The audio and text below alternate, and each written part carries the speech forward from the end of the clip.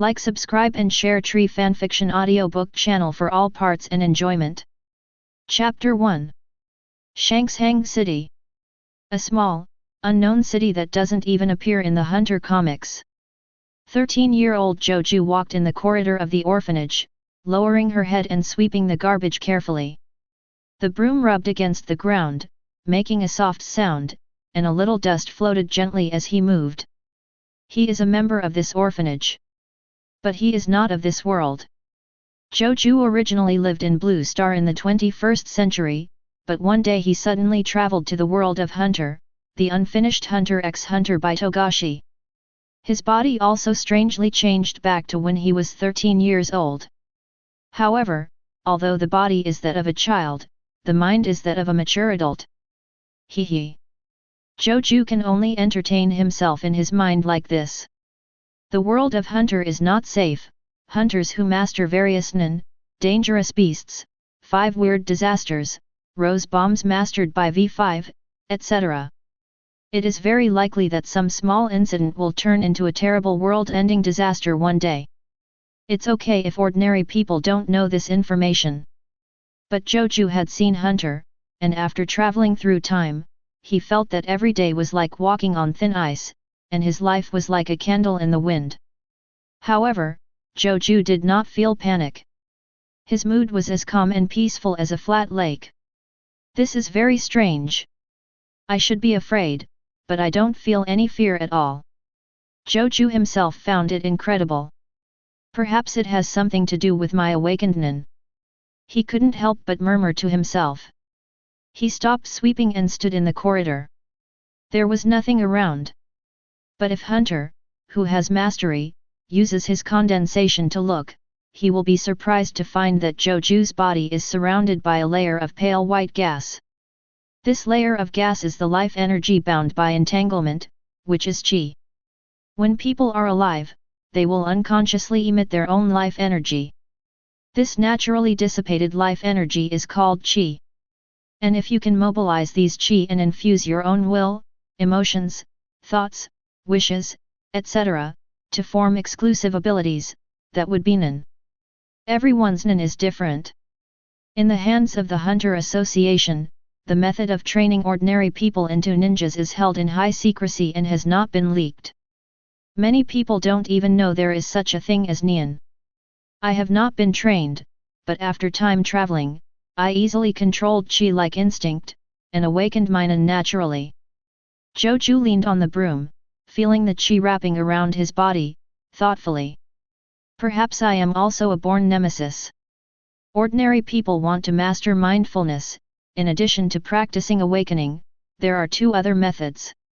One is innate, that is, you are born with it, just like a bird can fly or a fish can swim, you can master it from birth. The second is forced awakening. There are 3 ways to force awakening: being hit by an attack with mind, asking Nen to open aura nodes for you, or asking Nen with the ability to awaken people's mind for help. And Zhou Jue should belong to the first type. He opened the aura nodes naturally, and learned to use Tangle without any guidance, to bind the escaped life energy and wrap it around his body. Then, using Fa without a teacher, he awakened his unique Nen. Endless trial. This is Zhou Jue's Nen. Passed the Mizumi type test and belonged to the trait system. When the idea of using Nen comes to his mind, a vague door will appear and stand in front of him. The gate appears to be made of bronze, carved with patterns like branches and dragons, and is green with black in color. The whole thing gives people a heavy, simple, and solid feeling. But there will be no contact with reality, and only Zhou Jue can see it. It's time to take the first step. Zhou Jue looked down at his hands and said to himself, how can I be willing to travel to the world of Hunter and not learn the powerful Nen and chase all kinds of exciting things? What's more, my heart is also longing for it. From the first time he saw the bronze door, Zhou Jue had a strong urge to push it open. It was as if something he had dreamed of was waiting for him behind the door. It's as if opening the door will satisfy your deepest desires. But I don't even know what I'm longing for. Zhou Jue shook his head and laughed. He sighed and continued sweeping the floor. This orphanage is not rich and has a serious shortage of manpower. Each child must bear a certain amount of work, otherwise it will be difficult to maintain. Cha! Cha! Cha! The sound of sweeping the floor started again. Time passed silently. Soon, it was past midnight and it was time for a quiet lunch break. There was only a small piece of bread for lunch, which was still sour. I'm not really hungry at all, but I can continue to live if I eat. Zhou Jue finished eating quietly, barely suppressing his restless hunger, and then lay on his bed, with the idea of using Nan in his mind. All of a sudden, a bronze door appeared silently in front of you. He no longer suppressed the urge to push the door, stretched out his hands, and pressed on the left and right leaves of the bronze door. The moment he stretched out his hand, the bronze door suddenly solidified. Zhou Jue could clearly see the fine lines carved on it, and he could also feel the coldness and hardness of the metal in his hands. Without hesitation, Zhou Jue used both hands hard. Crunch! The bronze door made the sound of bearing friction, and a straight line of light appeared in the middle. The left and right door leaves opened inward with the light as the boundary. The next moment, endless white light surged out, flooding Zhou Jue like a tide. Well! When Zhou Jue came back to his senses, the surrounding environment had changed drastically. He was no longer lying on the dormitory bed in the orphanage, but on a circular platform, about the size of a basketball court. At the edge of the circular platform, there was a grey mist, like thick fog. The entire environment looks like a circular platform surrounded by thick fog, with Zhou Jue located in the center. Where is this? Zhou Jue looked around in shock, then looked down at himself. The body shape and clothes have not changed. The physical sensation is very real. Have I traveled through time again? When Zhou Jue was at a loss, Ming Guyu suddenly appeared in his mind. The trial begins. Chapter 2. The trial starts. Zhou Jue was even more surprised. He looked around suspiciously, and a bad premonition came over him. Suddenly, his pupils shrank and he looked forward. I saw just ahead, at the edge of the circular platform. A yellow dog with grey and dirty hair emerged from the grey fog and walked into the round platform. The dog's appearance was not good looking at all. It was small and thin, with yellow teeth and a black mouth. It looked like a wild dog begging for food on the roadside. The moment he saw the dog, Zhou Jue tensed up unconsciously. He was very familiar with this kind of dog. It is a very common native dog in rural areas. It is raised to look after homes and nursing homes. Whenever a stranger passes by, he will let out a ferocious howl, and if he gets a little closer, he will bite like crazy. Zhou Jue has been afraid of this kind of local dog since she was a child. Native dogs are different from urban pet dogs. They have extremely violent tempers and will really pounce on people and bite them. It happens from time to time that native dogs bite people to death in rural areas. Ho ho! Sure enough, as soon as the native dog stepped onto the round platform, it started to grin, arched its body, and let out a menacing growl at Zhou Jue. Zhou Jue's heart sank. He immediately felt the hairs on his hair stand on end when he was stared at by this local dog. Kill the enemy and pass the trial before you can exit. Loser! Die! At this moment, various realizations came to mind. It seemed like this was information he already knew, but he was just recalling it now. There is no doubt that this is his endless trial. Starting a trial means starting a fight to the death. You can't leave until you win. If you lose, it's death. Are you kidding me? Zhou Jue's expression turned ugly. Even adults may not be able to kill a vicious native dog, let alone a 13-year-old boy who lacks food and clothing. How could I possibly be craving something like this? Am I crazy and want to die? Ho! The yellow dog in front was already running towards him with a low growl. The limbs run very fast. Before Zhou Jue could react, the dog had already run in front of him, opened its big mouth, and pounced on him. The next moment, his vision was occupied by this dog. He saw and smelled the foul breath, saw the saliva splashing everywhere, and felt the ferocity in the dog's eyes. Zhou Jue's face turned pale and her breathing stagnated. In extreme fear, his body was frozen in place. But the weird thing is, his mood was unusually calm, as if there were no ripples on a flat lake. It was as if the whole person was split in two, one half was in the body, wrapped in a strong sense of fear, the other half was deep in the heart, always calm and indifferent. Why am I so calm? Zhou Jue even had the time to think about this issue. He even thought he was strange. It was clear that danger was present, but his mind was running on its own. Aren't I afraid of dogs? No, I'm afraid. I have been scared since I was a child. But it's not like I'm really scared. Zhou Jue was thinking while controlling his body. His eyes became distant. Calm thinking dominated his body. After observing the position of the dog's bite, he immediately turned his waist and dodged to the right. A yellow shadow passed by him, blood splattered. Although he dodged correctly, his stiff muscles affected his movements. His left waist and left thigh were scratched by the dog's teeth and claws. It left several scars with blood oozing out. Zhou Jue stumbled, and after shaking a few times, he regained his balance. This body has no flexibility training. The sudden large-scale dodge caused him to sprain his waist muscles as expected. On one side was a burning abrasion, on the other side was an extremely painful sprain. An ordinary person would have fallen to the ground long ago. But Zhou Jue remained expressionless and calm. It hurts, it hurts. As a modern person with a fragile body, even a little bit of skin on my knees will hurt for a long time, let alone now. But it doesn't matter, this injury won't kill you. A certain degree of pain can help the body quickly escape from stiffness. Zhou Jue was as calm as a robot, analyzing the situation quickly. Ho!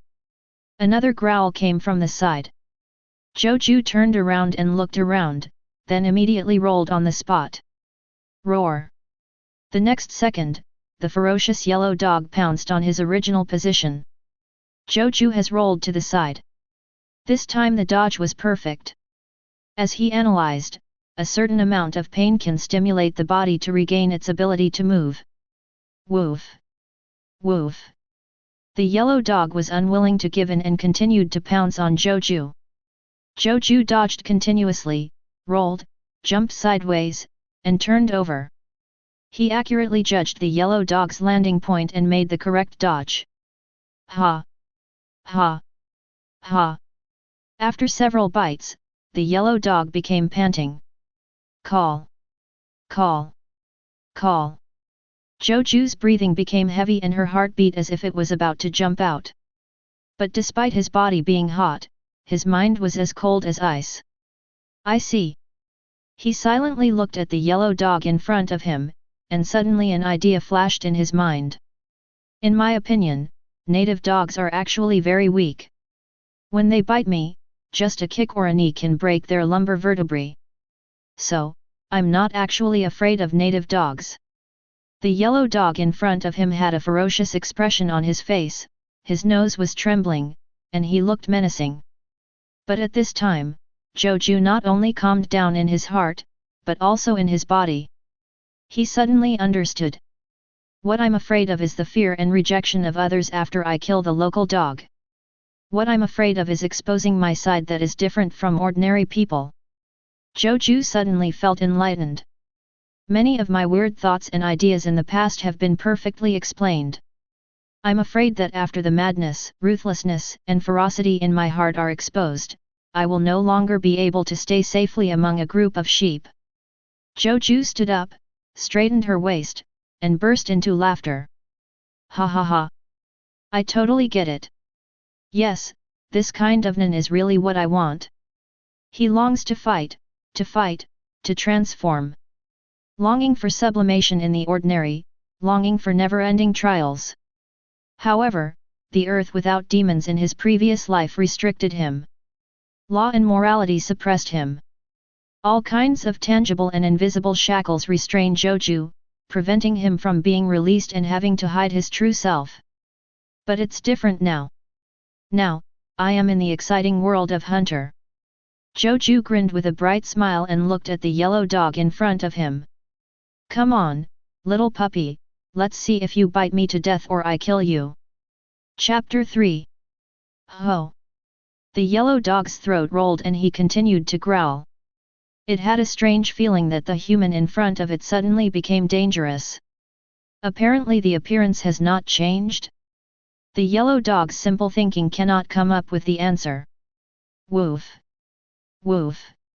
It barked twice and eagerly pounced on Zhou Jue. It had not eaten for too long and it was already hungry. The yellow dog was so fast that it seemed to turn into a flash of light and pounced on Zhou Jue instantly. For animals on all fours, their bursts over short distances are extremely astonishing. Even if it is just a native dog, the speed of its bite exceeds the limit of human vision and cannot be seen clearly. Since you can't see clearly, there's no need to look. Zhou Jue laughed and opened his hands, as if to welcome him, and even gave up dodging. Pfft! The yellow dog's yellow teeth with foul-smelling saliva bit into his abdomen fiercely. In an instant, the skin was torn open and blood splattered. Pain. Severe pain. The soft abdomen was chewed, and the strong pain rushed to his forehead, making Zhou Jue tremble all over. His face turned pale, as if he was going to faint from shock. Ha ha ha! But Zhou Jue laughed wildly instead, grabbed the yellow dog with his backhand, and clasped the yellow dog's fur tightly with his fingers. Yes, that's it. No matter how ferocious a dog is, it's just a dog. One bite can't kill me, it can only cause me a little damage. Now, go to hell! He roared and slammed his knee into the yellow dog's waist. Boom! The knee made a thumping sound. Ouch! Ouch! The yellow dog's eyes suddenly bulged, his body trembled, and he groaned in pain. Biting Zhou Jue's teeth, he unconsciously relaxed a little. A dog is just a dog. It has only momentum and doesn't know how to think. As long as it overcomes fear, even a boy of 13 or 14 years old can be injured in exchange for his life. Zhou Jue sneered. He raised his leg and continued to push hard with his knee, hitting the yellow dog's waist hard. Boom! Boom! Once, twice. Click! On the third blow, there was a crisp sound of broken bones on the yellow dog's waist. Ouch! Ouch! Ouch! The yellow dog's expression softened instantly, and the ferocity in his eyes disappeared, becoming fearful and frightened. It realized that the human in front of it was not someone it could prey on. On the contrary, this human being is a stronger creature than that. Haha, are you begging for mercy now? What a BD! Zhou Jue showed a cruel smile, his eyes filled with anger, and his aura became as ferocious as a wild beast. The ferocity that disappeared from Huang Gou's eyes seemed to be transferred to Zhou Jue's body. Zhou Jue showed no mercy and slammed his knee into the same position of the yellow dog. Even if he is just a 13-year-old boy who lacks food, repeated and powerful knee strikes can still penetrate the protection of the ribs and directly damage the deep organs. Click! Click! Boom! 2 knee strikes to the same position completely shattered the yellow dog's ribs. The last push hit him deep and into a soft object, which reminded Zhou Jue of his previous water polo shots. Slap it hard to make the water ball burst and shatter. I don't know if it was the heart, the lungs, the pancreas, the liver, etc. Anyway, some organ was smashed by Zhou Jue's knee. He stopped and looked down. I saw the yellow dog's eyes rolled white, his whole body twitching, biting his mouth on the side of his waist, but he had already weakly let go. Ah! Zhou Jue let out a contemptuous laugh and pushed the yellow dog aside. Only then did he feel physically tired. He was panting like an ox, his face was hot, and all the strength in his body seemed to have been drained, and he could no longer stand still. The right leg used for knee knocking was even more sore and weak, and he could no longer feel anything. He had used all his strength for every knee strike just now, not to mention the previous dodges, his energy had long been exhausted. At this point relax and the adrenaline wears off. I immediately felt exhausted, as if my strength had been drained out, and I couldn't lift my energy. Ha ha ha. But Zhou Jue just smiled, smiling happily and extremely happily. It seemed like I was so happy for the first time in my life. Boom.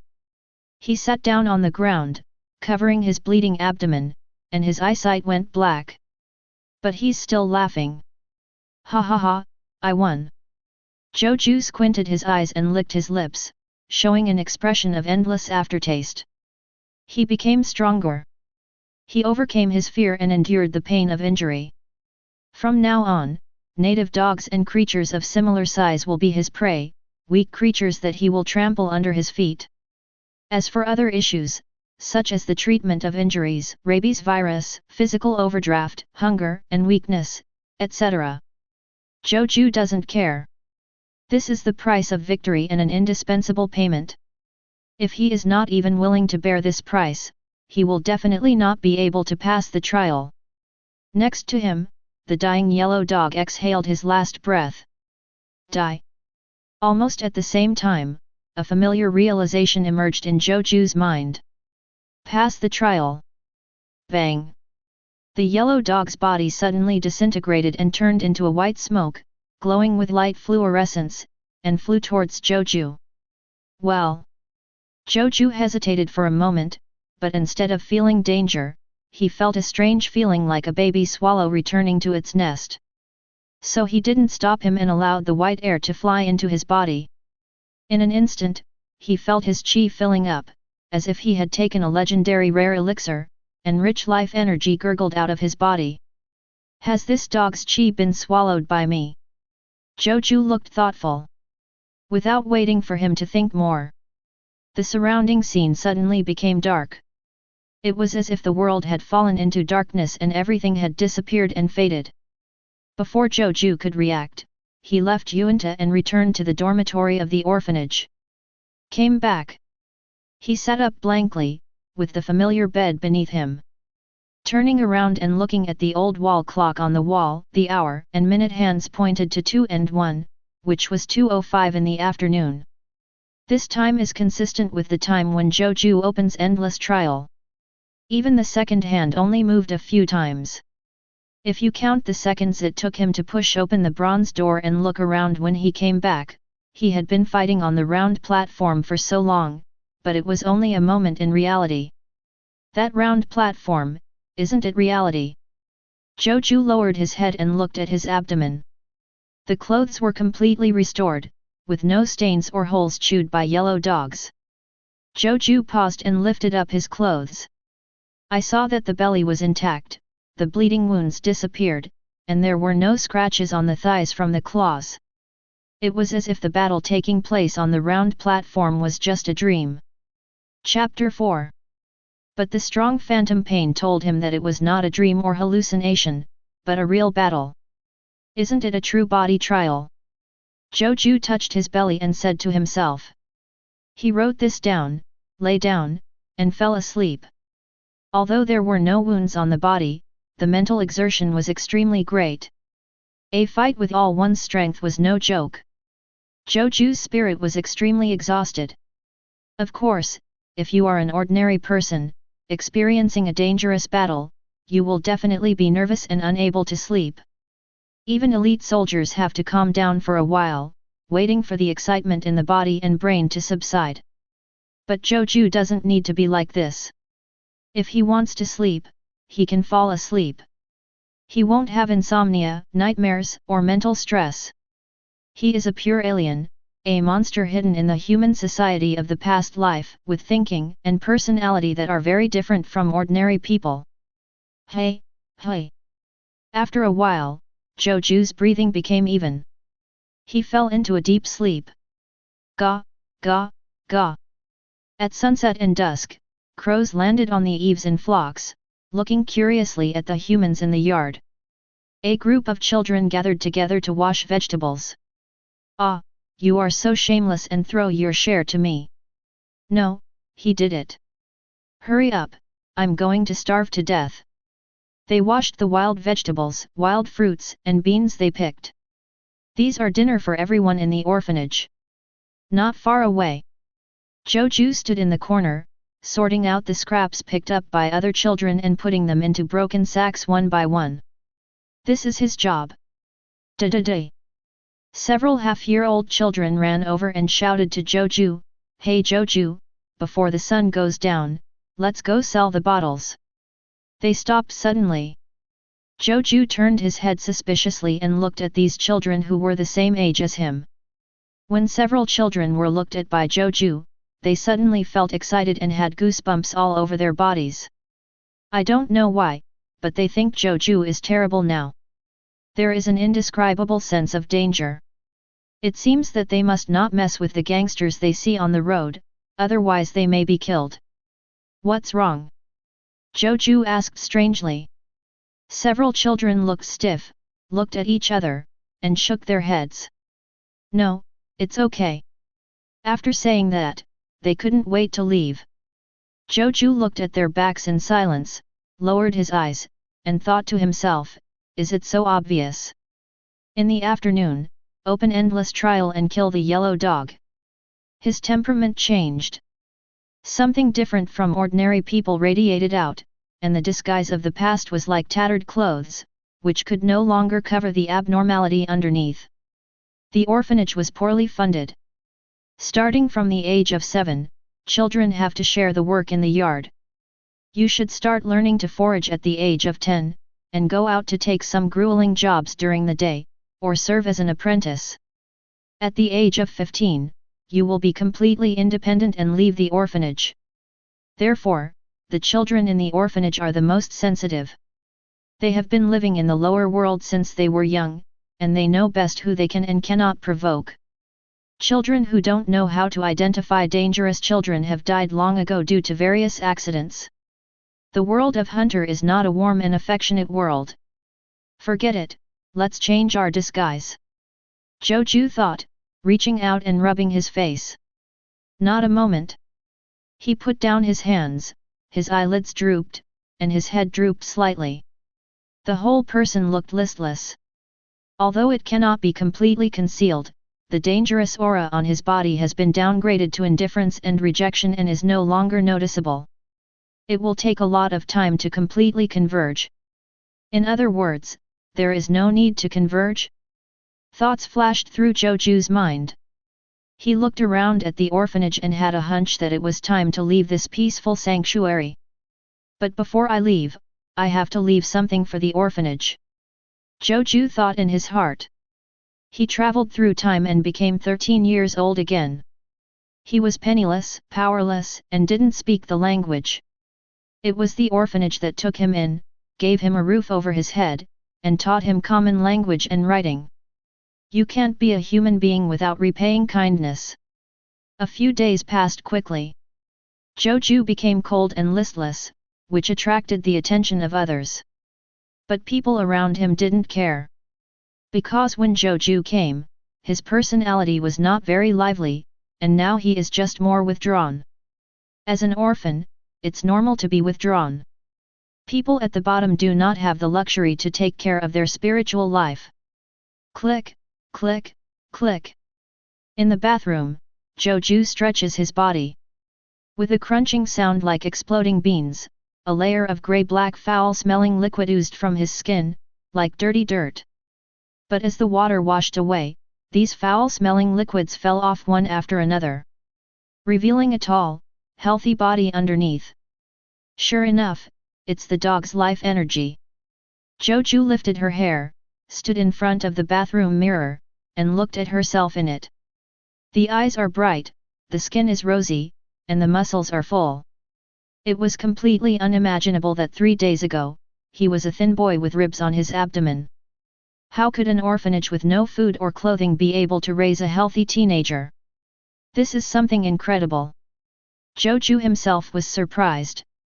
After a tough fight, the body needs a lot of nutrients. The food in the orphanage definitely didn't meet the conditions. I thought I would get seriously ill, or suffer from injuries from overwork, blood in the urine, and weakness. Unexpectedly, my body became stronger and stronger as if I had taken a tonic. Zhou Jue stretched out her hand and touched herself in the mirror in surprise. He looks healthier now than in his previous life. It's like a healthy child who has been carefully cultivated and carefully prepared in terms of diet, sleep, exercise, psychology, etc., and can only be raised by a wealthy family. Qi is life energy. The yellow dog's life energy was absorbed by me without any hindrance. Is it because these qi are mine in the first place? Zhou Jue looked thoughtful. Hisnan, endless trial. Turning it on once requires a long period of energy storage. What is the energy of energy storage? It's his qi. By investing qi, the energy storage of the bronze door can be increased. If you invest 1/10 of your qi every day, you will be able to accumulate full energy in about 3 months and start the endless trial again. After starting the trial, the scenes and enemies inside seem to be constructed from his qi. Therefore, the life energy of a foreign species can be perfectly absorbed by him. Because that yellow dog was essentially made of his own qi, and what he absorbed was his own life energy. Chapter 5. Wow! Wow! After Zhou Jue rinsed off her body, she left the bathroom. He walked out easily, wiping his hair as he walked towards the dormitory. Along the way, I saw a lame man walking into the orphanage. It was a man in his 60s, with a wrinkled face and the smell of weather. His right leg was lame and he could only move slowly. But the man's waist is straight, his eyes are bright, and his body is very strong. Even if one leg is lame, he can still walk steadily without the help of crutches. Zhou Jue looked at it from a distance, with information about this man emerging in his mind. He didn't know much, just a little. Jerk. It's an old man's name. He was once an experienced and agile hunter, but he lost his leg in an accident and retired from the front line to do some intermediary work in the town. No family, no children. But he seems to have a good relationship with the director of the orphanage. Many children who went out to live independently were introduced by Jerk to work as workers in construction companies, guards in caravans, waiters in taverns, and apprentices in blacksmiths, etc. It is a good place for low-income children. Hey! Jerk suddenly turned around and looked at Zhou Jue doubtfully. He was very keen and sensed Zhou Jue's gaze. No, I should say. It's strange that he didn't notice it. Zhou Jue's eyes gave him a sense of danger, as if he had encountered a dangerous predator in the forest and his own life was threatened. Good morning. Zhou Jue said hello to him, then lowered his eyelids and lowered his head, regaining his previous pretense of indifference and rejection. After speaking, Jerk left without waiting for a response.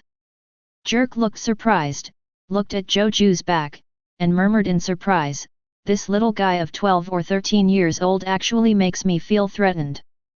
Although he is old, he is still strong. Not to mention children, even adults can kill 2 or 3 easily. Besides, I seem to smell something ferocious." Jerk touched his chin and marveled, "Is this kid the new Zhou Jue who came a few months ago? Onlay, you picked up an incredible one. Child." Onlay is the director of the orphanage. He was also the one who took in Zhou Jue. Jerk sighed, then looked away and continued walking forward. The life at the bottom is too harsh, and those little guys who are lucky enough to survive will become dangerous and cruel without exception. After Zhou Jue took a shower, she came to an attic on the top floor of the orphanage. This is where clutter is stored. He cleared a little space, sat inside, and looked in front of him, his gaze becoming trance-like. It's like I'm wandering far away from home. But if someone is here, they will find that the qi in Zhou Jue's body has been stimulated, and it seems to be using some kind of energy, which is being consumed rapidly. Whoosh! In the blink of an eye, Zhou Jue's qi was consumed by about 2/3. Of course, this is to show your temperament. In addition to manifest energy, weak people also have potential energy hidden in the body. Through the practice of training, the manifest energy can be effectively improved, and the potential energy can also be improved to a certain extent. Ho. After Zhou Jue had consumed about 2/3 of his energy, his throat suddenly swelled and he made a low, canine growl. Not only that. Long yellow and black hairs sprouted from the surface of his skin, his mouth elongated and became thinner, and his teeth and nails grew and became sharp. At the same time, another tail grew out and was attached to the tailbone. In an instant, Zhou Jue's appearance changed drastically. From a clean and fresh boy, he turned into a half-orc with thick hair and sharp teeth. This is, without a doubt, an cruel wild dog enhancer. Consume a lot of thoughts, gain physical strength, grow hair and sharp claws, and transform into a half-orc dog-man form. This is the real reward after killing the yellow dog. That life energy is just an appearance. The real gain is that Zhou Jue obtained an enhancer's Nen out of thin air without developing it. This is the true effect of endless trial. If you kill the enemy in the trial, you can eat and grow and gain the enemy's power. The ferocious wild dog will consume 2/3 of my current energy every time it is used, and then enter the half-orc state. In this state, my physique, strength, speed, resistance to blows, recovery, etc. have all been significantly improved, which is equivalent to a comprehensive physical strengthening. Once your physical strength or energy is exhausted, you will be forced to exit the orc state. Zhou Jue felt the power in this state and couldn't help but nod. He reached out and grabbed a piece of broken wood nearby. Stab! With a harsh friction sound, his claws left deep scratches on the wooden board. Zhou Jue looked at it and saw that the scratch almost penetrated the wooden board. If it falls on a person, the skin will be easily torn and the bones will be visible. Click! At the same time, Zhou Jue held the board with his palms firmly. The hard board cracked in his hands and was crushed to pieces. The strength is better than that of adults. Even people who have trained hard, as long as they are ordinary people, can't compare to my strength. Zhou Jue nodded with satisfaction. This is a very good ability. Consume qi to obtain all-round enhancement of physical fitness, and the enhancement can be maintained until stamina and qi are exhausted. Almost no limitations, all advantages. If this were revealed, many enhancermen would be envious. Especially, I am actually from the trait system. Zhou Jue laughed and shook his head. Nen has 6 major series in total. Enhancer, Conjurer, Emitter, Transmuter, Manipulator, Trait System. The 6 major systems form an equilateral hexagon. Those who are good at Nen can easily practice Nen of the corresponding department, but those who are not in the corresponding department are more difficult to practice. The further away from the department you belong to, the more difficult it is to cultivate. On the one hand, proximity system abilities are easier to cultivate, with about 80% efficiency. For systems further away, it will be reduced to 60%. If the system ability is located at the opposite corner of the hexagon, it will drop to 40%. The trait system is exactly opposite the enhancer. In other words, if Zhou Jue develops enhancers Nen by himself, he will achieve twice the result with half the effort, and the efficiency will be appallingly low. And the eventually developed Nen will be weak or have confusing effects. Generally speaking, even those who are enhancers may not be able to develop Nen as good as the cruel wild dog. It is even more impossible for Zhou Jue to have this trait. Chapter 6. But through endless trials, I can overcome the restrictions and obtain the excellent Nen type. Zhou Jue murmured to himself. He sat down cross-legged and put the crushed wood into his pocket. A thought came to mind. The animalistic features such as hair, tail, fangs, and claws on the body disappeared quickly. Zhou Jue cancelled crazy wild dog. He returned to his original fair and refreshing appearance. Of course, 2/3 of the energy consumed has not been recovered. If he wants to use cruel wild dog again, he needs to recover at least 2/3 of his energy. Note that the amount of qi consumed by cruel wild dog is not a ratio, but an amount. It's just that this consumed energy is equivalent to 2/3 of his total energy for Zhou Jue now. As you practice, your qi will increase. The consumption of cruel wild dog will become more and more bearable. Minun, it should be like this. Zhou Jue already has a comprehensive understanding of his Nen. Endless trial. When using the special Nen, a simple bronze door will appear in front of you. After opening the door, you will enter a random location and fight random enemies. When you win, you take away all the enemy's power, gain growth in certain areas, or gain highly relevant Nen. To use endless trial, the following conditions must be met. 1. It must be fully charged. 2. Zhou Jue's own qi must be used to charge the bronze door. 3. When using it, you need to push the door with your hands to push the bronze door open. Can be used with either hand. The restrictions in the trial are: 1. You cannot exit before the trial ends. 2. After starting the trial, you must win by killing the enemy before the trial can end. Killing and winning are 2 conditions. 3. Death in trials is real death. 4. Gains and debuffs outside the trial will not be brought into the trial. 5. You can carry weapons, but they must be familiar to Zhou Jue and used daily. For example, missiles that are not used daily or unfamiliar weapons cannot be brought in. Finally, it is the limitation of endless trial itself, that is, the restriction.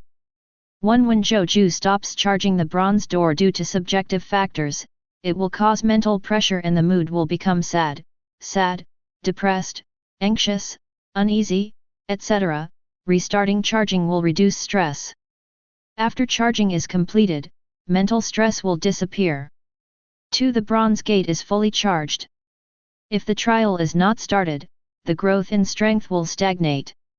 Strength cannot be improved through any means, including practice. 3. If you refuse to start the trial due to subjective factors and it exceeds 3 months, you will lose your Nen and enter the state of absolute permanently. Very, very, very harsh restrictions. Very, very, very cruel restrictions. Any wise man who knows this will be dismayed upon hearing it. These conditions force Zhou Jue to continuously recharge, constantly test, and fight continuously, never stopping for a day to rest. The so-called endless trial is a trial that cannot stop. Otherwise, why is it called endless? Zhou Jue's mood was very calm. Nen reflects the owner's will, character, emotions, wishes, etc., which is similar to the eye that reflects the soul in a certain work. Trial is what Zhou Jue longs for, so why not restriction? This Nen itself is the true reflection of Zhou Jue's inner wish. He longed for trials and continued to become stronger. If he couldn't do it, it would be worse than killing him. Just like if a person is depressed and unable to pursue what he desires, his spirit will inevitably be depressed, and he may even suffer from depression, anxiety, schizophrenia, and other mental illnesses. So this restriction is very reasonable, isn't it? At least Zhou Jue believes that it should be so. At the same time, orphanage, in the director's office. A man with grey hair and thick glasses smiled and poured Jerk a cup of tea. "Why do you have time to come to my place?" the man asked in a casual tone. He has a thin build and dark skin, like someone who has been exposed to manual labor. But Jerk, who was sitting across from him, knew that the other person was a thorough scholar. He only looked old in vicissitudes of life because of his hard work for the orphanage. In fact, his real age is 6 years younger than him.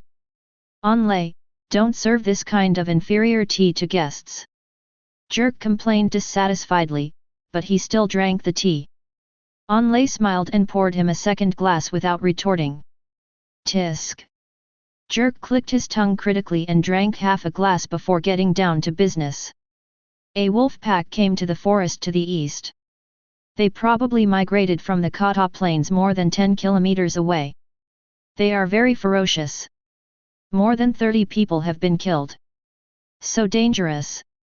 Onlay couldn't help but be surprised. Yes, several experienced trappers I know have also fallen into trouble. Please tell the children to be careful." Jerk nodded. "I will." Onlei's expression became serious. A week has passed. Zhou Jue exercises his body and qi every day after work, and is familiar with the 4 techniques of winding, training, fa and ju. This is the basic technique known as the 4 elements. It is specially used to lay a solid foundation for novices and get familiar with Nen.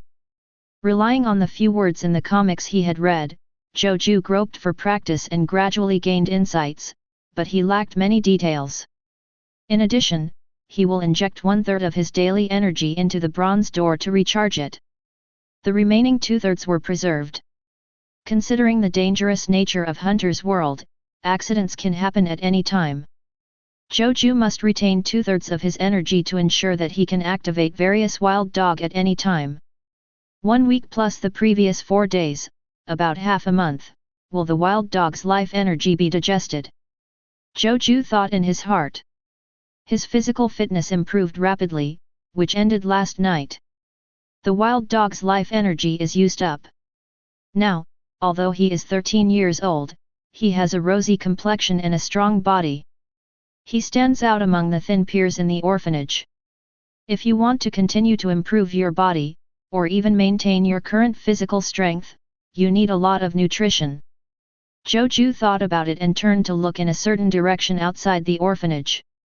To obtain nutrition is to obtain abundant food. Given his current conditions, there are only 2 relatively good feasible paths. One is to join a gang, and the other is to go hunting on your own. Chapter 7. Although the hunter world has developed towns and modern machinery, it also has extremely lush forests. Various powerful beasts and alien creatures live in the forest. Therefore, Zhou Jue can also go hunting in the forest outside the town by himself. But this requires a guide. The habits of prey, the value of prey, the dismemberment of corpses, the treatment of fur, etc. must be taught by knowledgeable people. Zhou Jue himself also prefers to hunt in the forest. Although joining a gang is feasible, it is subject to restrictions and intrigues are inevitable. At the same time, it may also bring additional risks to the orphanage. Let's find out some information first. Zhou Jue finished the morning's work after cleaning the ground and chopping firewood for the fire. He washed his hands and face and walked to the cafeteria.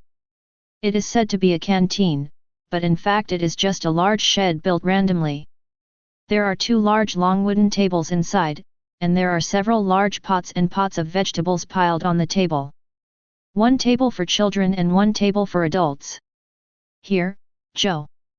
Come on, I'll prepare your meal. There's actually dried meat today." As soon as Zhou Jue entered the cafeteria, several children of the same age greeted him warmly. He smiled, walked over and sat down between them, looking like the leader of the children. These were the children of the same age who were frightened by him that day. Now, he has become his fan. His unique characteristics will certainly scare people, but they will also attract people to gather around him. With Zhou Jue's intentional contact, the original group of children quickly accepted him. These children regard Zhou Jue as a powerful big brother. The instinct of seeking advantages and avoiding disadvantages not only makes people avoid danger, but also makes people admire the strong. Zhou Jue is the strongest among them. Whether it is thinking, wisdom, experience, will, or strength, physical strength, they are all powerful enough to crush their peers. "Do you know where the dean's predator friend lives?" Zhou Jue asked, pretending to be casual after sitting down. This problem is not difficult for children born and raised in orphanages. At number 58 Fangding Street. Yes, the first floor is his herbal medicine shop, and the second floor is where he lives. He is now also taking on the work of training apprentices and traveling as a tour guide. Not long after, the lame old trapper's underwear was almost dug out. These children work for a living at the bottom and are the most sensitive to information. Zhou Jue nodded after hearing this and continued to eat the brown rice in the bowl with his head lowered. Did you hear that a group of foreign wolves appeared in the forest to the east? The children chatted about other topics. It's a hot topic among wolves recently. Hundreds of people must have died. There are hunters who have formed a team and want to hunt down the Wolf King. I heard that there were more than 20 people in the team, but only one came back. The one who came back had his right hand bitten off. Pitiful. Losing one hand means saying goodbye to hunting life.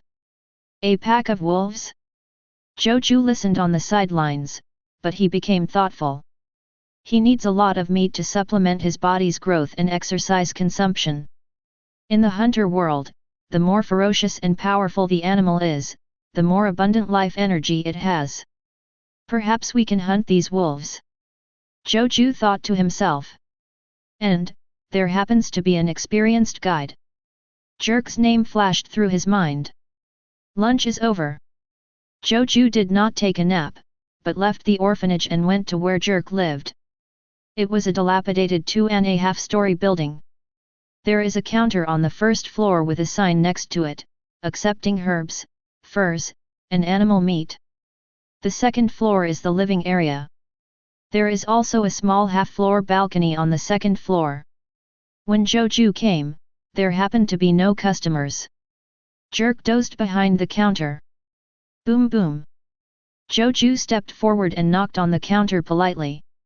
Jerk, I want to hire you to take me to the eastern forest to hunt wild beasts. After he finished speaking, he got straight to the point. Behind the counter. Jerk opened his eyes and frowned when he saw Zhou Jue. Where did you come from, kid? You can go to the forest too, go home and find your mother. We met once, Jerk. After being scolded, Zhou Jue remained calm and said, when we were in the orphanage. Well. Jerk seemed to remember something and looked at Zhou Jue with squinted eyes. The more he looked, the more surprised he became. Isn't this the kid from the orphanage who made him feel dangerous? I haven't seen him for a while. He's gained weight. Jerk sat up and looked at Zhou Jue doubtfully. That's not important. Zhou Jue waved his hand and said, what's important is that I hope you can serve as a guide and take me to the forest to the east. The cause of his physical changes was not explained. Jerk's frown deepened. He looked at Zhou Jue again. The child who gave him a sense of danger more than 10 days ago was now as fair as a kid from a rich family. The feeling of danger was gone. However, Jerk did not think that the child had become safe. On the contrary, it has become more dangerous. Because this child knows how to restrain his minions, hide his aura, and pretend to be harmless. It seems like you have quite a background. Jerk thought thoughtfully. It's not important. Zhou Jue repeated. Indeed, your background has nothing to do with me. Jerk laughed and asked, you also want to hunt the Wolf King? If I have the chance, I will do it. Zhou Jue nodded and said, but the more important goal is to hunt ordinary beasts. I need meat, a lot of nutritious meat. As he spoke, he released the energy from his body. There is no malice, not evil thoughts. Just dissipate the lingering energy in a deterrent way. Jerk was suddenly startled and jumped up from his chair. You. He looked at Zhou Jue in confusion, feeling a strong sense of crisis and goosebumps all over his body. It was as if the boy in front of him was extremely dangerous, and his harmless appearance was just a disguise. In fact, this is a ferocious beast covered in human skin, which will tear open the disguised human skin at any time, tear him into pieces and devour him whole. I'm not an ordinary kid, let alone an ordinary person. Zhou Jue looked at Jerk seriously and said. I have the ability to hunt in the forest. Ordinary beasts are no match for me. If you are still not worried, we can. Chapter 8. No. Jerk raised his hand to refuse. He looked at Zhou Jue intently, frowned, and said, I know what's going on. It's Nian, right? This time it was Zhou Jue's turn to be surprised. I didn't expect that people in a remote town would actually know the existence of Nian. Many wealthy businessmen and powerful people may not know this. Haha, I met a few monsters when I was young, and they gave me the same feeling as you do now. Jerk laughed and said, they call this power Neon, and it has a unique the weakest one can break a tree as thick as a bucket. Boy, I believe you have the strength to enter the forest. Fair enough. Zhou Jue also smiled, saving the effort of explaining. Boy, I accept your employment. Jerk opened the door on the side, let Zhou Jue into the room, and said, now, let's talk about the price of employment. For Unknowingly's sake, can you let me pay on credit? Zhou Jue walked in with a smile. Even if Unknowingly comes, we can't pay on credit. Jerk immediately retorted. The two closed the door and discussed in the room. Pulled several times. Finally set a suitable price. Jerk is responsible for finding prey, gathering herbs, dismembering body parts, selling them, buying supplies, etc. Zhou Jue is only responsible for killing with his hands. Jerk gets 80% of the profits and Zhou Jue gets 20%. This 80% includes tuition fees. During the hunting period, Jerk will teach Zhou Jue the knowledge of being a hunter and introduce sales channels to Zhou Jue. Every time Zhou Jue masters a piece of knowledge, his profit share will increase by half. Eventually, when Zhou Jue can go into the forest to hunt alone, Jerk will help him sell corpses full-time, and the profits will be divided into 60 and 40 cents. Zhou Jue has 60% and Jerk has 40%.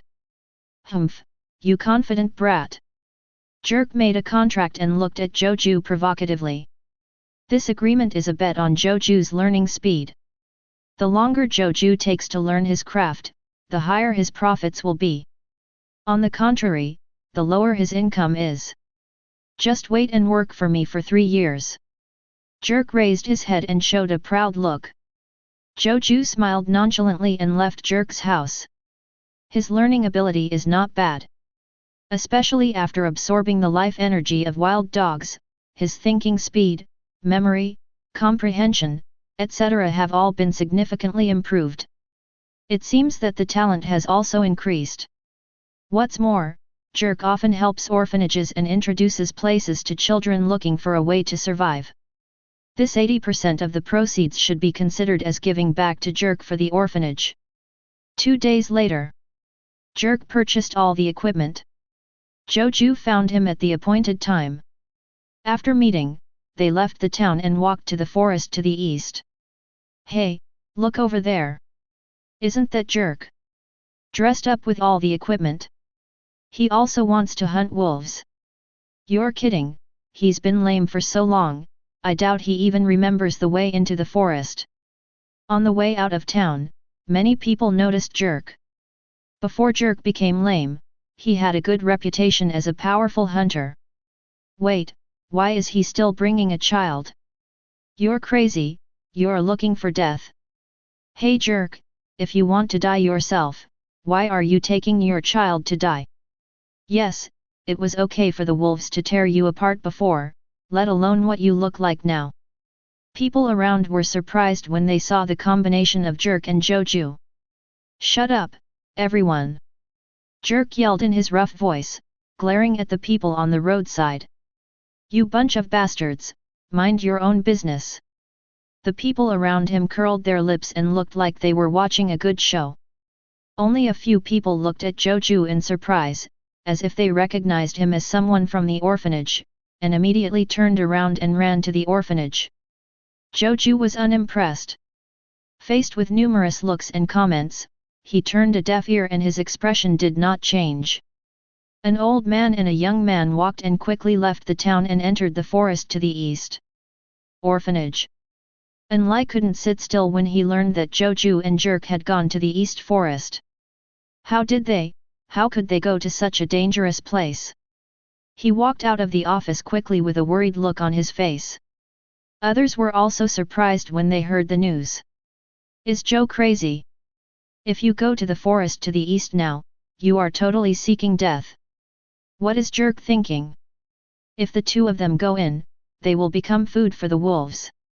Both the employees and the children were puzzled. Those experienced hunters all died in the forest, not to mention you, Zhou Jue and Jerk, one old and the other young? The old one is still Lame. What should I do, Dean? An old employee asked worriedly. Well. Dean Onlay sighed deeply and said feebly, the two of them have already entered. Now, we can only wait for the news. After saying this, everyone in the orphanage fell silent. The forest is very dangerous. It was impossible for them to go in to find Jerk and Zhou Jue, so they could only wait for news from others. But in their opinion, Zhou Jue and Jerk were in danger. The other side. In the forest. Zhou Jue and Jerk walked on the rugged path. Protruding tree roots, hanging vines, overgrown shrubs, and grass, all kinds of plants intertwined, hindering the two people's progress. Watch my steps carefully. Lift and put down gently. Always keep your eyes on the surroundings and don't move these plants rashly, because you don't know whether a venomous snake or a harmless squirrel will pop out. Jerk walked ahead, demonstrating how to walk in the forest. After a while, he turned to look behind him and asked Zhou Jue with great interest. Boy, how are you studying? The sound stopped suddenly. Jerk's eyes widened and he looked at the young man walking nimbly behind him in surprise. The other party was like a familiar hunter, easily bypassing various obstacles and steadily following behind. Although he was still a little stiff, he was obviously familiar with the forest environment. If an ordinary person came to learn this, it would take at least 3 to 5 days, and he would have to suffer a lot during this period. But Zhou Jue followed him into the forest for just over half an hour. Are you familiar with the forest environment? What's wrong? Zhou Jue looked at him with a smile. It's okay. Jerk's lips trembled and he turned back depressedly. He thought he could see a joke. What a monster! Jerk thought to himself. These people who mastermind are all monsters. Chapter 9. Zhou Jue smiled without saying a word and continued to follow Jerk. In fact, ordinary Nen people cannot learn so fast unless they have special Nen. But Zhou Jue is different. After devouring wild dogs, his talents also increased. At the same time, taking off the disguise allowed his mind to be freed from its shackles, releasing all its hidden potential. Zhou Jue can master some simple skills dozens or hundreds of times faster than ordinary people. The patient's capital is verified, and he is now a genius. Swish swish. The two walked for more than an hour and left the safe periphery of the forest. The vegetation here is denser, the air is moist with a rotten smell, and the roads have basically disappeared. On the outskirts of the forest, there are also trails for humans to walk. But here, there is no such thing as a road. How to walk and how to identify the direction all depend on the hunter's experience and knowledge. That's a nice bird. Jerk pointed in a certain direction, keeping his eyes on his surroundings. Its feathers are very valuable, about 4,000 Ni, but they are very fast and difficult to catch. Whoosh! As soon as Jerk finished speaking, there was a sound breaking through the air. An afterimage passed by the edge of his vision, quickly hitting the bird in the distance. Jerk was so startled that he almost couldn't help but pull out his weapon and aim it at Zhou Jue behind him. Zhizzy! The bird screamed and flew away in panic. Jerk glanced at it, then turned back to look at Zhou Jue with an expressionless expression. Didn't you say it's very valuable? Zhou Jue shrugged. My accuracy is pretty good, I feel like I can give it a try. Remind me next time. Jerk said with twitching eyes. His grandma's. Suddenly something flew out, and he almost thought something was attacking him. You missed, the bird ran away.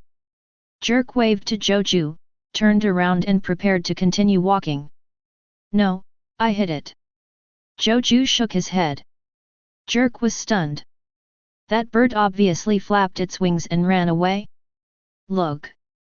Zhou Jue raised his hand and pointed him in a direction. Jerk looked along, squinted his eyes, and saw clearly that it was a fork in a branch, with a broken branch and a broken bird's claw hanging on it. Wait, bird claw? Jerk's eyes fluctuated, and he looked at Zhou Jue in surprise. You actually hit it. I told you I was very accurate. Zhou Jue smiled lightly. Tisk tisk. Jerk was amazed. He looked at the severed branch again, which was about the thickness of an adult's finger. It was where the bird had been standing just now. Unexpectedly, he was hit with a stone by Zhou Jue. If he were to come, he could break such a branch with his hands. But if you throw a stone, I'm afraid it won't hit you even if you throw it a dozen times. I already overestimated you, but unexpectedly I underestimated you. Jerk praised you. You will be surprised a lot. Zhou Jue chuckled. Haha, I'll wait and see. Jerk took another step, but not forward, but in another direction. A bird that has lost a leg is severely injured and will scream in panic. Can't run far. Sure enough, after a search, Jerk found a trembling bird with a broken leg on the top of a tree dozens of meters away. They're here to rob. Jerk raised his chin to indicate a certain direction. Zhou Jue looked over. A colorful venomous snake crawled from not far away and also stared at the injured bird. Whizzing! Zhou Jue threw 2 stones directly. After knowing how to use qi, even without using nen, his vision, reflexes, shooting speed, etc. have all been improved. At this time, 2 stones were thrown, directly hitting the bird and snake through the air. Bang bang! Only 2 muffled sounds were heard, and 2 bodies fell from the tree. Jerk took a few steps closer and took a look, his expression even more surprised. The bird was punched through the abdomen, and the snake was punched 7 inches through the heart. It was at least 20 meters away, and the body was smashed with rocks. Forget about the bird, but this snake has scales. Jerk said in surprise. The remaining doubts in my heart were gone at this moment. Although Zhou Jue controls nen, having power and how much power he can exert are 2 different things. Jerk did not dare to go deep at first, and planned to find a few weak prey for Zhou Jue to try to see how good Zhou Jue was. Now it seems that there is no need for it at all.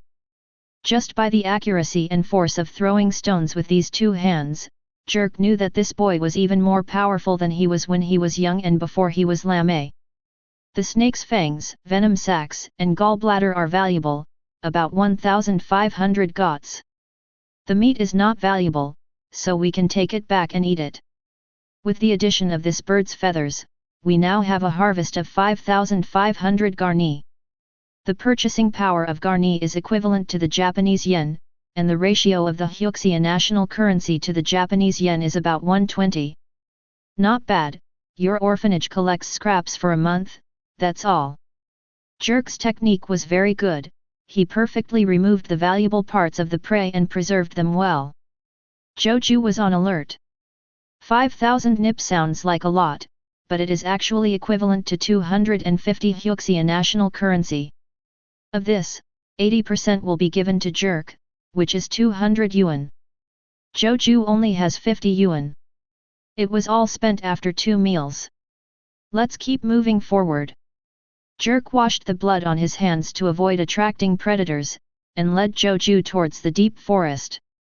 The deeper you go into the forest, the more powerful the beasts appear. Pheasants, rabbits, Mongolian cats, leopards, foxes, pythons, various animals that should not live together appear strangely in the same forest. And extremely aggressive. Even herbivores are as aggressive as carnivores.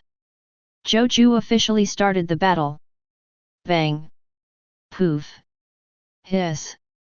It was a bit embarrassing at first.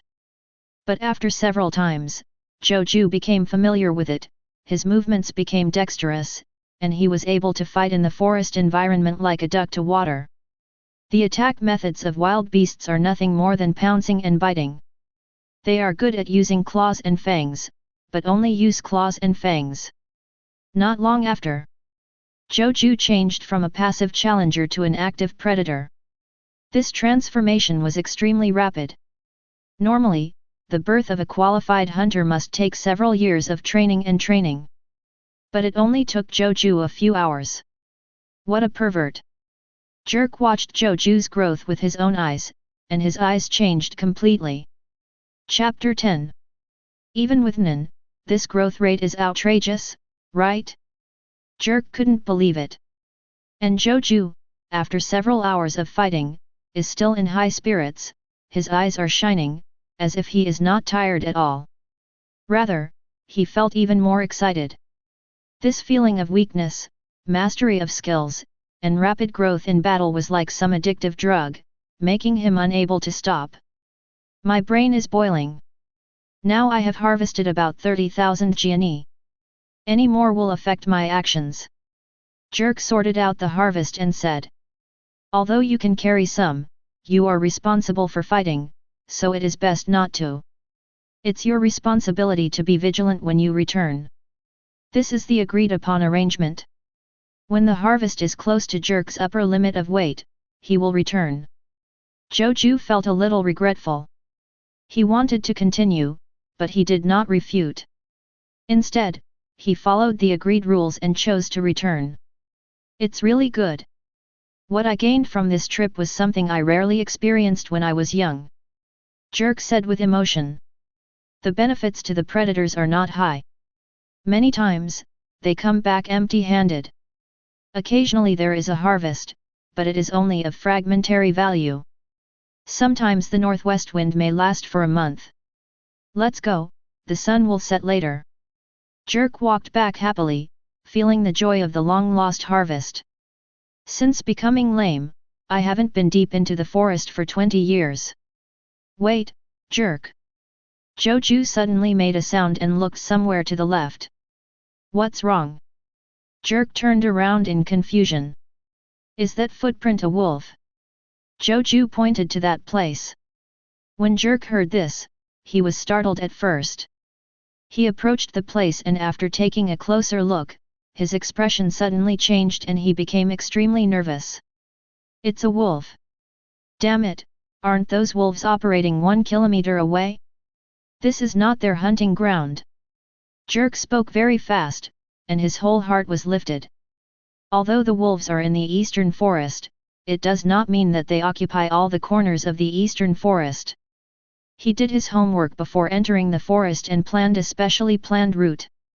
I thought I had avoided the wolves' hunting ground, but I didn't expect that group of guys to be active on their hunting route at some unknown time. Let's go. Jerk turned around with a serious look on his face. It's too late. Zhou Jue shook his head calmly and suddenly punched the back with his backhand. Almost at the same time, a slender grey shadow pounced on Zhou Jue from behind. Click! Zhou Jue's fist hit Hui Ying's head, making a crisp sound of the skull breaking.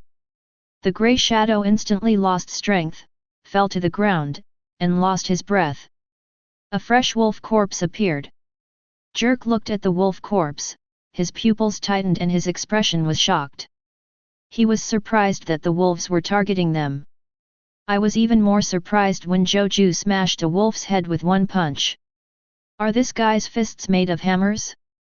Jerk, you go and stay in the tree first, and I'll kill the alpha wolf. Zhou Jue said calmly, without even looking at the wolf corpse on the ground. As early as when he heard about the wolves, he was prepared for the encounter. Compared with beasts, man's greatest advantage is wisdom. The so-called wisdom is to prepare for a rainy day. Okay. Jerk was also decisive and climbed directly to a nearby big tree, climbing to a branch more than 2 meters high. Although he is lame in one leg and is old, he is still agile. Otherwise, he would not dare to take Zhou Jue deep into the forest. I'll wait for you here. Jerk sat on the branch and said solemnly, be careful. Yet. Zhou Jue nodded, turned, and left. Jerk looked at Zhou Jue's back with surprise in his eyes. He had imagined that Nen would be strong, but he didn't expect it to be this strong. That's a skull. Among the bones of living things, the skull is the hardest. It is difficult to cut open with a knife. Head surgery often requires an electric drill to open the skull. But Zhou Jue smashed it with one fist. How amazing this power is! Even elite soldiers who have received hard training are far inferior.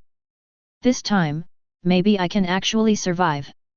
Jerk muttered to himself with his heart beating wildly and cold sweat on his face. The wolves are not that simple. Once these creatures form a group, they will be fearless and attack food crazily. Even tigers, lions, cheetahs, black bears, etc. are all on the diet of wolves. He is a lame and old guy. To the wolves, he is simply food delivered to the door. If Zhou Jue hadn't been here, he would have started writing a suicide note by now. No coincidence. Outside the forest, a message came from the government agencies. The migrated wolf pack, named Yakus wolves, left their original habitat due to water pollution. The group number is 10 to 16, which is a small wolf pack. The individual's strength and agility are extremely strong, exceeding that of most adult males. When soldiers in the army fight one-on-one, if they only use cold weapons, their winning rate is only 40%. The alpha wolf will be stronger and have the intelligence of a 10-year-old human child. No wonder the hunter team suffered heavy casualties. Yes, it turns out that he is not an ordinary wolf, but a dangerous species of wolf. Without firearms, I'm afraid it will be difficult to deal with them. It's difficult even if you have a gun. You may not be able to hit the vital point. If you can't kill it with one shot, it will jump on you. Alas, it seems we can only rely on the army. People on the streets were talking about this. The government seemed to have no intention of mobilizing the army. It only issued warning signs and issued a reward of 1 million gots. An ordinary wolf can get 100,000 ring nuns with its tail. The alpha wolf can get 500,000 ring nuns with his tail. If the wolves are completely wiped out, you can get an additional 1 million ring nuns. It's over, it's over. In the orphanage, Anlei looked dejected. Jerk and Zhou Jue, please don't let anything happen to you. The government has issued bounties, which shows the danger of wolves. With that combination of one old and one young, let alone a pack of wolves, even a single Yako's wolf would be killed. Jerk, what are you doing? Anlei put his face on his hands and rubbed them irritably. Why did you bring Zhou Jue into the forest? He noticed something special about Zhou Jue. This child is not like a child, he is as mature as an adult. But this special feature is not enough to allow Zhou Jue and Jerk to survive in the dangerous forest. Return to the forest. Chapter 11. Zhou Jue strode forward with excitement in his eyes. Wolves? Danger? No, for him, this is the battle he dreams of. People who have awakened their thoughts, even if they have not developed their own exclusive Nen, can have considerable destructive power just by blowing out the qi. That's what he did when he smashed the wolf's skull just now. Zhou Jue's fist actually didn't use much force. The main reason was that the qi wrapped around the fist exploded when it landed on the wolf's head. Besides, I also have a ferocious wild dog. Zhou Jue murmured to himself, with a smile on his lips. He has not charged the bronze door today. Just in case, prepare for any accidents that may happen during hunting. And now is the time to use this prepared qi. Ouch, ow. Zhou Jue walked tens of meters away when a wolf howled. He stopped. Not long after, I heard gentle tapping sounds on the ground. Grey-black wolves appeared from all directions, surrounding Zhou Jue. They opened their green eyes and looked at Zhou Jue with cold gazes. The thick legs, sharp teeth, and ferocious wolf kiss all exude a ferocious and dangerous aura. The air seemed to become chilly. Surrounded by wolves, even the top predator will tremble. Zhou Jue is like a lamb delivered to the door among wolves. But Zhou Jue didn't show any fear and just laughed. Bring it on. As soon as he finished speaking, 4/5 of the pale white gas surrounding his body suddenly disappeared. Cruel wild dog. In the next moment, his hair grew thick, his teeth and nails elongated, and a thick tail grew from his tail vertebrae. Click, click, click. At the same time, the joints crackled, the body suddenly rose by more than 10 centimeters, and the muscles also expanded suddenly. In an instant, Zhou Jue transformed from a 13-year-old boy into a strong orc of 17 or 18 years old. This Nen, if it provides extra chi when it is turned on, the body will also be extra strengthened. Zhou Jue gently clenched his fists and half-squinted his eyes in comfort. This feeling of getting stronger is really gratifying. Seeing Zhou Jue's sudden change, the Yakus wolves around him suddenly became confused. Phew! They twitched their noses and sniffed carefully a few times, as if they were smelling Zhou Jue. Well! Zhou Jue looked around in confusion and saw the wolves relaxing one by one and sniffing at him, as if they judged him as the same kind. A ferocious wild dog still has this effect. Zhou Jue was surprised. Ahead, the circle of wolves suddenly opened into a passage. Ouch! All the Yakus wolves looked over, raised their heads and let out long wolf howls. The wolf howls. A larger Yakus wolf walked slowly, with elegant steps and a cold expression. There was a handful of silvery white hair on its forehead. As soon as this huge Yakus wolf appeared, the surrounding wolves squatted down. What is this? Zhou Jue looked at this scene and burst into laughter. Do you think of me as a similar person who is challenging for the position of leader? In a wolf pack, the position of alpha wolf is selected through battle. Whenever the current leader gets old and the wolves below think they can take his place, they will launch a challenge. Victory will result in the new alpha wolf, while failure will result in expulsion from the pack. This challenge is a fair fight, a custom engraved in the wolf's genes. Roar! The current alpha wolf growled and bared his teeth at Zhou Jue. Fine! Zhou Jue nodded funnily and waved to the alpha wolf. His target is also a wolf anyway, so now he can face him directly, which saves him a lot of effort. Ouch! Human anger flashed in the alpha wolf's eyes. In its view, Zhou Jue is the challenger. But this beckoning gesture arrogantly regarded it as a challenger. Whoosh! Almost at the same time, two blurry shadows appeared in the field. Zhou Jue and the alpha wolf pounced on each other in unison. Swish! Swish! Swish!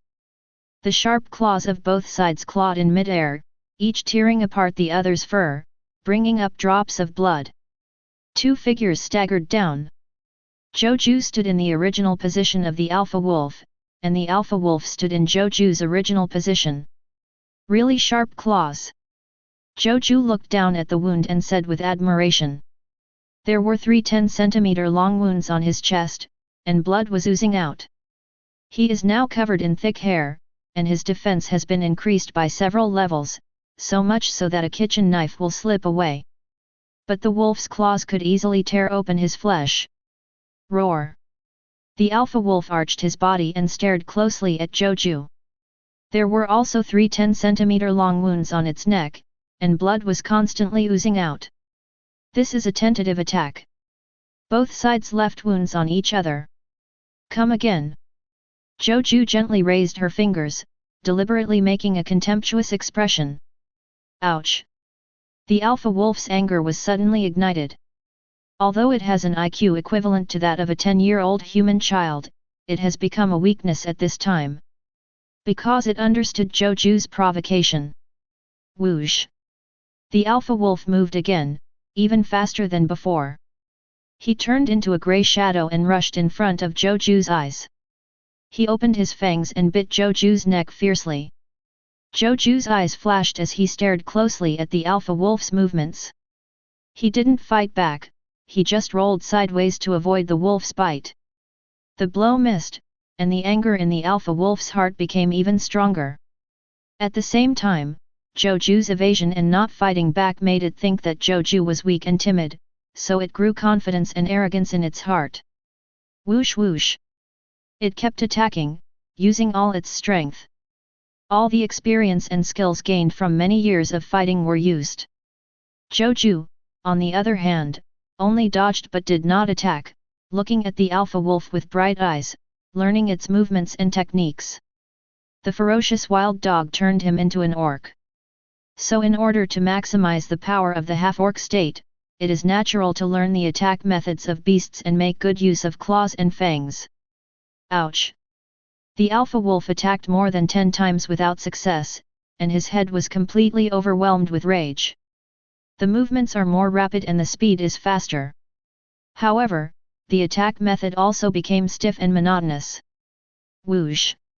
It swooped forward again, pressed its claws to Zhou Jue's chest, and bit Zhou Jue's neck with its fangs. Zhou Jue suddenly twisted his waist and moved more than 10 centimeters to the left out of thin air. This is the wolf's technique of tossing and turning when he is stuck in the air. Chapter 12. Swish! The alpha wolf's minions failed and passed Zhou Jue.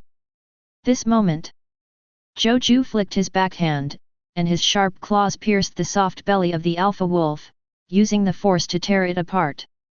Wow! Large areas of blood, intestines, stomach bags, etc. fell to the ground. Boom! The alpha wolf's body fell like a broken sack. Its belly was completely cut open, and all the organs inside were pulled out. I've learned your stuff. Zhou Jue flicked the blood foam on his fingertips and looked back at the alpha wolf. At this time, there was no trace of contempt or provocation on his face, only calmness and indifference. Everything just now was a disguise. Who? The alpha wolf spit out blood, his eyes widened, and looked at Zhou Jue in disbelief. Only then did it realize that it had been deceived. The outcome has been decided. The alpha wolf's eyes gradually lost focus and he stopped breathing. Ouch! The wolves squatting around them howled and howled the loudest and loudest to welcome their new leader. Go! Go! Go! But Zhou Jue waved his hands in disgust, stepped forward and kicked the sitting Yakus wolf. Ouch! Ouch! The wolves are not angry even if they are kicked, because now Zhou Jue is their leader. Just screamed in grievance. Some of the female wolves pressed hard against Zhou Jue and began to gasp for air, showing signs of estrus. Roll! Zhou Jue's face darkened, he picked up the 2 she-wolves that were sniffing at his crotch, and threw them away. Get out of here! Zhou Jue pointed in a certain direction and yelled, kicking the Yakus wolves towards that direction. An expulsion. The wolves finally understood what Zhou Jue meant. They wanted to return to their original range of activities and were not allowed to hunt here. Ouch! The wolves knew nothing, and after understanding the meaning, they started running quickly. As for the original alpha wolf, its body remained where it lay, without the wolves even looking at it. This is the cruelty of the law of the forest. There will be no similar memorial to the dead king. The tribe always follows the strong. Once you become weak, you will be abandoned by the tribe. Don't cross this stream. Zhou Jue drove the wolves back to their original activity areas, carefully drew boundaries, and warned them. Ouch! Ow! Ow! Across the stream, the wolves howled in confusion. Why did the new leader abandon them? But under Zhou Jue's tough attitude, the wolves had no choice but to leave. Wait until all the wolves have left. Zhou Jue then returned to the body of the alpha wolf, stuffed the fallen organs back, and then carried the body back. On the branches, Jerk hid nervously, his hands and feet already starting to feel numb. He heard the howls of wolves and felt uneasy. Especially the wolf howl at the end, even a child can hear the joy and cheer in the cry. The wolves cheer, doesn't it mean Zhou Jue? Jerk's heartbeat slowed down a beat. Cha-cha. At this moment, there was a sound of plants rubbing gently. Who? Jerk looked warily, his face extremely nervous. He was worried that the wolf was coming. But where the sound came from, among the whirling plants, what came out was a fair-skinned young man, dragging a wolf corpse larger than himself in his hand. This.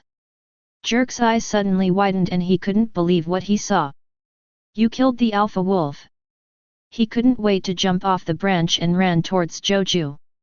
Didn't I say that I would kill the alpha wolf? Zhou Jue smiled and threw the wolf corpse to Jerk. Boom! Jerk struggled to catch it and took several steps back before regaining his balance. He looked at the wolf corpse in his hand in amazement, as if he was observing a rare treasure, and gently stroked every inch of hair. This is a wolf. He was the alpha wolf in the pack who killed more than 20 predators and killed hundreds of people. This kid Zhou Jue actually killed it. Jerk was filled with disbelief. He didn't waste any time and immediately disposed of the wolf carcass, removing the internal organs one by one and storing them separately. Even the large intestine was squeezed out of feces and put away. This is all money. Hiss, I can't understand your strength at all. Jerk looked at the wounds of the wolf corpse and took a breath. The wound on the abdomen was extremely silky. Use the force and angle to hit the target, and disembowel it completely without damaging other parts. The greatest value of a wolf is its fur. The wound is opened on the abdomen to preserve the integrity of the fur as much as possible. Of course, this is also difficult to do. But it is difficult to do it, which just shows Zhou Jue's ease. He actually has the leisure to kill the alpha wolf using the method that can best preserve the value. Although there are several wounds on the neck, they can be repaired with thread. Some collectors prefer furs with partial battle damage. Well, it wouldn't be bad to make a specimen. By the way, I haven't dealt with the wolf whose head you smashed before. Jerk also became excited, handling the 2 wolf carcasses eagerly. While dismembering the body, he explained to Zhou Jue how to dispose of it. Gurgling. Zhou Jue listened quietly beside him, drinking clean water from the water bag, and his recognition of Jerk in his heart increased a lot. Jerk did not ask him how he did it, nor did he explore the wounds on the alpha wolf. He clearly wasn't armed, so why did he leave a knife-like wound? This is very strange. But Jerk turned a blind eye. At the same time, Zhou Jue also had many wounds left by wolves, but they had already scabbed. This healing speed is also abnormally fast. Jerk also pretended not to see it. This is a qualified partner. Zhou Jue nodded inwardly. He went out of his way to hide the ferocious wild dog. Not only did it avoid Jerk when using it. When I came back, it ended early. The scars formed on the wounds were due to the strong recovery power of the half-orc state. After the bleeding stopped, Zhou Jue ended the transformation. Let's go back. Jerk took care of the 2 corpses and handed the one of the alpha wolf to Zhou Jue. He himself carried the ordinary one on his back, taking with him the previous gains. The 2 men carried the wolf corpse on their backs and staggered away. Along the way, many carnivores asked about the smell of blood and came over to take a peek. Zhou Jue exuded his own aura, which contained the ferocity of the recent killing, which immediately frightened the peeping animals and made them retreat. Not long after, the 2 left the forest and returned to the main road in the town. Chapter 13. At this time, at the east gate of the town, Innate and several half-year-old children waited anxiously. They watched the sun set in the west, the light gradually dimmed, and their moods sank. 4-year-olds know it. The forest at night is more than 10 times more dangerous than during the day. No one spends the night in the forest. If Jerk and Zhou Jue didn't come out before the sun went down, they would have probably encountered an accident and stayed in the forest forever. They're back. Innate was anxious when suddenly the child next to him pointed forward and shouted. Innate was stunned for a moment and looked up.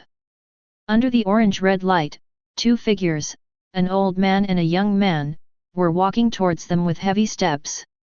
None other than Jerk and Zhou Jue. Before Innate could speak, the people around him had already exclaimed. Look at their backs. So, that's a wolf. Not just a wolf, but a wolf. Oh my god, Jerk and this brat hunted down the leader of the wolf pack. Innate was stunned. He took a moment to notice that Jerk and Zhou Jue were each carrying a wolf corpse. The one on Zhou Jue's back was even as big as an ox, and he knew it was a ferocious alpha wolf. He was stunned. Come on, Dean, let's have a big dinner tonight. Zhou Jue had already walked up to Innate, smiled and took the Dean's arm, and walked into the town. Jerk followed with a smile. This evening, the fame of Zhou Jue and Jerk spread throughout the town. Even the kids in school have heard about it. 2 obviously weak guys, an old man and a young man, actually hunted and killed the leader of the Yakus wolf and brought back the wolf carcass intact. That night, there was a queue of cars outside the door of Jerk's house. Gangsters, wealthy businessmen, and powerful people all sent people to buy the body of the alpha wolf, and wanted to make it into a specimen and place it at home. Because the body was largely intact, it was sold for 2 million ring nip. This price is twice the reward offered by the government. Jerk simply held a small trade fair and invited many old trapper friends to sell the harvest from the bottom of the box. The trade fair was crowded with people, and many mobile vendors also gathered here. Children from the orphanage came out one after another to help set up the scene, guide the way, collect garbage, and other tasks. As a reward, they can eat freely at the vendors tonight. So full. So satisfied. Wow, the chicken legs are so delicious. Is this what it feels like to be full? Joe, I love you so much. Children, big and small, cheered and happily joined the trade fair. It wasn't until early the next morning that the crowd dispersed. Call. Jerk stayed up all night and drank several bottles of wine. He returned to his room on the second floor smelling of alcohol. After washing his face, he sobered up a little. He glanced at his room, where the quilts were neatly folded. Tisk. Jerk rubbed his teeth for a while. The trade fair was so lively last night, but Zhou Jue didn't care at all. After applying medicine to the wound, he borrowed his room to sleep. Can you sleep on this? Jerk didn't understand at all. If it were him, he would have hunted a wolf when he was young, and he would have been drunk for 3 to 5 days, and then stayed at a different girl's house for at least half a month. Unlike this kid, he went to sleep without saying a word after coming back. As calm as an ice cube. Boy, here comes the money. Jerk carried a suitcase and staggered up to the small balcony on the top floor. On the balcony, Zhou Jue was lying on his favorite lounge chair, enjoying the cool breeze in the morning. He also likes to lie here usually. But most of them have wine bottles and snacks on hand. And Zhou Jue was lying here, with a bowl of millet porridge, a plate of green vegetables, a stack of salad, and a glass of milk at hand, which made Jerk stunned for a moment. Isn't this too exquisite? Where are you from, young master? Jerk twitched the corners of his eyes. He didn't even know where he got these things. Anyway, he definitely didn't have them at home. Bang! Jerk threw the suitcase on the ground and opened the lid, revealing the full stack of kianis underneath. Last night's items were sold for a total of more than 2.7 million yuan. I'll give you the full amount, 2.8 million yuan. The top wolf paid 2 million for palladium to the town's #1 jeweler, the ordinary wolf gave 600,000 to conquer. Other items were sold at a premium of more than 180,000 because of the glory of hunting the top wolf. This is what we got from yesterday's hunt. As Jerk said this, he counted out 560,000 ring NS from the suitcase and handed it to Zhou Jue. Zhou Jue took it with a smile. It was agreed that the share would be 82%, and the 560,000 yuan would be 20% of it. In addition, the government has issued a reward for the wolves. An ordinary wolf is worth 100,000 yuan, and the first wolf is 500,000 yuan. They sent the money last night. Jerk counted out another 600,000 yuan and said, "The reward is it's not within the scope of our agreement, so it's all yours." Zhou Jue reached out and took the 600,000 yuan. Now, he has 1.16 million in hand. After thinking about it, Zhou Jue took out 160,000 yuan and put it casually into his pocket, and carefully put the other 1 million yuan into an envelope. Jerk's mouth twitched at the side. He could see clearly that Zhou Jue took out the envelope from his room. "You want to separate on purpose?" Jerk asked casually, lowering his head and closing the suitcase. "Well, 1 million nuns are for the orphanage." Zhou Jue nodded and said, "This money is enough for the orphanage's expenses for a year." Jerk's movements paused. He was an old man, and from these words, he could tell that Zhou Jue wanted to leave.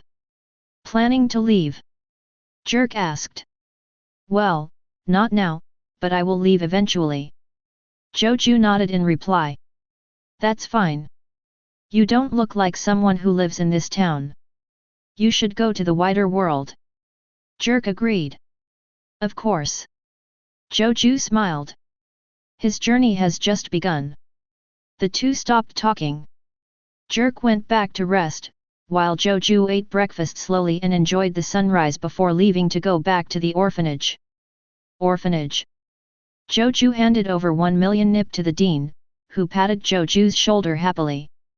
This money can buy winter clothes and thick quilts for the children. 1 month from now. Zhou Jue works in the orphanage as usual, cleaning and chopping firewood. However, I went to Miss Jerk for lunch and dinner.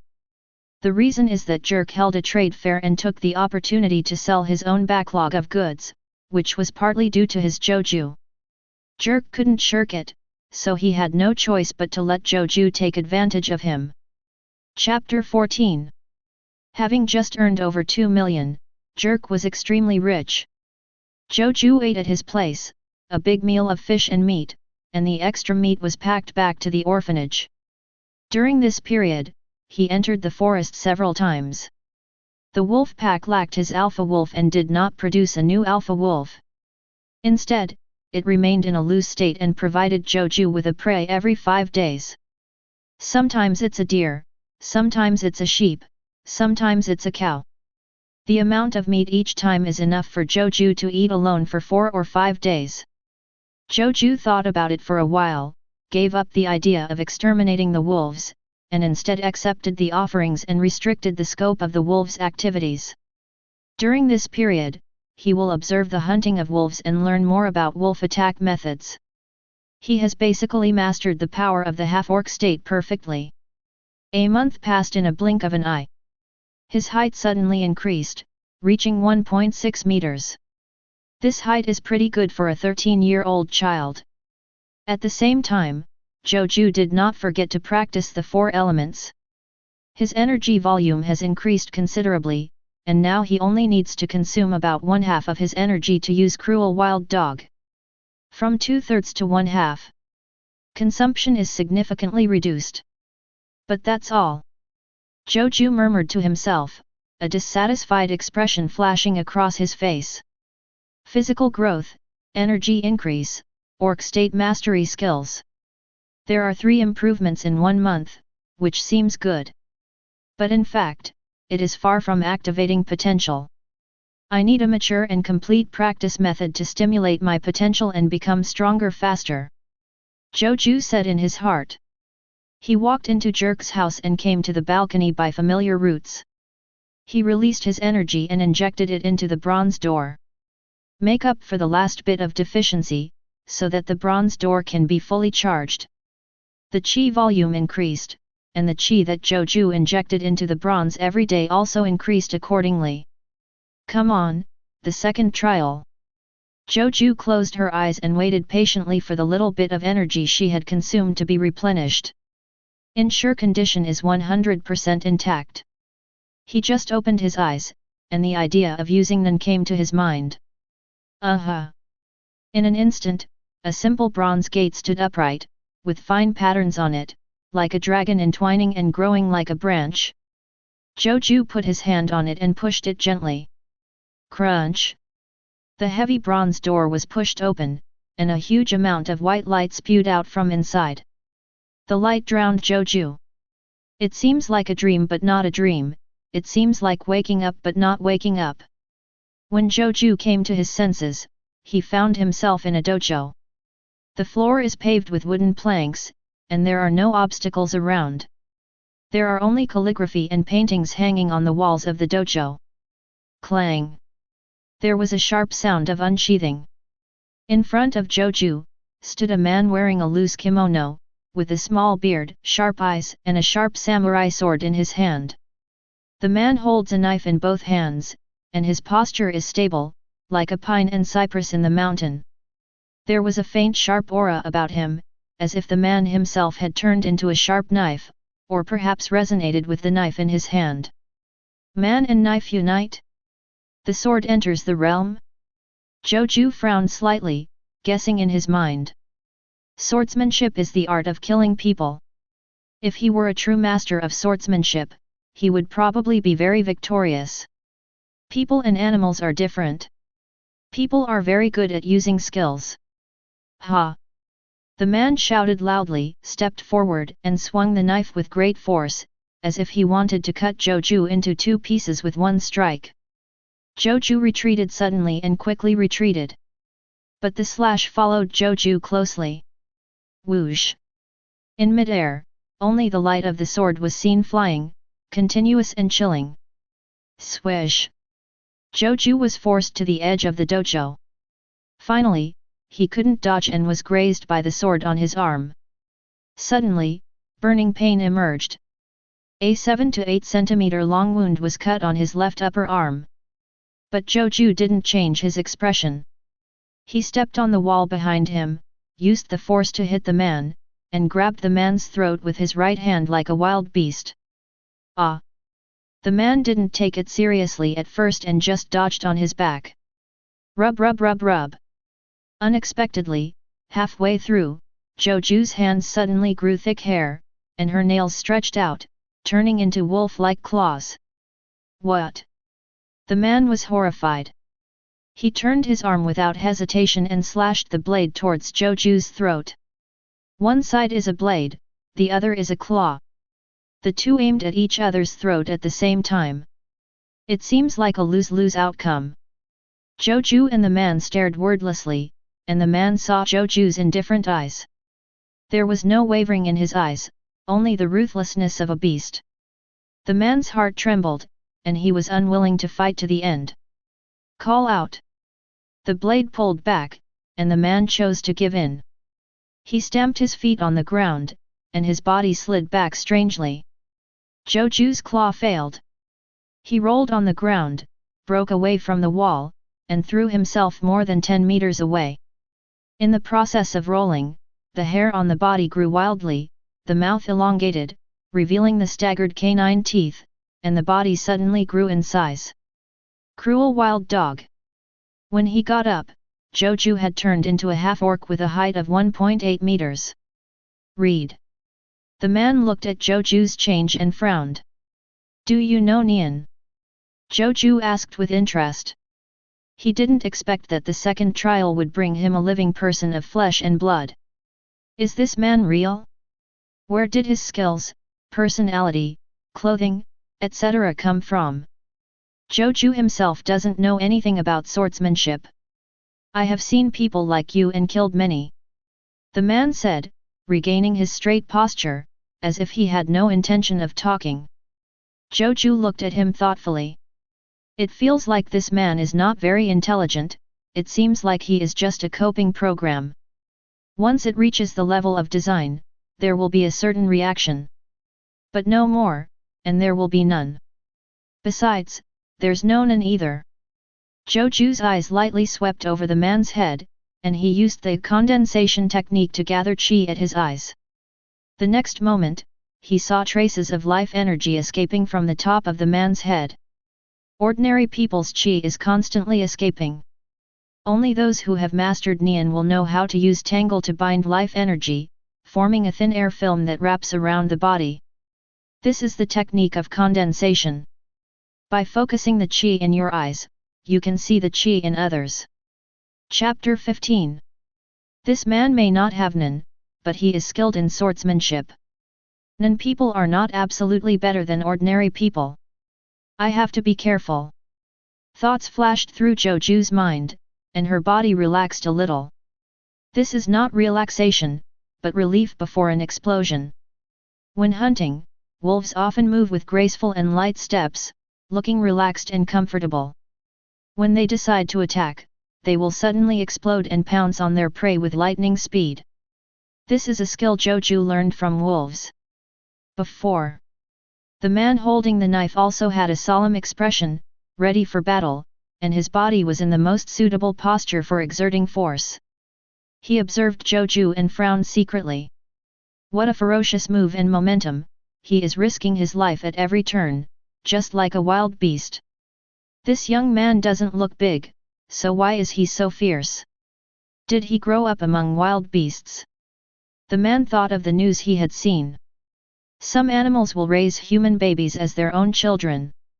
The raised human children will grow up to be like animals, roaring, arching their backs, and baring their teeth. He felt that the boy in front of him was somewhat similar, but not entirely. It's more like a person who is naturally vicious and full of animalistic nature. The fair appearance on the outside is just a disguise. Have to say. Humans are humans, nothing like animals. This man noticed Zhou Jue's background in a very short period of time. This kind of naturally vicious child, if given the right guidance, can become a martial arts fanatic or a sword fanatic, which is a good thing for the school and himself. The man thought in his mind and slowly adjusted the angle of the knife in his hand. He changed his posture vaguely. But now, this boy is my enemy. Then I have to kill him. I have killed several people like Jianqi. The man's eyes suddenly became sharper. Ha! He shouted loudly, stepped forward, and moved his body towards Zhou Jue as if sliding. At the same time, the knife in his hand slashed out sharply. Ho!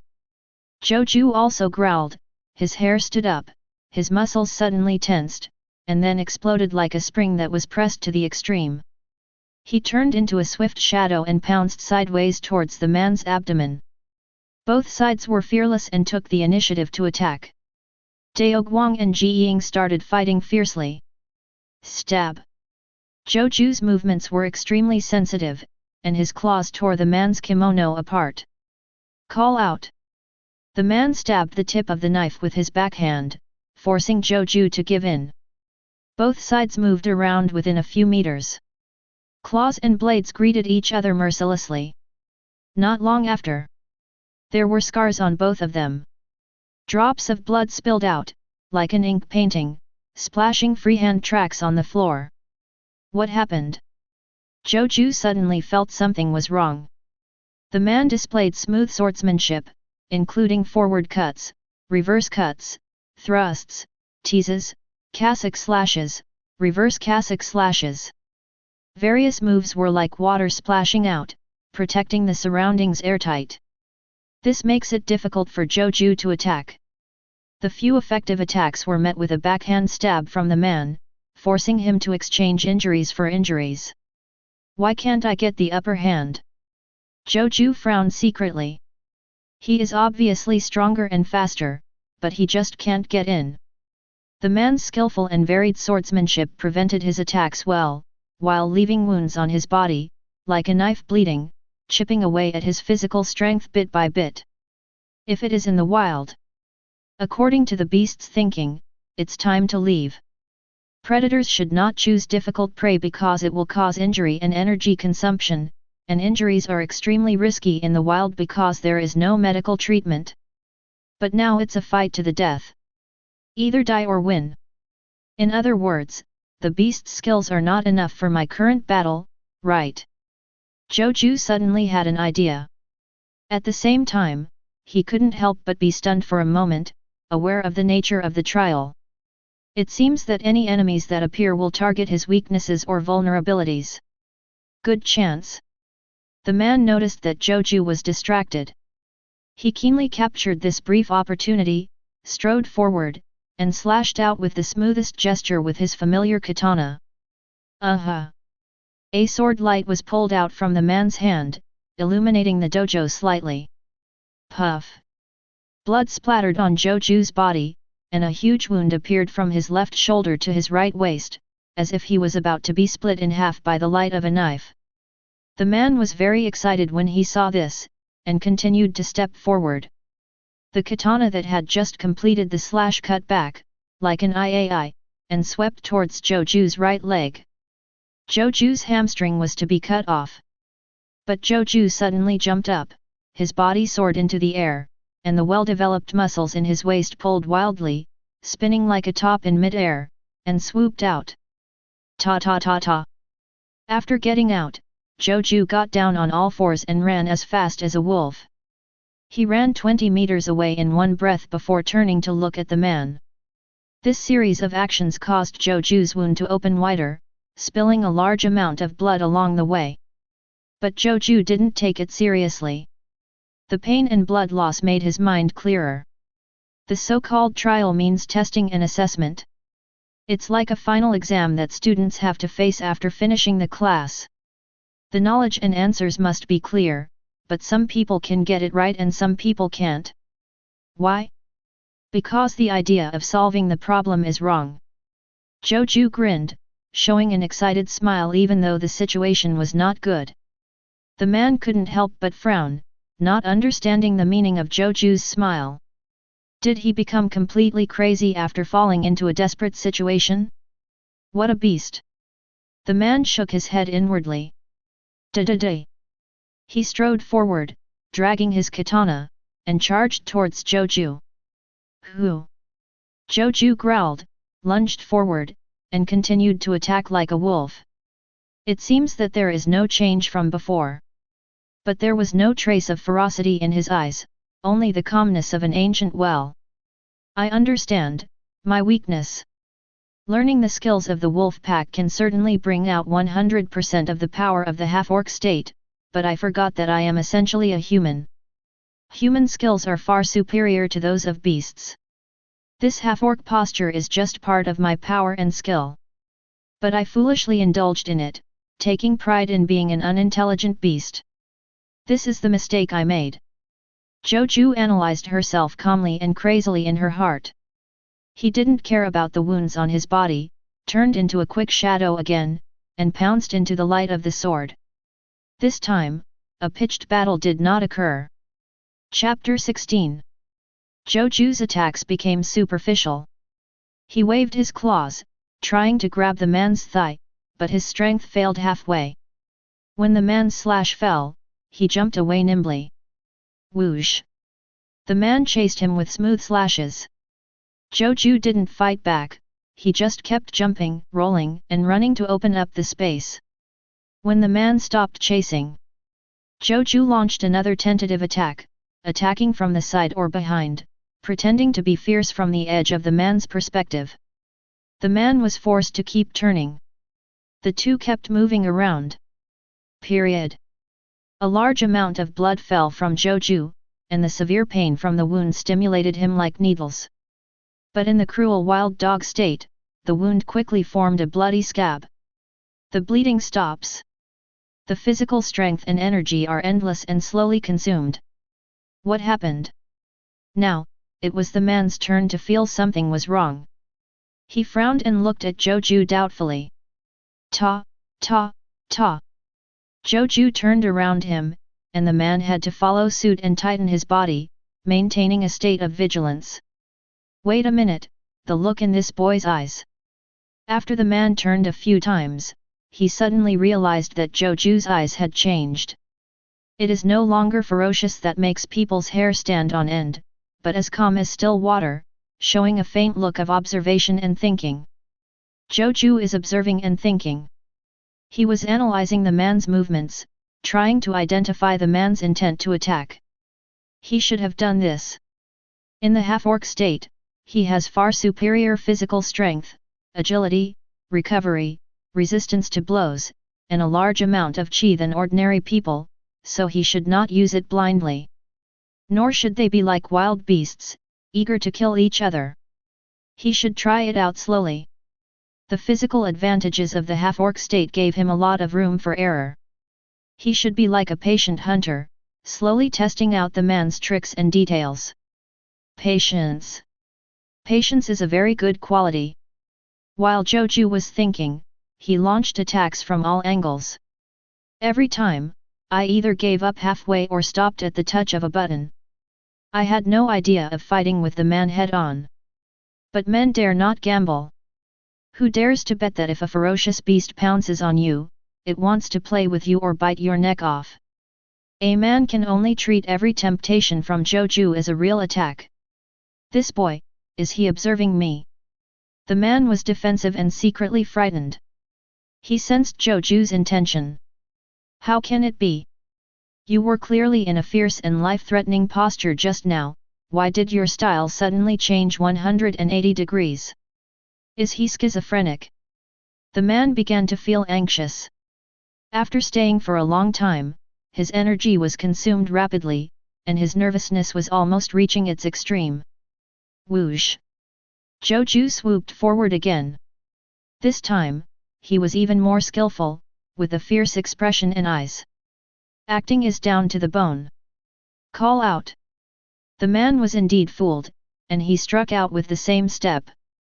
But as soon as Zhou Jue saw the man stepping forward, his fighting movements changed.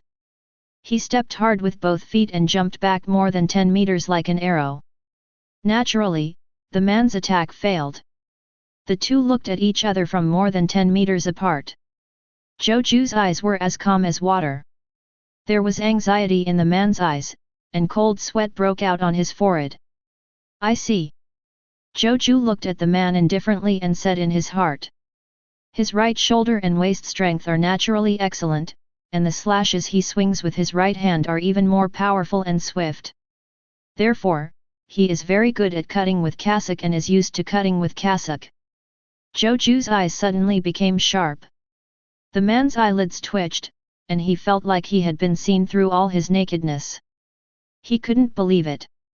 Could it be that with just a few minutes of testing, the young man had seen through his tricks? Impossible. Without decades of immersion in swordsmanship, how could it be possible to easily see through a person's swordsmanship? The man kept denying it in his mind.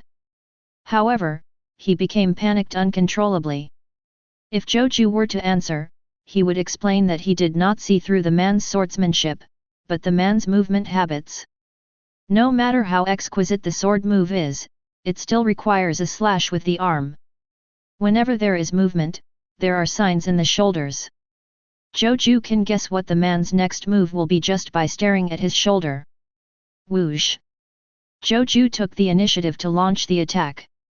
His figure was like lightning, and he suddenly pounced on the man, grabbing the man's neck with his sharp claws.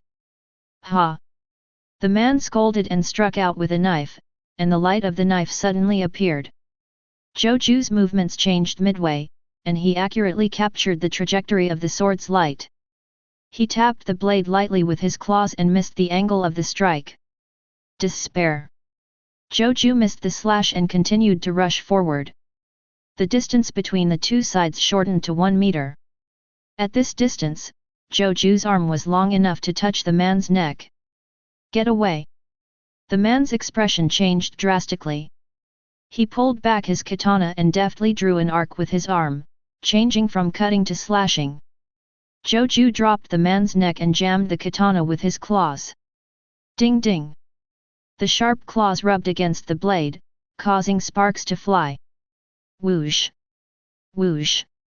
Whoosh! Zhou Jue continued to attack, lunging and clawing. It seemed to have returned to its original ferocity, with every move aimed directly at the man's neck. But men can always use the edge of a knife to intercept it dangerously and easily. Wrong! At a certain moment, the man suddenly realized something was wrong and retreated sharply. He suddenly realized that he had overlooked something very fatal. Have you finally realized it? Zhou Jue let the man retreat and stood there with a chuckle. I have clearly seen through your movements and your habits. Why do you still intercept every attack? Is it your swordsmanship skills that are so proficient that you can do whatever you want, and it doesn't matter even if you are seen through? Of course not. Zhou Jue flicked her fingers, and after many collisions, her nails were already full of cracks. At this time, when it was flicked, it shattered and fell. Click! At the same time as the nails broke, the man's sword also made a breaking sound. The man lowered his head and looked at the knife blankly. Dense cracks appeared on the blade, spreading upward and downward from the middle, to most of the blade. The real reason is that I am using my skills secretly. Zhou Jue's voice reached the man's ears. I will cover my paws with my breath. Zhou Jue said calmly, every time you intercept my claws with a knife, it is equivalent to a violent collision of qi. The collision was so slight that it was difficult to detect. But if you do it too many times, it will be enough to make your knife break and shatter. Chapter 17. This is Zhou Jue's problem-solving idea. If the beast's skills are not enough, then other skills need to be used. And he definitely knows the answer. So, is there something or any skill in him that he has been neglecting so that he has not used it? Search along the lines of human skills. Zhou Jue found the answer easily. That is the advanced skill of reading, Zhou. By wrapping your qi around the objects you touch, you can strengthen the properties of the objects and create unique power. Zhou Jue knows this skill. However, he did not have detailed training methods and could not achieve perfection. But just because it's not perfect doesn't mean it can't be used. Just like using condensation, you can focus the qi on your eyes, and you can see the qi on other people's bodies. Although the eyeballs are very fragile, and blood vessels and nerves can be easily damaged by accident, Zhou Jue does not need to be perfect. He only needs to gather qi roughly and look at the other person's qi flow to confirm whether he is a good person. Even rough techniques are completely sufficient in certain situations. When a swordsman loses his sword, he loses most of his life. Zhou Jue walked towards the man, the sharp claws of his left hand glowing coldly. I won this duel. Click. The man reluctantly reached out and touched the blade. The upper half of the blade broke directly from the place with dense cracks. The man suddenly turned pale. The more you focus on the sword, the less you can lose the sword. Because the sword in the hand embodies hard work and persistence, it is an important support for the spiritual will. If the sword is broken, faith will also be broken. Whoosh! Zhou Jue rushed forward and grabbed the man's neck with his left hand. The man remained motionless and did not even dodge. Hiss! Zhou Jue's claws tore open most of his neck, and the nerves, blood vessels, trachea, etc. were all severed. Blood gurgled out. Cough! The man knelt on the ground and did not cover his neck. He just fell to the ground and looked up at the protagonist. Once a swordsman loses his sword, 90% of his skill is lost. All swordsmanship has become aloft in the sky. Although Zhou Jue was injured, the bleeding was stopped, and he still had plenty of physical strength and energy, and he could still use the sharp claw on his left side. The man knew at that moment that he had lost. Young man, you are really a born killer. He looked at Zhou Jue and marveled at Zhou Jue's eyes that were still as calm as water. No sadness, no joy, calm and composed. It was as if a rare victory could not make Zhou Jue feel any excitement. It's just another trial. Zhou Jue responded calmly. Trial. The man murmured the word doubtfully and breathed his last breath. His head drooped. Bang! The next moment, the man's body exploded and turned into a pale white airflow, rushing towards Zhou Jue. Just like the yellow dog before. After death, it will turn into life energy. Zhou Jue accepted this life energy. At the same time, the dojo suddenly became dark, as if all light had been lost. Zhou Jue's spirit seemed to be in a semi-trance state. When he came back to his senses and the light reappeared in front of his eyes, he was no longer in the dojo, but back on the balcony of Jerk's house. The breeze is gentle and the sun is shining. It was a quiet and peaceful morning. Zhou Jue stared around, looking a little dazed. 1 second it was a fighting place, and the next second it was back to peaceful daily life. This gave him a sense of time and space. At the same time, it also gave him some inexplicable enlightenment. Trial. Zhou Jue frowned, and a vague idea emerged in his heart. But, it's not clear yet. But he knew that it was about the idea of oath. Ninkiers can make rules through oaths to gain more power, but violating oaths will also have serious consequences. What kind of oath can be added to the endless trials? Zhou Jue was a little curious. However, that idea is not yet clear. Still needs time to perfect. He turned his attention to his body.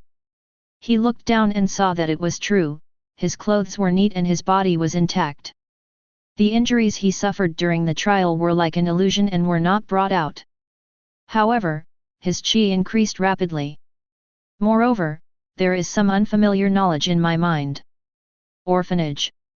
After a sumptuous lunch of meat and vegetables, Zhou Jue was sitting on the steps of the corridor, quietly basking in the warm sun. He half squinted his eyes and sorted out the results of the second trial. The first is life energy. In other words, qi. If his qi volume was 1 at the beginning, then after a trial and swallowing a wild dog, it became 1.5. And now, his qi volume is 3. Fully doubled. Using cruel wild dog, the cost is also reduced from half to 1/4. Secondly, it is the unfamiliar knowledge that appears in the mind. It was a swordsmanship school called Fei Wu Ryu, which was good at change and defense. All the swordsmanship moves, body exercises, steps, breathing, killing moves, sword recognition, enemy identification and other knowledge of this school were all covered. At the same time, there is also the combat experience of an elite swordsman. Zhou Jue was like an enlightenment, instantly accepting all the knowledge and insights of a swordsman master. Just increase the intensity of your body and develop muscle memory. Then, he will also be a sword master. The gains this time are these two things. Zhou Jue murmured to himself, the first is the increase in qi, and the second is the Fei Wu Lu swordsmanship. He sat upright, his eyes were solemn, and he exuded a sharp aura. Like a good swordsman. In the hunter world, although there are firearms, the inheritance of the swordsmanship school is still flourishing, and there is an endless stream of people studying under it. If ordinary people want to learn superb swordsmanship, they must practice hard for more than 10 years. To reach the level of a swordsman in the trial, you need a lot of tricks, actual combat, and killing. Without 20 years of hard work, it would be impossible. And I only need one trial, one fight to the death. Zhou Jue whispered to himself, this sounds incredible, as if mastering a skill requires no price at all. But the price has been paid long ago. That is a battle with life as a bet, and a battle that will never stop until death. This is his endless trial. If ordinary people have this kind of mentality, most of them will be shocked. But Zhou Jue was very happy. He even felt that fighting in the trial gave him the feeling of being alive. Chapter 18. Phew. In the orphanage, in the open space behind the protagonist, he practices the swordsmanship in his mind. Chopping, chopping, chopping, stabbing, teasing, cutting, whittling. Various basic moves come out at once, as naturally as flowing water, and they are connected back and forth, making the sword power continuous, as if forming a cold light. Not far away, the children in the orphanage holding wooden swords all opened their mouths in surprise. I can't believe that a week ago, Zhou Jue was a person who didn't know the slightest swordsmanship and was swaying with his sword. At that time, the orphanage still thought Zhou Jue said that teaching them swordsmanship was a joke. Unexpectedly, only 1 week passed before Zhou Jue changed completely. Not only is he skilled in sword moves, he also has a sharp aura about him. Like an old swordsman who has been immersed in the art of swordsmanship for many years, his strikes are flashing with cold light, and his strikes are as fast as wind and thunder, beyond the reach of the naked eye. No matter how stupid you are, you will understand at this time that Zhou Jue's swordsmanship is not low. It can even be said to be extremely high. First go jogging for 8 minutes, then come back and practice the basic chop 50 times. Zhou Jue finished his practice, turned around and said to a group of children. He taught swordsmanship to children in the orphanage for free. Anyone who wants to learn can come. It also provides meat to the orphanage to meet the children's exercise needs. Zhou Jue checked it out and found that there are no traces of Fei Wu Lu swordsmanship in this world. I don't know if it is too remote and buried in history, or if it doesn't exist at all. Zhou Jue doesn't care either. In short, Fei Wu-style swordsmanship can be taught to anyone at will. Even if the people in the orphanage don't have any talent for swordsmanship, it's still a good thing if they can complete basic training and have a strong body. Not long after, a group of children finished jogging. More than a meter apart, they stood in the open space of the orphanage, seriously swinging the wooden knives in their hands. Even though his hands were bleeding, he gritted his teeth and remained silent. Stand straight and look ahead. Don't tense your arms. When you exert force, push harder. Keep your feet apart and stand firm. Zhou Jue looked over one by one, found something wrong, and corrected it in time. Off the field. From time to time, a figure wearing glasses would come over and watch quietly. After watching for a while, the figure left happily. He is Dean Onlay. I'm afraid the origin of this child is not simple, Dean. An employee said in a low voice when he met Onlay. I know. Dean Onlay nodded with a smile, but he is now a child in our orphanage and is willing to contribute to the children. This is enough. That's true. The employees listened and agreed. When evaluating a person, one should not judge by his deeds but his heart. It doesn't matter what Zhou Jue's background is, as long as you know that Zhou Jue is helping the orphanage, that's enough. Who in this world doesn't have a few secrets? Evening. Zhou Jue washed off all the sweat, ended the day's practice, and went to Jerk's house to enjoy the autumn breeze as usual. He never forgets to take his knife with him when he goes out. Nowadays, Zhou Jue never leaves the knife when traveling. What's for dinner tonight, Jerk? Zhou Jue walked into Jerk's house in a familiar manner. Behind the counter on the first floor, Jerk sat as usual, flipping through photo magazines. Hearing Zhou Jue's voice, he raised his head angrily, glared and cursed, Eat, eat, eat, you know how to eat, are you a pig? Zhou Jue turned a deaf ear and went straight to the kitchen. After a moment, he made a sound of surprise. Oh, there's venison. Humph, you might as well turn into a pig. Jerk cursed unhappily. Looking at Zhou Jue's back, he was shocked again. Good guy. He actually saw the shadow of a famous swordsman in Zhou Jue's stance, steps, waist, and hands.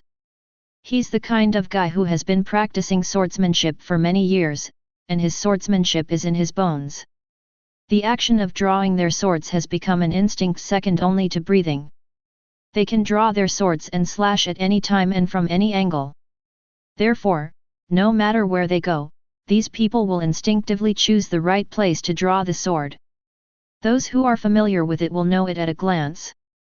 Jerk had seen such a person when he was young, and now he smelled the same smell and temperament from Zhou Jue. This puzzled Jerk. Did you pick up all your previous sword skills in just 1 week?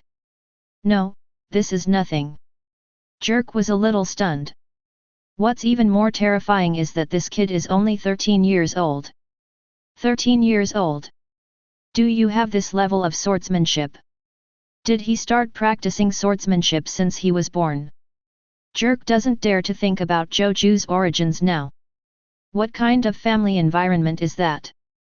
There was a commotion in the kitchen.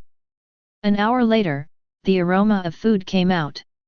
Jerk stood up voluntarily, closed the door on the first floor, and walked into the dining room with his lame legs.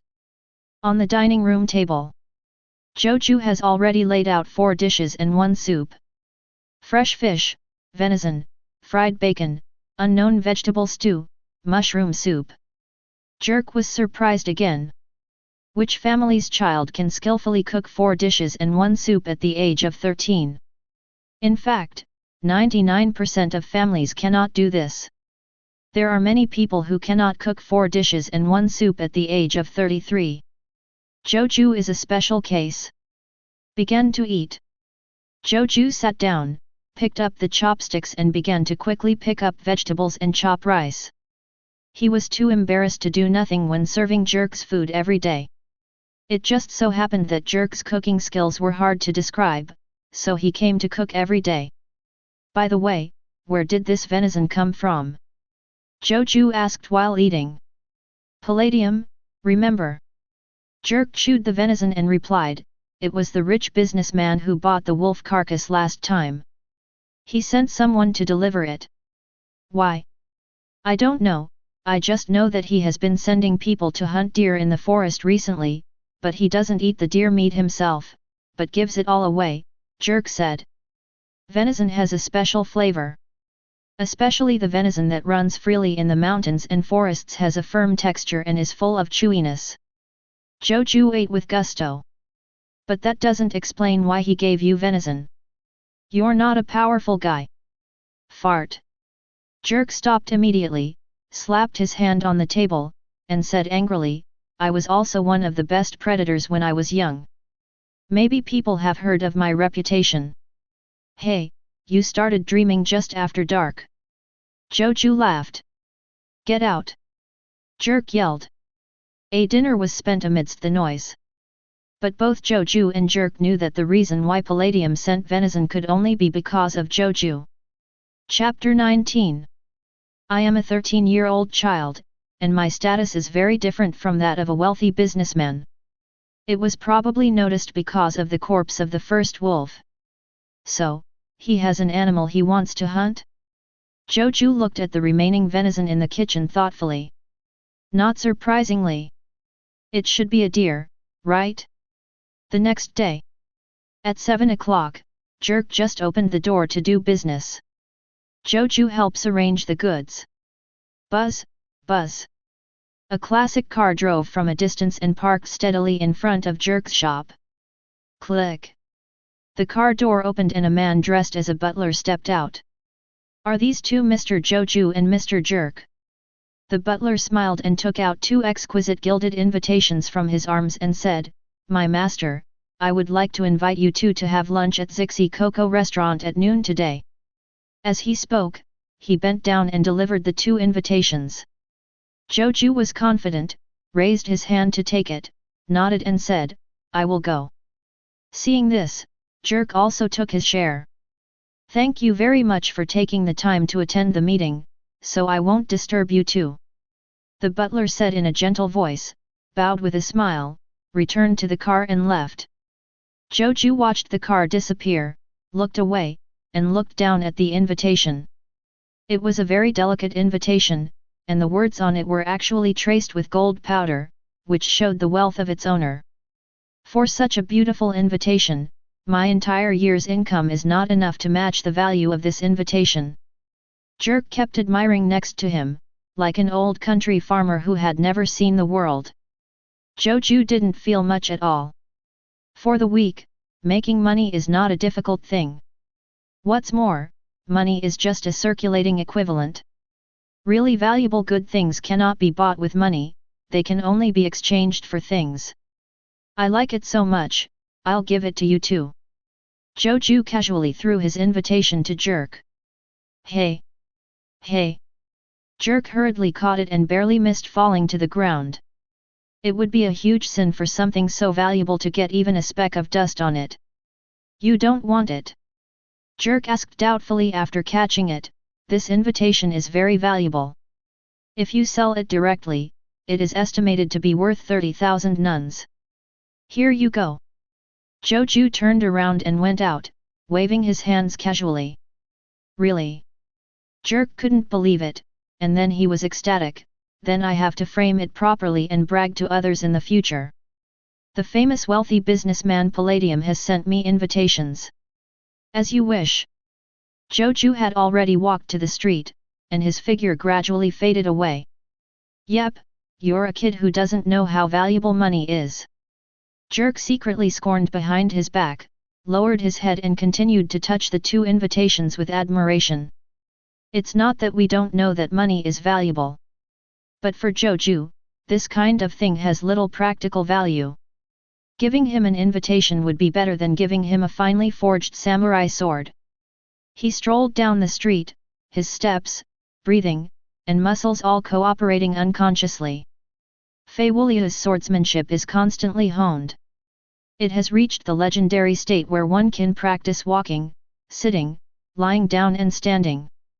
This was also the level of that man's swordsman in the second trial. That man was a true master of swordsmanship. It's a pity that it's still not enough in front of the unique Nen. In 1 week, I have practiced all the skills in my mind. Now I can be called a master of swordsmanship.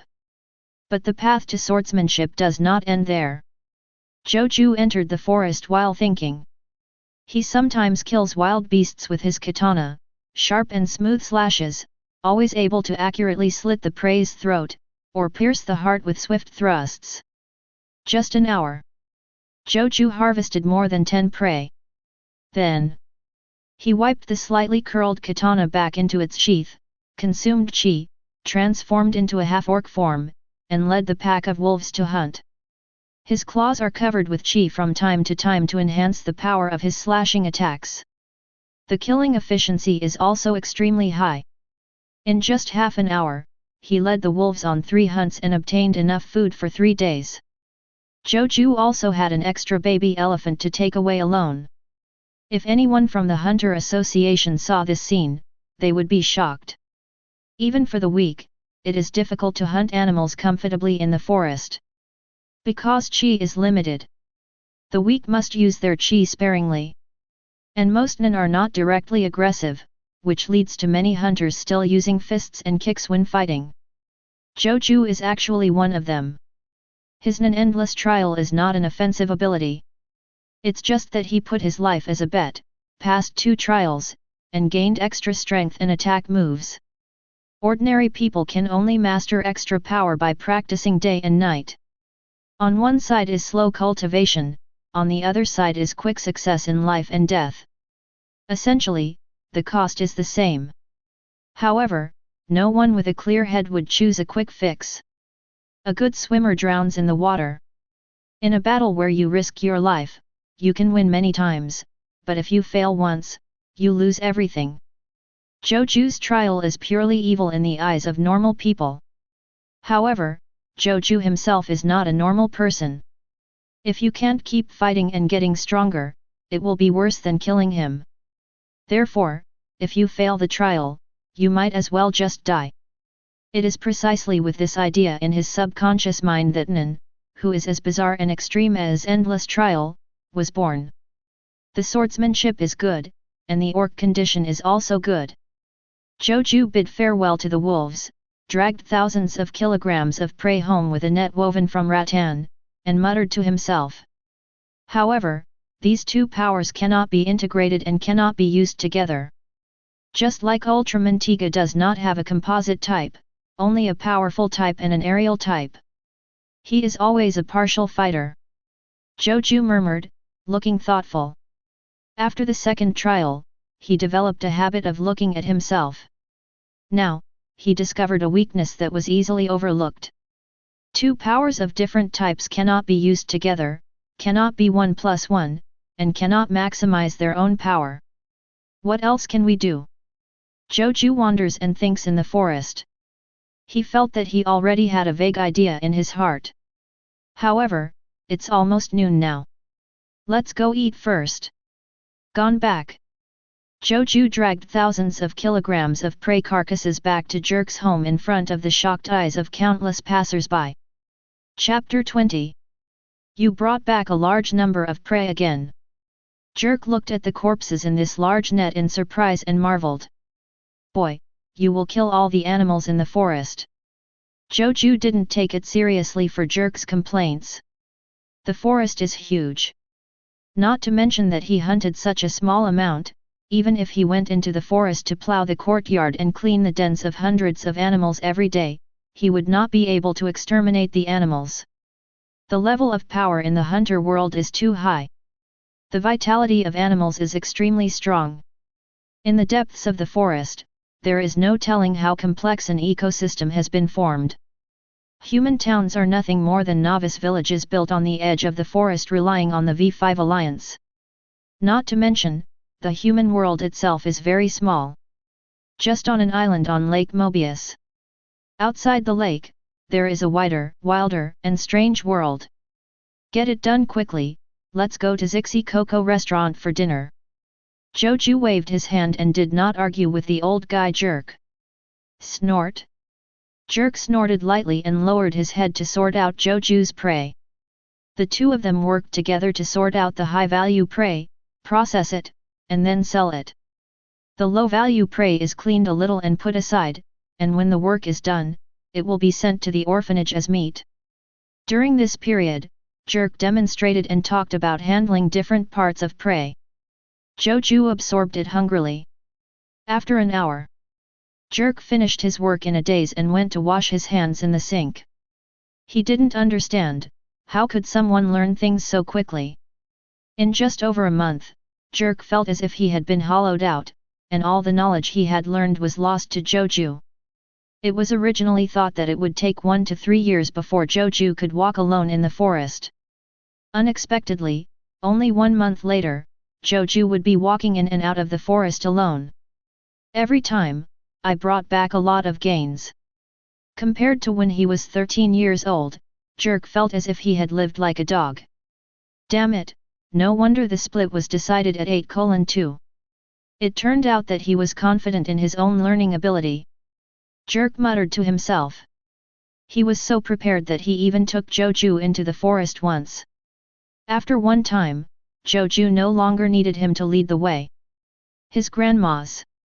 The 28% split was only used once. What a big loss! What a big loss! Jerk frowned and murmured heartbrokenly. The other side. Zhou Jue sent the remaining, low-value prey to orphanages as meat and kept most of the money from selling high-value prey. As of today, he has given the orphanage 5 million kini in cash. While Innate was happy, he also sighed in his heart. He knew that the time for Zhou Jue to leave was not far away. At noon, Zhou Jue and Jerk, who had put themselves in good spirits, arrived at Coco Xi Western Restaurant on time. Welcome both of you. The housekeeper was waiting at the door. When he saw Zhou Jue and Jerk, he immediately smiled. The venue has been reserved for today by my master. You two can just go in directly. The butler said and opened the door for them. Zhou Jue and Jerk walked in immediately. In the restaurant, a luxurious decoration. The tables and chairs are exquisite, the floor is as clear as a wash, jewelry like chandeliers hang from the ceiling, and the surrounding floor-to-ceiling windows are hung with elegant curtains. In the center of the restaurant, there is also a small stage with a piano. And around, the young waiters smiled and folded their hands in front of them, respectfully greeting Zhou Jue and Jerk who walked in. Hiss! Jerk started to gasp as soon as he entered the restaurant. He has never seen such a luxurious place in his life.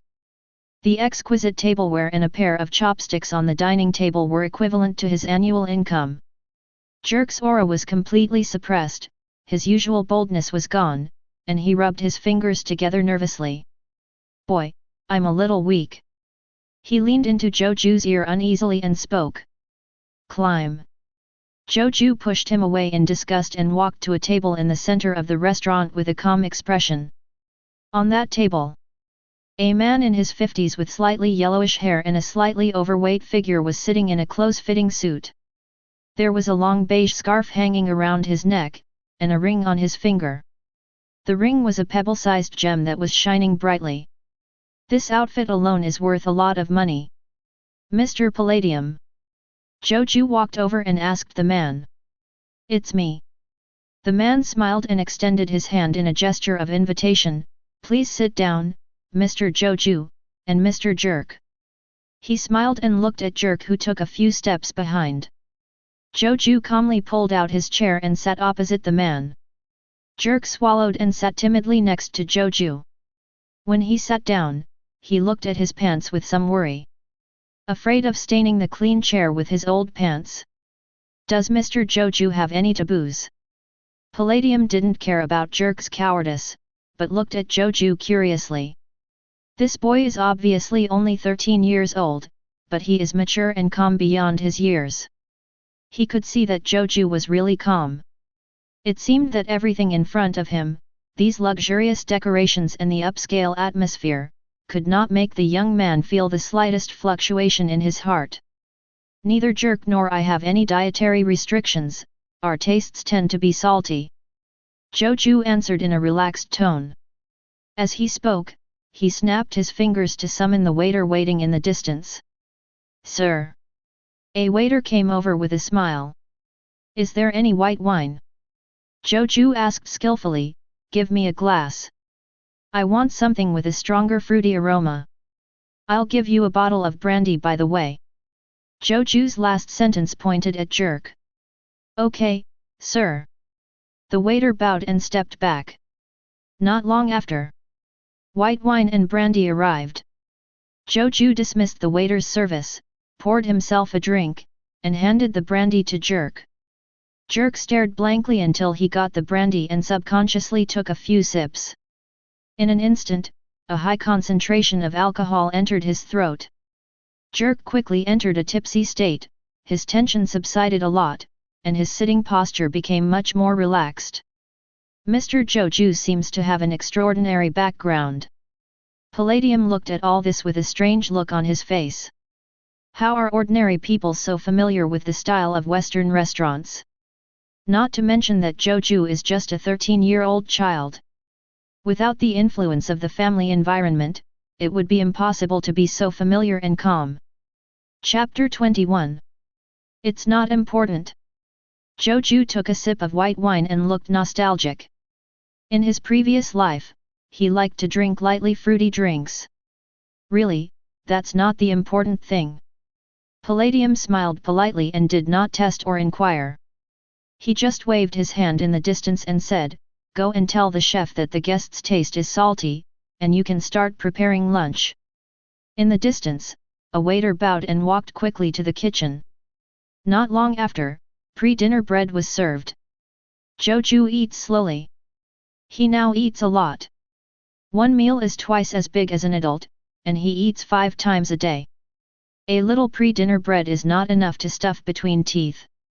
Jerk followed suit and stumblingly ate the bread. Mr. Zhou Jue should have guessed my purpose of coming. Palladium smiled, and his tone was still respectful even when facing a young man several times younger than himself. Hunt some kind of prey. Zhou Jue nodded, this is what I'm best at. Yes, a deer, named Yu's deer. Palladium said. The deer of dark color? Next to him, Jerk was stunned and asked doubtfully, isn't that a legend? It's a legend, but it's also true. Palladium's expression became serious and he said, when I was young, I once saw that deer from a distance in the mountains. That beautiful posture is still vivid in my mind. Jerk couldn't help but be stunned. Have you actually seen a creature that only appears in legends?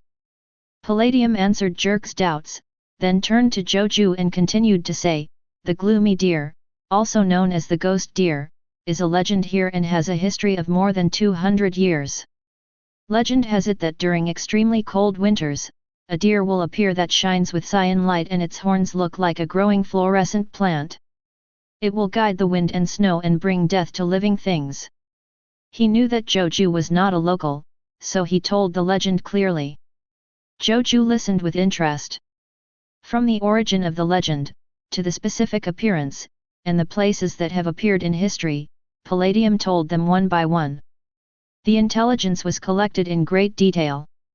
During this period, the main dishes were served one after another, and Zhou Jue listened while eating. He probably knew it. This should be a unique and dangerous creature in the hunter world. Although I don't know if I have mastery Nian, I definitely have special power. There are records of the gloomy deer appearing several times in history and taking away the lives of all the villagers in nearby villages, but the most recent one was 70 years ago, and most of the people who knew about it have died. Palladium hired Zhou Jue to hunt the silk deer and get him the beautiful antlers like fluorescent plants on his head.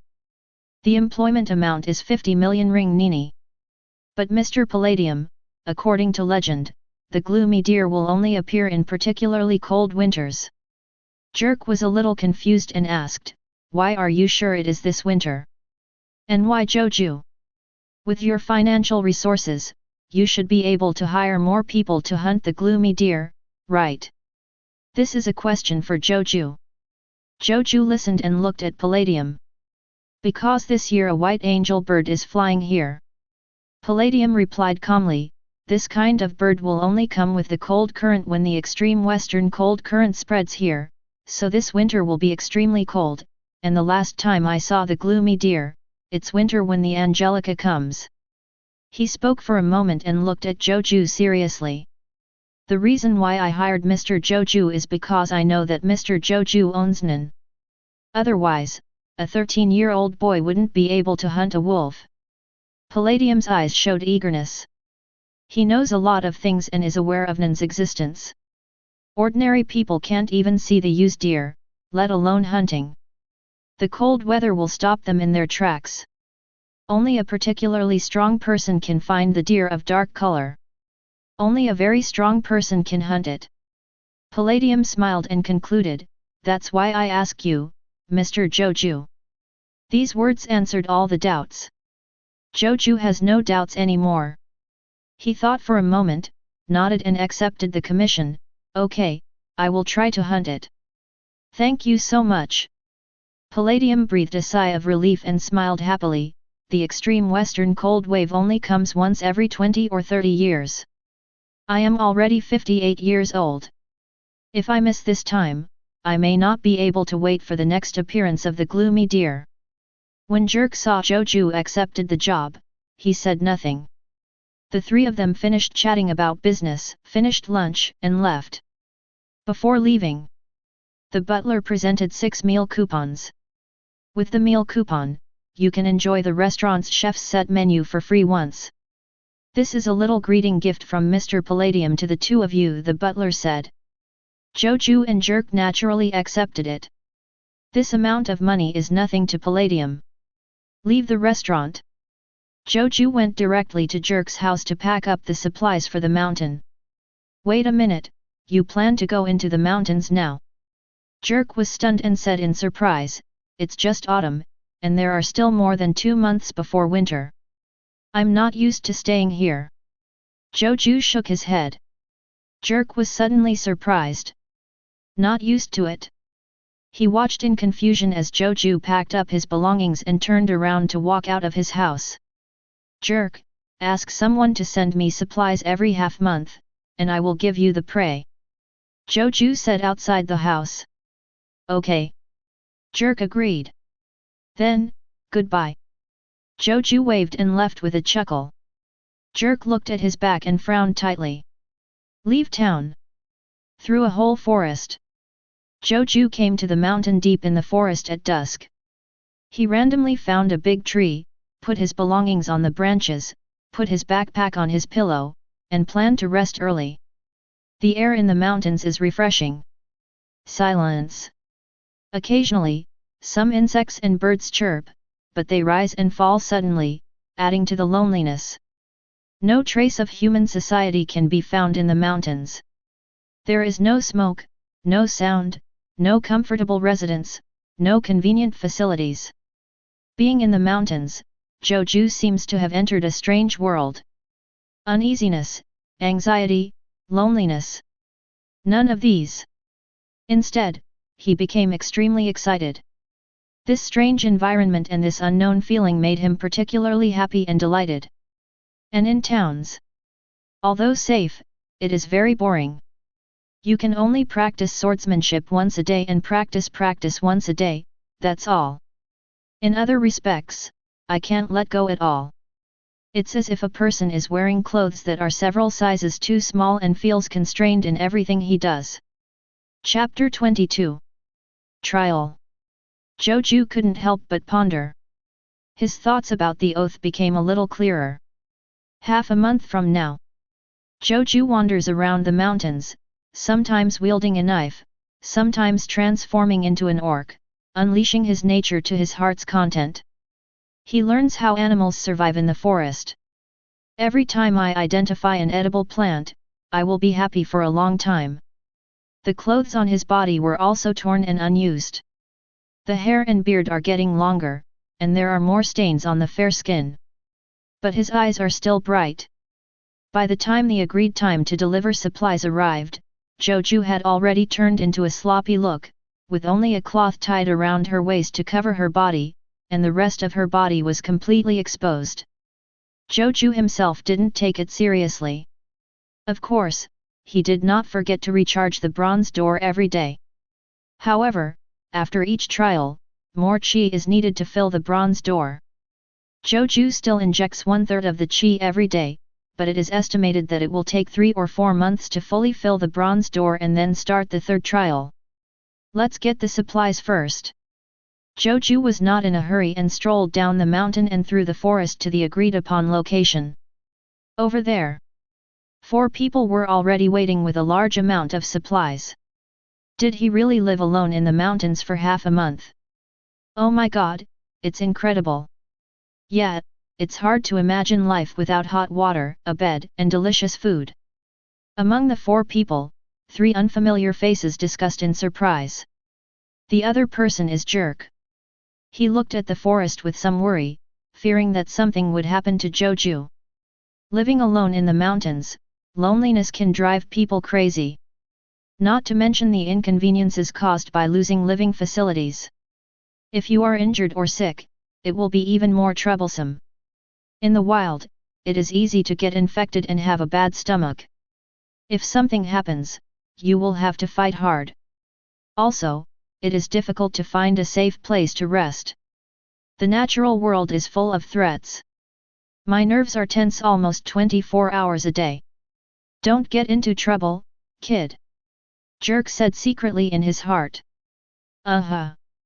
Suddenly, a figure quickly ran through the branches and leaves and ran out of the forest. Who? Jerk and the other 3 were shocked.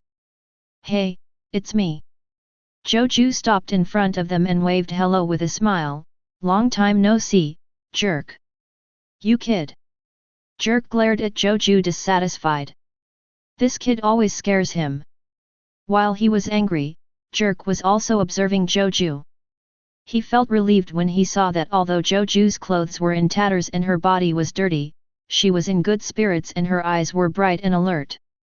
Moreover, no wounds were seen, and the muscles of the body were not shriveled up.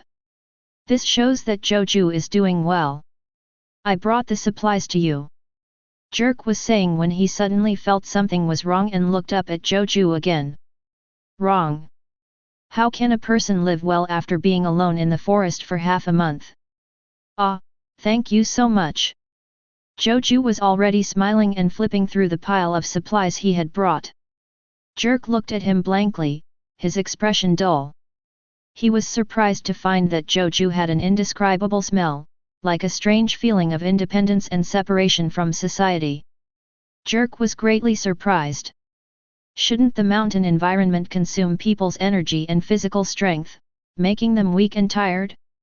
Why is this kid getting more powerful? Could it be that the mountains are your whetstone? Jerk couldn't help but think this way. This way. Zhou Jue has dug out all the supplies. New katana swords, shovels, daggers, spices, soaps, as well as health kits and a variety of common medicines. However, he was unhurt and had no need for medicine or medical kits. From now on, I will bring you these things every half month. Jerk said, pointing to the 3 teenagers standing a little stiffly next to him. My legs and feet are not good. From now on, these 3 children will deliver supplies to you. They are the children of my old friends and they also want to be hunters. Hello. Zhou Jue gave the 3 of them a friendly smile. That time when he became the alpha wolf, his and Jerk's reputations were completely established. Many people want to send their children to Jerk to learn to be hunters. These 3 should be the apprentices chosen by Jerk. Come and walk with me. Seeing Zhou Jue finish reading the supplies, Jerk stood up and walked aside. Zhou Jue followed. The 2 walked side by side. The 3 apprentices stayed where they were and did not follow. Onlay misses you. Jerk said. I know. Zhou Jue nodded. He knew it without thinking, but I will always leave. So you don't want to see Onlay and the others? Jerk asked with a frown. Many young people always leave early or quietly because they don't want to see the sadness of separation. As everyone knows, not being able to say goodbye properly is the most hurtful thing. No, it has nothing to do with this. Zhou Jue shook his head, looked down at one of his palms, and muttered, I do it for practice. In life in the mountains, peace is short-lived. Most of the time, you have to tighten your nerves and be careful of all kinds of poisonous snakes, there are poisonous insects, forked roads, sharp rocks, and you have to be prepared for wild beast attacks when you sleep at night. This kind of tight life can easily make people physically and mentally exhausted. It stands to reason that humans are accustomed to a peaceful environment and should not be able to adapt to survival in the wild. But I take it as normal, as if this is normal life. It's so strange. Zhou Jue frowned as he spoke. Hearing this, Jerk couldn't help but frown. Is your boy a born masochist? How could someone not like a peaceful life, but prefer the dangerous wilderness? Boy, you. Jerk didn't know how to speak. He was worried that Zhou Jue had some mental illness. Don't worry. Zhou Jue waved his hand and smiled in a relaxed tone. This is part of my practice. It will be fine when I figure out why. Okay. Jerk was silent for a moment and changed the topic. He told Zhou Jue about the situation in the orphanage in the past half-month. The two chatted for half an hour. Zhou Jue threw the 2 muddy herbs in his pants to Jerk and left with the supplies. Hiss, zebra, mantolo leaves, are there such good things in the mountains? Jerk looked at the 2 herbs in surprise. This can sell for at least 300,000 ring nuns. Chapter 23. Autumn passes and winter comes. The temperature dropped and the weather became gloomy. From the far west, a cold current blew, bringing heavy snow and cold wind. The mountains are covered with snow. Zhou Jue stepped on the snow with 1 foot deep and 1 foot shallow. When he breathed, a faint white mist came out of his mouth and nose. As soon as the white mist left the body, it froze into ice flowers and fell to the ground. The cold current from the extreme west is coming, and the Angelica bird has also appeared. Holding a knife and wearing thick clothing, Zhou Jue followed the traces of the deer. Where's the gloomy deer? It is said that when the ewes deer appears, it will attract the deer herd to follow and follow.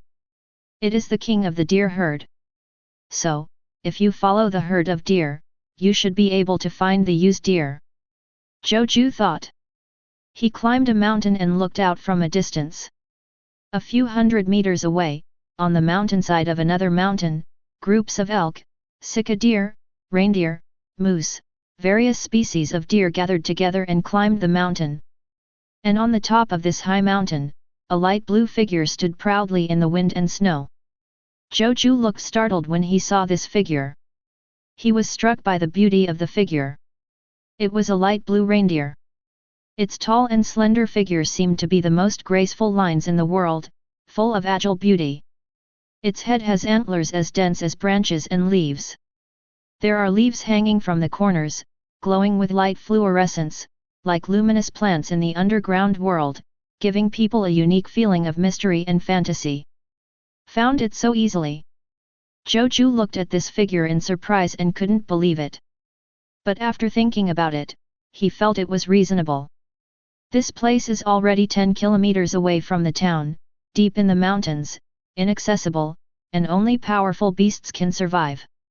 Coupled with the heavy snow and cold winter, roads were closed, and the temperature dropped to more than 20 degrees below zero.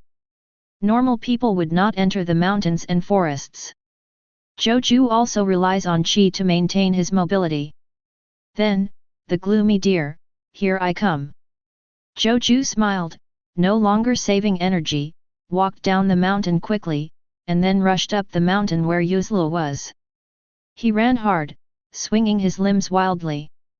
Through exercise, the body is completely warmed up. Yo-yo. On the top of the mountain, there seemed to be a hollow and distant sound of deer roaring. Zhou Jue looked up from time to time, and he was surprised to find that Yuzlu had clearly noticed him, but did not run away, but was waiting for his arrival on the top of the mountain. So confident. Zhou Jue was a little confused, and he ran up the mountain where Yuzlu was. Along the way, we passed countless common deer slowly climbing up the mountain. When he reached the top of the mountain and was within 200 meters of Yuzlu, Zhou Jue's footsteps suddenly stopped.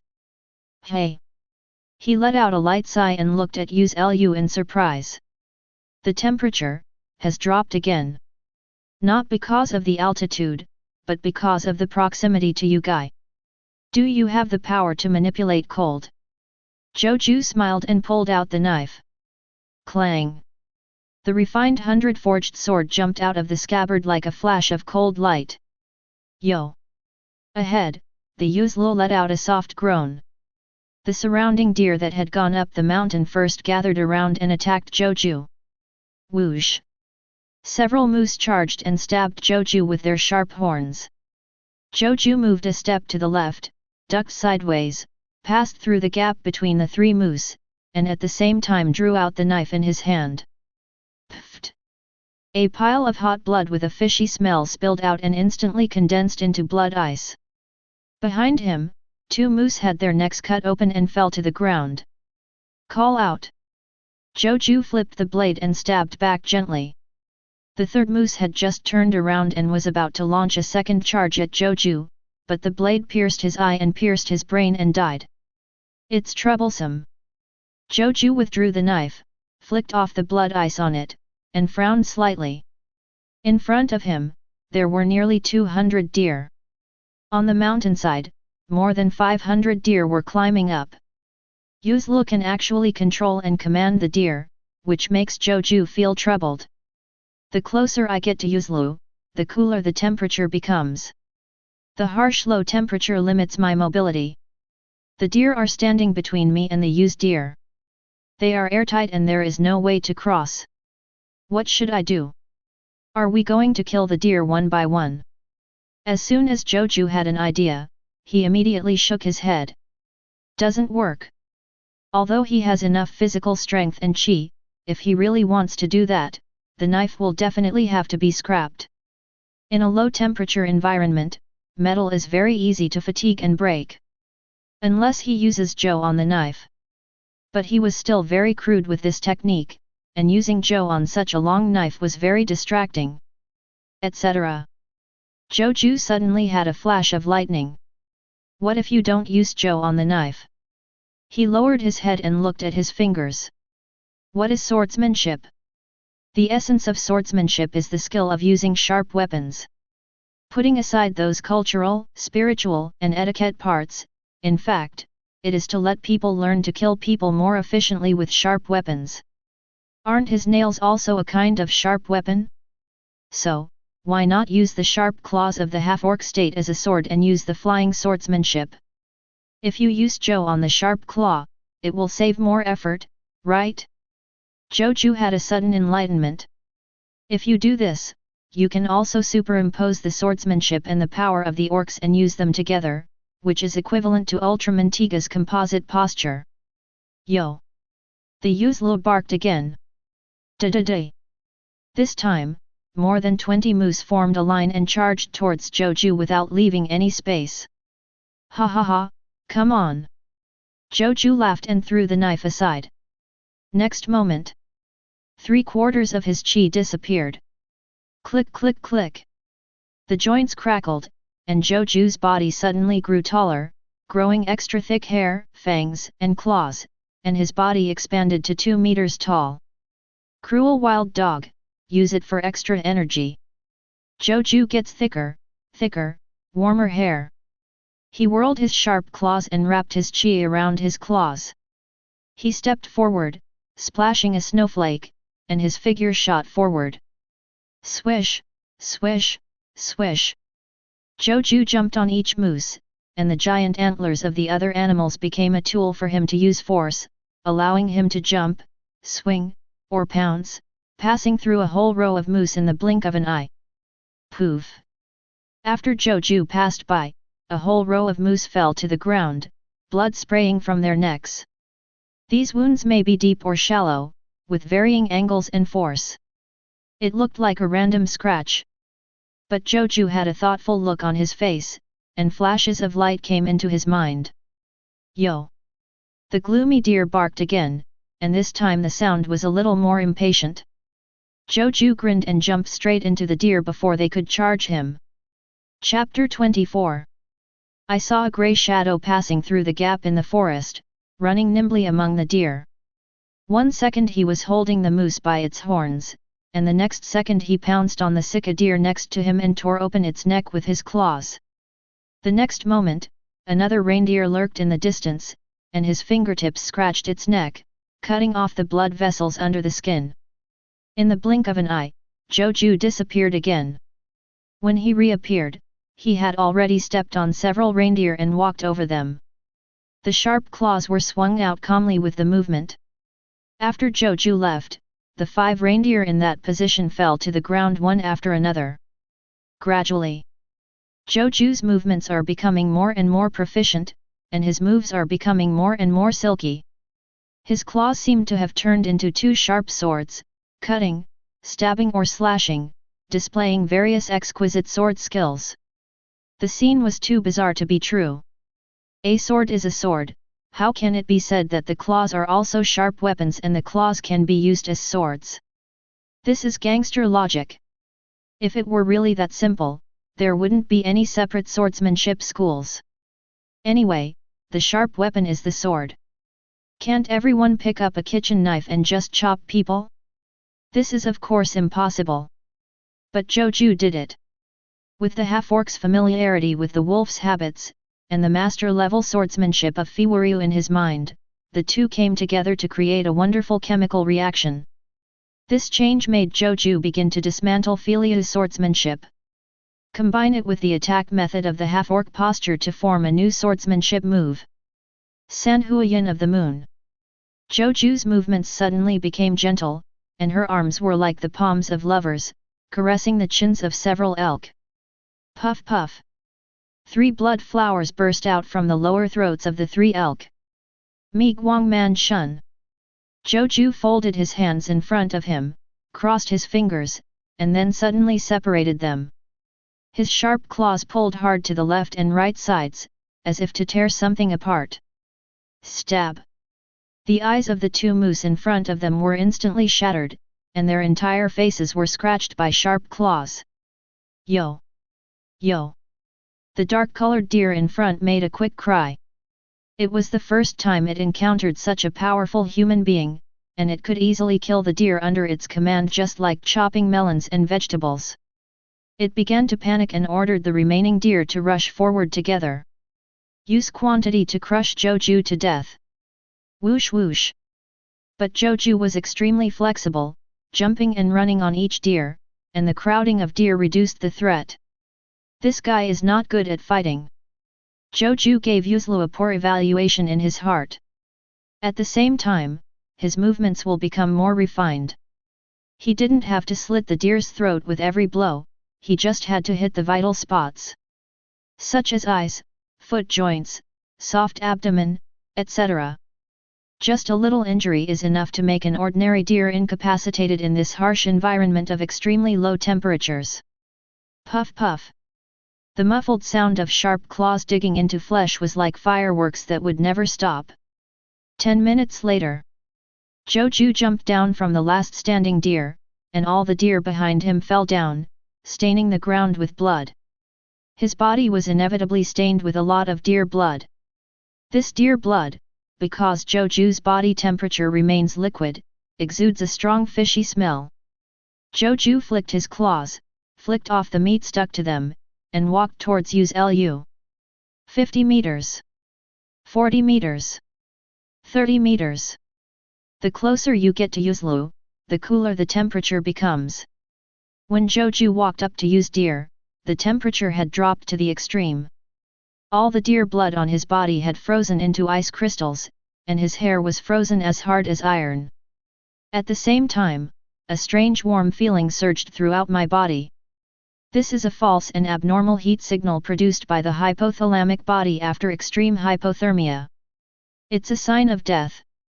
But Zhou Jue has thick hair and a lot of qi. Despite the double defense, he was still so cold that his central nervous system went insane. If it were an ordinary person, he would probably freeze to death long ago.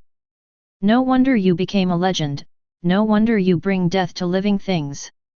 Zhou Jue's eyes flashed with realization, and as he spoke, cold air flowed into his mouth, causing rapid frostbite to his mouth and throat. He didn't care. Frostbite is not a big problem. Yo! Yo! Yuzlu's eyes were filled with fear and he shouted angrily at Zhou Jue. Poof! Zhou Jue's arm suddenly popped out, as fast as a spring, and the sharp claws instantly penetrated the abdomen of the Yuzlu, tearing out its heart. Yo! Yu's Lu suddenly froze and fell down weakly. Drop, drop, drop. Drops of light cyan, fluorescent, strange blood dripped on the snow. Where the blood fell, the snowflakes instantly solidified, condensing from a loose structure into an extremely hard ice crystal. Is there power in the blood? Zhou Jue looked at it in surprise, tore out the heart and put it in his hand to examine. This is a strange indigo-colored heart. Even if its blood vessels are torn off, it is still squirming gently and possesses amazing vitality. The shape of the heart is very strange, very straight. When you put it in your hand, it looks like a strange ore that emits indigo light, completely transparent. The ore squirms slightly, as if it is alive, breathing gently. Looking at this heart, Zhou Jue suddenly felt a strong desire. His throat moved and saliva secreted profusely. The heart in his hand was like some rare delicacy, giving him a strong desire to devour it, as if every cell in his body was sending a signal of desire. In times like this, it's just right to follow your instincts. Zhou Jue muttered to himself, raised his hand, and put his heart into his mouth. Click! The texture is very crispy, like eating crispy bread on the outside, but the inside is tender and meaty, full of sweet gravy. The gravy mixed with saliva creates an indescribable deliciousness. Gilu! Zhou Jue chewed it a few times and swallowed it eagerly. Suddenly, a cool feeling appeared in the stomach, and then quickly spread throughout the body. Zhou Jue suddenly felt that the temperature around him dropped a lot. No, that's not right. The temperature hasn't changed, it's my body temperature that has dropped. Zhou Jue leaned down and grabbed a handful of snow. Normally, holding a snowflake in your hand should feel bitingly cold. But Zhou Jue only felt slightly cold. He experimented many times, such as touching ice crystals, taking a deep breath of cold air, or standing still. After many attempts, Zhou Jue finally confirmed. My resistance to cold has improved. Chapter 25. Zhou Jue looked at the Yuzlu on the ground in surprise. Does the heart of this strange creature actually have such an effect? As expected of the hunter world. Zhou Jue couldn't help but admire. It's just a remote town, and an ordinary folklore. Behind it is a dark-colored deer that can increase people's resistance to cold. Then there must be more rare creatures in the wider world outside. Ah, I suddenly have strong expectations for the future journey. Zhou Jue smiled. He lowered his head and grabbed a handful of snow to seal the wound of Yuzlu. Then put it on your shoulders and turn around to go down the mountain. On the mountainside. The herd of deer stared at Zhou Jue with humanized fear in their eyes, and none of them dared to go up. I can only watch Zhou Jue leave. With the death of Yuzlu, the surrounding affected temperature gradually recovered, from -50 to 60 degrees to the normal -20 degrees. Heavy snow in late winter. The streets of Shanxhang City were silent. Everyone stayed in the warm house and warmed themselves by the fire. The same is true for the wealthy businessman Palladium. He was sitting by the fireplace in his magnificent home, smelling the faint fragrance of the roasted pine wood, but his thoughts drifted outside the town. Can I hunt it, the deer of dark color? Palladium looked worried. Under the influence of the extreme western cold current, this winter is extremely cold, and people freeze to death every day in the city. The environment in the mountains has become even colder. In the snow-covered mountains, he couldn't even warm himself up by the fire, so he had to rely on his body to resist the low temperature. Although Mr. Zhou Jue is a strong person, he can't resist the harsh low temperature, right? Palladium said to himself worriedly. He tried to hire people to go into the mountains and help Zhou Jue hunt the used deer. But no one wants to go. Going into the mountains in the middle of winter is a complete dead end. Even the most fearless man among the gangs refused the Palladium's commission. They are not afraid of death, but they are not actively seeking death. Well, Palladium sighed and was thinking about whether to spend a lot of money to hire people to open a passage into the mountain and build shelters along the way. Sudden. His butler came over happily and reported, "Mr. Palladium, Mr. Zhou Jue is back. He's back with the gloomy deer." Palladium was stunned at first, then ecstatic. He threw away the things in his hands, took off his shoes, and ran to the hall outside impatiently. Tap, tap. A young man covered in wind and snow walked into the hall carrying a deer with a light blue light all over his body. "This is the gloomy deer that Mr. Palladium wants. He really did it. This is a strange creature that lives in the cold currents of the mountains. How did he withstand sub-zero temperatures?" The servants and guards of the Palladium family were shocked. They have served the Palladium for many years and know very well the information about the gloomy deer, which is a creature that can only operate in extremely cold environments with extremely low temperatures. In the winter of normal years, the temperature is horribly low. This year is the winter under the cold current in the extreme west, and the temperature is even more hopelessly low. Even a well-equipped and experienced team would have difficulty passing through the forest. It is even said that it goes deep into the mountains behind the forest. "Mr. Palladium, this should be what you want, right?" Zhou Jue didn't care about the eyes of others, threw Yu's lo to the ground, and asked Palladium with a smile. Palladium took a deep breath and held it. He stepped forward quickly, his eyes widened, and he carefully observed this strange reindeer that was still glowing with blue even after death. Its hair is smooth and its body is graceful. The horns on the head are covered with strands of branches, like a pair of dense plants. "That's right. That's it," Mr. Palladium said in surprise. This was exactly the dark-colored deer he had dreamed of. "Then, the commission is completed," Zhou Jue said with a smile. "Of course." Mr. Palladium tried his best to move his eyes away and looked at Zhou Jue, his face flushed with excitement and said, "The 50 million kainai will be paid immediately." "No, I'll give you 100 million renunciation. You brought me a complete body, and the wound was made on the abdomen that does not affect the appearance. 50 million is just the price of antlers, a complete body is worth more money." Palladium was overjoyed and immediately asked the butler to prepare cash. 100 million nuns is not a small amount. But for Palladium, if you can get what you want, 100 million nihud is more than worth it. Also, prepare hot water, food, and a room for Mr. Zhou Jue.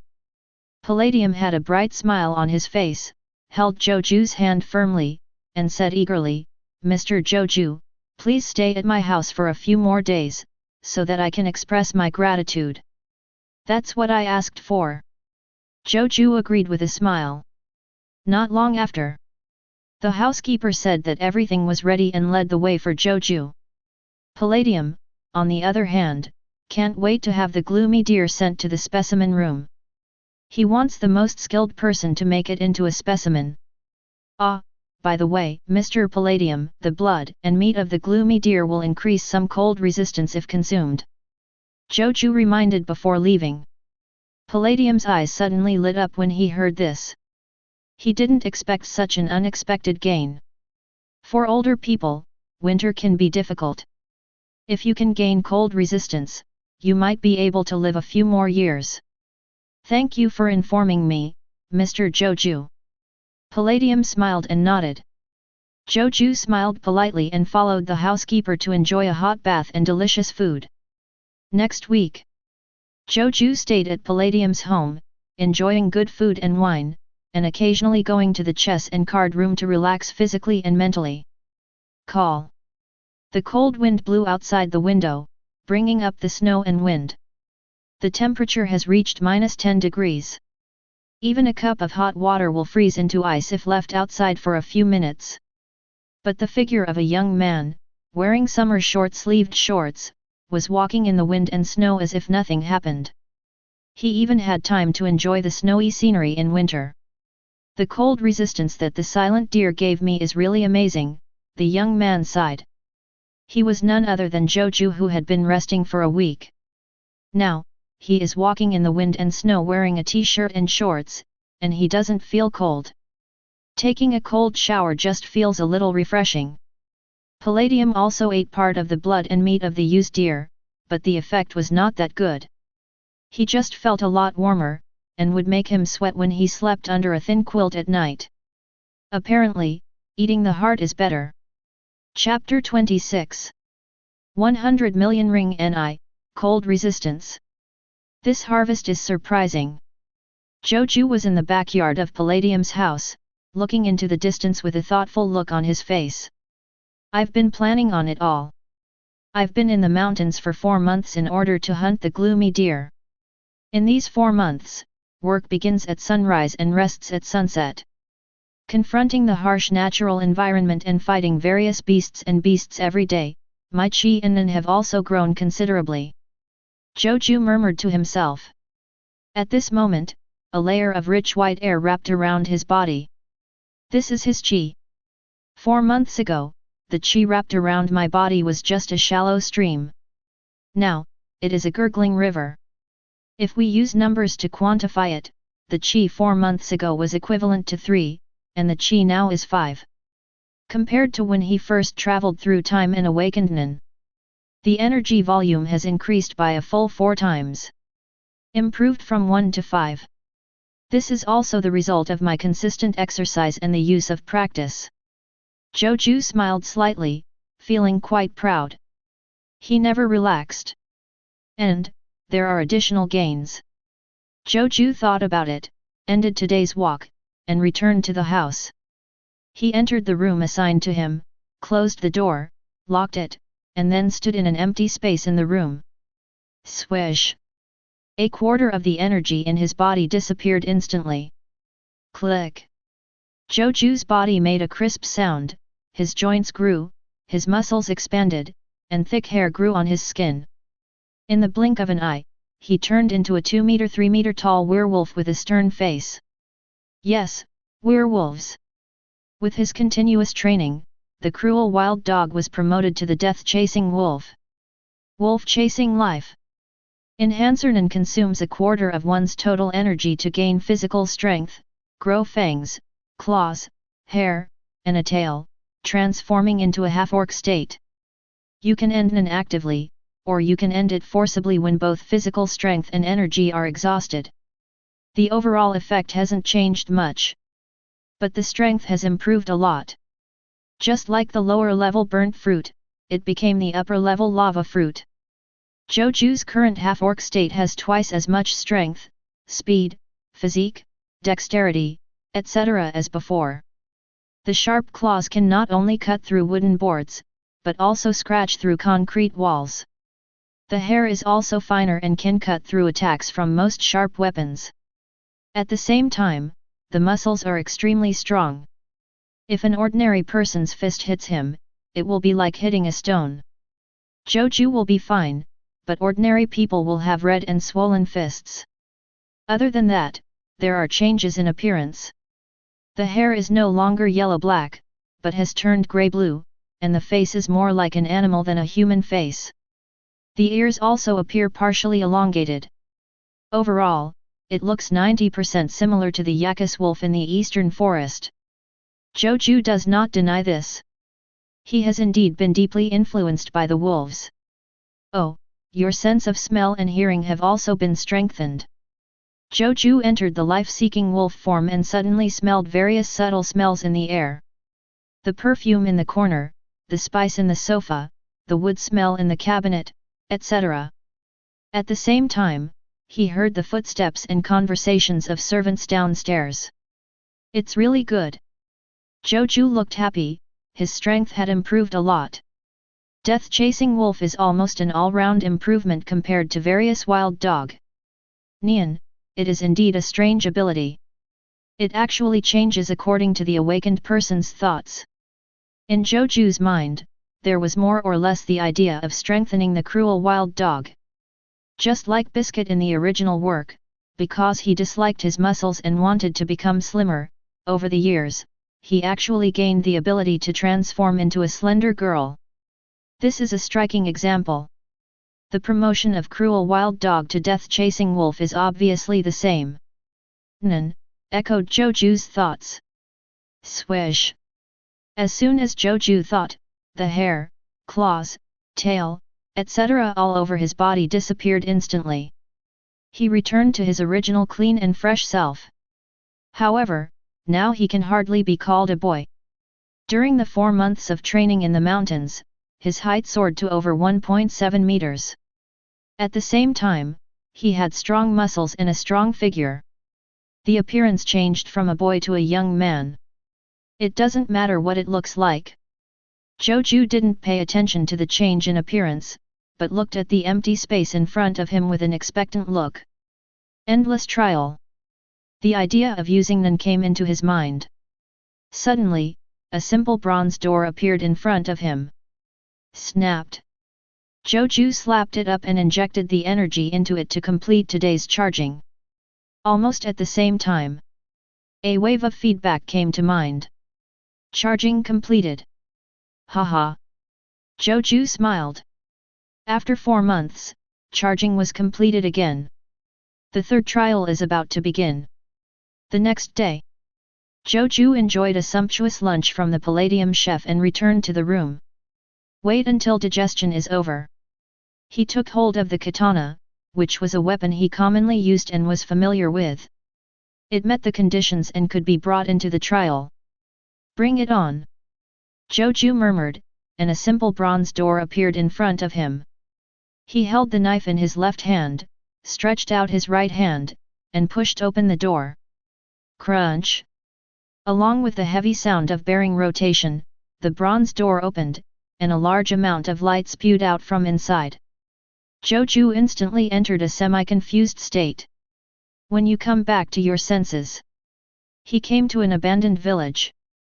Dilapidated houses, moss-covered stone steps, walls with many cracks. On the surface, this village has been abandoned for many years.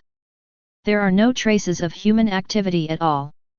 Also at this time, Zhou Jue's eyebrows suddenly bulged, and she felt a pins and needles sensation. Without thinking, he drew his sword and swung it in a certain direction based on his intuition. Almost at the same time, a bullet was fired from behind the old house on the side. Boom! Zhou Jue's slash collided with the bullet. Dazzling sparks burst out. The blade was directly interrupted, and the jaws of Zhou Jue's hands were torn instantly, but the bullet also deviated from the trajectory and landed on the house on one side. The shooter screamed in surprise and seemed to be stunned by the sight of the knife-splitting bullets. This is almost impossible to do.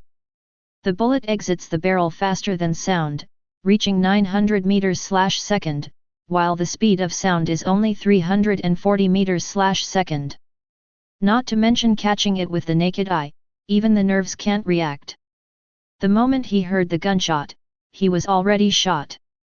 Bang bang bang. The gunfire continued, 3 shots in a row. Zhou Jue retreated quickly, and his body suddenly and erratically turned several times, causing the bullet to hit the empty space. Chapter 27. Call out. While dodging, Zhou Jue threw the broken blade backhand. The shooter saw a flash of cold light, and in the blink of an eye, a sharp broken knife flew in front of his eyes. His expression changed slightly and he immediately lowered his body. Aha! The broken knife was stuck in the wall behind him, the blade completely submerged, leaving only the handle outside. The man looked at the handle of the knife fearfully. What a strength! He is a terrifying guy. His strength, speed, reflexes, intuition, experience, etc. are all mature and mature. He must have experienced a lot of battles. The superiors actually sent me such a list. Is this a warning to me? The sought-after whisper was not heard by Zhou Jue. At this time, Zhou Jue hid behind a dilapidated thatched hut, looking thoughtful and quickly frowning. I see. He murmured to himself, understanding in his eyes. This trial focuses on my shortcomings. I lack long-range attacks. Ha! Zhou Jue couldn't help but laugh, and couldn't help but feel happy. He noticed changes in himself. Since the first trial, I have been able to see myself more and more clearly, and it has become easier and easier to discover my weaknesses. It feels great. See yourself clearly and then surpass yourself. I really love this Nen. Zhou Jue grinned. He took a deep breath and ran to the other side of the thatched house. During the movement, a quarter of the energy in his body suddenly disappeared. Death-chasing wolf. A 2-meter 3-meter tall werewolf with strong muscles, thick hair, and sharp teeth and claws jumped out from behind the thatched house. The werewolf moves extremely fast, running like a swift shadow. Swish, swish, swish. After a few ups and downs, we arrived outside the house where the gunman was. Whoosh! Zhou Jue grabbed a brick and threw it into the house. The dilapidated wall was instantly smashed, and the fragments flew all over the floor. What? The gunman inside the house was shocked, hurriedly avoiding the rubble, rolled on the spot, knocked open the ajar wooden door next to him, and ran out of the house. Once out of the house, the gunman squatted down and raised his gun, aiming the gun at Zhou Jue immediately. Werewolf. The gunman was stunned when he was about to pull the trigger. What he saw was not the young man just now, but a strong werewolf. Nearant. The gunman's eyes flashed and he couldn't help but frown. Men and women are a bunch of troublesome guys. The weak ones are no different from ordinary people, but the powerful ones can single-handedly defeat an elite team of more than 10 people. The werewolf in front of me looks like a powerful one. Looking at this beastly state, he should be a type good at close combat, right? Zhang Xiao thought to himself as he looked at Zhou Jue. At the same time, Zhou Jue is also using Ning to see the shooter. I saw strands of life energy escaping from the top of his head, not being bound by entanglement. It can be seen that the shooter is not a pervert. Although he is not a nerve, he has a gun, and its lethality is not weaker than that of an ordinary nerve. Zhou Jue glanced at the popular gun with a calm expression. Among the 4 elements, Tangle can bind life energy around the body. The strength of Tangle is equivalent to the defense strength against Nen. At the same time, there will also be some physical defense capabilities. Just not much. On the one hand, because Qi is loose. On the other hand, the Nin's Qi does not have much. At most, it is wrapped around the body like a gauze, which does not provide much physical defense. Only by using the firm technique to solidify Qi can one have considerable defensive power. But the elderly generally don't use it this way. Faced with hot weapons, they often choose to dodge instead of consuming Qi to resist. My hardness is so-so, and the amount of Qi is not much, which is equivalent to wearing a rattan armor. Zhou Jue thought in his heart, but if you include the defense power of the werewolf state, the 2 items are superimposed. The overall defensive power is quite impressive. The above thoughts only happen in a few seconds. The 2 stared at each other, and they spontaneously formed fighting strategies in their hearts. I can't let him get close, I want to keep distance from him. Boom! The gunman opened fire without warning. The skill of aiming intentionally and shooting unintentionally is mastered thoroughly. If Zhou Jue hadn't been paying attention to him, he wouldn't have been able to react. As soon as the gunman started moving, Zhou Jue began to retreat. But it's too late. A soreness appeared in the lower right side of the abdomen. Zhou Jue touched it and saw blood flowing out. A bullet penetrated Qi and entered his abdomen. Bang bang bang! The gunman continued to shoot with extremely steady hands, aiming at Zhou Jue's abdomen, which is the largest area of his body. Swish, swish, swish. Zhou Jue kept dodging, and when he ran, he flickered like an afterimage. In a few seconds, he changed his position 7 times. But he was still hit by bullets. 3 blood flowers bloomed from the abdomen, right leg, and shoulder. The hotshot fired a total of 5 shots. Haha! The gunman chuckled, moved more calmly, and continued to shoot at Zhou Jue. Boom! Boom! Boom! Zhou Jue kept dodging, but could only dodge half of the bullets. Flowers of blood kept blooming on his body. The smile on the gunman's face became more and more obvious. Until... Ding ding! Several bullets fell out of Zhou Jue's body and landed on the ground, making a crisp sound. The gunman's expression froze instantly. Did you just find out now? Zhou Jue smiled and said lightly, it seems that you are not used to fighting with the weak. I have been misleading you from the beginning, asking you to shoot me. As he spoke, several more bullets squeezed out of his wounds and fell to the ground. It has the defense of Tangle, as well as the tough fur and strong muscles in the werewolf state. These bullets couldn't penetrate his body at all. Instead, it was stuck in the muscles. You never thought about getting close to me. The gunman suddenly understood and looked at Zhou Jue in disbelief.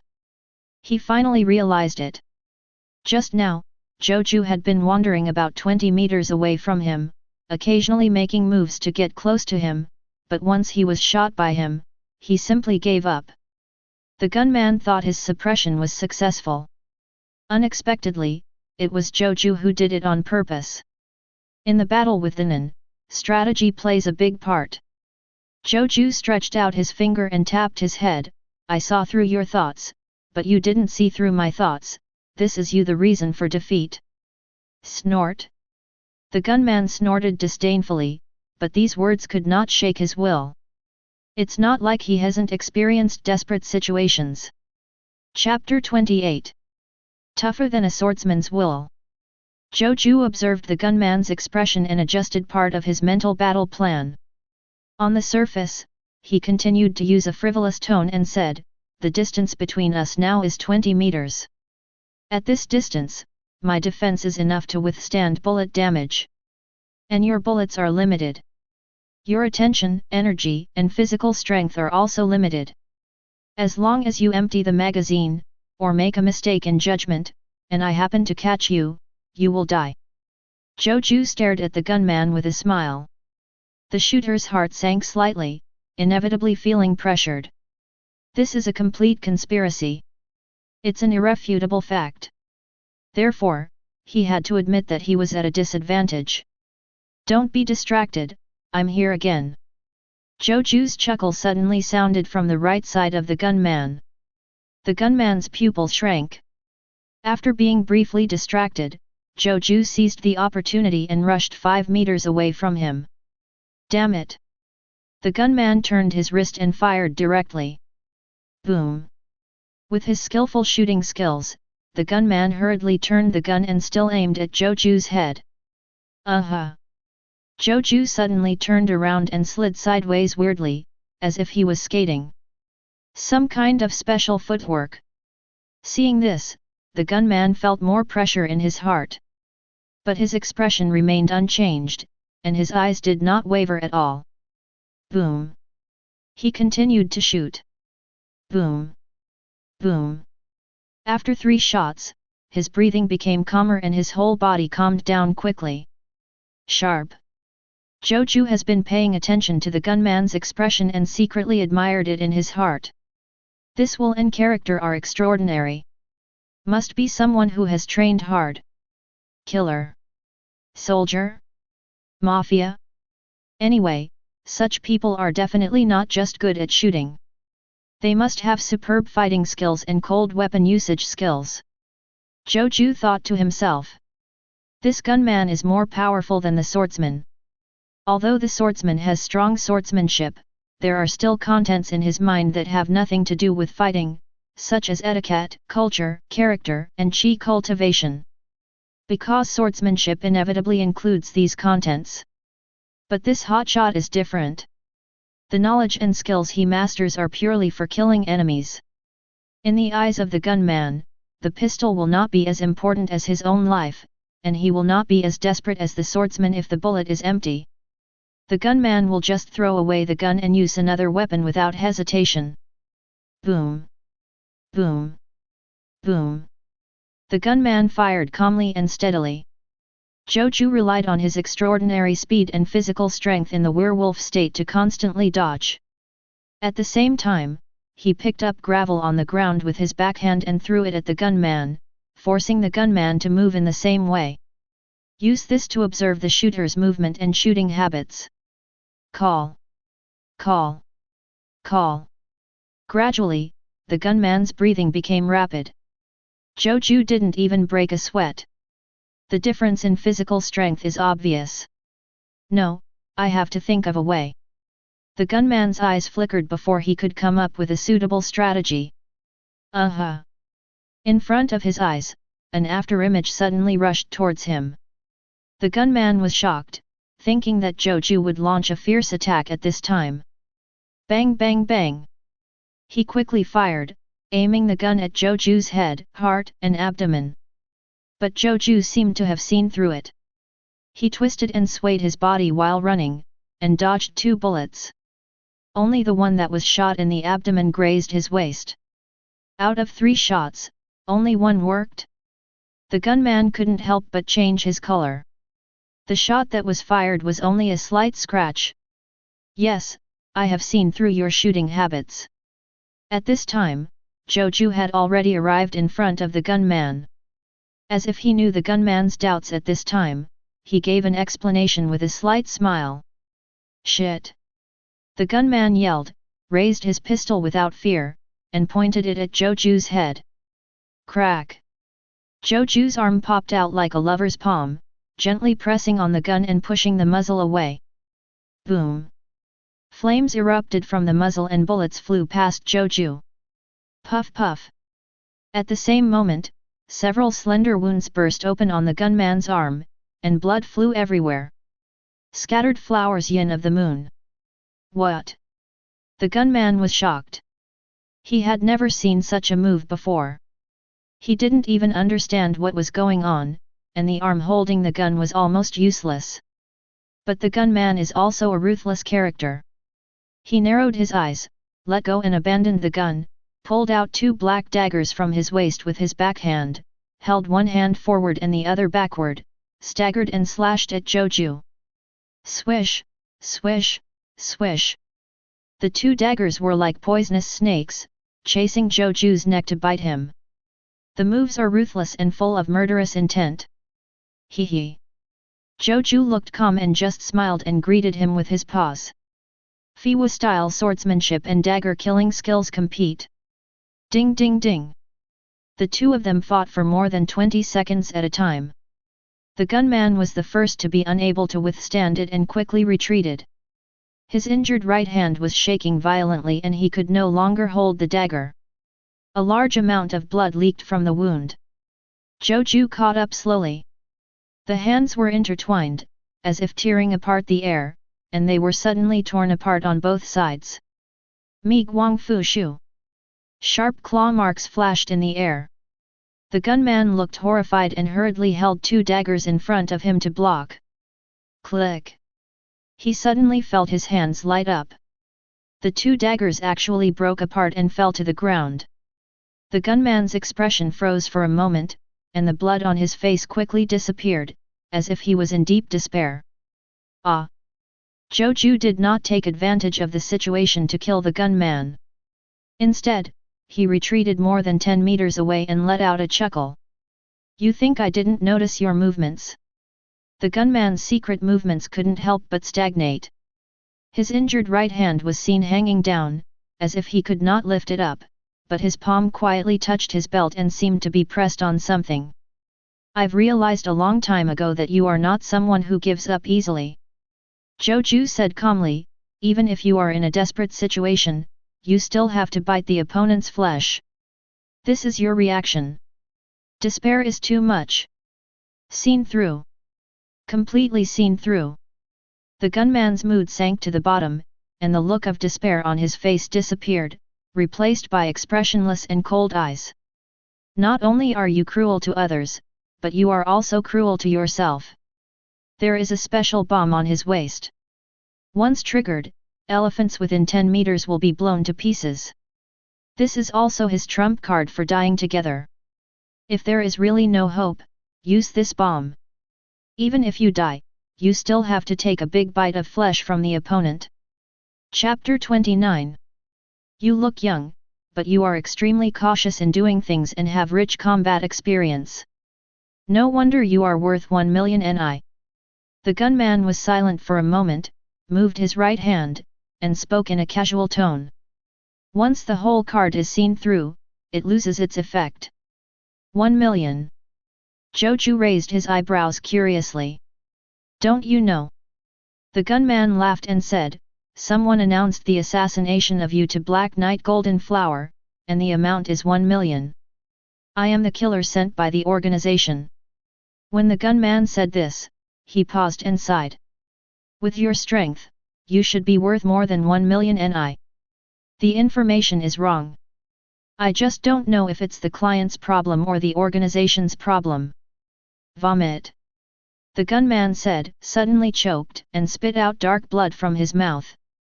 Zhou Jue was stunned for a moment and frowned. Have you taken poison? Haha, the killer didn't complete the task. There was only one way to die. The gunman looked unconcerned and just said, the client is an intermediary. His name is Cabrati, and he is a broker with a very good reputation. You may be able to pass Cabrati, find the person who wants to kill you. Why are you telling me this? Zhou Jue asked patiently. I hope you can bury my body after my death. The gunman begged. Good. Zhou Jue nodded and broke one of his claws with a flick. Call out. He raised his hand and threw out the broken claw. The next moment, the gunman's body shook violently, his eyes widened, and he saw a sharp claw piercing his chest, piercing his heart.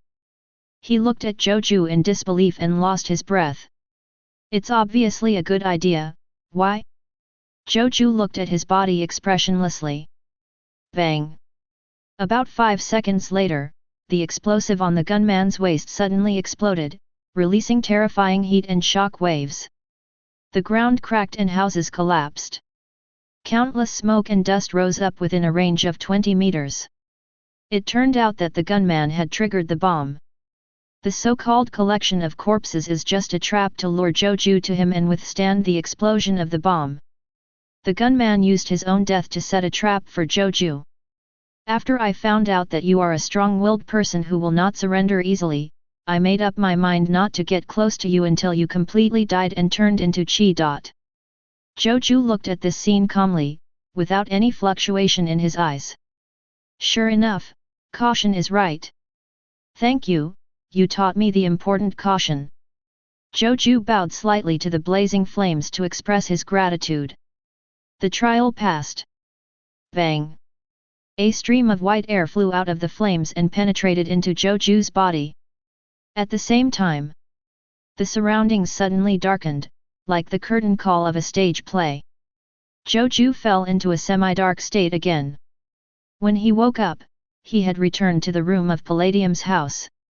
The surrounding light is bright, the air is filled with delicate fragrance, and the wind and snow are whistling outside the window, but the warm fireplace drives away the cold. Although, Zhou Jue is not afraid of the cold. Came back. Zhou Jue's expression was slightly disappointed. The intensity of this trial is very low. It can only be said to be a warm-up level. It was done without much effort. Compared with the previous 2 trials, it seemed too easy. However, if Zhou Jue had not practiced persistently during the 4 months of recharging, and had not refined his sword skills into the orc's claws, he would definitely have suffered a lot in the battle with the gunman. This is equivalent to Zhou Jue taking extra classes and mastering higher-level knowledge. In other words, his Nen hadn't kept up with his growth. It's time to use the oath. Zhou Jue nodded. Oaths and restrictions are necessary lessons for Nen. The effect of Nen is like a water pipe with water flowing out. The oath and restriction are the strength of pressing the water pipe. Gently pressing the water pipe will compress the space for the water to flow out, thereby increasing the water pressure, turning the slow water flow into a torrent and shooting out rapidly. The more you compress the space for water to come out, the stronger the water pressure will be and the faster the water will come out. Proper use of oaths and restrictions is a required course for every strong person. I already have the answers to my oaths and restrictions. But now, let's sort out the harvest first. Zhou Jue said, starting to sort out the unfamiliar knowledge in his mind. A lot of firearms knowledge emerged. Model, origin, price, advantages and disadvantages. Assembly, maintenance, inspection, modification, purchase. Burst fire, rapid fire, indoor shooting, outdoor shooting, mobile shooting, reloading. Trap layout, use of explosives, use of poison. There is also a complete set of killer training courses, including intelligence gathering, approaching in disguise, killing and leaving the scene, and even corpse disposal. It also includes knowledge on the use of some cold weapons, such as daggers, sabers, gun blades, etc. In addition, it also comes with experience and methods on how to use the internet to access the dark web and how to find the underground world in each city. The killer. Zhou Jue sighed in a low voice. From wild dogs, to swordsmen, to killers, the enemies in the trial are getting stronger every time. This time the killer's skills, experience, will, body, are all the pinnacle of ordinary people. As long as he knows the method, the killer himself can awaken Nin. So next time, he will probably be the enemy of the Ninner, right? Zhou Jue smiled, with a look of expectation flashing in his eyes. He has been looking forward to fighting the nervous for a long time. In addition to firearms and killer knowledge, my chi also increased by 0.5, reaching a level of 5.5. Well, the chi hasn't increased much this time. It should be that my strength has exceeded the scope of the trial, and the originally rich harvest seems to be very few. Zhou Jue couldn't help but nodded. This makes sense. The next day, Zhou Jue borrowed Palladium's computer, checked some things, and said goodbye. He first went to inform Dean Onlay of the news of the 100 million renunciation. Under the other party's firm refusal, he withdrew the 30 million renunciation. Another 70 million will be used to renovate dilapidated orphanages when spring comes. This amount of money is enough to support 10 orphanages for more than 30 years. Dean Onlay plans to build a junior school and recruit people to provide general education for children during the day and literacy teaching for adults at night. Children who leave in the future will be able to get a more respectable job because of their knowledge. For adult classes in the evening, some tuition fees can be charged to raise funds. This plan is very good. And with Palladium there, no outsiders will pay attention to the money. Zhou Jue can leave with peace of mind. Chapter 30. Jerk's house. Zhou Jue rummaged through the boxes and found the earth-moving tools that had eaten dust. These are all old things that Jerk hasn't used for a long time. Just right, let me use the waste. Zhou Jue flicked it with his fingers, listened to the crisp sound, and nodded with satisfaction. Not bad, it still works. I just don't understand, what are you doing with these things? Jerk looked at Zhou Jue to find these things with confusion on his face. I'm a little confused about some things. Zhou Jue replied. Such an answer naturally did not satisfy Jerk. No information at all. Complete nonsense. It's up to you. But Jerk didn't bother to ask and turned back to his warm room. It's an old thing that's not being used anyway. It doesn't matter if it's broken. Then I'm welcome. Zhou Jue smiled, picked up the shovel, went out and left. It's very windy and snowy outside. There was a thick layer of ice on the ground, there were very few pedestrians, and the shops were not open. In this cold weather, if you take just a few breaths, your mouth and nose will be frostbitten. No one wants to go out. Ta, tap, tap. Zhou Jue walked steadily in the cold wind. He only wore a short-sleeved shirt, a thin coat, and no hat or earmuffs. He was walking on the icy streets in this thin attire. The hypothermia didn't hurt him at all. The icy cold wind could only bring him a little chill. This is the benefit of cold resistance. More than an hour later, Zhou Jue left the city and came to a village 5 kilometers to the west that had been abandoned for decades. Swish swish. He knocked the snow off several old houses with his shovel and looked around them. It's like, so similar. Zhou Jue looked at one of the thatched cottages and then at the one in the distance with a look of surprise. It's exactly the same as the scene in the trial. This village was abandoned due to an attack by the gloomy deer. Zhou Jue was deeply impressed by the pictures provided by Palladium. And the scene in his third trial was actually this village. At the same time, before leaving Palladium's house, he borrowed a computer to enter the dark web and found the golden flower of the night and the broker Kalabati mentioned by the gunman. That was a killer organization that has disappeared. The scope of business once expanded to the entire country, almost dominating the assassination world. But a civil unrest broke out a decade ago and it collapsed. Kalabati also died. This is all information that I didn't know originally, but Minan knows. Why? Zhou Jue held the shovel and scanned the surrounding snow. After he identified a location, he started digging. There are three possibilities. First, Minan intercepted a certain period of time and space, made it into a copy, and let me conduct a trial. Second, Minan traveled directly through time and space and sent me to the past. Third, Minan intercepted the floating chi, read some information from it, and fabricated a copy. Zhou Jue said while digging hard. The snow was dug up, the ice was chipped, and the soil was turned over. He dug down to a depth of more than 2 meters. There's none. Zhou Jue looked at the empty pit and exhaled. His sword was brought into the third trial, broke during the trial, and was abandoned by him. After the trial, the knife he discarded was not brought back. So, will this knife appear in the real location of the trial scene? Zhou Jue was very curious at the time. This deliberately abandoned knife was a test of his own nen. There is no knife, but where is the gunman's body? Zhou Jue walked towards the place where the gunman died in his memory. He shoveled away the heavy snow, looked at it for a few times, and then shook his head. The gunman triggered a bomb, which destroyed surrounding houses and caused huge cracks in the ground.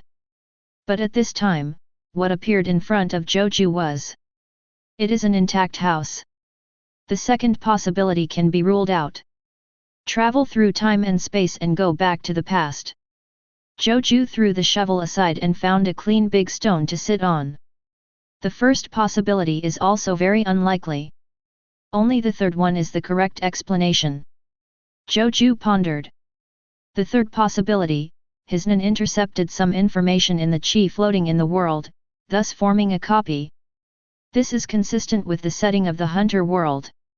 After a person dies, chi will not absolutely dissipate.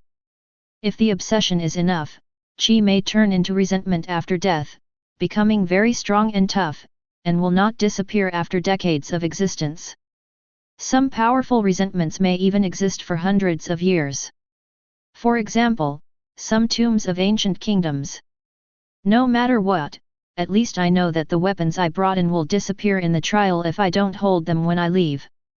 Zhou Jue exhaled, which temporarily solved the doubts in his heart. He grabbed a handful of snow, stuffed it into his mouth and drank it as water. Then, his expression became extremely serious. Now let's get to the point, my oath. Zhou Jue's thoughts were racing, recalling every bit of time after traveling through time. In the first trial, I overcame my inner fear, defeated the wild dog, and obtained the vicious wild dog. Hunt the alpha wolf and learn to use the power of the orcs from the wolves. After the second trial, he learned to examine himself and acquired the Fiwa-style swordsmanship. Hunting the gloomy deer, merging the swordsmanship with the orc state, creating a swordsmanship using claws, gaining cold resistance, and upgrading the cruel wild dog to the death-chasing wolf. After 3 trials, I made full use of what I had learned before, stayed cautious, and obtained a complete and detailed knowledge of the killer. Thinking back on this, Zhou Jue was surprised to find that the memory of the trial was what he remembered most clearly. Other things passed by in a flash, just like a fleeting glance. It is difficult to leave a mark in his heart. This is me. Zhou Jue sighed with a complicated expression, I am very happy to have grown and improved through the trial. This is the life I long for from the bottom of my heart. Even if there is no endless trial, I will take the initiative to embark on a journey to find strong people and fight with them. Endless trials is just a reflection of my inner thoughts. Thinking of this, Zhou Jue already understood what kind of oath he should make. His starting point is that endless trials cannot keep up with his progress. He wants more, stronger, and more challenging trials. So after a little analysis, it is not difficult to draw a conclusion. Endless trials is just part of his own trial. Even during the recharging period, Zhou Jue will not give up on training himself, and will actively look for prey and hone himself. Chapter 31. In other words, the trial has two parts. One part is his endless trial, the other part is this vast world. Pledge. Sadness flashed in Zhou Jue's eyes, as if there were all kinds of emotions, including nostalgia and reluctance. But in an instant, everything became firm. He took a deep breath and spoke like an oath, I abandon the peace and order of human society and embrace the cruel laws of nature. I gave up my stable residence, companions, intimate bonds, and group culture. I give up my natural rights as a human being in this society. I will be homeless, trudging alone, and never have peace. After saying these words, Zhou Jue felt that something was ripped away from his heart. That is a very precious thing, a beautiful thing such as love, warmth, and bond. But there was only determination in his eyes. In exchange, the place I set foot on is the place of trial. Zhou Jue swore to himself. His voice was very soft, but it felt as thick as a mountain. Every person and everything I encounter is part of a trial. Every second I live is either in a trial or on the way to a trial. Oath, stranger. Boom. After the words fell, Zhou Jue's heart was shocked. He felt an invisible restraint fall and wrap around him. This bondage bound his mind and emotions, so that the fire in his heart could only burn in his body and could never be expressed in his mouth. His soul can never touch others. Can't understand, can't be understood.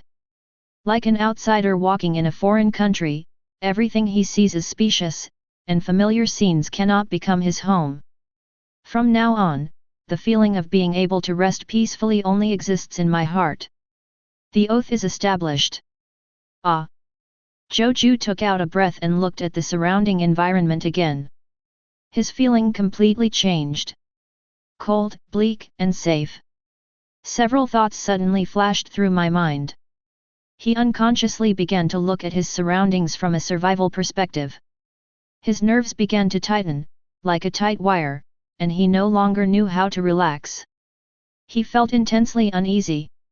Like a traveler who has lost his shelter, or like a person walking alone in the dangerous darkness.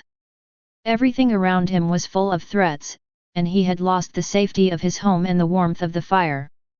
But the strange thing is that Zhou Jue's sense of security has also become stronger. Uneasiness and peace of mind seem to be two sides of the same coin. The two go hand in hand. Circle. This reminded Zhou Jue of a metaphor from the past. If human cognition is a circle, inside the circle is the known certainty, and outside the circle is the unknown vastness. As people's knowledge and experience increase, what is known will increase and the area of the circle will expand. But as the circle expands, there will be more exposure to the unknown. It's like a curse. The more you gain a sense of security by improving your cognition, the more unknowns you will come into contact with, resulting in a stronger sense of uneasiness. It seems to never end. Haha, doesn't this just fit mine and my oath? Zhou Jue laughed. His whole temperament began to change. Faintly, it feels a little more incompatible with the surrounding environment. Jerk, I'm back. Zhou Jue took the shovel and walked into the door of Jerk's house. As he opened the door, the cold air from outside came in as well. Inside the house, Jerk shivered from the cold and cursed angrily, "Come back as soon as you come back. Why do you open the door like this? Don't you know that my old man is very cold? Didn't I give you some use lose blood?" Didn't you eat it? Zhou Jue asked doubtfully. The used deer is very large and has a lot of meat. Moreover, the cold resistance is only effective for the first time you take it, and you can only taste it if you take it later. Zhou Jue therefore bought some palladium. Palladium generously gave him 3 kilograms of flesh and blood, which Zhou Jue distributed to Jerk and Innate. Effective. Jerk said in a low voice, otherwise in such a cold winter, I would have died long ago. But the effect is not as good as you said. Really? It may have something to do with physical fitness. Zhou Jue thought for a while and said. Strong, young, and healthy people seem to gain more cold resistance after eating used deer. Jerk is over 60 years old. Although he looks tough, he has many minor health problems. After eating venison, he experienced very little improvement, which is normal. It doesn't matter, I'm old enough, I just need to survive this winter. Jerk half squinted his eyes, took a sip of rum, and said clearly, next winter won't be so cold. I won't survive the next far west cold snap either. Okay. Zhou Jue shrugged and stopped talking. He also asked Jerk and Innate if they wanted to awaken. After learning of the dangers, Jerk refused, as did Innate. Both of them are very sensible and do not think they can survive after opening the aura nodes. You should drink less. Don't be so drunk that you can't even hold your chopsticks while eating. Zhou Jue said as he walked towards the kitchen. How can it be? Jerk slapped his chest hard and said wildly, I am a man who can drink wine as water. Tun tun tun. As he spoke, he drank a bottle of rum in his hand. Look. Jerk proudly turned the empty wine bottle over and showed it off to Zhou Jue. Zhou Jue was speechless and refused to respond. But Jerk suddenly froze, and the originally smug look disappeared from his face when he saw Zhou Jue for the first time. He looked at Zhou Jue's back in surprise. A feeling of inaccessibility came to my mind. It seemed that this young man was out of tune with his surroundings, repelling everyone's approach. What happened? Jerk rubbed his face vigorously and was mostly awake from the wine. He left the recliner, walked into the kitchen, and looked at Zhou Jue up close. Seeing it up close, Jerk was even more shocked.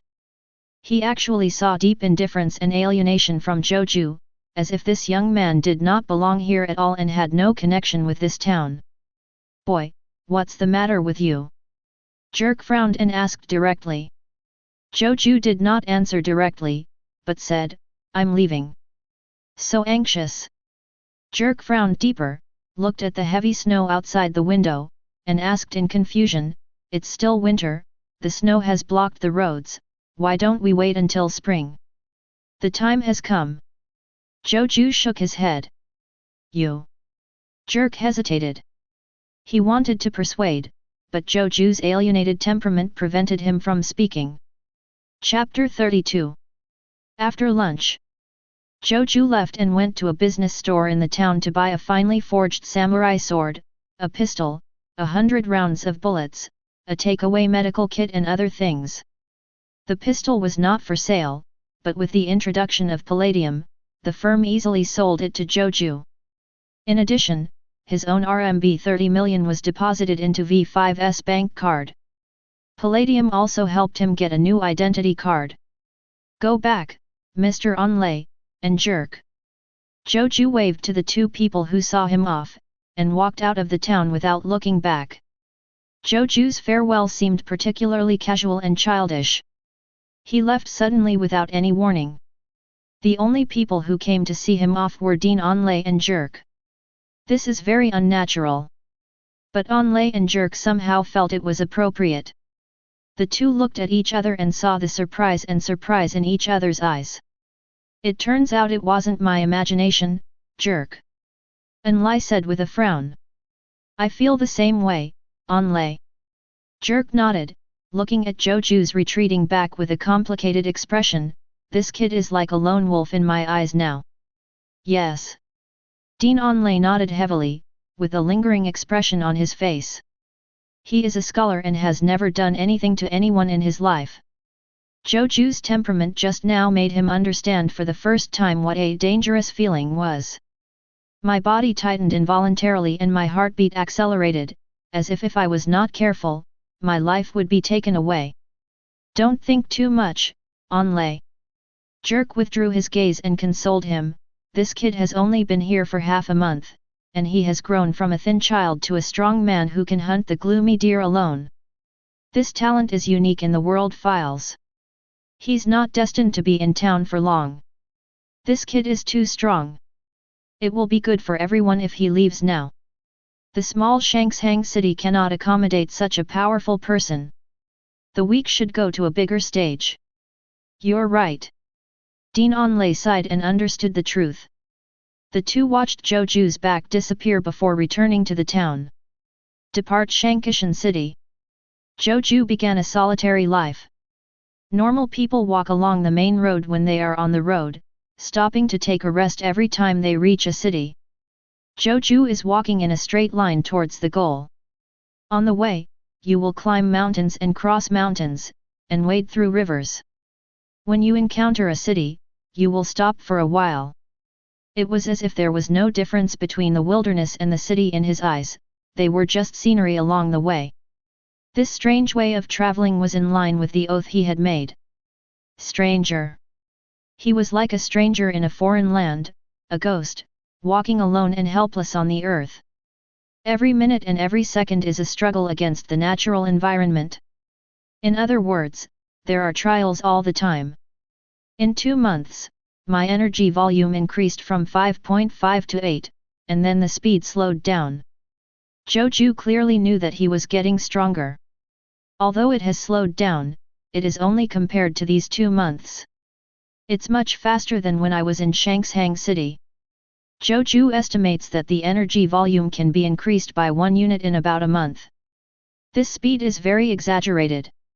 Ordinary ninja people need to practice hard to achieve this kind of improvement speed. But for Zhou Jue, isn't this solitary life a kind of constant penance? This is the benefit of the oath. Make strict vows, and after abiding by them, you will achieve rapid growth. Of course, this kind of oath will also bring risks, making it easier for me to die. Zhou Jue said to himself, he knew the price very well. But so what? The corners of Zhou Jue's mouth were raised, and his eyes were extremely determined. If you can't keep moving forward, then you might as well let me die. With determination and awareness that are unimaginable to ordinary people, he regards the entire world as a huge testing ground and walks in it without fear. Not crazy, not live. It describes people like Zhou Jue. So, there are still 30 kilometers away from Kent City. Zhou Jue looked in a certain direction with a deep expression on his face. According to the information I found on the dark web, last year's Hunter exam was in issue 286. This year, it is the 287th issue, which is the one in which the protagonist Gon and others participate. If I remember correctly, we first found the entrance through the secret code, then took a boat to Dory Port, found the guide after getting off the boat, and then went to the venue for the first level test. Zhou Jue rubbed his chin and thought. He's getting ready to get his hunter's license. The hunter license is very useful. The holder can enter and exit 90% of the generally prohibited countries and 75% of the restricted areas. At the same time, you can also use 95% of public facilities for free, and you can also use computer websites without spending a dime. Having a hunter license can reduce a lot of chores.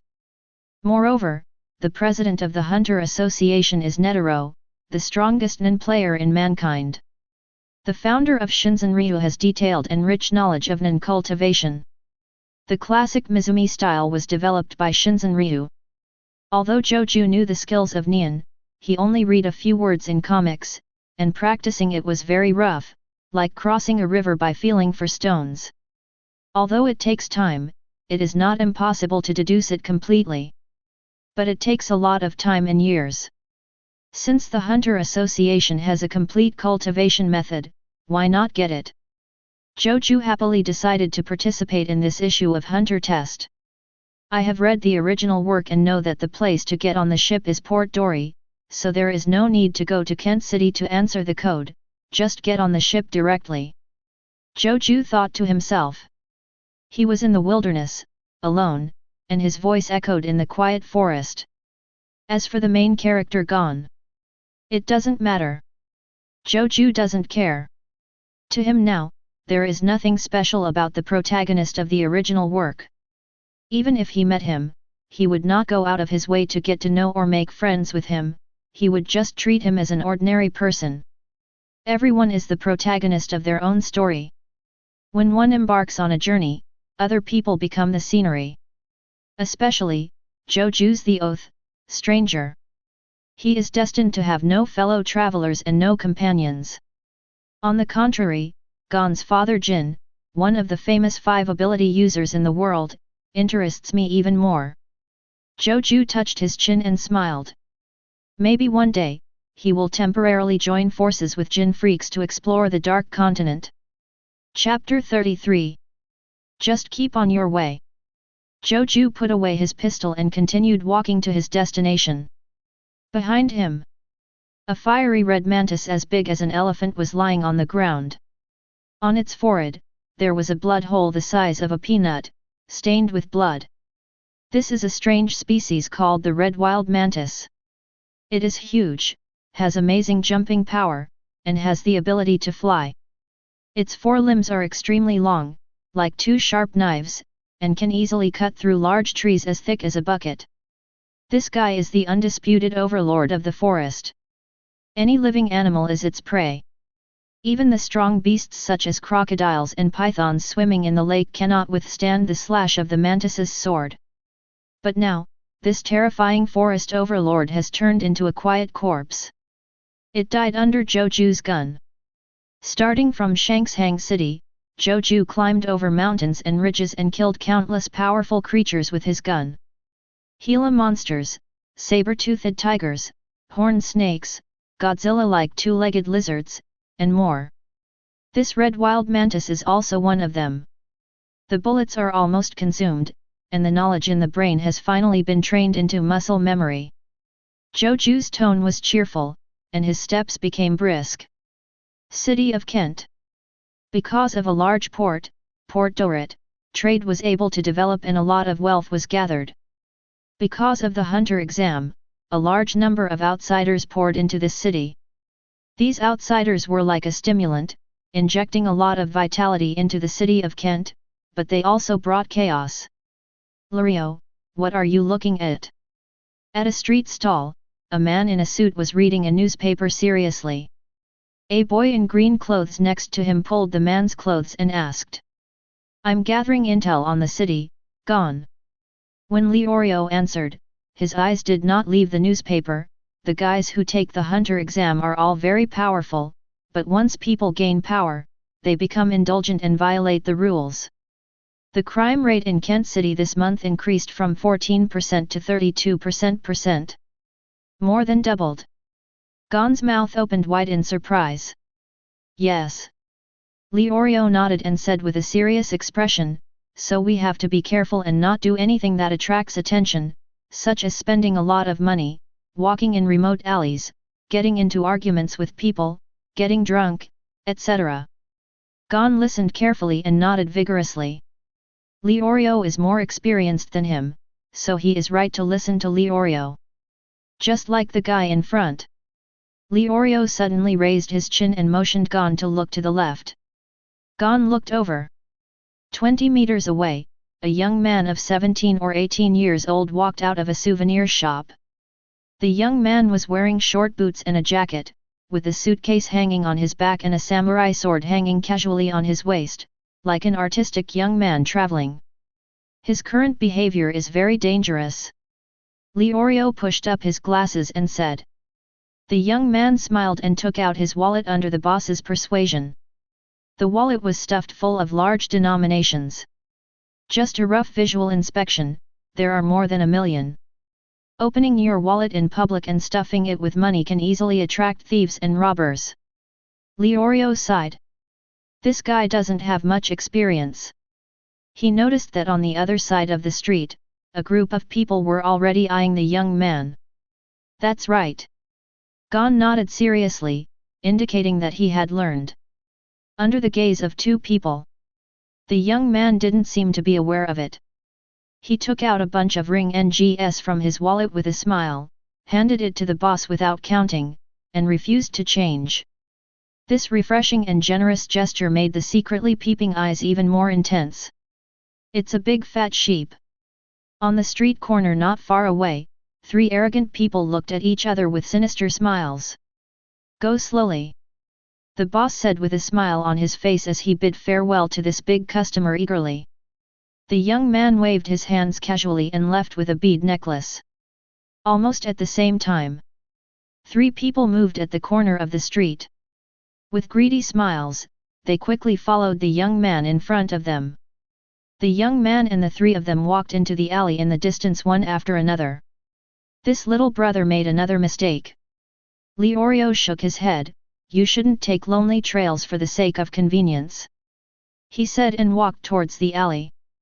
It would be fine if he didn't see it, but now that he has seen it, Leorio doesn't intend to turn a blind eye.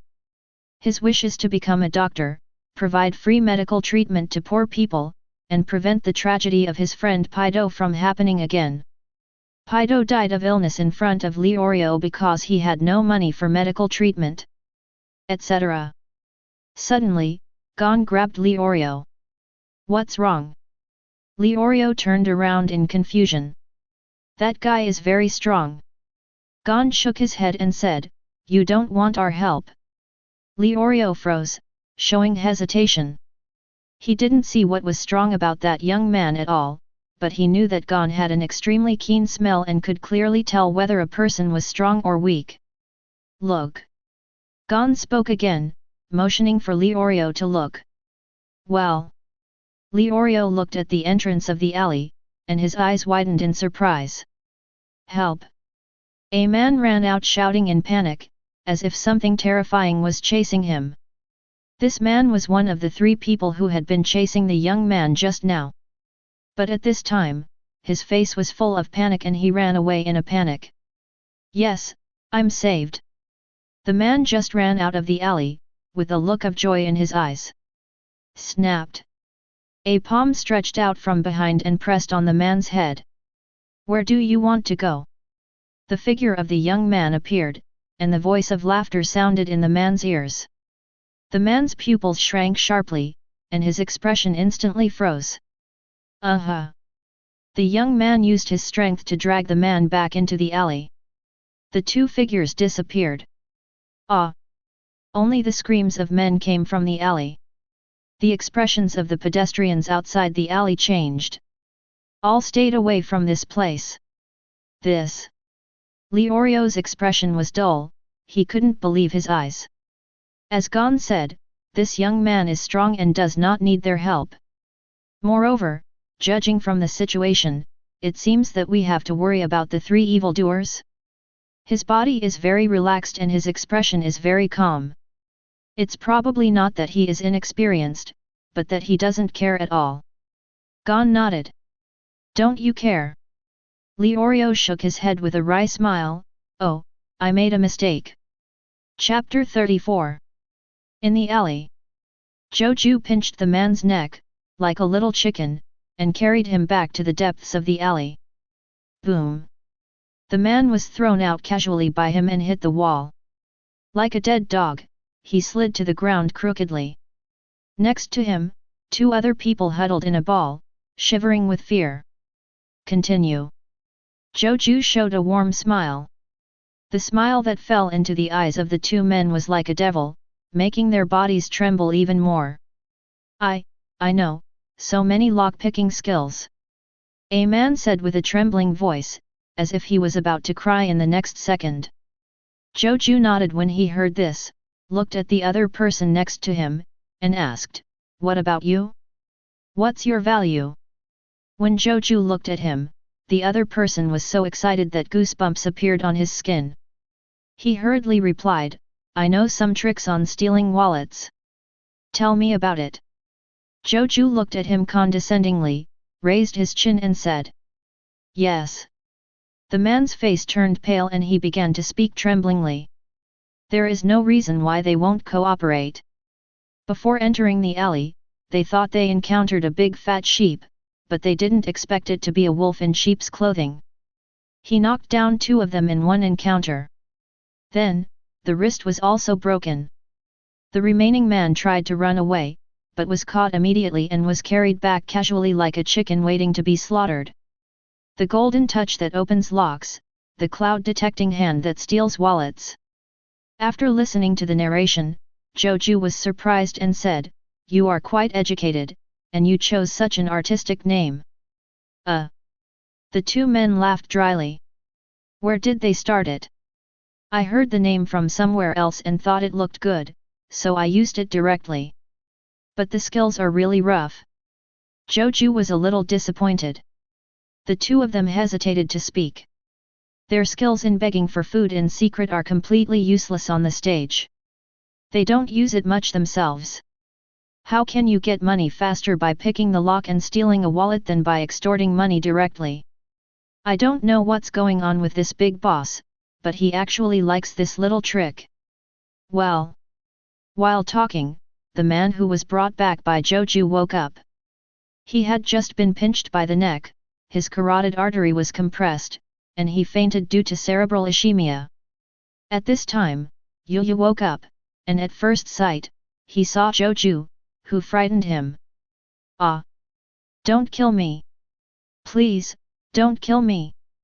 I can do whatever you want me to do." The man woke up and immediately cried out for mercy, with tears and mucus pouring out of his nose. "You can do anything, right?" Zhou Jue smiled brightly at him.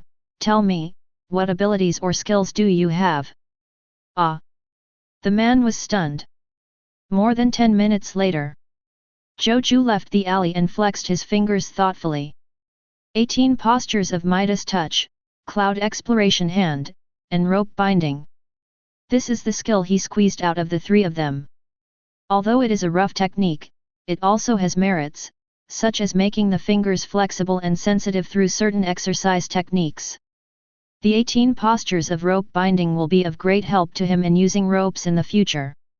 It will take at least several months or even years for everyone to learn these 3 skills. But it only took Zhou Jue just over 20 minutes. This is the effect of the oath. Zhou Jue said in his heart. The stranger's oath regards this little thing as a trial, and after passing it, gives him the ability to quickly learn the skills of the 3 of them. However, can this kind of event with no difficulty be called a trial? Aren't trials like this a harsh test? The enemy must not be said to be a powerful person, but at least he must be evenly matched and require all his strength to defeat him. Zhou Jue thought about it, feeling the feeling of the vow he just made. He gradually gained enlightenment. If there are 3 of us traveling together, there must be my teacher. If it were said that only powerful men were worthy of being his opponents in the trial. So what is the definition of strong? Is it purely violent? No. Apparently not. Among Nen people, there are many people who have awakened Nen, which does not have direct aggression, but has an auxiliary effect. For example, Krollo's own violence is relatively average. His Nen thief's ultimate intention also requires strict conditions to capture other people's Nen. But Krollo has a flexible mind. Through step-by-step planning, Hisoka, who had rich killing experience, was successfully killed. Can't this be called strong? Of course. So the definition of strong does not lie in the individual's strength, but in what I am lacking. When Zhou Jue thought about this, he suddenly became enlightened. As long as someone is better than me in a certain field, then he is a strong person to me. That's right. This is the true meaning of trials. After figuring out the key, Zhou Jue felt very happy and her mind became more flexible. Even the qi in the body has become much more lively. The energy volume actually increased by 1 unit. From 8 to 9. Ha ha ha, that's it. Zhou Jue suddenly laughed loudly, ignoring the many pedestrians on the road. This is the feeling of becoming stronger. Think, learn, hone, digest. Then grow. Zhou Jue let out a hearty laugh, and the breath in his chest seemed to be breathed out of his body. His will was highly condensed, and his life became intense.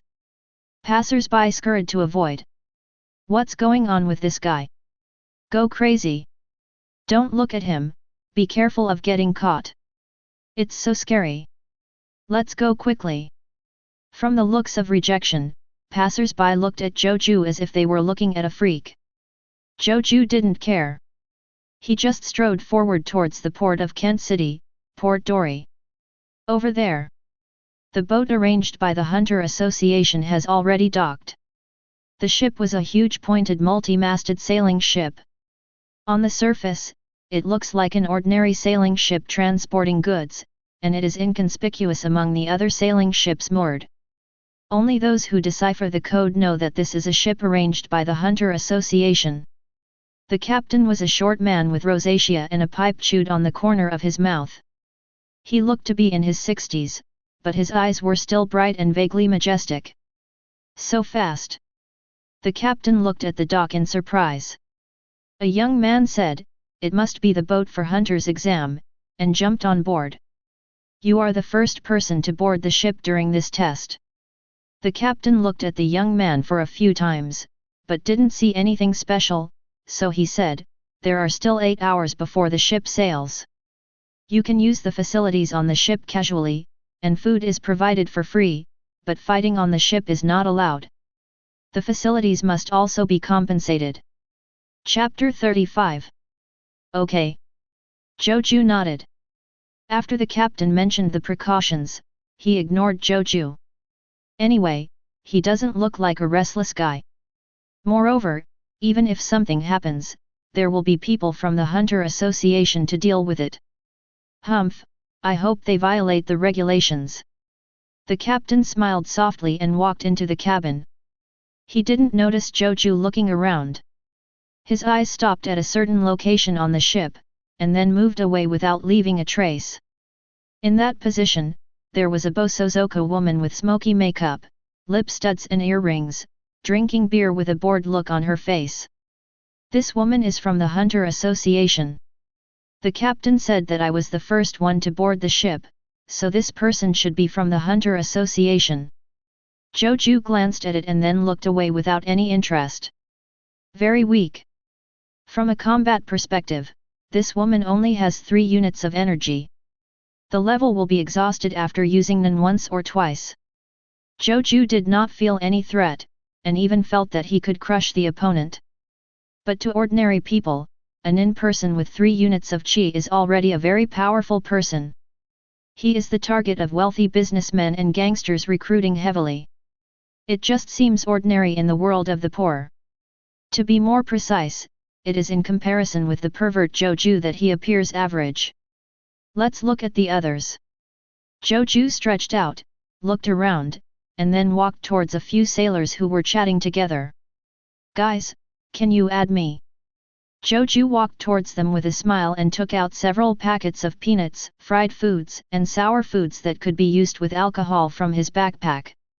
When the sailors saw something to drink with, they naturally welcomed it warmly. Not long after, Zhou Jue drank low-quality rum and chatted shoulder to shoulder with a group of sailors. Months of trekking in the wilderness did not degrade his ability to negotiate, but polished his temperament, making his coldness and alienation more restrained, leaving nothing to be seen on the outside. "I'm shipping goods and I can't see a woman for months. Yeah, I was bored to death on the boat. When I save enough money, I will go back to my hometown and get married. Marriage is nothing, men must go to sea. I have saved enough money to buy a boat of my own." The sailors chatted. Zhou Jue gained experience in many places from this. After an hour, the captain walked out of the deck to smoke and saw a group of sailors gathering together to drink and chat. He was surprised for a moment. "After staying on the ship for a long time, my colleagues have long grown tired of each other. It's good that they didn't start fighting, but why are they still chatting passionately? Etc." The captain took another look and was surprised to find that the first candidate to board the ship was also among them. The candidate's posture, expression, and tone were exactly like his sailor. At first glance, one might think he is one of the sailors. Are you looking for information? The captain made a judgment and nodded mentally. As expected of being the first candidate to board the ship, he was able to easily infiltrate the sailors and obtain information through chatting. Although he, the captain, doesn't have much information. But this enthusiasm was appreciated by the captain. Not long after, one after another, candidates unlocked the code and boarded the ship. You actually want to take a boat? I don't know where the assessment is. Really, can't the association have a fixed location for assessment? It has to be found again every year. What's the point of this decryption game? Some complained, some were curious, some were calm. But without exception, after listening to the rules announced by the captain, everyone calmly restrained themselves.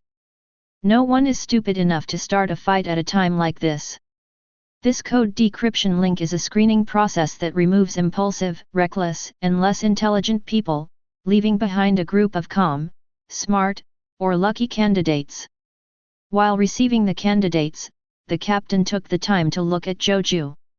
By the way, how do you control this sail blade? How to climb up the mainsail's halyard directly? Oh, there's an observation deck above. What about this thing?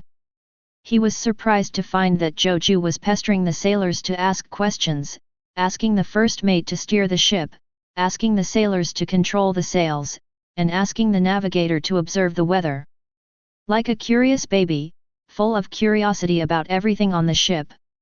What's going on with this guy? The captain began to discover that Zhou Jue was different from ordinary people. For other candidates, the ship is just a temporary stop. They don't care at all. But for Zhou Jue, this is a huge treasure trove. As a land creature, he has extremely little knowledge on the ship and knows nothing about the situation at sea. When it comes to going to sea, he is an out-and-out weakling. And the sailors are the strong ones. There is no doubt that this is also a trial. In exchange, the place I set foot on is the place of trial. Every person and everything I encounter is part of a trial. Every second I live is either in a trial or on the way to a trial. The content of the oath is etched in my mind. Zhou Jue had no intention of breaking the rules. After understanding the definition of strong, he developed a strong curiosity about the world. I am willing to contact and learn anything I don't know. Teach me how to pull the rope. As expected of an important navigator on the ship, he discovered changes in the weather from such small details. Hiss, your muscles are really enviable, plump, and strong, you look like a convincing tough guy. Thanks to Zhou Jue's praise, the staff on the ship were willing to teach him some sailing knowledge. Even during dinner, he was invited to dine at the same table. Zhou Jue also tried their wicked snack, smoked shark meat. As everyone knows, sharks are creatures that use their skin to urinate, so their meat and skin have a strong smell of ammonia, which is very, pungent. Zhou Jue took a bite, and the corners of his eyes twitched. With great willpower, he swallowed the smoky-flavored shark meat in his mouth, and then let out a strong breath at the sailors who were trying to laugh at his joke. Vomit! Vomit! Vomit! Suddenly, a group of people retched. This response, neither tough nor weak, suited the bachelor on board. Zhou Jue became more familiar with them. One by one, I walked shoulder to shoulder with Zhou Jue and shared with Zhou Jue the characteristics of girls in different cities. It can be called a tasting guide for East Coast custom girls. Chapter 36. Phew, finally caught up. What a risk, what a risk. When the ship just set sail, gone, and Leorio arrived late. With the help of a boom, the two hooked a fishing line to a convex rock on the shore, and swung it with the help of the fishing line before they caught up with the boat where Hunter was taking the exam. Many candidates on board were shocked.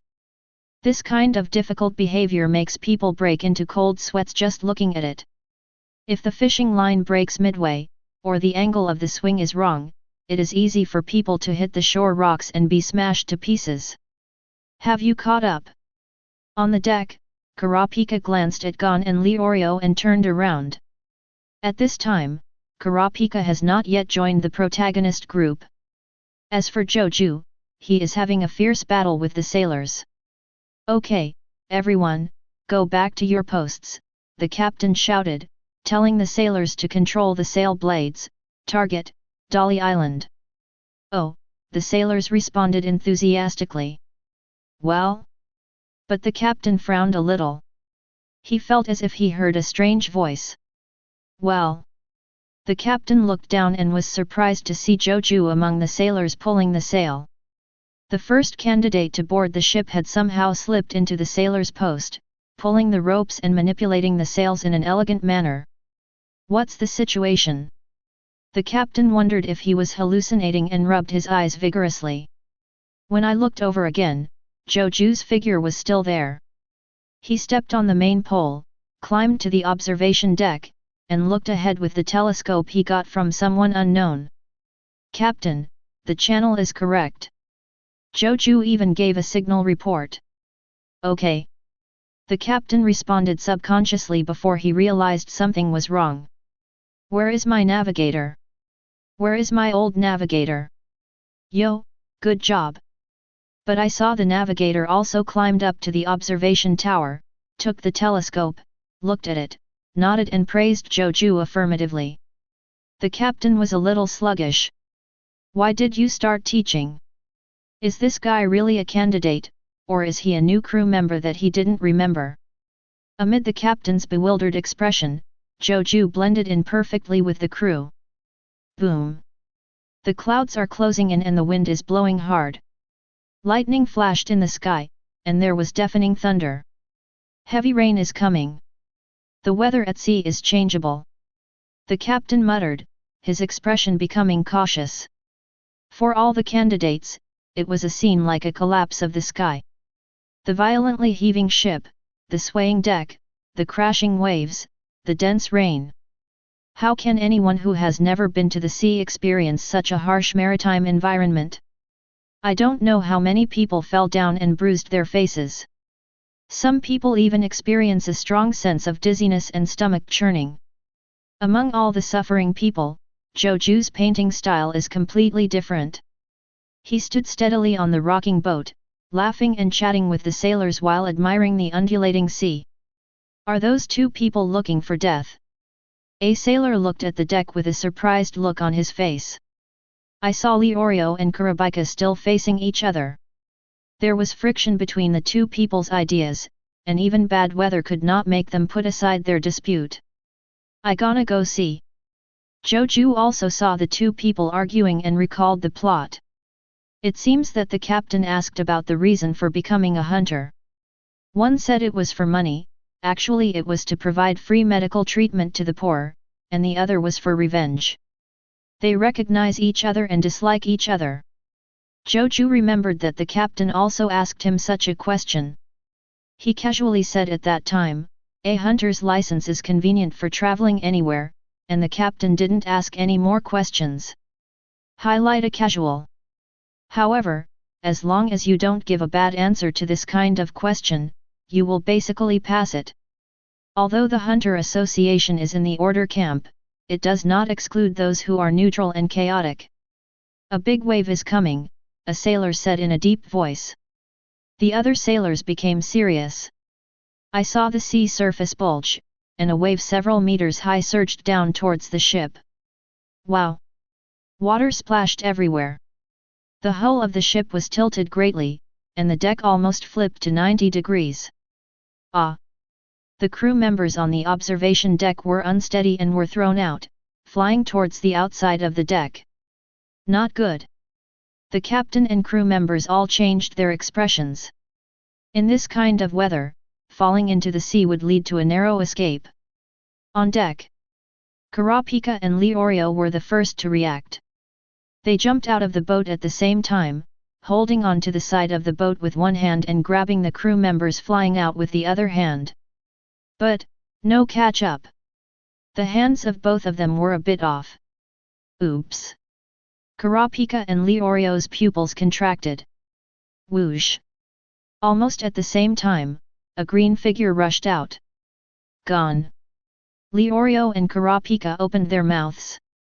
I saw Gon jumping out of the ship and jumping towards the sailors who flew out. At this time, Zhou Jue also took action. He threw out 2 hemp ropes from the ship, one to the sailor who flew out, and the other to Gon's waist. The 18 rope postures I learned before played a big role at this time. Zhou Jue trapped the 2 of them accurately. This stroke of genius surprised everyone present. No one expected that Zhou Jue's response to this sudden accident could be so timely. Help! Pull them both up. Watch your steps, there is a lot of water and you may slip. All the crew members ran out one after another, intending to work together to pull back Gon and his colleagues who were thrown away. But not before they grabbed the rope. Zhou Jue pulled lightly, and the 2 thick hemp ropes bounced up, pulling Gon and the thrown crew back to the ship, as easily as pulling 2 balls of cotton. So much strength! Everyone couldn't help but look at Zhou Jue in surprise. Forget it, Gon is just a kid. But the sailor who was thrown away was an adult and weighed more than 160 kilograms. Not to mention, it has the strength to throw it away. But in Zhou Jue's hands, it seemed to be as light as nothing. With a gentle pull, the 2 of them were brought back to the boat without any effort at all. This understatement took the captain and crew by surprise. They didn't realize how powerful Zhou Jue was. Has this candidate mastered Nian? Secretly, the Bosozu woman also put down her bottle of wine, her expression becoming serious. Wait, this feels like his energy is far greater than mine. The woman looked at Zhou Jue on the deck in shock. Although they have not mastered the circle, a good person can vaguely feel the other person's apparent aura, just like a person can identify whether another person is easy to mess with. This is an instinctive skill. Chapter 37. In the woman's vague perception, Zhou Jue's energy is several times that of hers. If her qi is like a pool of water, then Zhou Jue is like a wide lake. Just the erosion of qi can drown her. This is even comparable to the veteran hunter in the association, the woman said in disbelief. Suddenly, Zhou Jue seemed to notice her gaze, turned around and met the woman's eyes. The woman was startled, and there was an uproar in her heart. He found me. Zhou Jue glanced at the woman, didn't say anything, just smiled and nodded, and then looked away. The woman breathed a sigh of relief. What an amazing insight! I obviously didn't even use my energy. She didn't know that Zhou Jue had already discovered her when he got on the boat. Just pretend I don't know. Her gaze just now was too intense, and she stared blankly at her before Zhou Jue greeted her with a friendly greeting. Seeing that Gon and the crew were fine, Leorio and Kurapika also climbed back onto the ship. It's him. Leorio looked at Zhou Jue and whispered. Who? Kurapika is a little curious. Leorio and Gon know this person? Gon and I met in Kent City. At that time, he was targeted by 3 gangsters. I wanted to help him, but he solved it easily. Leorio explained briefly. After the rescue just now, he and Kurapika liked each other a lot. If you can jump out to save people at the first time, the other person is not a bad person. It's not exactly the reasons for becoming a hunter like for revenge or to make money as stated on the surface. That's right. Kurapika nodded in understanding. Hey! Leorio suddenly screamed in surprise. Zhou Jue looked at him, smiled and nodded. Leorio was stunned for a moment, then understood, and murmured, he knew what happened at that time. This nod was in response to Leorio's desire to help him that day. Although Zhou Jue doesn't need help, he doesn't treat other people's kindness coldly. The ship continued sailing. After a storm at sea, the rest of the day was sunny. Leorio and Kurapika also passed the captain's test because of their proactive actions to save people. A group of candidates who passed the test successfully arrived at Dolly Island. There are many boats docked at the island's pier. Zhou Jue simply counted more than 20 ships, and hundreds of candidates got off each ship. These are candidates from all over the country. Kent is not the only acceptance point for the hunter exam.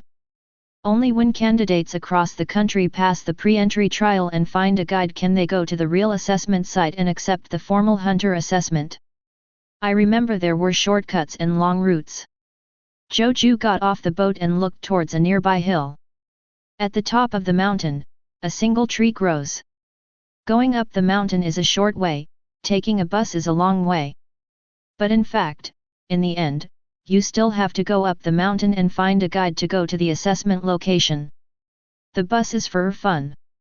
Zhou Jue pondered. He did not intend to take a different path than ordinary people, such as going directly to Saba City instead of walking up the mountain. This is inconsistent with the oath. The people and things I meet are all part of trials.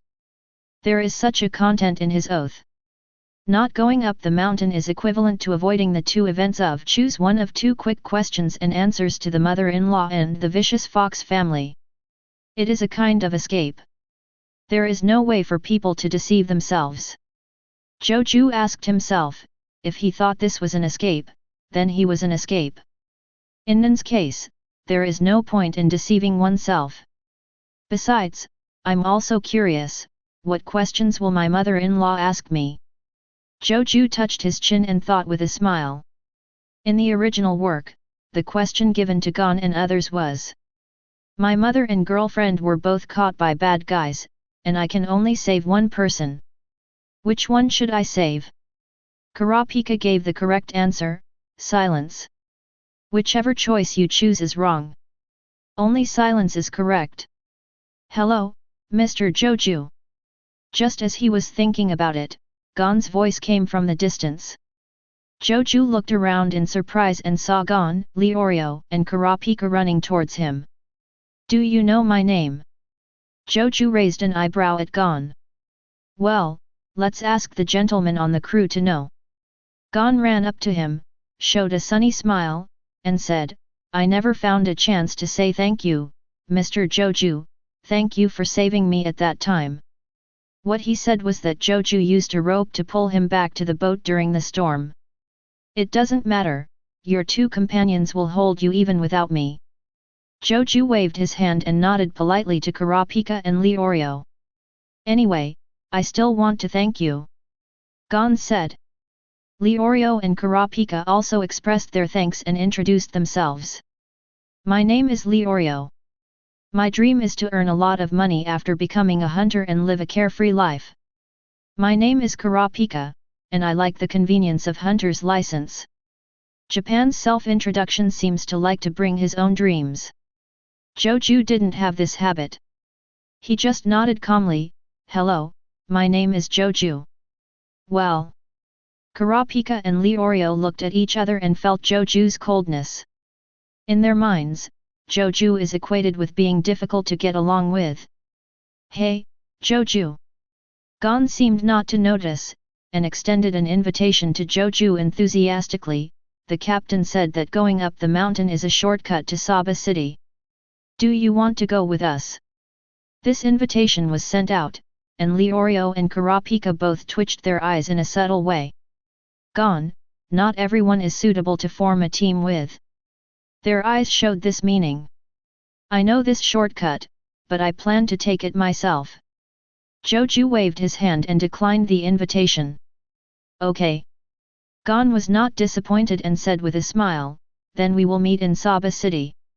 Zhou Jue glanced at him with a smile, turned around and left without responding. Gon didn't get a response, nor was he angry. He just smiled and waved to Zhou Jue's back. This guy is a little cold.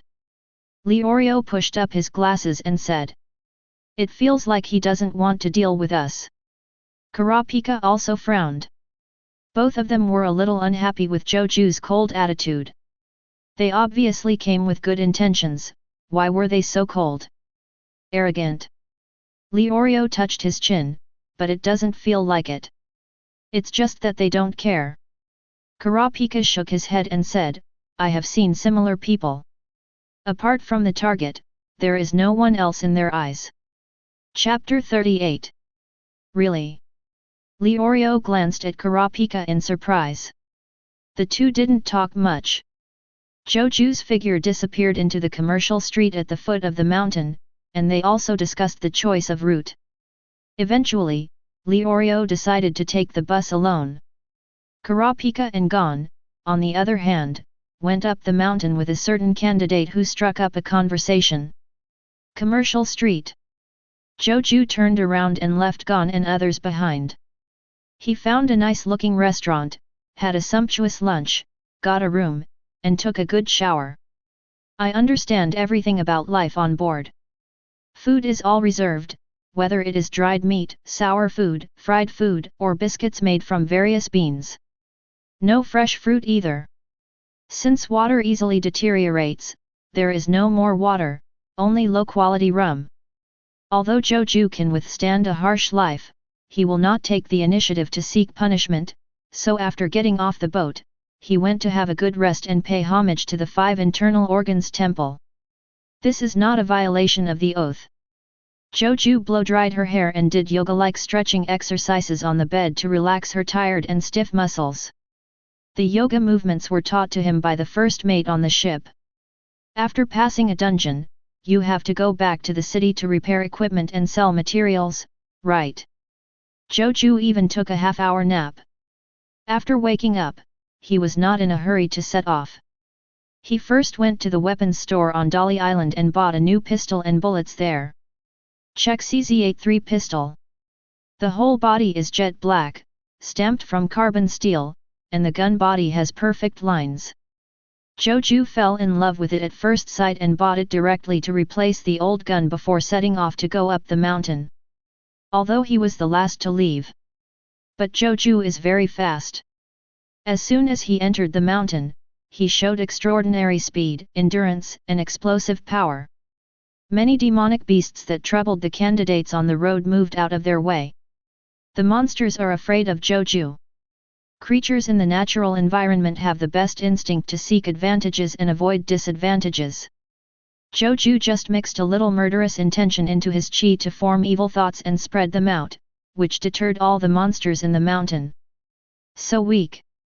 Zhou Jue complained in his heart. Such a weak evil thought would make him run away in fear. It seems that the monsters in the mountains look scary, but in fact, a slightly more powerful person can easily drive them away or deal with them.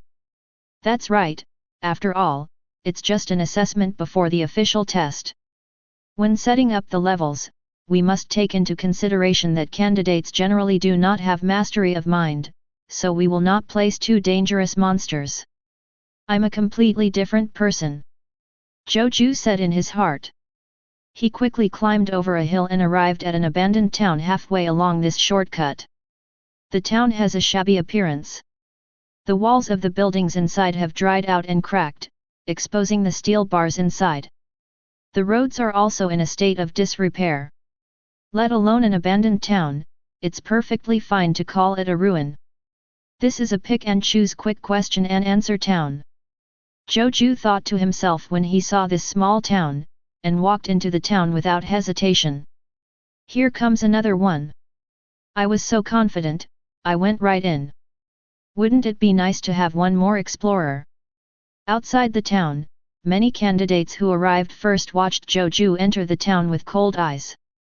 They were worried that there was some kind of danger in the town. So I didn't enter, but waited for the people who explored the path and the teammates who chose to close my eyes. After all, many people die in the Hunter exam every year.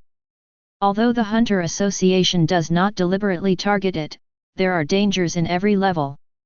If the candidate dies due to lack of strength, the Hunter Association will not make any comment. Zhou Jue knew, however, that there was no danger in this level.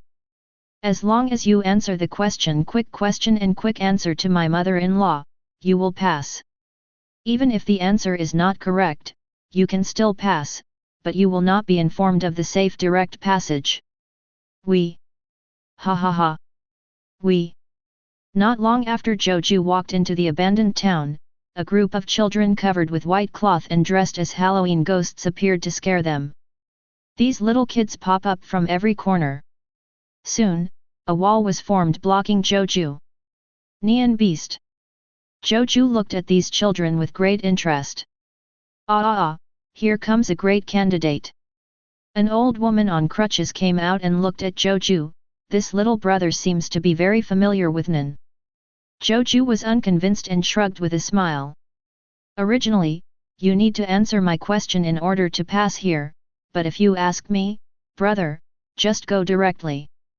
The old woman said, and she actually got out of the way. But this road is not a safe road directly to the top of the mountain. Zhou Jue raised his eyebrows and turned to look to the right. On the street on the right, there was what seemed to be a closed shop, with the doorway firmly blocked by a huge iron plate. At first glance, there seems to be no problem. But in fact, this iron plate is a gate. When opened, it is a direct passage to the top of the mountain. That is the passage gone and the others took.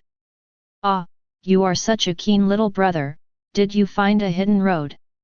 The old woman was a little surprised and said with a smile, but it's a pity that only by answering my question correctly can I open that road for you. Then why don't you give me a question? Zhou Jue asked. Pointless. The old woman shook her head and replied, the questions in the hunter test are both screening and guidance. For everyone who wants to become a hunter, the Hunter Association will guide them not to go down the wrong path. Don't go down the wrong path? Zhou Jue chewed these words thoughtfully. I didn't say you have to go the right path, I just said don't go the wrong way. The Hunter Association fully respects the will and choices of hunters. As expected of the founder of Unknowingly, Netero. Zhou Jue admired in his heart. This president of Netero has an extremely far-reaching vision. He didn't even care about the status of the Shinjinryu inheritance he created. The only people supporting the school were him, Biscuit, and Wing, and he didn't care even if there were only a few disciples. It's a completely let nature take its course attitude. But you are different, little brother. The old woman changed the subject, looked directly at Zhou Jue, and said, you have already embarked on this path and have your own consciousness. Temperament and demeanor can be disguised, but the consciousness in the eyes cannot be hidden. People who have their own enlightenment don't need the guidance of others. The old woman said, pointing to the road behind her with her cane.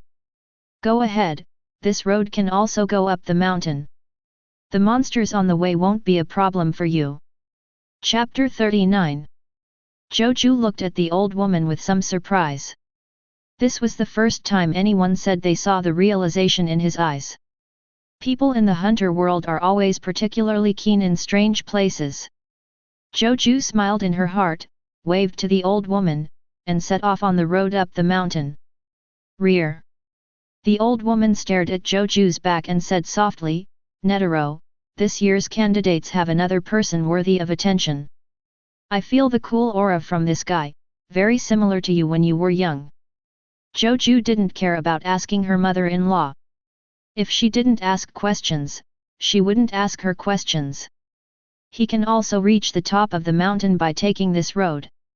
Although it is a lot rugged, it is not impossible to walk. Sunset. The moon rises. It was already evening when Zhou Jue arrived at the top of the mountain and came under the single tree on the top of the mountain. The moon and stars hung strangely together in the sky. Normally, either the moon and stars are sparse, or the moon is setting and the stars are bright. The scene in which the stars and the moon shine together does not conform to astrophysics knowledge. But this is not blue star. How can blue star's physics knowledge be directly applied to other worlds? Zhou Jue's thinking is extremely divergent. Because the road up the mountain was very smooth, the monsters noticed his evil thoughts and all stayed away. Zhou Jue just walked boringly on the mountain road for several hours. No one there. He walked towards the single tree and came to the wooden house under the tree. This is the home of the vicious fox on the top of the mountain. There are 4 ferocious foxes, namely parents, brother, and sister. They have the ability to transform into human beings. They have specially set up levels to test the candidates who arrive here. There are traces of blood and scattered bandages. Zhou Jue observed it and found that there were traces left in front of the door of the wooden house. Looking like this, they must be assessing Gon and the others, right? In the original work, the assessment of the ferocious fox is to pretend to be a fox and kill people. They tested Liorio's medical skills, Kurapika's observation and thinking abilities, and Gon's mobility and movement abilities respectively. Then I have to take advantage of the east wind. Zhou Jue touched his chin and thought for a while. He remembered that after Gon and others passed the test, they were taken directly to Saba City by the vicious fox. Although the ferocious fox is said to be a fox, it has bat-like wings, only slightly smaller. Its overall appearance is a bit like the Kyuubi in the Naruto world. Although Hunter was serialized first. It is red in color, has long and narrow eyes, has sharp teeth and claws, and has amazing jumping ability. It should be in that direction. Zhou Jue looked around and noticed movement coming from a certain direction, so he walked in that direction. A few minutes later, he saw the fierce fox family from a distance and chatted with Gon and the other three. This should pass the assessment. I'm lucky. Zhou Jue smiled when he saw this and walked over. As Kurapika said, this tattoo is a vow to serve God. The sister among the fierce foxes raised her right hand and explained the tattoo on it to Gon and the other three, because it has been so long, I no longer know its meaning. With rich knowledge and keen observation, I can discover this and know that we are not this couple is so admirable. Careful. Before they finished speaking, the fierce fox couple suddenly changed their expressions and pulled their sister behind them. There are strong evil thoughts approaching. Evil thoughts? Gon and the other three were equally surprised. Although I don't know what evil thoughts means, judging from the behavior of the vicious fox couple, there should be some danger approaching. But when they followed their gaze, they saw an unexpected figure. Zhou Jue. 100 meters away. A young man waved and walked towards them with a smile. It's none other than Zhou Jue. Zhou Jue's steps were not fast, but every step he took seemed to be teleporting, and he suddenly moved forward a long distance. Just 5 or 6 seconds. He walked up to them from 100 meters away. Oh, I didn't expect such a coincidence. Zhou Jue greeted them with a smile and looked at the fierce fox family. As he looked at them, the fierce fox family immediately tensed up and their hair stood on end. Ha! The vicious fox couple unconsciously made an aggressive gesture and breathed towards Zhou Jue. The brother and sister also bared their teeth. This. Gon and the other three did not expect that the fierce fox family would have such a big reaction. They felt no danger at all. Sorry, it's just some residual evil thoughts that I used to drive away the monsters when I went up the mountain. Zhou Jue spread his hands and expressed that he had no intention of harming them. Expulsion. The fierce fox family stared closely at Zhou Jue. As beasts, their intuition is even more acute. At this time, they can feel extremely strong evil thoughts from Zhou Jue. Cold, cruel, vicious. The strong malice was like a ferocious and terrifying monster standing in front of them, trying to tear them apart. Is this called eviction? You want to kill all the living creatures? The fierce fox family was silent for a while, and then the father asked, "Are you also a candidate?" Yes. Zhou Jue nodded with a smile and did not continue to create evil thoughts.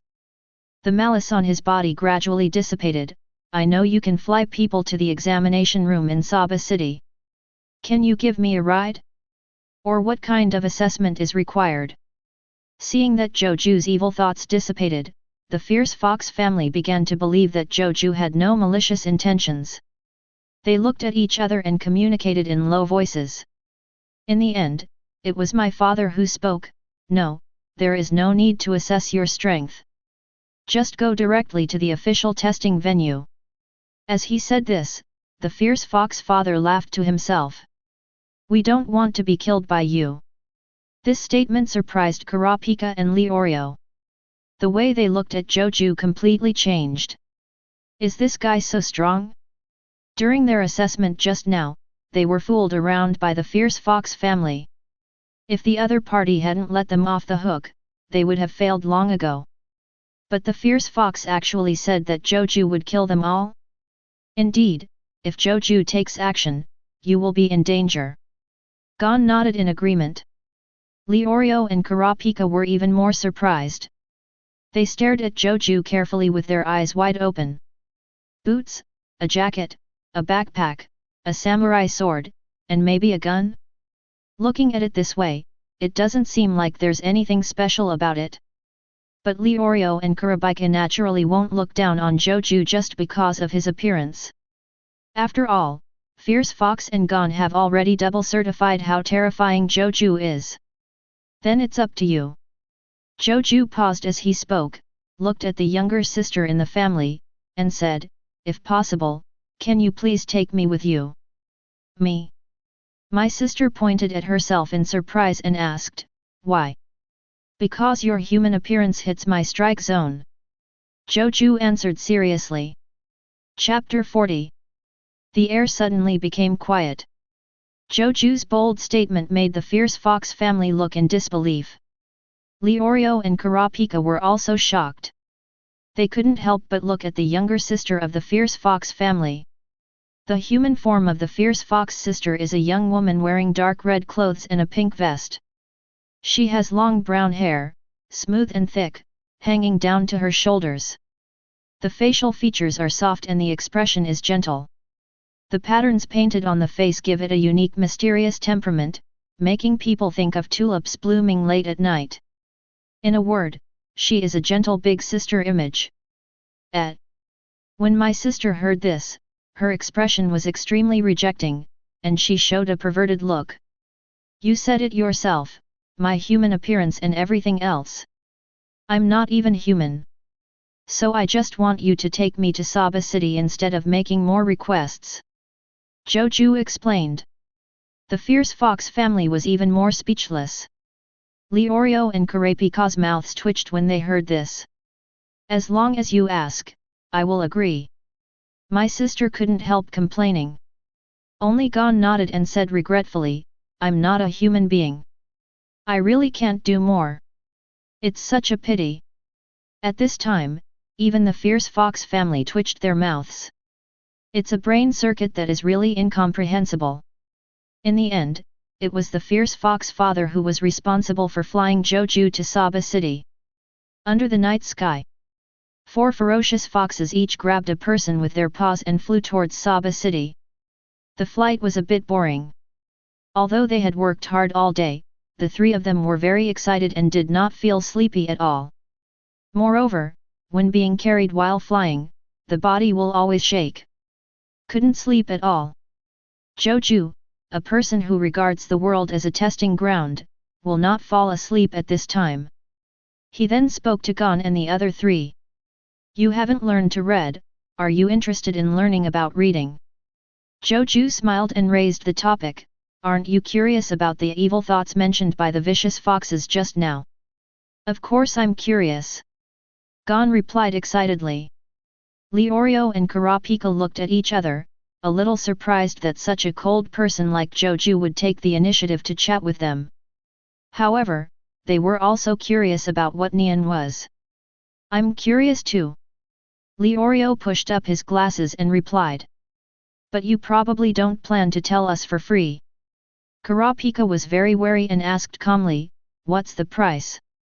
While asking, Kurapika observed the expressions of the vicious fox family. I saw the vicious fox family flying quietly, as if they didn't hear their conversation. Seeing this, Kurapika started thinking in her mind. They mentioned evil thoughts, which means that the Fierce Fox family knows about such things. Zhou Jue proposed a deal about Nian, but they had no response. In other words, there is no trap in Zhou Jue's transaction, and Nian is not a bad thing, but for some reason, the Fierce Fox family cannot disclose information about Nian to us. For a moment, Kurapika thought a lot. He finally concluded that he could hear what the deal was. "The price is, Gon fights with me. After you 2 learn to read, you can fight with me depending on the situation." Zhou Jue pointed at Gon, then pointed at Leorio and Kurapika respectively. "A fight? Both Leorio and Kurapika were confused by this proposal. Okay. Only Gon readily agreed. Wait, Gon. Asterisk 2. Kurapika and Leorio stopped her at the same time. Gon scratched his head in confusion and said, but I think Zhou Jue just wants to fight with me. He didn't understand why the two stopped him. Leorio and Kurapika looked at each other again and made eye contact. Zhou Jue, I want to know the reason. It was Kurapika who spoke, and he asked thoughtfully, you are so powerful, and we are no match at all. Why do you want to fight with weaks like us? Zhou Jue smiled when he heard this. He did not explain his understanding of the definition of strong, nor did he mention his oath. Just said, you can understand me, I like to challenge interesting opponents, and I am optimistic about your potential. Also, in case there is any misunderstanding. When I say a fight, I mean a friendly discussion in a non-killing situation. Zhou Jue explained patiently. He had expectations for both of them. Kurapika won't talk about it anymore. In normal state, she has the manifestation system, and in Krypton life state, she is proficient in 5 systems. In particular, its non-embodied middle finger, the chain of binding, is restricted to being used only against the brigade. Once it hits, it will force the opponent into a state of absolute. Zhou Jue even came up with the idea of joining the brigade and letting Kurapika take full action. As for Leorio, the doctor in the original work attacked Jin freaks when he was running for the next president of the Hunter Association, and Jin immediately learned his nin. Zhou Jue also wants to imitate Jin to see if he can also learn Leorio's abilities. In this case, we have no problem. Kurapika made eye contact with Leorio, and then glanced at the fierce fox. The fierce fox couple nodded to them. The two finally felt relieved. Okay, let me get straight to the point. Zhou Jue coughed dryly and began to tell the 3 people about Nin's information. The so-called Nian refers to the technique of using Qi. The so-called Qi is the life energy that each of us has. When you can skillfully manipulate your own Qi and instill your own will, emotions, thoughts, wishes, etc. into it, you will awaken the unique Nin. You can understand it as awakening each person's unique superpower. Ability. Gon and the 3 of them listened very carefully. This is knowledge they have never been exposed to before and is full of unfamiliarity. They had no idea that such a strange power existed in the world. Because it is a power that everyone is born with, in order to prevent bad people from doing evil after mastering it, the Hunter Association has banned the spread of Nin information. Zhou Jue said. Hearing this, Gon and the 3 of them were surprised. Then tell us, is it okay? Gon asked. This is also a question for Kurapika and Leorio. I'm not a hunter under the Hunter Association yet, so I don't need to abide by their rules. Zhou Jue didn't care. He paused, pointed to the vicious fox family above them, and said, they belong to the Hunter Association, so I can't reveal it to you. Chapter 41. Gon and the other 3 immediately looked up. Is such that? The fierce fox couple nodded and explained, only those who pass the hunter test will be informed of Nin's existence and taught by the association. Kurapika and Leorio were stunned for a moment. The latter was the first to react. That doesn't mean that you can learn Nian as long as you pass the test. Leorio looked at Zhou Jue fiercely, feeling that he had been fooled. Then why do we still trade information from you? What do you think? Zhou Jue smiled and threw the question back. You. Leorio's eyes widened in anger. The reason is simple, Leorio. Kurapika spoke calmly and said, if you learn to read, you will have powerful power and the probability of passing the hunter test will be greater, right? He asked the last sentence while looking at Zhou Jue. Zhou Jue nodded and replied, yes, I am not lying to you. Learning to chant in advance can indeed increase the probability of passing the hunter test. But you 3 are destined to pass the exam. But only I know the result of whether it will pass. Zhou Jue told the lie without changing his expression, as long as I don't tell you, who can guarantee that you will pass the test? Hey, Zhou Jue, keep talking. Gon urged Zhou Jue, who stopped. Good. Zhou Jue nodded and continued, there are 3 ways to awaken Nen. The first is to be born with it, the second is to force it to awaken, and the third is to exercise to awaken it. There's nothing much to say about the first one. It's just like a talent. It's something you're born with. The second type has a greater risk.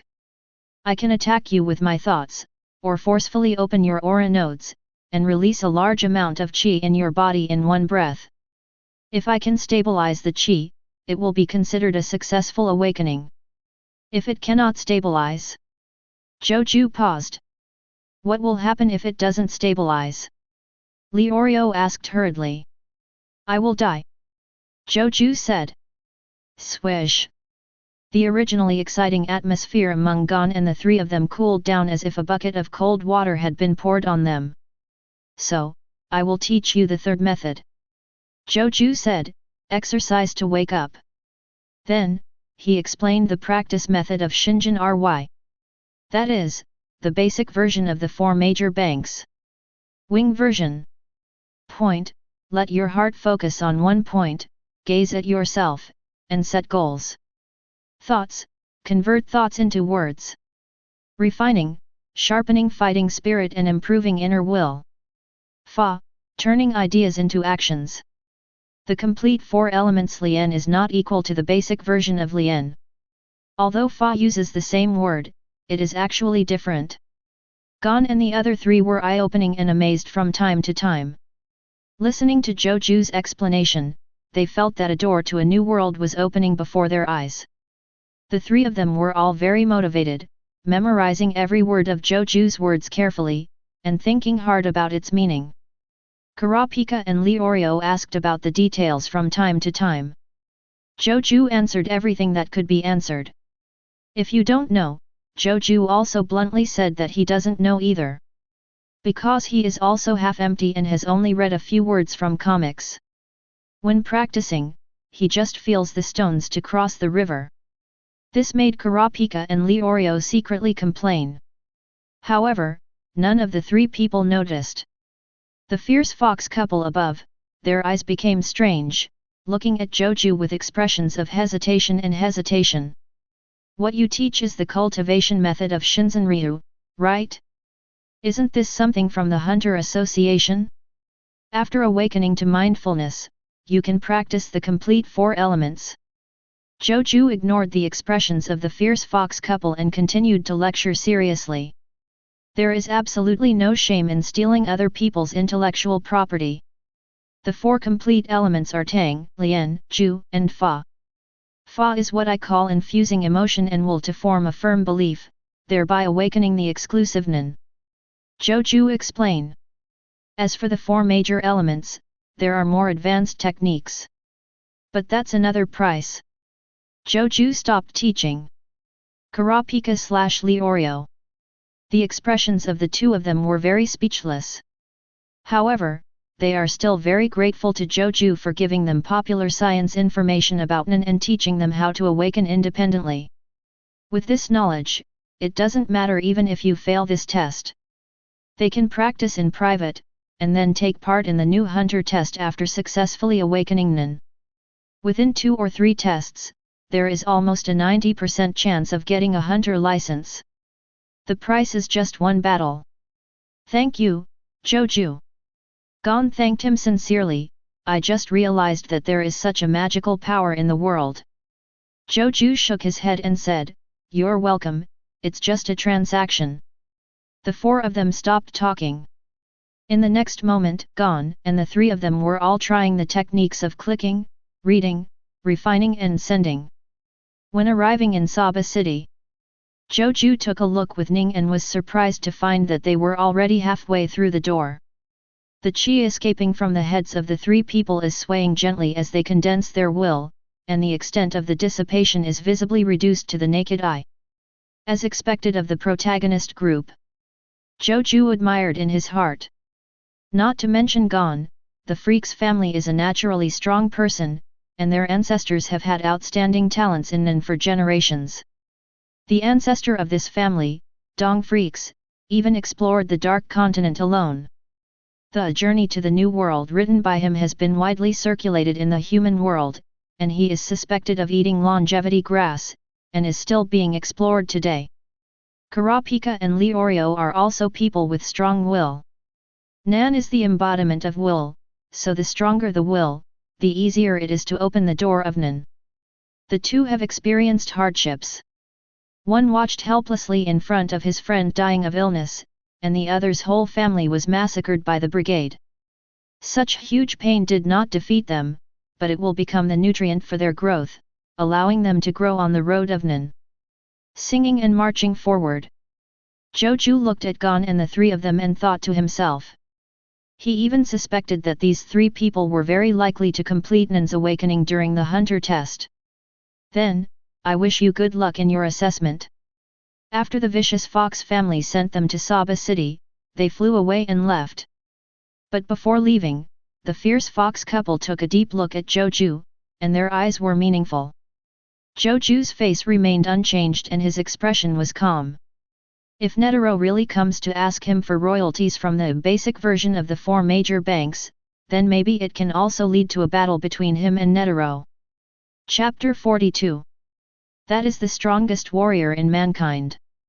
Who wouldn't want to fight him? It's a pity that he will die in the Chimera Ant incident. Zhou Jue thought of this and frowned secretly. He couldn't help but feel a sense of urgency. In the near future, Netero will die.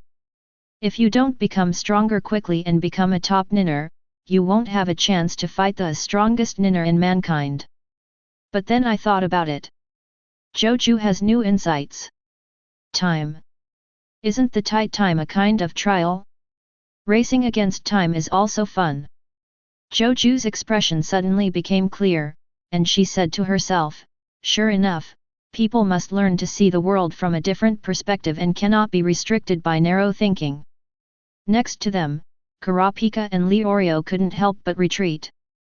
Zhou Jue's expression changed rapidly, sometimes gloomy and sometimes happy, as if he was insane, which made them a little scared. What are we going to do next? Gon asked Zhou Jue without caring. Hearing the sound, Zhou Jue came back to his senses. He took out a pocket watch and looked at it. At 10 o'clock in the evening, it was time to rest.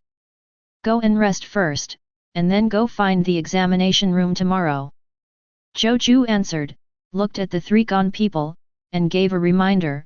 In addition, I want to remind you that among the candidates, there are people like me who have mastered Nian in advance.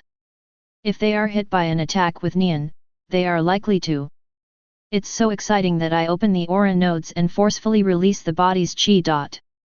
The three of you are very talented. Have you already begun to sense qi? But because of this, when you are attacked by mind, you will be more likely to open aura nodes than those who have not practiced. Gon and the other three listened with serious expressions. They had just taken Zhou Jue's teaching seriously, and they all knew the dangers of opening aura nodes. If the qi cannot be entangled in time, you will die directly due to the loss of life energy. You mean we'd better stop practicing? Kurapika asked. Zhou Jue shook his head and said, if you are determined and confident, you can continue to practice. You may complete the awakening on your own before meeting the bad person, or you may be hit by thoughts in the examination room and complete the awakening. This is a radical approach. If you want to be on the safe side, stop practicing to avoid the risk of suddenly opening aura nodes. Zhou Jue did not help them make a decision, but only gave two options. The three of them listened and fell into deep thought. One side is high risk and high return, the other side is low risk and safe approach. Which side should I choose? In addition, Zhou Jue continued to speak, attracting the attention of the three people. Gon, it's time to finalize your deal with me. Now? Kurapika and Leorio looked at Zhou Jue in surprise. Why are you so anxious? Yes, if we just fight one game, we will have more time after completing the hunter test, right? The two frowned and said to Zhou Jue. Zhou Jue didn't respond to them, just looked at Gon. Okay. Gon nodded directly and agreed readily. Neither Kurapika nor Leorio could understand. It's so late now, and I have to take the official hunter exam tomorrow. Shouldn't I take a good rest and recharge my batteries now? Why agree? Very good. Zhou Jue looked at Gon with admiration, threw aside the samurai sword and backpack, and waved to Gon, right here, let's start. I will suppress the strength and speed to a level similar to yours. Let me see, Gon, what is your unexpected action ability? Zhou Jue's eyes seemed to light up. This ability of unexpected action was what he expected from Gon. In the original work, when Netero and Gon were playing dodgeball, they were both affected by this unexpected situation and actually lost the dodgeball game. Normally, this would be impossible. Based on Netero's combat experience, any movement of Gon cannot be hidden from his eyes. It can even be said that Netero should be able to fully understand any human reaction, move, or technique. The founder of Xinyuan Liu, plus the strongest human being, should be of this level. Zhou Jue licked her lips and looked at Gon with eyes full of curiosity and excitement. At this moment, he seemed to have torn off his disguise. His calm and indifferent temperament suddenly turned into a fierce and violent one, like a bloodthirsty beast, full of aggression. This change in momentum immediately changed the expressions of Kurapika and Leorio. They suddenly realized how the fierce fox family felt just now. Danger! Extremely dangerous! The two people's eyes were filled with shock. It seems that the opposite side is an extremely terrifying existence. Let alone confrontation, there is no way to escape. Under intense fear, the body completely shuts down. The muscles were so stiff that I couldn't move at all. Gon. Kurapika and Leorio looked at Gon, but were surprised to see that Gon's expression did not change at all, and he lowered his back and boomed freely. As if not afraid. I'm Fed, Zhou Jue. Gon exhaled and rushed directly towards Zhou Jue. He swung his fist with rapid force, like a hammer hitting him. Zhou Jue punched out with the same force and speed. Boom! The two punched each other and each bounced away. Without any hesitation, the moment they bounced away, both of them stamped on the ground and continued to rush toward each other. Bang bang bang! Zhou Jue and Gon started fighting on the street at night as if no one else was watching. Punches and kicks, constant collisions. It's really just a discussion. Kurapika and Leorio watched for a while before relaxing. Zhou Jue did as he said, suppressing his strength and speed to the same level as Gon, and the two fought back and forth. It's just that Zhou Jue's momentum is too terrifying. They always can't help but feel frightened, feeling that they are facing a terrifying beast. If you are not careful, you will be directly torn into pieces by Zhou Jue. They now completely understand how the fierce fox family feels. With such a ferocious aura, it is really hard for people to believe that Zhou Jue has no malicious intentions. How many people has he killed? Leorio couldn't help but be speechless. I can't imagine. Kurapika shook her head and said solemnly, but I am sure that I was killed and bled all the way. There was a sense of awe in the two of them. This is the first time I have seen such a terrifying person. You must be cautious when dealing with Zhou Jue in the future. When a person has the power to easily kill his own kind, no matter how harmless the person behaves, others will still be uncontrollably afraid. Do you have the ability and do you want to do it? They are two different things. Chapter 43. Kurapika, I don't understand the meaning of this battle. Leorio pushed up his glasses and said with some confusion. I can't understand it either. Kurapika frowned. Boom! In the middle of the court, Zhou Jue dodges Gon's fist with a slight sway, and hits Gon's back shoulder with a backhand blow. At this location, the vagus nerve gathers heavily. Even a blow with ordinary force may cause a person to fall into coma. Zhou Jue dropped the knife, and Gon's movements immediately became sluggish, his eyes were blank, and he was about to fall to the ground. But in the blink of an eye, Gon recovered. Ha! He shouted loudly and bumped into Zhou Jue with his shoulder. However, this move was also seen by Zhou Jue. He grabbed Gon's shoulder with his backhand and pulled Gon away, causing him to hit the air. Wow! Gon fell to the ground in a panic. The gap is huge. Yet, just like adults playing with children. Kurapika and Leorio looked puzzled. Zhou Jue's fighting skills and experience completely overwhelmed Gon. Even with considerable strength and speed, he can easily overpower and even toy with Gon. What's the point of such a fight? You are so strong, Zhou Jue. Gon got up from the ground, not discouraged, but expressed great surprise to Zhou Jue. You will be this strong in the future. Zhou Jue smiled lightly. Gon smiled happily after hearing this, patted the dust on his body, and continued to rush towards Zhou Jue. He also swung his fist, like a hammer, and hit Zhou Jue's abdomen.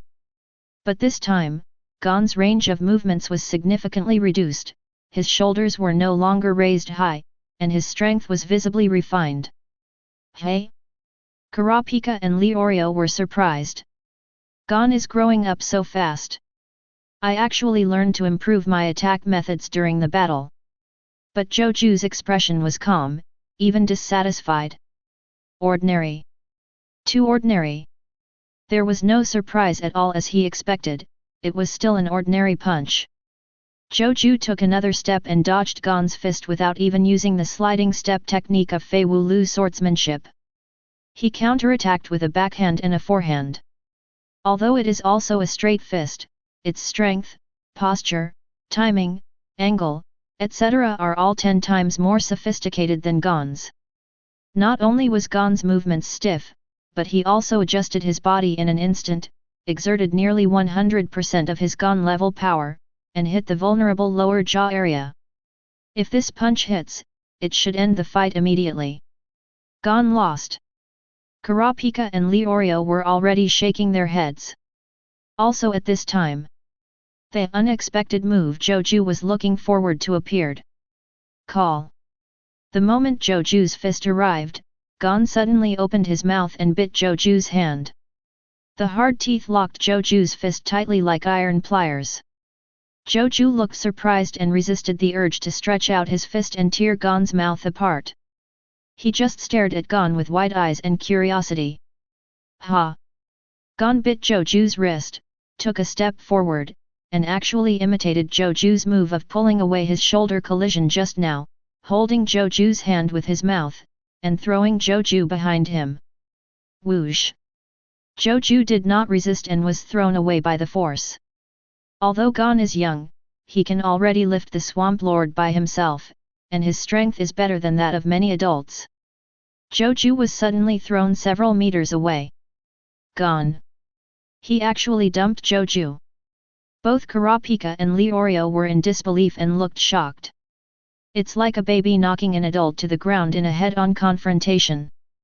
There has been a surprising reversal of the roles of strength and weakness. The momentary reversal was completely beyond people's expectations. Snap! Zhou Jue turned around nimbly in the air and landed firmly with an equally surprised expression. He looked down at the teeth marks on his wrist, savoring the feeling just now. Suddenly. Very suddenly. He didn't predict at all that Gon would use his mouth as a weapon to throw him away.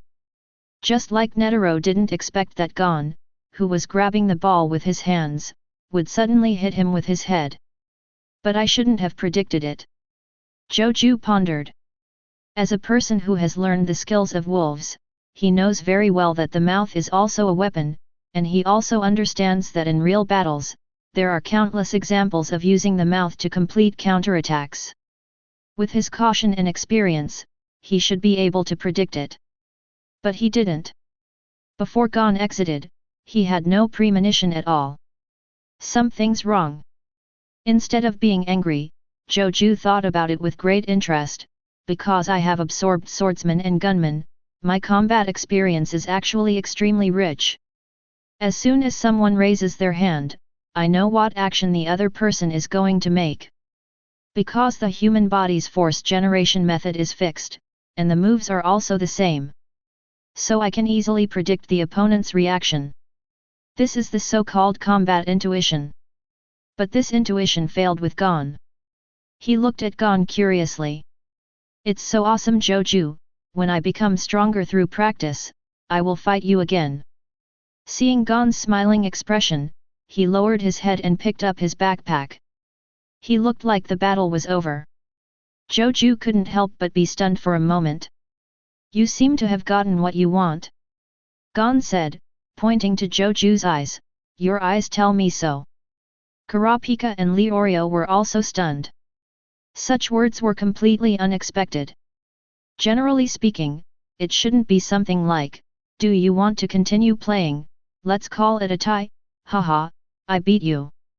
How could you just pack up your things and unilaterally declare the end of the battle? Zhou Jue once again felt the unexpectedness and burst into laughter. As expected of the protagonist of a hot-blooded comic, his way of thinking is different from others. It seems that what he sees and feels is a completely different world from others. Etc. At this time, Zhou Jue suddenly had a flash of lightning. Thinking differently? He caught some inspiration in an instant, and without looking at Gon and the other two, he just meditated on the spot. What is intuition? Intuition is the understanding of human fighting methods. For example, when you see a gunman raising his hand, you know to shoot, and when you see a swordsman raising his hand, you know to draw a sword. There is conventional logic in it, but if the opponent's is the logic different from ordinary people? Many cases can't help but emerge in Zhou Jue's mind. Chapter 44. The gangster brother was hacked to death by Lang Toking. Father was poisoned by his son. Husband killed by wife. The elder brother was framed by his younger brother. These cases, in the eyes of others, are also unexpected. Because according to normal logic, how could a person as powerful as the gangster brother be killed by a stupid young man who knew nothing but recklessness? In normal logic, father and son, husband and wife, and brothers are all extremely close relationships. How could someone do something to a loved one? It's just because it's impossible in common sense that when it happens, it's so unexpected. Zhou Jue suddenly understood. Yes, that's the truth. Gon's thinking mode is different from ordinary people, and his fighting logic is also different from ordinary people. The so-called unexpectedness does not mean that the moves cannot be predicted. It's because of the unexpected thinking. At the time, Zhou Jue never thought that Gon would bite his hand with his mouth, which was a counterintuitive move. When normal people are fighting, who would use their fragile mouth when they are not desperate? But Gon just used it. This is the secret of unexpected action. Yes, I've got what I want. Zhou Jue's eyes suddenly became clear, and he smiled and nodded to Gon. Kurapika and Leorio were stunned. The two of them felt that they couldn't keep up with Zhou Jue and Gon's brain circuits at all. What on earth are you talking about? Then, the deal is done. Gon extended his hand to Zhou Jue in a friendly manner. Yes. Zhou Jue smiled, shook his hand, and said, I look forward to our next transaction after you become stronger. Under the incomprehensible looks of Kurapika and Leorio, Zhou Jue and Gon said goodbye to each other. The scene looked extremely harmonious. Both Kurapika and Leorio helplessly raised their foreheads and gave up trying to understand their thoughts. Whether it is Zhou Jue or Gon, their logic is completely different from others. Bye, Zhou Jue. After shaking hands, Gon waved goodbye to Zhou Jue. Goodbye. Zhou Jue nodded politely, picked up his salute, and left happily. Gon and the other three also left from other directions. After a while, Zhou Jue booked a hotel room and bowed in the room. He was pacing back and forth, looking like he was thinking about something. Using deviations in thinking to create unexpected actions. This is what Gon is good at, because his thinking itself is different from ordinary people. For Gon, it's just a normal thing. But I can't. I'm a normal person. Zhou Jue muttered to himself and suddenly waved his fist into the air. Swish swish. He punched hard several times, then stopped, thought for a moment, and then resumed punching. Not long after, Zhou Jue's eyes lit up. Although I can't learn Gon's surprise, I can modify it to something that suits me, for example. Call. Zhou Jue punched out with fierce wind and fierce force. It's a posture of using all your strength to crush the enemy. But his expression was extremely calm, and his eyes were even a little divergent, as if he was in a daze. Whoosh! The next moment, his eyes narrowed, his mouth opened, and a vicious aura emanated. The whole person seemed to have transformed into an evil ghost, filled with a ferocious aura. But when he punched out, it was a soft fist, like a little girl's coquettish pink fist. The unexpected nature is a misjudgment of the intention of the attack. So, I can disguise, hide, and distort my attack intentions, and I can also achieve unexpected effects, leaving the enemy in a hurry. The simplest thing is to hide the murderous intention. Zhou Jue instantly thought of the gunman's shooting skills. Aim intentionally, shoot unintentionally. This is similar to the technique of concealing murderous intent. Not bad, not bad, I passed another trial. Zhou Jue smiled with satisfaction. The unexpected thing I learned from Gon this time was changed into a skill to hide the intention of attacking. That's called breath masking. I learned new skills and my strength improved again. This made Zhou Jue feel very happy. He even whistled while setting up traps at the door of the room. At the same time, Hunter Association headquarters. Netero is looking through the reports submitted by the examiners. Every year during the Hunter test, the examiners will report their performance on the levels to Netero. Hey! Netero suddenly stopped when he saw a certain report. Kent City Dolly Port Dolly Island, the examiners of this route, they jointly submitted a report. The report stated that a candidate worthy of attention appeared. Zhou Jue. Netero looked surprised after reading the contents of the report. The captain said that this is a candidate who is good at integrating into the environment, has clear goals and is determined. Doladuo said that this is a dangerous candidate, who has mastered Nian, and his chi is several times stronger than hers. Hunter on board. The comment made by my mother-in-law in Q&A is very interesting. She thinks that this candidate is very similar to him when he was young. He has a fearless consciousness at a young age. According to the family of the vicious fox, he is a guy who is used to and good at killing, father, perverted, sister, knows how to practice telekinesis skills, mother, and looks harmless but is cruel in nature, brother. Each examiner's evaluation is unique. Moreover, the later the examiner goes, the more serious his evaluation of the candidate will be. Like me. But what Netero pays most attention to is Kui's mother-in-law's comments.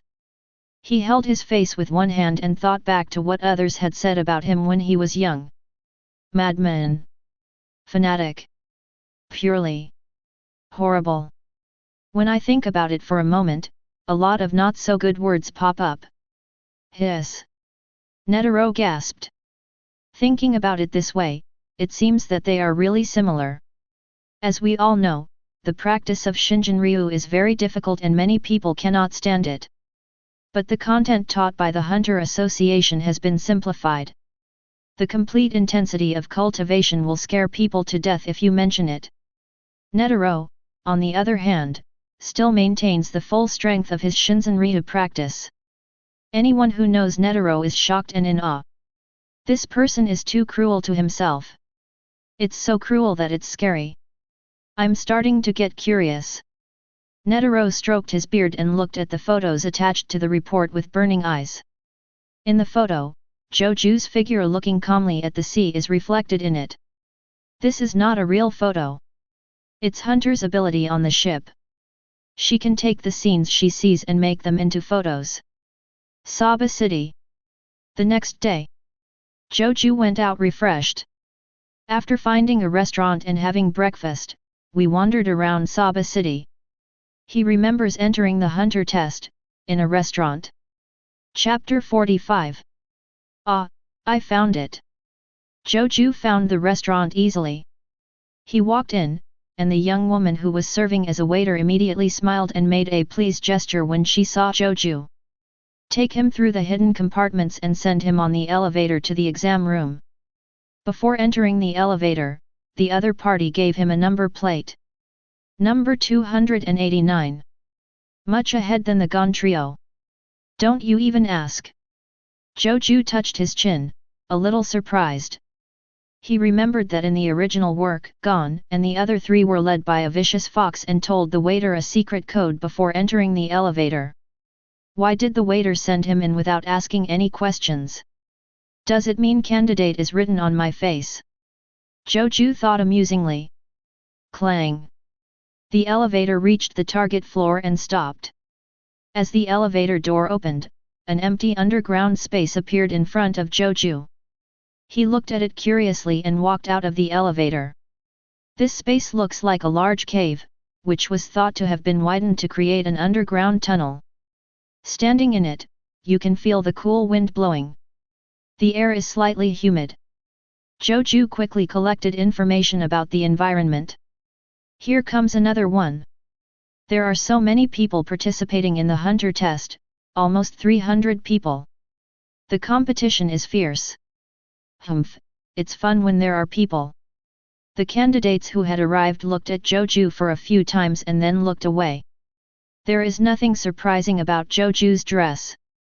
Carrying a bag on his back, wearing simple clothes, a knife tied to his waist, and wearing short boots for easy mobility. This look makes him look like he is taking the exam seriously. The weird ones are the ones dressed like Hisoka, a circus clown, and Gon, who carries a fishing rod. Not a guy worth paying attention to. Among the candidates, there was a man with red hair and makeup in the shape of teardrops and stars on his face. After glancing at Zhou Jue, he looked away without interest. His evaluation was average. Perhaps from the candidate's perspective, this young man is very threatening. But he, Hisoka, has a very high vision. He is not a young apple with full potential, but it doesn't catch his eye at all. However, Hisoka didn't like Zhou Jue, but another candidate showed interest. Hey, you are over 200 years old. A fat man came over with a friendly smile on his face and extended his right hand to Zhou Jue. My name is Tanpa, and this year is the 16th. Tanpa? Zhou Jue looked at the short and fat man in front of him and remembered his identity. In the original work, Nan is a person who takes pleasure in harming hunter candidates. Nan is said to be a conjurer. Its effect is to turn unopened juice into a laxative. He is a newcomer killer. Also nicknamed Tanpa the Great God. Zhou Jue was not interested in him, glanced at him, looked away, and continued to observe the surrounding environment. Tanpa's extended hand was also ignored by him. Well, it seems that you are very cautious. It is right to be cautious. Master Tanpa was ignored and did not take it seriously. He took back his palm with a smile. But I have participated in Hunter 35 times. Tanpa wants to say something more. Zhou Jue shifted her gaze and glanced at him lightly. Instantly, terrifying murderous intent emanated from Zhou Jue. Hatred, anger, ferocity, violence, coldness, cruelty, viciousness. It was as if all the malice in the world had condensed into Zhou Jue's body, forming an incomparable and shocking evil thought. This evil thought is even so strong that it becomes substantial.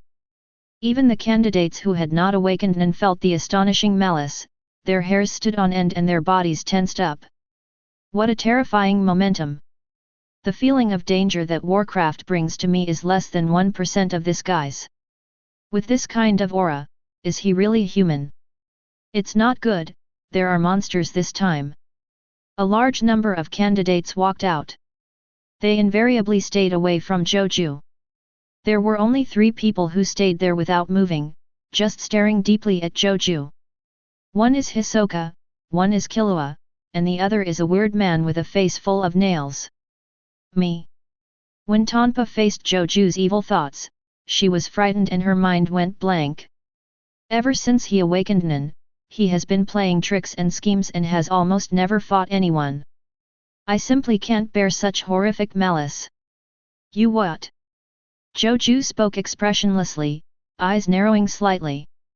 Boom! Stronger and more terrifying evil thoughts rushed toward Tanpa like violent waves. Bang! The energy clinging to Tanpa's body was instantly torn apart. The evil thoughts of fear rushed straight into his body.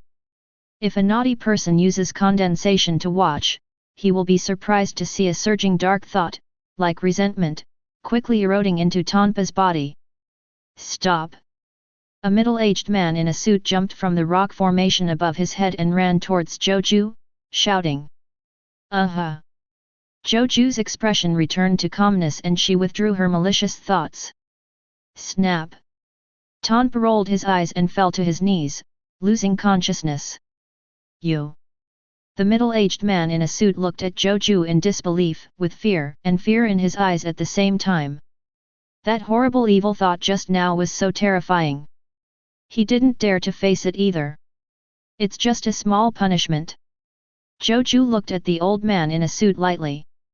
He knew that this man was called Sats. He is the examiner for the first level of the hunter test. Sassy was silent for a while, looked down at Tanpa, then took a deep look at Zhou Jue, then turned and left. The hunter exam does not prohibit candidates from killing each other. It was just Zhou Jue's strong evil thoughts that shocked him. Such deep negative emotions were as terrifying as the resentment of the deceased. This Tanpa's tangle was torn to pieces in an instant.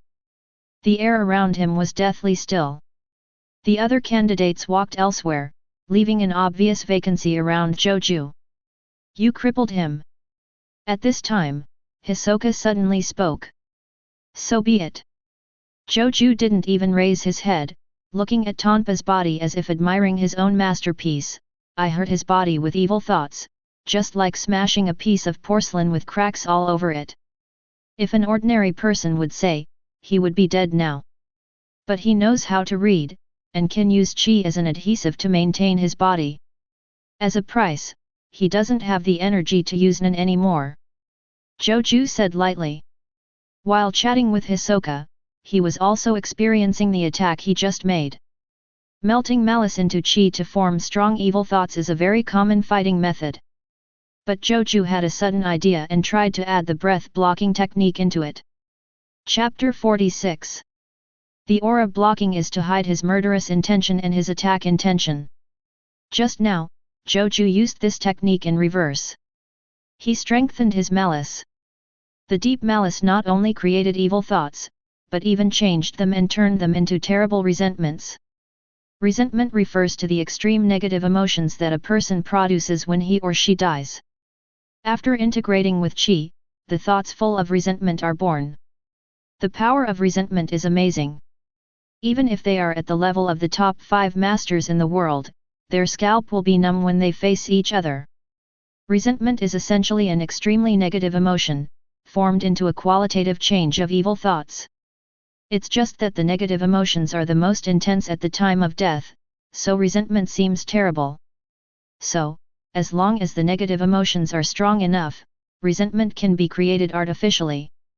Zhou Jue thought to himself. This is also the inspiration given to him by Gon. In the Chimera Ant incident, Gon turned black due to Kate's death, forcing himself to grow and gain future powers, thereby killing Catwoman. This kind of forced growth that goes against common sense is the power of resentment. Gon can do it, why can't I? Zhou Jue thought so and tried this. The result was very good. God Tanpa was directly shattered by him and became immortal. Laugh. Of course, normally speaking, upgrading evil thoughts into resentment can only be achieved by enduring a major stimulus and paying a huge price. It is abnormal for Zhou Jue to use his resentment anytime and anywhere with ease and without any cost. He was able to do it because of the feedback of passing the trial. The battle with Gon last night was also a trial. In terms of hiding his attack intentions, Gon is far stronger than him. But he, Zhou Jue, successfully understood the secret of unexpected, turned this skill into his own, and passed the test. He has also become a strong player in hiding attack intentions. The gift from passing the trial was to help him use the aura masking technique in reverse. He can now combine intense emotions and tenacious will into his chi at will, creating resentment that is even more terrifying than evil thoughts.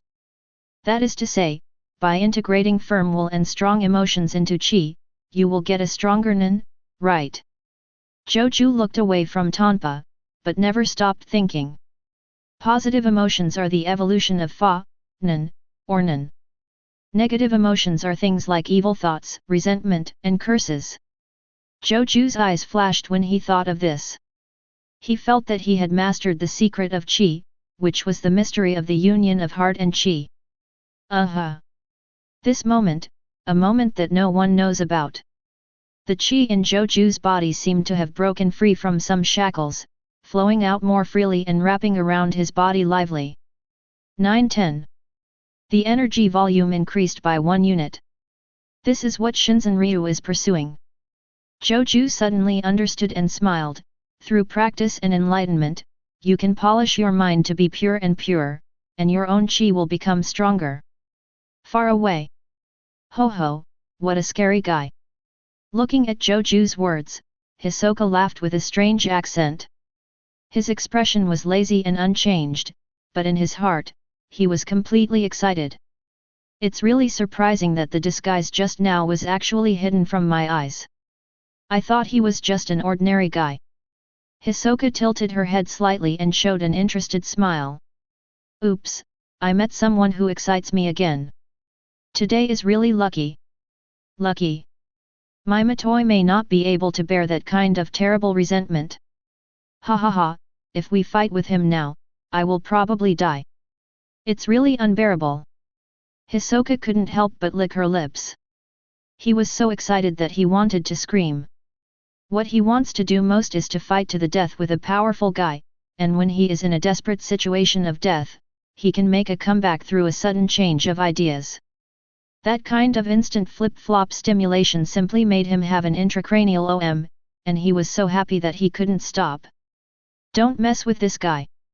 In the dark, Killua looked at Zhou Jue warily. Not far away. A strange guy with a face full of nails looked at Zhou Jue expressionlessly and looked away without interest. The stranger's oath is right. Zhou Jue was filled with joy. It had only been a few months since he made the pledge, but he had already gained a lot. The volume of air is doubled. Aura masking. Create resentment. The Midas touch, the cloud exploration hand, and the 18 moves on the rope. The last one seems useless. But Zhou Jue also had inspiration. Perhaps after improving the flexibility of his wrists and fingers to a certain level, he could display some special spear skills. But now, let's see what Hisoka's inner pervert does? Zhou Jue thought, looking up somewhere. He caught the eye of the fruit farmer Hisoka, who smiled kindly, nodded gently, and then looked away. Well, it looks like I'm being targeted. Zhou Jue nodded inwardly with satisfaction. The trial called Hisoka, get. In the near future, Hisoka will come to him and want to fight with him. Although I know Hisoka's nen, the strategy of a nen's battle is very important, so I can't kill him 100% of the time. This guy likes to make comebacks from desperate situations, and his style is not that of a nen who has a professional background. I can fight back and forth with Crollo, and I can also have an arm cut off by Hanashi Doluo. This sudden rise and fall in combat power is really incomprehensible. Thoughts flashed through Zhou Jue's mind and she withdrew her gaze. In the following time, all the candidates were extremely calm, waiting quietly for the exam to begin. About an hour later, Gon and the other 3 also entered the examination room. Their numbers were over 400 and they were also the last candidates to arrive. Another little apple. Hisoka, who was originally bored, was so surprised that his eyes widened the moment he saw Gon. Ah, Zhou Jue, we are here too. Gon looked around, noticed Zhou Jue, and waved hello. Kurapika and Leorio also nodded to Zhou Jue. Zhou Jue smiled and nodded, which was considered a response. Ah, do the two apples actually know each other? When Hisoka saw the two greeting each other, he couldn't help but be elated. Is today my God's day of grace? The little apples actually showed up together. At the same time, Killua in the corner also set his sights on Gon. It seems that there is some kind of attraction to Gon. Chapter 47. The next moment the Gon trio arrived. Satsuki, who had just appeared again from above the tunnel. He held a hanging watch and landed in front of the crowd, his eyes casually scanning the two dangerous people among them. Hisoka, Zhou Jue. The former was disqualified because he injured the examiner in the previous test. The latter showed amazing resentment just now. I don't know if it is his nature or some kind of special nature. Between these two people, Satsuki didn't think of any conflict at all. For the first time, I discovered that being an examiner is a dangerous job. Saci secretly sweated in his heart. Thoughts flashed through his mind, and with a serious expression on his face, he announced, the registration time is over, and now the hunter test officially begins. Satsuki turned around and walked deeper into the tunnel. As he walked, he said, although you should already be aware of the dangers of the hunter test, I still want to remind you that if you are not careful during the test, you may be injured or die. If you are not willing to retreat, then follow. Saci walked forward with steady steps. Seeing this, other candidates followed suit. More than 400 people were running in the dark tunnel. Ah! Hey, so dangerous. It's not good, my feet. What tripped me? In just a few minutes, some candidates did not pay attention to their steps and tripped over debris in the tunnel. Some people have no major problems and can still stand up and move on. But some people are very unlucky and directly twist their legs or break their joints and are unable to move forward. Those who cannot move on have been eliminated. The test has begun. Seeing this, Kurapika felt nervous and quickly reminded Gon and Leorio. Yet. *2. Gon and Leorio nodded heavily, watching their steps carefully. Not far away. Zhou Jue's steps were relaxed, as if he were taking a walk after a meal, and even felt a little leisurely. Such a little test is naturally not a problem for him. He even had the leisure to use condensation to gather chi in his eyes and watch the situation of Gon and the three of them. Has Leorio given up? Zhou Jue looked at the anger on the heads of the three people and said in his heart. On the heads of Gon and Kurapika, very little chi escaped, and it was condensed to the extreme, almost equal to nothing. There's only one step left to mastering Nen. As for Leorio, the amount of chi escaping from his head is only a little less than that of ordinary people. He should have stopped practicing and chosen a safe path. This is also in line with the three people's personalities. Zhou Jue nodded and looked away, no longer paying attention to Gon and the others. Instead, he turned his attention to Sats in front of him. Despair! Despair! Despair! Sats's steps were steady and his movements were very small, as if he was walking slowly. But this kind of walking moves very fast. He took one step forward and advanced more than 1 meter. Although the candidates were running hard, they still had difficulty keeping up with Sassi's pace, and could only be pulled further and further away. A very peculiar way of walking. Zhou Jue showed an interested expression. Not far away. Hisoka looked at Zhou Jue and showed an interested expression. What a curious little apple. Satsuki in front silently listened to the footsteps and judged the number of remaining candidates. As he walked, he was also thinking in his mind. This level will not only test endurance, but also willpower and determination.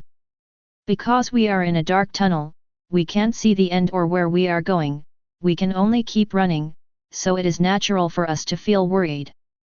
Like, when will it end? Can I really run to the finish line?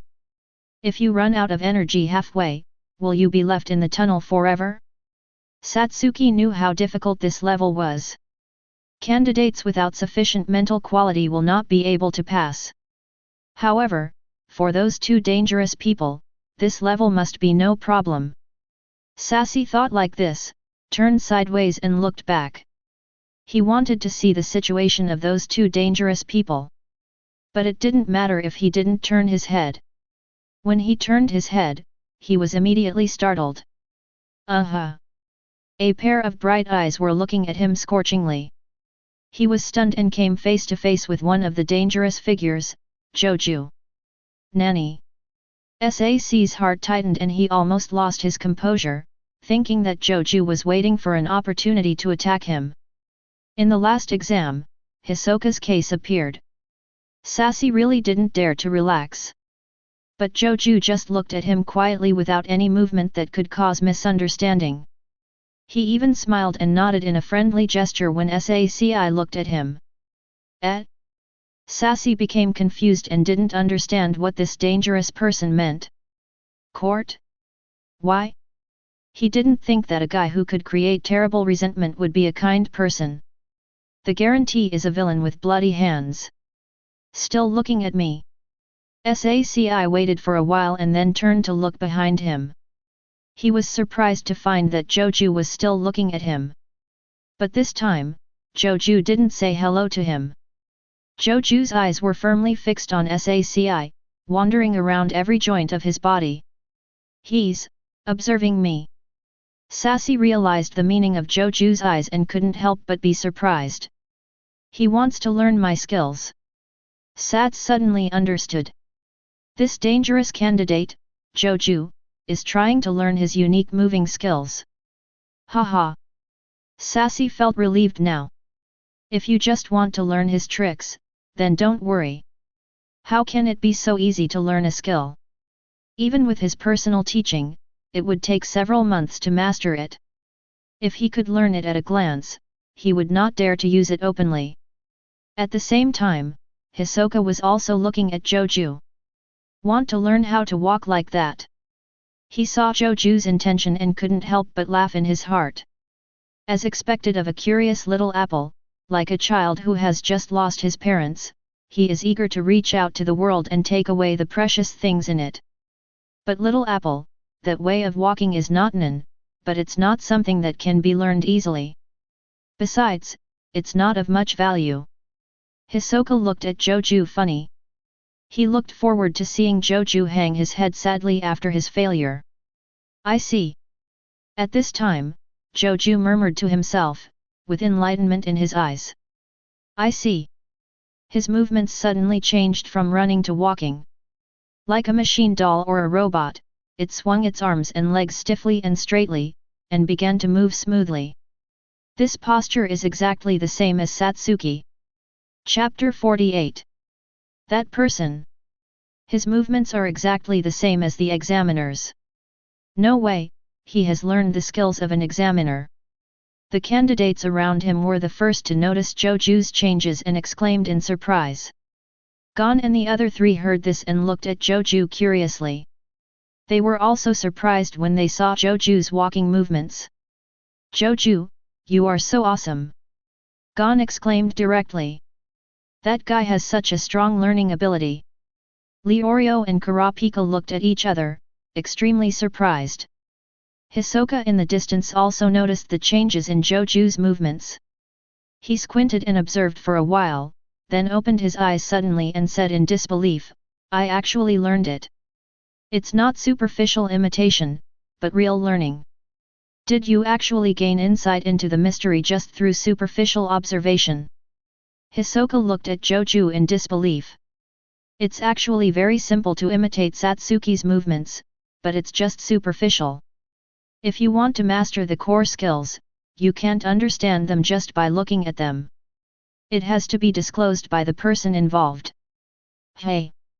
Sassy also noticed Zhou Jue who was following him. He turned his head and glanced with a momentary expression of surprise. As a master of this walking technique, it can be seen at a glance that Zhou Jue has not only learned the superficial movements, but also mastered the deep-seated techniques. Saci looked at Zhou Jue in horror, feeling an unspeakable fear. It was as if Zhou Jue's gaze saw through his entire being. All of his secrets were exposed in the spotlight, visible to everyone. This is a technique to imitate heartbeats, right? Zhou Jue walked beside Saci with a relaxed smile on his face, using exactly the same movements. Ta-ta-ta. The two of them were like carbon copies, and their every move was completely in sync. Although he was walking normally, his speed was extremely fast, and he easily left behind the candidates running behind him. How is that possible? Saci's expression became even more surprised. The word heartbeat goes to the core of his walking technique. Heartbeat? *3. Gon and the other three looked confused. Is your heart beating? Hisoka seemed to understand something, and his running movements adjusted, as if he was about to turn into a mechanical walking. But after a brief try, he shook his head and gave up.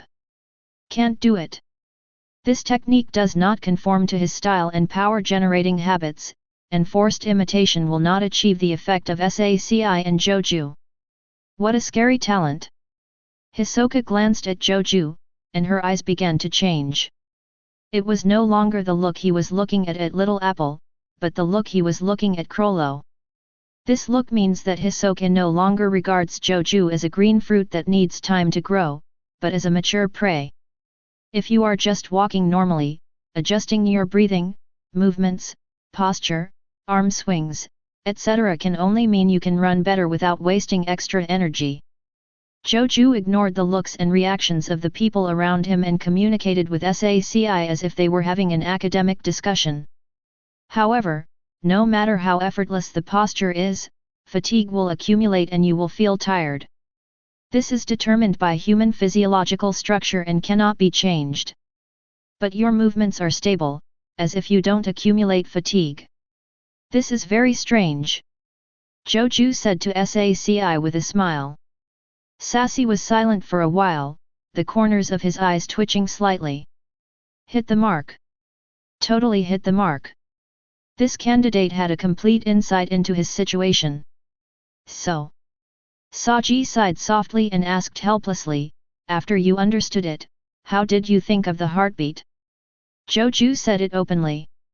He wanted to cover Zhou Jue's mouth, but it was too late. It's better to communicate and see what unique insights this candidate who secretly learned his skills has. The candidates around him all pricked up their ears to eavesdrop. Even if you can't learn it now, after you remember it, maybe you can figure it out when you go back. No candidate will refuse to become stronger. I first rule out that it's your nin. Zhou Jue pointed to his eyes. Saci instantly understood that this meant using condensation to gather his qi in his eyes and observed the flow of his qi. In other words, this is something that ordinary people can do with ordinary human physiological structures. Zhou Jue pointed to his ear again. This ordinary person refers to ordinary people in the hunter world. The way Zhou Jue points to the eyes and then to the ears is a hint of the technique of using qi. Knowledge is precious. The knowledge he taught Gon and the other three about reading has been rewarded accordingly. It is impossible to teach it to others casually. So I listened again. Zhou Jue pointed to his ear and said, I heard your footsteps, breathing, and heartbeat. They were as meticulous as a machine and performed at a fixed frequency. Mechanical? No fatigue. Can the human body work without fatigue? Zhou Jue said with a smile, I can't help but have such doubts. The other candidates were confused. What rules out your nin? What machinery? Why do you point to your eyes and ears when you speak? The candidates couldn't understand it at all. Only Gon and the others, who had learned the knowledge in advance, understood what Zhou Jue was talking about. What this guy is talking about is knowledge that I don't know. Killua was also listening, thinking to himself. Naturally, I started to make associations. Zhou Jue continued, what is this thing in the human body that works at a fixed frequency like a machine and never tires? The answer is, heart. But why doesn't the heart tire? Zhou Jue showed a mysterious smile. Other candidates craned their necks, eager to hear Zhou Jue's explanation. Even Hisoka and the guy with a face full of nails focused their attention, curious about Zhou Jue's answer. Actually, this is our illusion. The heart is not always working without getting tired. In fact, the heart is always resting. Constriction as blood pushes out and relaxation as blood returns. In every second, the heart works for 0.2 seconds and rests for 0.8 seconds. Zhou Jue revealed a secret that surprised everyone. This kind of obscure knowledge has never been heard of by them. Even Satsuki looked shocked, hearing this for the first time. Every 0.2 seconds of work, 0.8 seconds of rest. Satsuki murmured, his expression lost in thought. Although his walking skills were developed to imitate heartbeats, many aspects are half understood. I just thought it could be done, so I slowly developed it. There are many mistakes in the process that are made by mistake. Chapter 49. Zhou Jue also saw this. There is such a thing as thought in this world. Thoughts are the universal wish-making machine. Even if you know nothing, as long as you have firm faith, you will still realize your thoughts. For example, the example mentioned many times is biscuit. Your skills are like a heartbeat.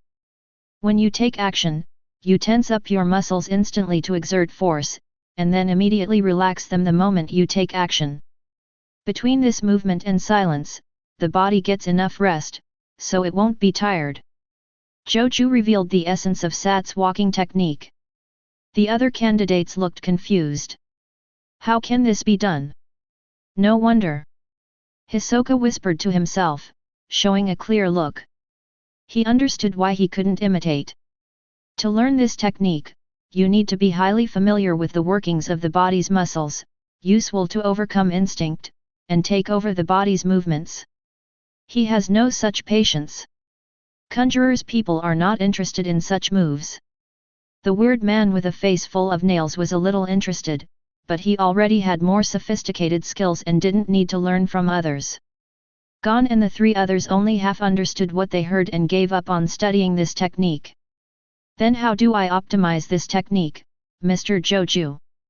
Saci was silent for a long time, his attitude completely changed, and he humbly asked Zhou Jue for advice. There are two directions. Zhou Jue explained without hesitation, stretched out two fingers and said, one is to follow the pulse of the heartbeat, feel the blood flow, and try to connect the lungs and other organs to integrate into a system where the whole body organs work at the same time. Unique groove. The second is to understand the body more deeply, try to make every muscle work 100%, and develop a more powerful set of techniques. At this point, the other candidates were even more confused. Satsuki frowned and thought. While the two were talking, they kept walking in sync with each other. Many candidates were distracted and only listened to Zhou Jue's words, causing their breathing rhythm to be disordered and therefore fell behind. Oh, that's a great idea. Hisoka's eyes fluctuated, and he suddenly praised Zhou Jue. Smoothly, I eliminated dozens of candidates using this method. I really belong to you, Zhou Jue. As soon as these words came out, many candidates immediately changed their expressions. The look in Zhou Jue's eyes became filled with fear, and fear. I'm just saying this. It's up to them whether to listen or not. Zhou Jue shrugged indifferently. He didn't care at all how many candidates were eliminated. At this time, Saci also came back from his thoughts. I choose the first option. Saji breathed out a sigh of relief, as if he had made a major decision, and said with a wry smile, after all, the name of my technique is Love from the Heartbeat, and the first method is more in line with my ideas. Love from a Heartbeat. It really fits Hunter's naming style. Zhou Jue did not comment on this, but simply said, this is your freedom. It's just that I have a question. Saci looked at Zhou Jue and asked, why are you telling me this? Just think of it as tuition. Zhou Jue replied. Tuition. Surprise flashed across Saci's face. This was an unexpected answer. This world has an unusually open attitude towards the inheritance of skills. It's your ability to learn secretly. Many weak people will fight and steal each other's skills. Yes, tuition. After Zhou Jue said this, he slowed down and retreated among the candidates. Of course, this action also scared many people, who hurriedly distanced themselves from Zhou Jue. A few candidates were so panicked that their breathing was erratic, and they suddenly lost their breath and fell out of the group. Do you have your own rules? Hisoka saw this and touched his chin thoughtfully. He was trying to understand Zhou Jue.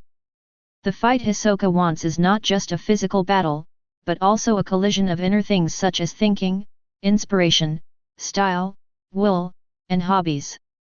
Just like a ripe red apple, you should not only appreciate its bright red appearance, but also taste the sweetness of its flesh.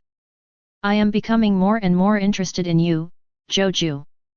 Hisoka's throat twitched, as if he was facing a delicious meal and couldn't help but swallow. Oh, what a happy trouble! Which comes first, Crollo or Zhou Jue? I really want to eat them both. But tasting any one of them may kill me. Considering the possibility of being killed, I have to be mentally prepared to only taste one. Hisoka was in rare distress, with a headache expression on his face. As for Zhou Jue, he paid no attention to what Hisoka was thinking and tasted his harvest with great interest. Past the trial. The sound, like a hallucination, sounded in his mind. At the same time, he entered a strange state. Love from the heartbeat. This technique was disassembled, assembled, deleted, and added in his mind, as if it were adaptive, changing with his thoughts and preferences into a technique that suited his style. Boom! Suddenly, Zhou Jue's heart moved. A large amount of enlightenment came out, like a tide, rolling in. He suddenly changed the love from heartbeat into a new technique that suited him. Muscle. Work hard. Organs. Rhythm. This new technique combines the two optimization solutions he told Sassy. It activates the entire body in an instant, including skin, muscles, bones, nerves, organs, hormones. Like a calm volcano, it instantly explodes. In this state, Zhou Jue will be able to briefly break through the limitations of his brain and exert 100% of his muscle power. As we all know, under normal circumstances, the force generation efficiency of muscles is limited by the brain. The average person's power efficiency is less than 20%. People who train hard can achieve 30%, 40%. This is the limit. Because no matter how much, the muscles will not be able to bear their own strength and will tear themselves apart. Therefore, the brain normally makes protective restrictions. But through this volcanic eruption-like technique, Zhou Jue can instantly enter a hyperactive state, just like a marathon runner taking his second breath, and his body and mind enter an extremely excited state. From this, break through the limitations of the brain. Force yourself to exert 100% of your physical strength. This technique of igniting oneself and erupting like a volcano is called. Zhou Jue thought for a while and quickly came up with an appropriate name. Second Gear. Chapter 50. Zhou Jue appreciates his new skills. He estimated that if the second gear was turned on, the strength and speed could be increased by up to 3 times in about 1 minute. But the cost of doing so is torn muscles, ruptured ligaments, and burst bones. If you only use 1.5 times the force, you will only strain a large area of the muscle. It's a bit like Kyokan. Zhou Jue's thinking spread out. Ta. The candidates continued on their way, and the atmosphere gradually became quiet.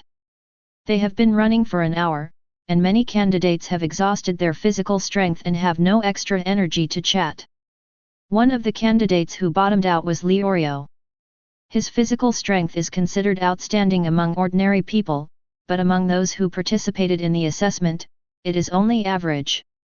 At this moment, I was already exhausted. Leorio, are you okay? Gon asked worriedly. No, it's okay. Leorio gasped, but his movements became slower and slower. I can still persevere. Leorio. Kurapika also looked at him worriedly. The two followed Leorio, slowing down. Ta ta ta. Satsuki didn't care about these things, he just walked forward. The same goes for Zhou Jue. In the original work, Gon and the other three were deceived by Tonpa and went to the enchanting cedar tree, where they fell into hallucinations. Leorio and Kurapika both saw their worst fears. But with Gon's help, the two broke free from the illusion. At the same time, the words they inadvertently said while falling into hallucinations also became an opportunity for them to have a heart-to-heart talk. It seems like this is an opportunity for Gon and Killua to get to know each other. Zhou Jue thought in his mind. This is an important note in the original work. Now that Tonpa's role is gone, I wonder what will happen? But Zhou Jue doesn't care. He wasn't a nanny, so how could he care about Gon and everything?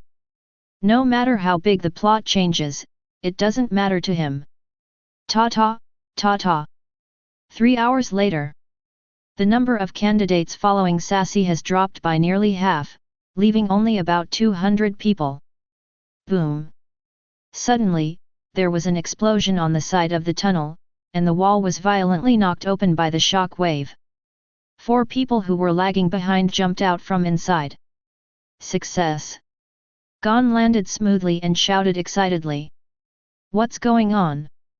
Sassy stopped and looked back at the 4 of them. Sorry, we blew up the wall. Gon scratched his head, looking apologetic. It doesn't matter. As long as you can follow up, it's allowed to blow up the wall. Saji shook his head and looked at the blown hole again, a little surprised. It's the area of the haunted cedar tree. If you enter that area, it's really amazing that he survived. Even people who master mind can get stuck there. What's more, how many people haven't mastered Nian yet? Satsuki's compliment was sincere. Ha ha ha, we are lucky too. Gon scratched his head and laughed. Killua said that the tunnel is twisted and folded. Only through the ghostly cedar trees can we catch up with you, so I had to give it a try. Killua said. Zhou Jue heard this word and looked at the white-haired boy holding the skateboard in surprise. Unexpectedly, Killua still met Gon without Tonpa. Is there something attracting these two people to each other?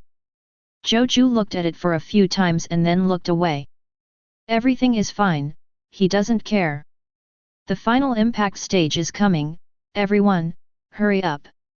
Sassy said to the candidates, turned around and continued to walk forward. Hearing the final sprint, the remaining candidates were in high spirits. They squeezed out the last strength of their bodies and tried their best to keep up with Sats in front.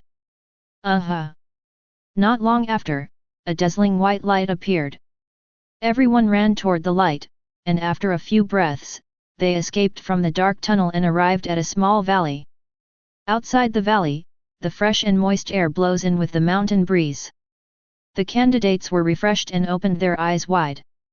Everyone was surprised by the beautiful scenery in front of them. All I saw was that the land was flat and filled with huge waters. The water seems to be boundless, reflecting countless plants and trees, and at the same time reflecting the sky, as if bright colors are painted in the water, forming a strange picture like a vast mirror. And in the water, there are hills of various sizes. There are lush trees growing on the hills, and large expanses of aquatic plants surround the edges. From time to time, birds appear, circling and playing, or looking for food in the water.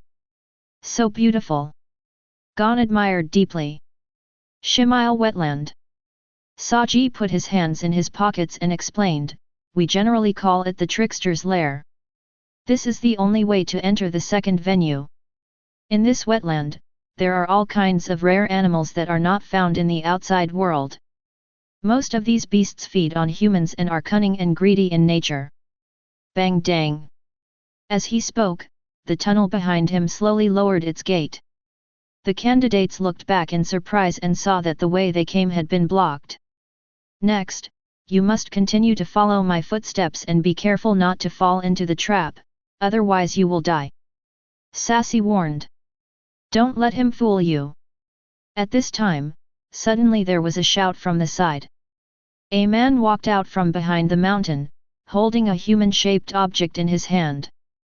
He pointed at Sats angrily and shouted, "This guy is a fake, I am the real examiner."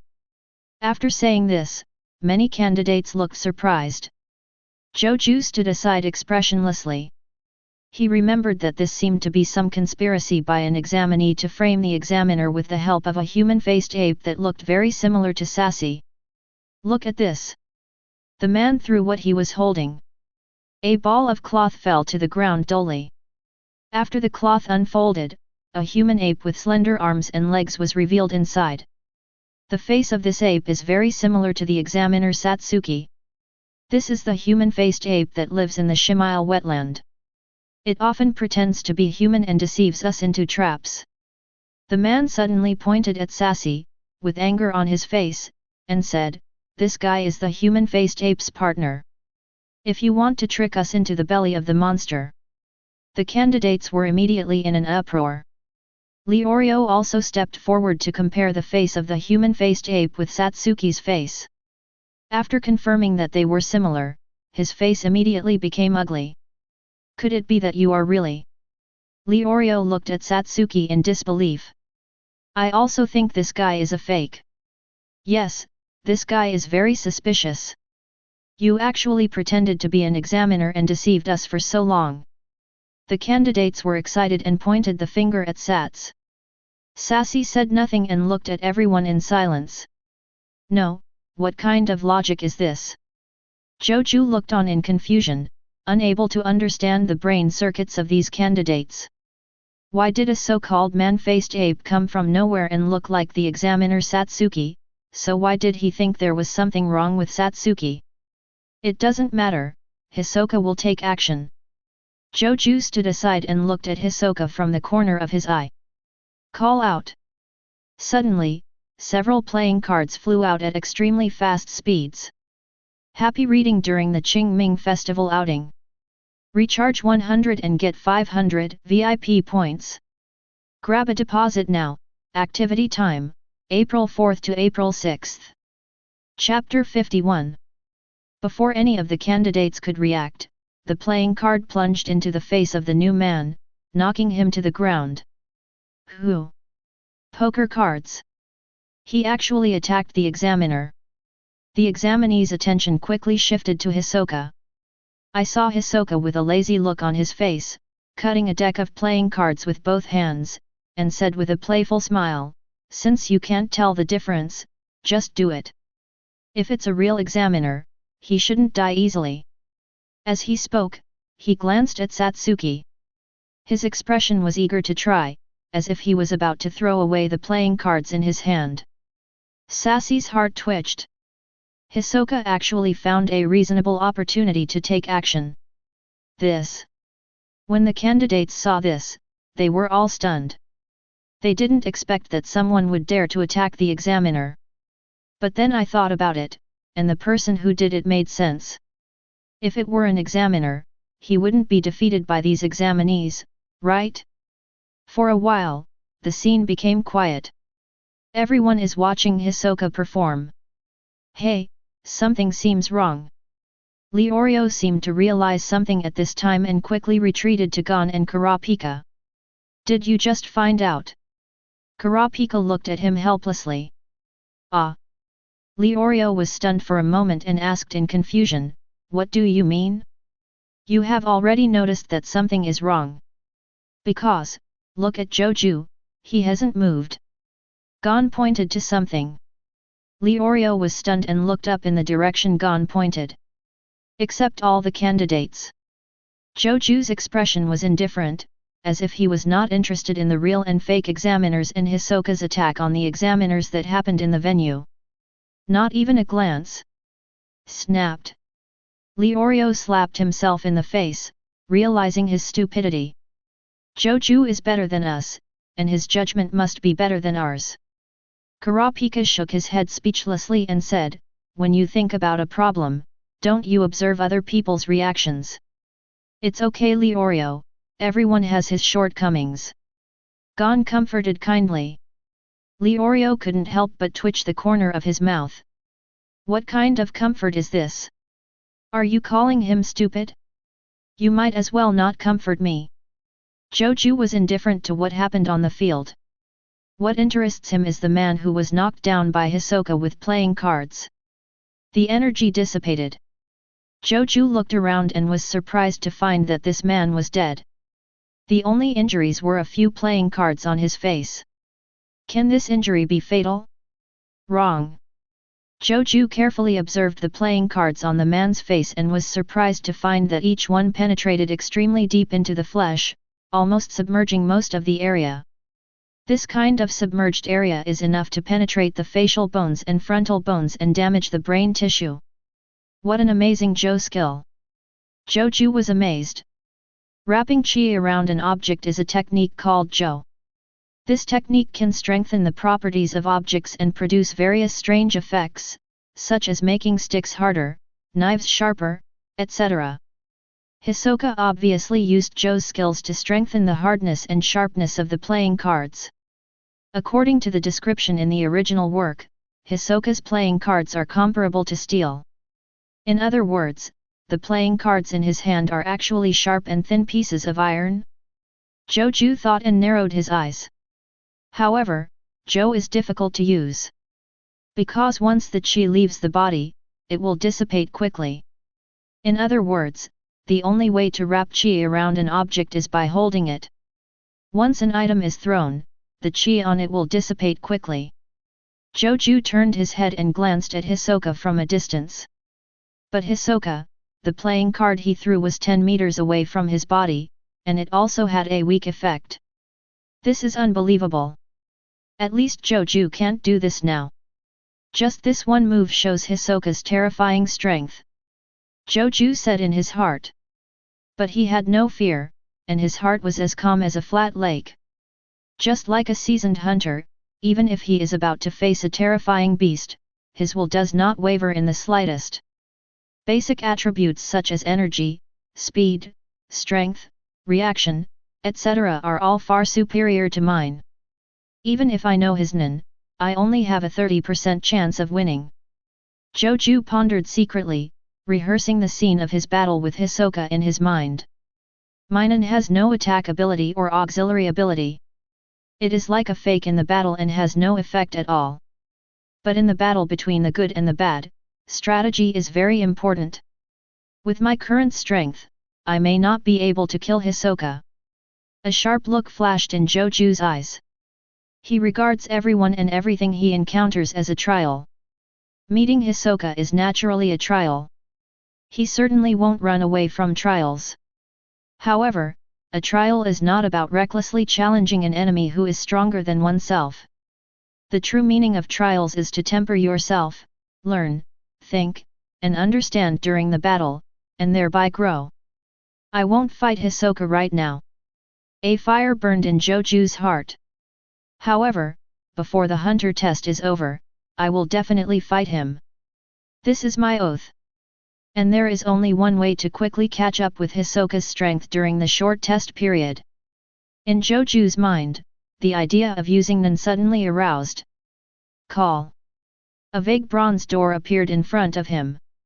Zhou Jue's eyes were calm and he poured 1/5 of his energy into it. Recharge. Suddenly, a kind of enlightenment came to my mind. Zhou Jue understood that it would take about 1/5 of the energy to complete charging and start the 4th trial. He can start the 4th trial now. Not the right time yet. Zhou Jue murmured. This Shimile wetland is also a training ground. I just set foot here and I haven't exhausted all the qualifications in it yet. As soon as he thought, the bronze door in front of him disappeared. At this time, the farce in the field came to an end. Call out. A playing card suddenly flew out, piercing the air and making a slight sharp sound.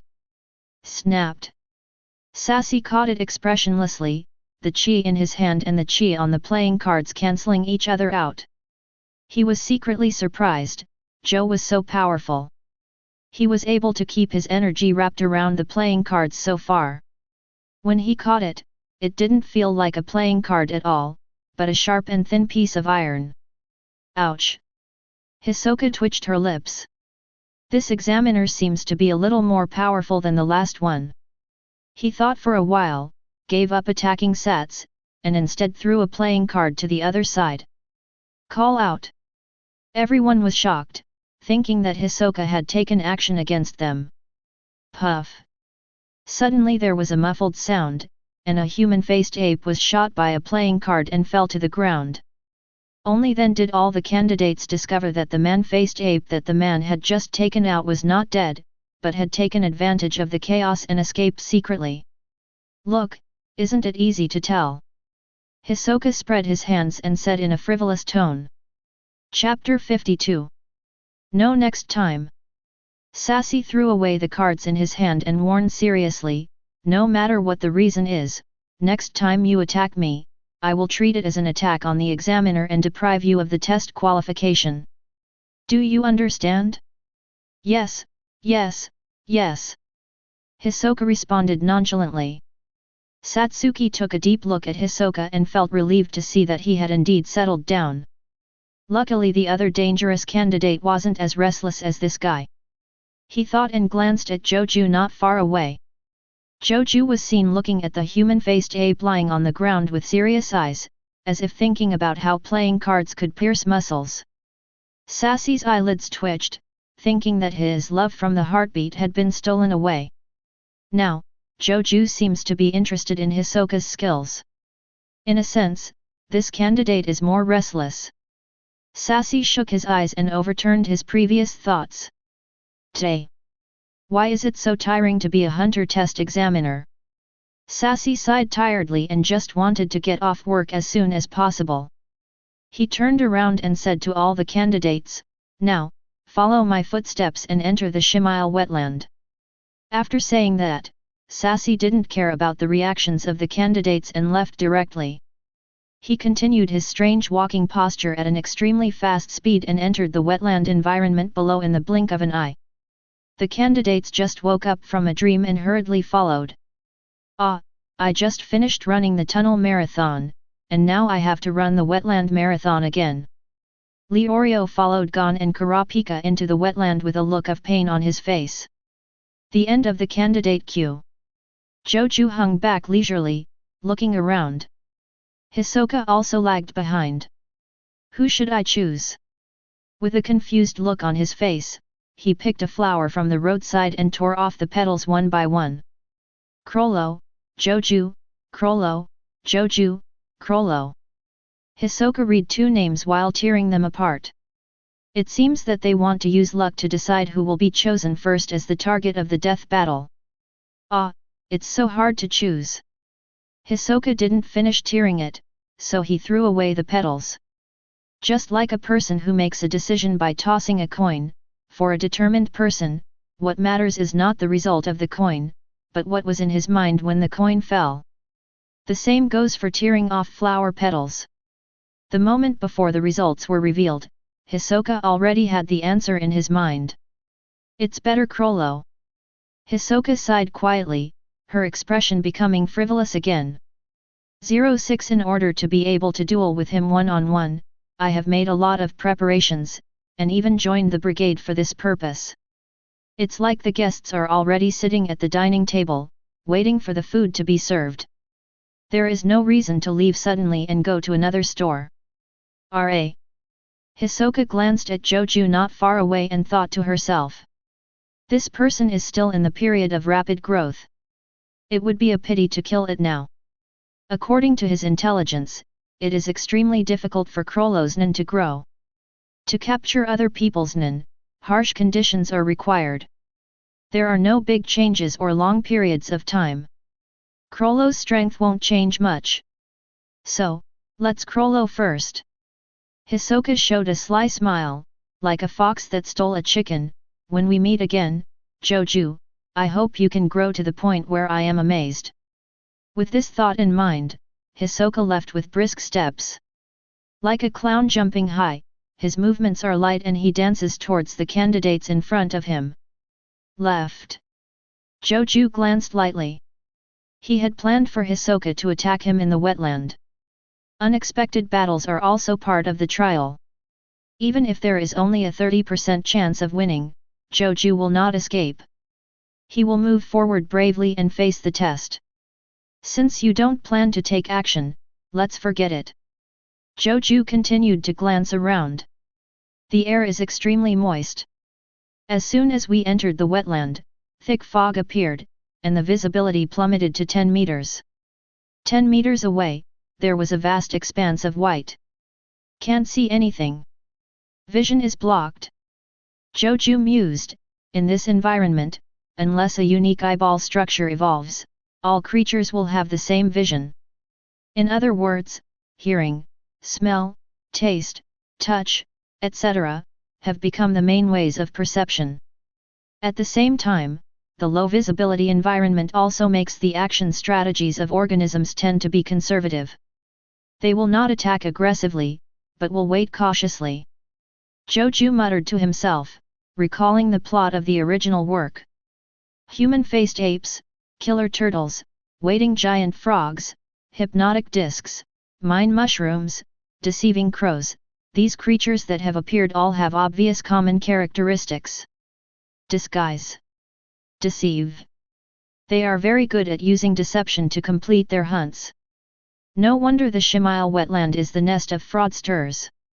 Zhou Jue thought of what Saci said just now and nodded. A very suitable description.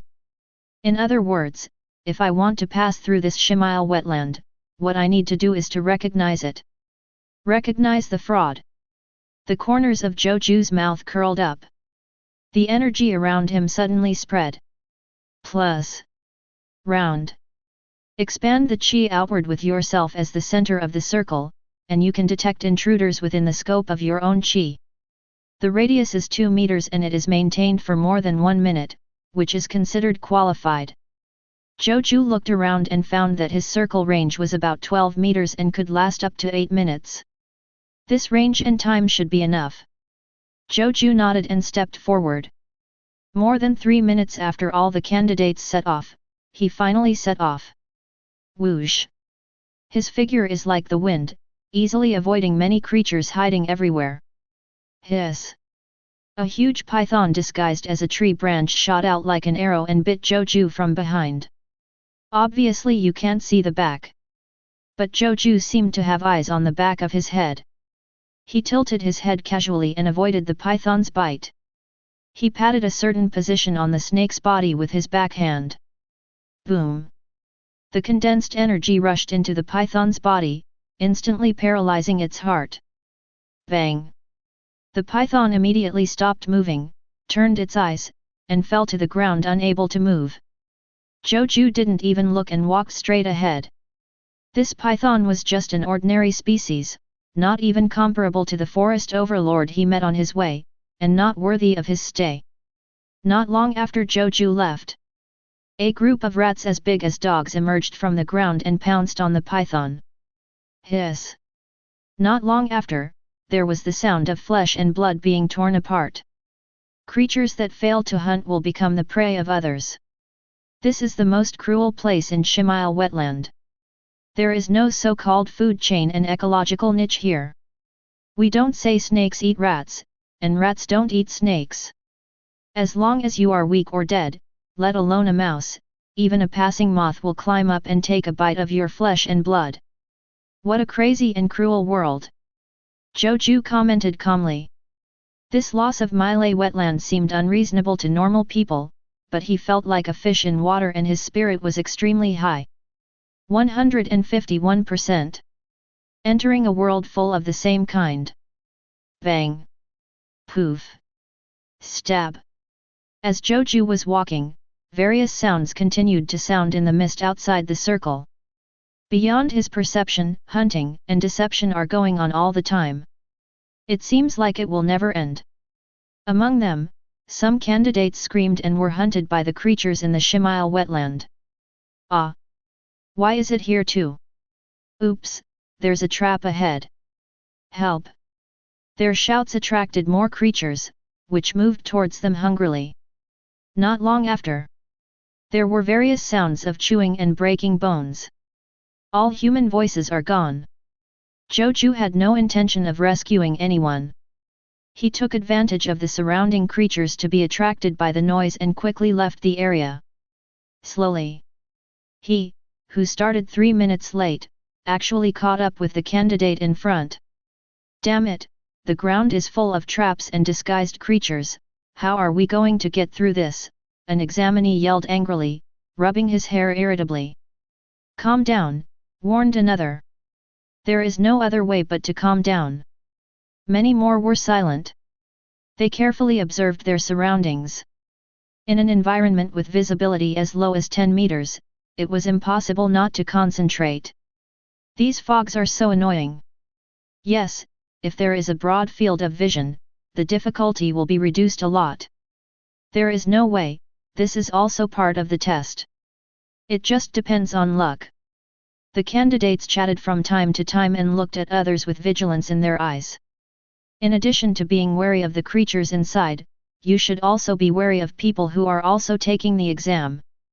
Using other people's lives to explore the road is a very tempting choice. Swish! Suddenly an afterimage passed by.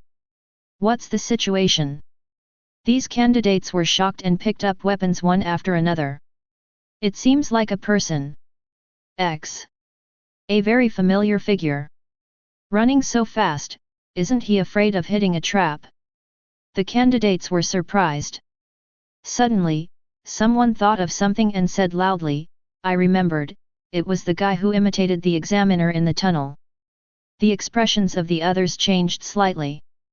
The figure of a young man immediately popped into their minds. Zhou Jue. It's the guy who exudes a terrifying aura.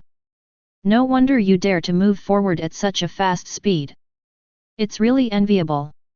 If you're jealous, just ask him if he can take you with him.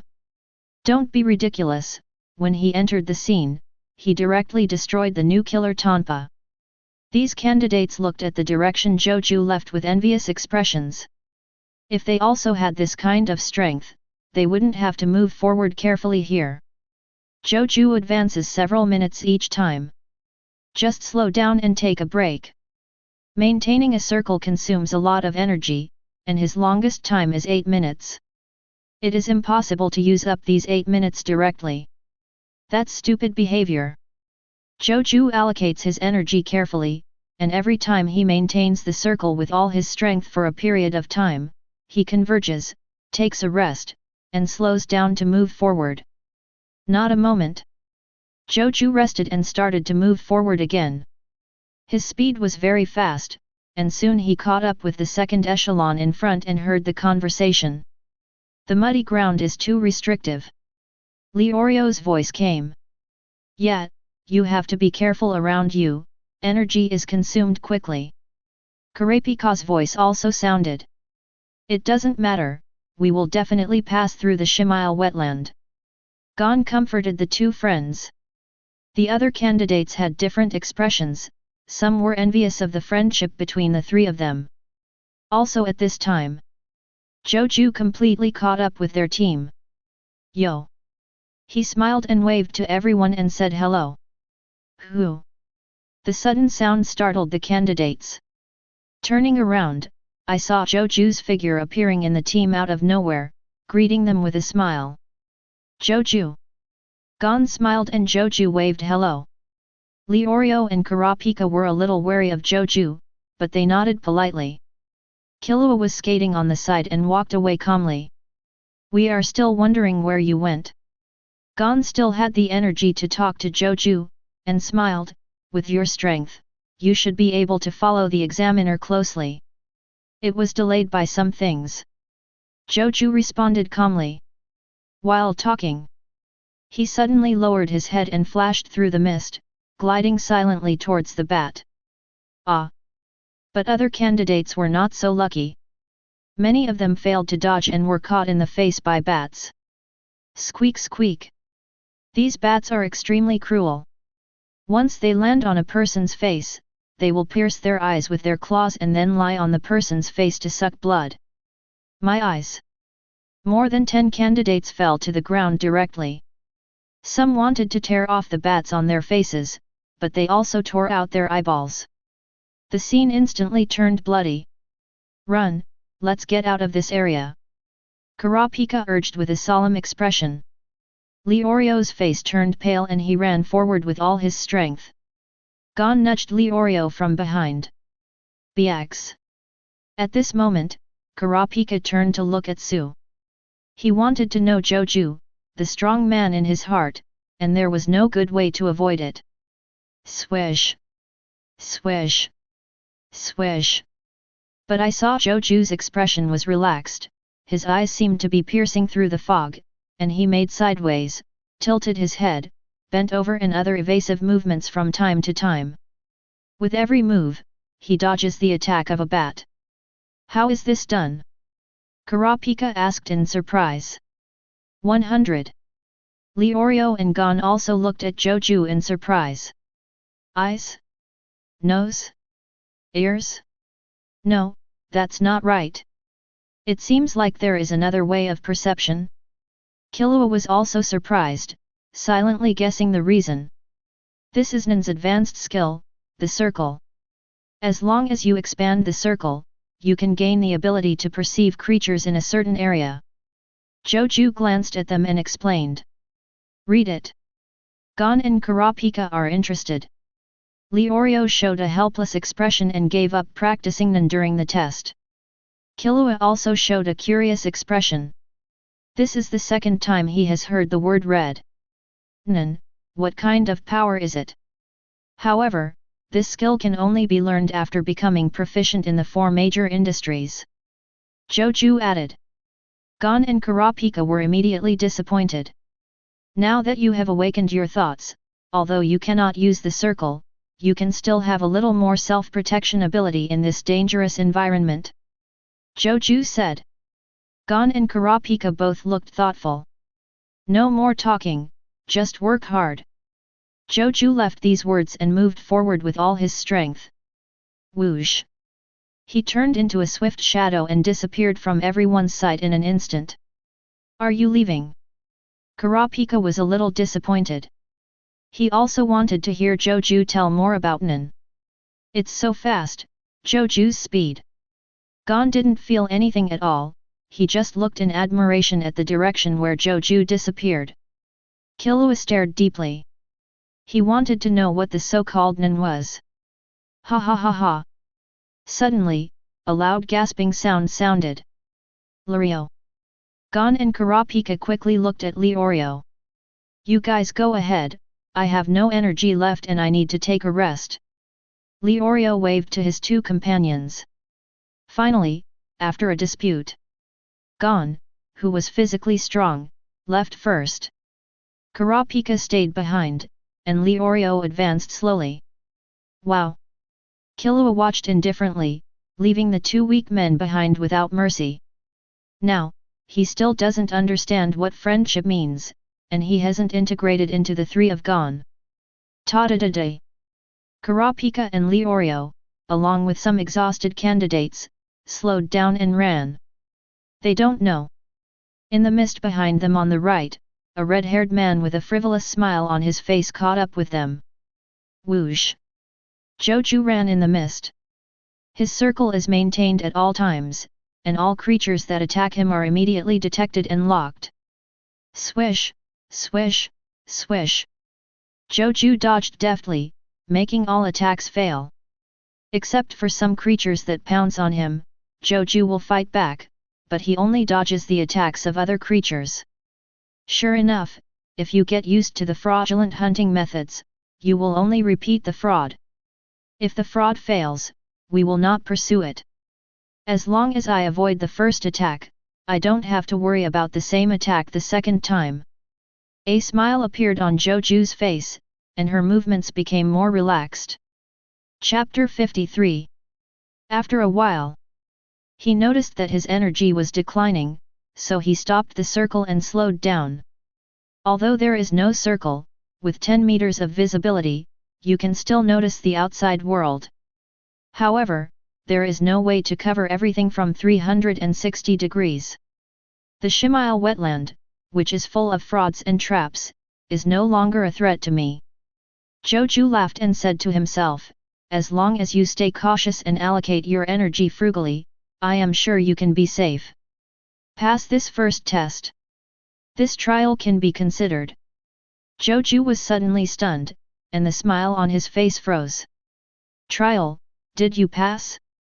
His expression became serious, and he glanced around. The thick white fog blocked vision, and even blocked smell and hearing to a certain extent. Therefore, the creatures living in the Shimile wetland will abandon the hunting method of frontal pursuit and choose camouflage and deception. If you want to pass through the wetland, you must avoid the traps and deceitful creatures in it. What were I thinking before I set off? Zhou Jue's face looked slightly sad as he recalled his previous thoughts. The key to the trial is recognition. Only by recognizing the deceit and disguise of the creature can we defeat the Shimile wetland. Otherwise, if I use my evil thoughts to clear the way, which creature would dare to attack me? But now, can I recognize a mere 12-meter circle? Obviously not. How is the visibility of a circle of 12 meters better than that of 10 meters? Just like passively withstanding the attack. If you can't detect it in advance and avoid the opponent's predatory range from the beginning, what kind of recognition is it? Os. Zhou Jue took deep breaths several times, with a wry smile on his face. I'm worried. His eyes were lost in thought, looking at the vast white mist in front of him. Since the second trial, I haven't encountered a life-or-death crisis again, which inevitably relaxes my nerves. When I saw Hisoka and realized the gap between me and him, I couldn't help but feel anxious. Although I made the oath, in essence, I am not completely adapted to this life of eternal trek. Even if I have determination and will, the pain of change cannot be avoided. Zhou Jue analyzes his own heart, like his own god, looking at himself from above. So, the situation is reasonable. It is precisely because the road of trial is extremely painful that it brings about the joy of harvest. It's natural for me to be fearful and anxious. Zhou Jue nodded slightly, affirming himself. Negative emotions are human nature. Even if it is not a road of endless trials, but just an ordinary life, there will still be times of fatigue. There is no need to deny this. The key is whether you have the determination and will to continue. Trial is both an external trial and an internal trial. Zhou Jue murmured to himself, I regard the world as a huge trial ground, just like refining medicine in a furnace fire, enduring day and night. During cooking, the properties of the medicinal materials change and they become one. I am the medicine in the furnace. When the medicinal properties are harmonized and turned into a perfect golden elixir, it is the moment of complete transformation and breaking the elixir furnace. When Zhou Jue said this, he suddenly understood a little more about his endless trial. He is like a medicinal material in a furnace, slowly changing its medicinal properties under the influence of trials. The process of change is extremely painful. But as long as you get through it, it becomes the time of transformation. Click. Zhou Jue's body suddenly felt relaxed, as if some shackles had been peeled off, and he suddenly became extremely relaxed. He knows that this is the shackles of the soul. The enlightenment just now was like wiping away the dust on the mirror of the soul and refining my mind. Boom. 10-11. The gas volume increased again, increasing by 1 unit. Good. Zhou Jue nodded, a touch of joy flowing in his heart. He examines himself, making his mind clearer and his will stronger. It is also very normal for your gas volume to increase. According to Shinzen Ryu, mind is the power of will, the power of the heart. If the will and heart are improved, the ears will naturally improve accordingly. Oaths and restrictions are, in essence, means of sharpening the mind and will. I feel urgent because I am being tempered and my will and heart are changing. Zhou Jue's eyes lit up, as if they were bursting with sharp light. So what I have to do is face this change head-on and accept this change. A mere 12 meters is not enough. Zhou Jue squinted his eyes as sharp as a sword, as if he could pierce the strong garden spirit. A strong desire to change emerged in his heart. The technique of creating resentment was used, but this time, it was not filling the air with negative emotions, but a strong desire to change. Bigger. Bigger. A wider circle. Visibility is already 10 meters, but there is only 2 meters more circle than the field of view. What's the use? Boom boom. The energy all over Zhou Jue's body suddenly began to boil like boiling water. The trial passed. Ruiao's voice flashed through his mind. Zhou Jue's lips curled up into a smile. Without training, restrictions, and oaths, the scope of his circle suddenly expanded. 20 meters. 30 meters. 50 meters. 100 meters. 200 meters. The wildly expanding circle surged from the original 12 meters to an appalling 200 meters. This is something very outrageous. 99% of the circles of the good ones are within 20 meters. The first-class hunter is only 50 meters long. Only a very small number of top human beings can extend the circle to more than 100 meters. For example, Zeno from the Zaldic family can have a circle radius of 300 meters. But how could Zhou Jue, a fledgling guy with less courage than Hisoka, expand the circle to 200 meters? So the price is that my circle perception is extremely blurry. Zhou Jue half squinted his eyes, feeling Yuan's feedback. If we talk about the previous 12-meter circle, he can feel the specific shape, number, strength, speed, movement trajectory, etc. of the creatures within the range. So now, when the circle expands to 200 meters, the shape can only be vaguely felt. There are only large creatures, medium creatures, and small creatures. The specific form can no longer be perceived. The movement trajectory can also be sensed, but the other party's movement method cannot be sensed. Radar beacon. Zhou Jue thought for a while and gave a suitable description. His current circle is like a radar signal meter. He can only know the size and speed of living creatures within the range, but not the rest. Is it walking or flying, running or crawling? Not sure at all. A circle with such a range can break through the fog and identify camouflaged creatures. Zhou Jue exhaled a breath, took steps again, and set off forward. This time, he no longer went straight forward. Instead, it twists and turns, as if following a special route. If the fog dissipates and you look down from a high altitude, you will be surprised to find that this route almost perfectly avoids the camouflaged creatures in Malay wetland. */ Ghost fire butterfly. Waiting for the giant frog. Walking piranha. *es. All avoided by Zhou Jue. Their camouflage abilities didn't help in the slightest. The circle expanded to an astonishing range of 200 meters, and Zhou Jue recognized them from the environment before they got close. Qi is life energy. Zhou Jue thought while passing through the gap between the disguised creatures. As long as any living creature is alive, its qi will escape. Unless it falls into absolute state, its qi cannot be sensed. Now, I can truly be considered as having an unimpeded life in the Shimail wetland. He shuttled among various dangerous creatures, looking for traces of the first-tier candidates. The so-called first echelon naturally refers to the candidates who have always followed Sats and have not fallen behind. Counting the time, they should be crossing the wetland soon. Zhou Jue recalled the plot. As he walked out of the tunnel, he took a look. By visual inspection, the straight-line distance through the Shimail wetland is about 20 kilometers. At the speed of the candidates, they have probably run 15 kilometers now. There is an advantage to following Sats closely, that is, there is no need to be too vigilant about the surroundings. Sats is walking a safe route. Found the footprints. Zhou Jue searched and found the traces left by the previous candidates. He followed the footprints, adjusted his route, and chased after him. At the same time, the second half of the wetland. Sats was in a trance as he listened to the footsteps. With the strength of candidate Zhou Jue, he should be able to keep up with him. Why is there no one there? He couldn't help but look back and glanced at the thick fog behind him. Saw nothing. Did you get caught up in something? Sassy couldn't help but think of another dangerous candidate. Hisoka. Aren't these two going to fight?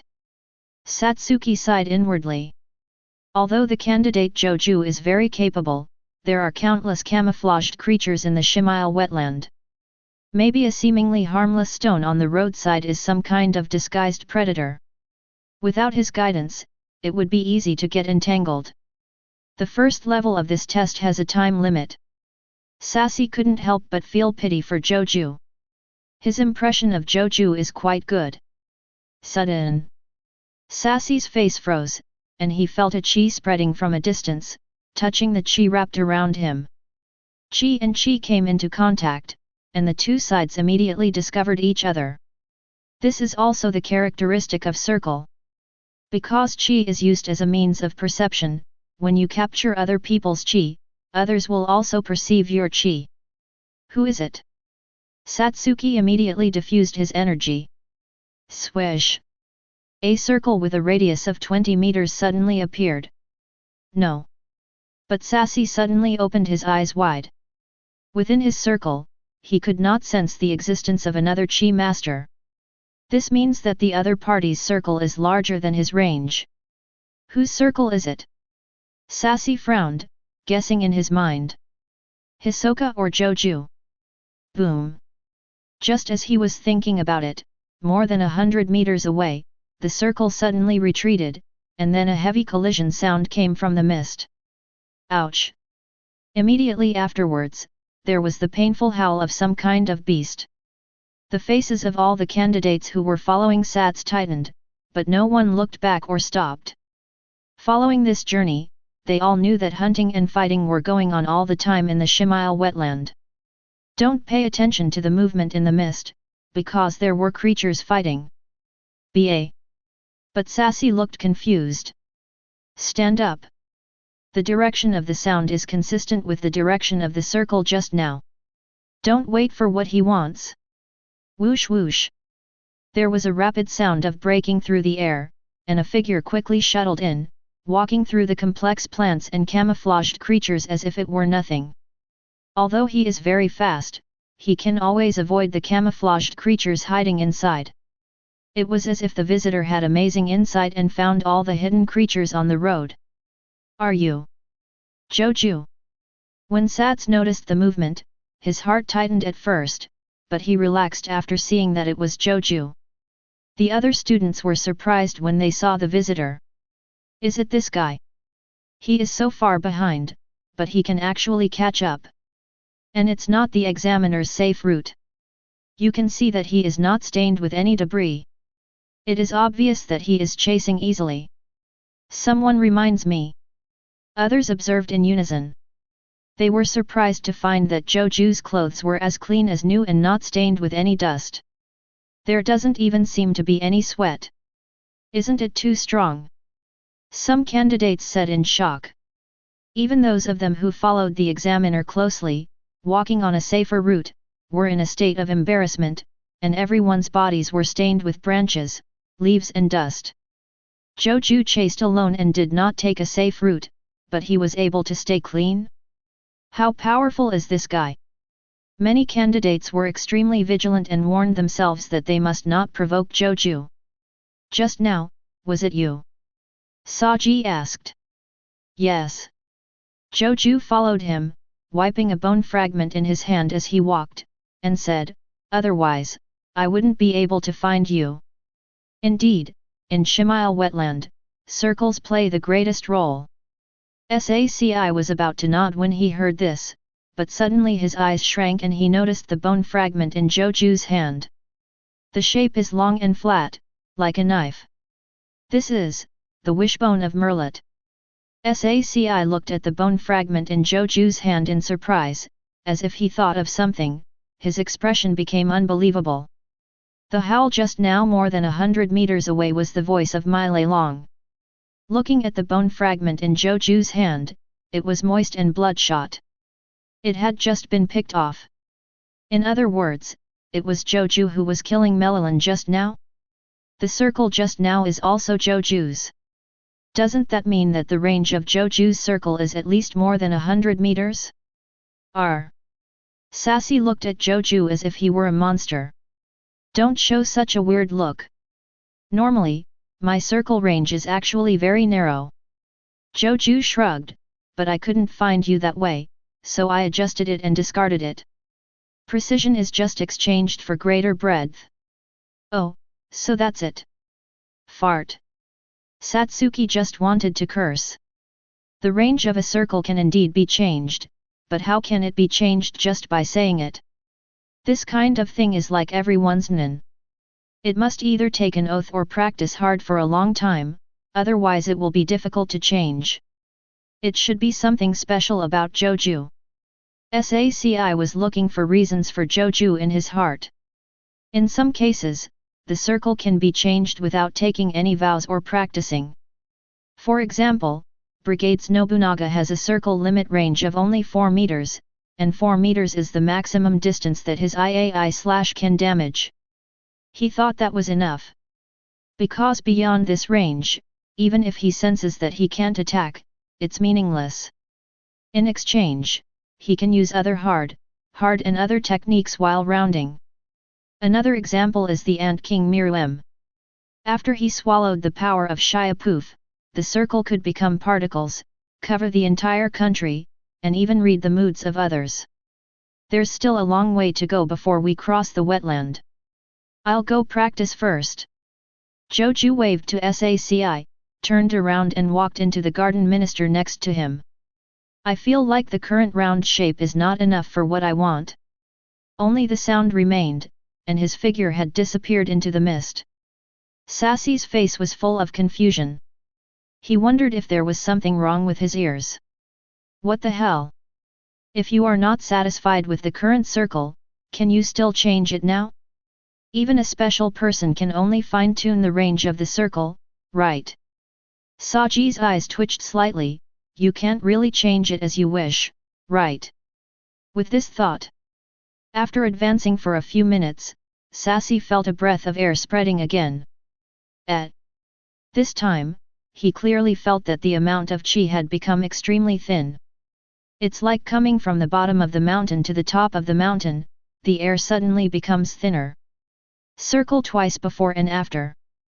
The changes are extremely obvious. No way. Sassy's expression became shocked, and his heart was filled with turmoil. Candidate Zhou Jue, did he really change the circle again? How can this be? More than 100 meters is already a rare range. If you want to continue to expand, only a few top nin people can do it. Sassy's eyes were extremely horrified and he murmured. Chapter 54.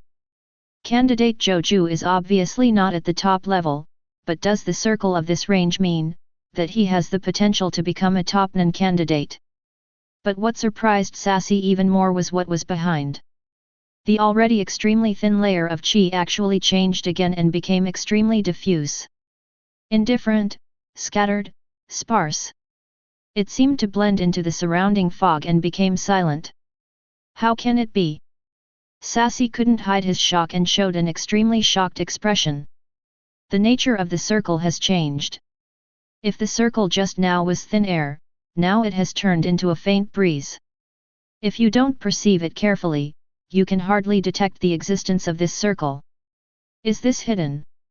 Thoughts flashed through Sassy's mind, but he immediately shook his head. Hide is an advanced skill of Zhu, which changes qi from a solid body to a semi-solid body, thereby reducing fluctuations and making it difficult for the enemy to detect nin's performance. To put it simply, it means reducing the movement of casting spells.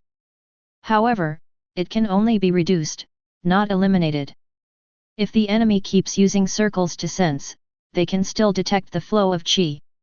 I will keep the circle now. Saci was surprised in his heart, and his face couldn't help but become stunned. He should be able to sense Zhou Jue's anger.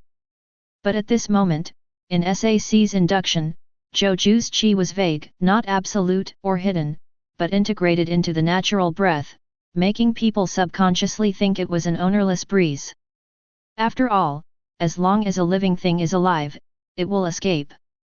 In areas with strong vitality, there will indeed be a large amount of ownerless qi in the air, flowing slowly and slowly disappearing. At this time, under SAC's induction, Zhou Jue's qi became like this. What a terrible talent is this! SACI was stunned, tilted his head, and stared deeply at the direction where Zhou Jue's breath came from. The scope and nature of a circle can change at any time. I have seen a similar situation with Kim Freaks, but Kim Freaks couldn't make such a big change.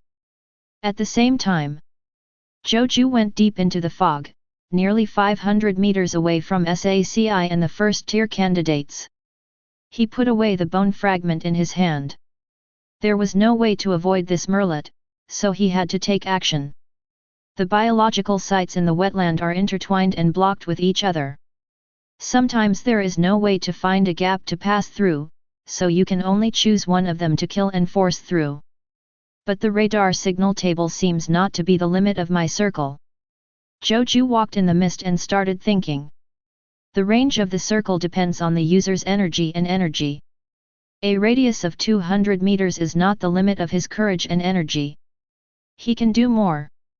For example, how can I integrate the deceitful nature of the Shimile wetland into my circle? Zhou Jue sensed the camouflaged creatures around him and thought 480. Weak people often don't like to stay within the circle of others. Because it will give people the feeling of being watched. Therefore, when you use your circle to sense others, others will immediately sense your qi. Is it possible to solve this problem? For example, add a layer of disguise to my circle. Zhou Jue's brain started to spin. The circle is the expansion of qi. If you want to prevent the circle from arousing vigilance, you need to prevent the qi from arousing others' vigilance. In other words, the energy is disguised as harmless. I seem to have found an idea. Zhou Jue retracted the expanded circle and contracted it from 200 meters to 30 meters. Circles in this range have good accuracy. He used a circle with a range of 30 meters to carefully sense the status of a camouflaged creature in front of him on the left. It was a strange frog.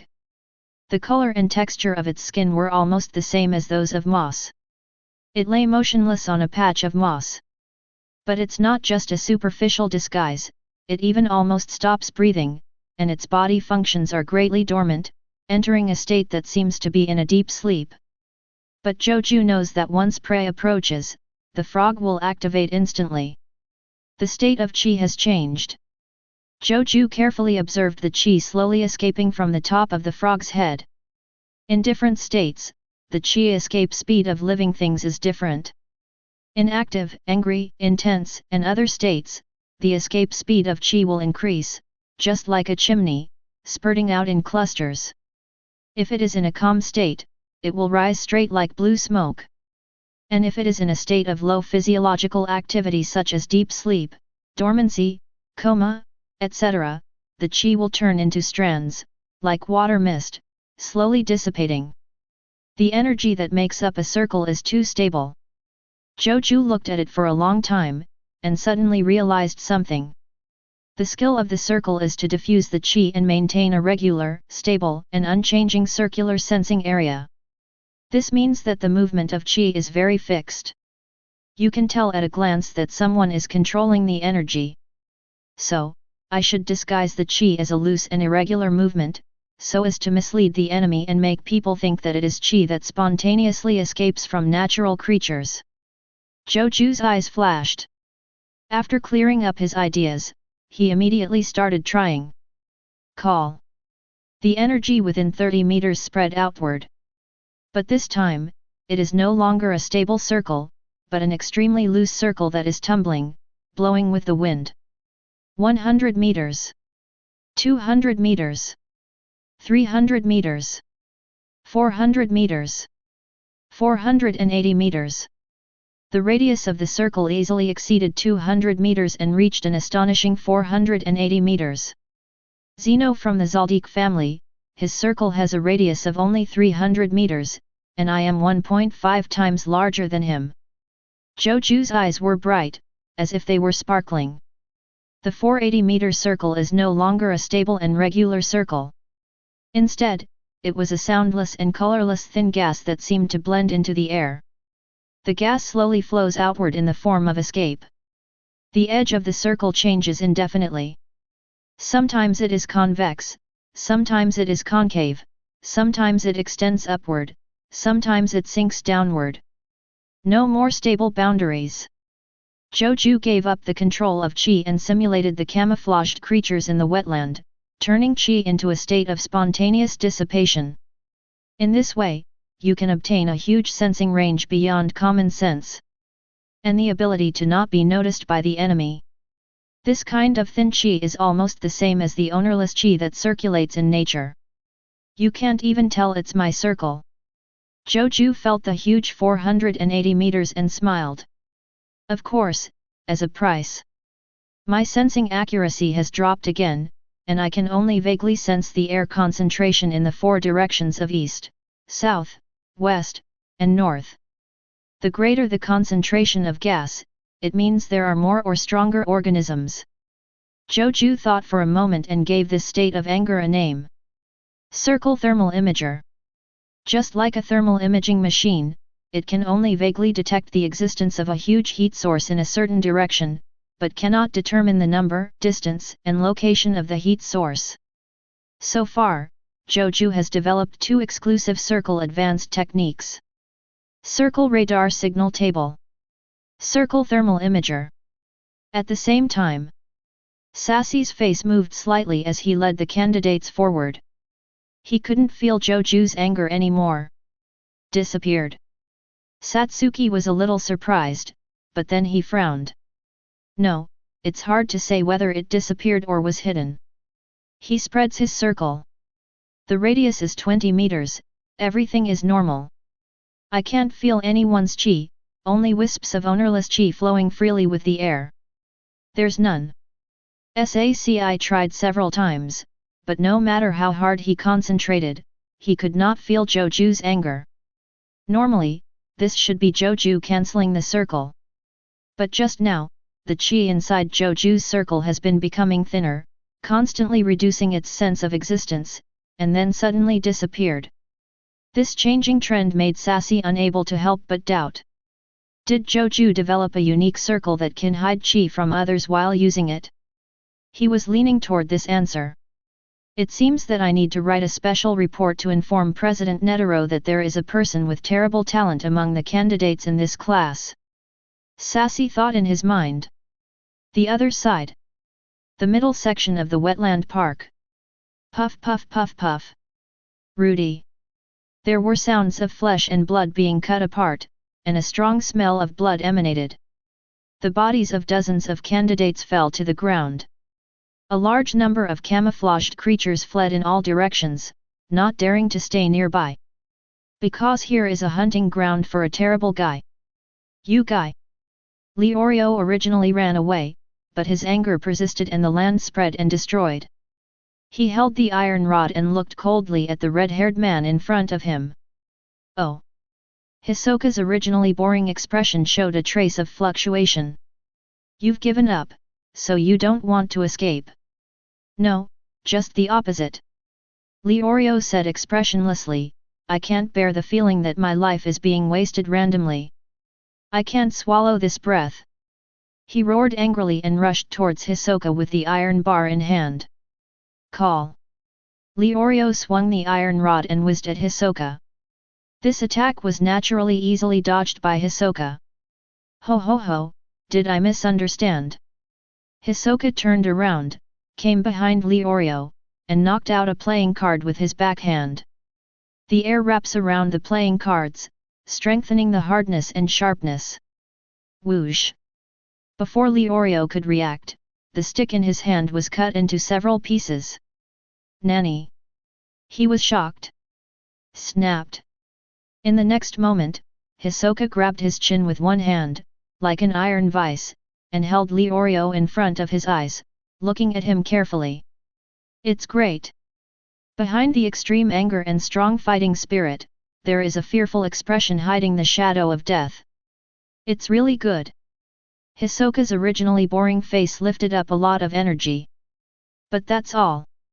He took out a playing card and held it against Leorio's neck, preparing to cut it. Whoosh! Suddenly a red round float flew over and hit the corner of his eye. Hisoka didn't take it seriously at first, but when the float fell, the energy he had been holding around at all times lost its effect. The corner of his eye was hit hard by the float, causing it to become red and swollen instantly. Hisoka tilted her head and looked behind Leorio, her expression becoming serious. That fishing rod? Can you let me see that fishing rod? Hisoka abandoned Leorio directly, with a look of curiosity on his face, and walked towards Gon, who suddenly appeared and said, "Hey, your opponent is me." Leorio attacked from behind. Hisoka easily dodged it without looking back. Ha! Gon also threw out his fishing rod at the same time and hit Hisoka. Being on guard this time, Hisoka naturally wouldn't be hit again. He ducked and not only avoided the fishing rod, but also arrived in front of Gon. "I came back specifically for my companions." "Yes, what a good boy." Hisoka smiled and reached out to grab Gon. Gon's pupils narrowed sharply. At this speed, he couldn't avoid it. Boom, boom, boom. At this moment, my heart began to beat violently. Affected by the intense emotions, the chi on Gon's head suddenly became active. The aura nodes that had been polished for a long time, at this moment, broke through the final 10 points. Boom! A large amount of chi spurted out. Ah! Hisoka's palm suddenly stopped, and a look of surprise appeared on his face. "You actually opened aura nodes at this moment? Okay. Gon, I underestimated you. I didn't expect your talent to be so outstanding." Hisoka laughed ecstatically as if he had won a jackpot. His expression instantly changed from cold to gentle, and he said warmly, "Don't worry, imagine there is a layer of invisible energy around you, grab them with your will, and let them wrap around you." "Yes, that's right. Yes, that's it, you did a great job." Gon completed the wrap almost instantly, tightly wrapping the escaped life energy around his body. In a blink, he completed the Nin awakening and was promoted from an ordinary person to a Nin. During this process, Gon did not forget to stare at Zhou with vigilant eyes. "That's great, Gon, you are the best little apple I have ever encountered." Hisoka ignored his vigilance and clapped his hands, his face full of happiness. Suddenly, Hisoka turned back and looked even more delighted. "Someone is back. It's amazing. Did you come back for your companions?" Hisoka looked at the returning Kurapika in surprise. The friendship between these three people made him cry. He almost couldn't help but want to kill one of them and stimulate the other two to take revenge on him. But ordinary people are not qualified to be companions with Nin. Hisoka's figure flashed and suddenly came to Kurapika. So fast! Kurapika was shocked and held her two knives in front of her. Bang! But Hisoka easily saw through his movements and kicked Kurapika into the abdomen in advance. Kurapika was kicked so hard that her stomach cramped and she fell to the ground in pain. "Come on, let me see if you can pass the initiation." Hisoka smiled and stretched out a hand to press Kurapika's back. "Stop! What do you want to do?" Gon and Leorio came running over in panic. They learned about Nin from Zhou Jue and knew what Hisoka planned to do. Whoosh! Hisoka ignored the two people behind him and injected his own energy into the energy veins in Kurapika's body. "This guy!" Kurapika's eyes widened instantly and her pupils shrank sharply, knowing what this situation meant. "He's going to force open my aura nodes." Kurapika looked horrified. By forcibly opening aura nodes, there is a chance to awaken Nin, but the awakened one will escape death. Kurapika wanted to resist. Q. Bang! The second Hisoka's energy was injected into the energy veins in his body, he practiced hard and polished the extremely fragile aura nodes, which broke open instantly. Oh, he turns out to be a talented person. He is only half a step away from the door to the world of Nian. Hisoka withdrew his palm in surprise and threw two punches with his backhand. Bang bang! Gon and Leorio were sent flying directly. Because of his excellent physique and the partial defense provided by Tang, Gon only felt dizzy for a moment and woke up after shaking his head. But Leorio was not so lucky and fainted to the ground. Not only that, when Hisoka attacked, he also had evil thoughts attached to his fists. Leorio had no defense, and the evil thoughts penetrated directly into his body, turning into a terrible toxin that quickly eroded his vitality. Leorio. Gon keenly noticed something was wrong with Leorio and ran over to check. I injected my mind into his body. Hisoka kindly explained, his qualifications are a little bit worse, so I gave him about an hour. If he learns it in an hour. If he doesn't use his energy to resist my evil thoughts, he will die, ho ho ho ho. At the end of the sentence, Hisoka couldn't contain the joy in her heart and burst into laughter. Marvelous! It's so exciting!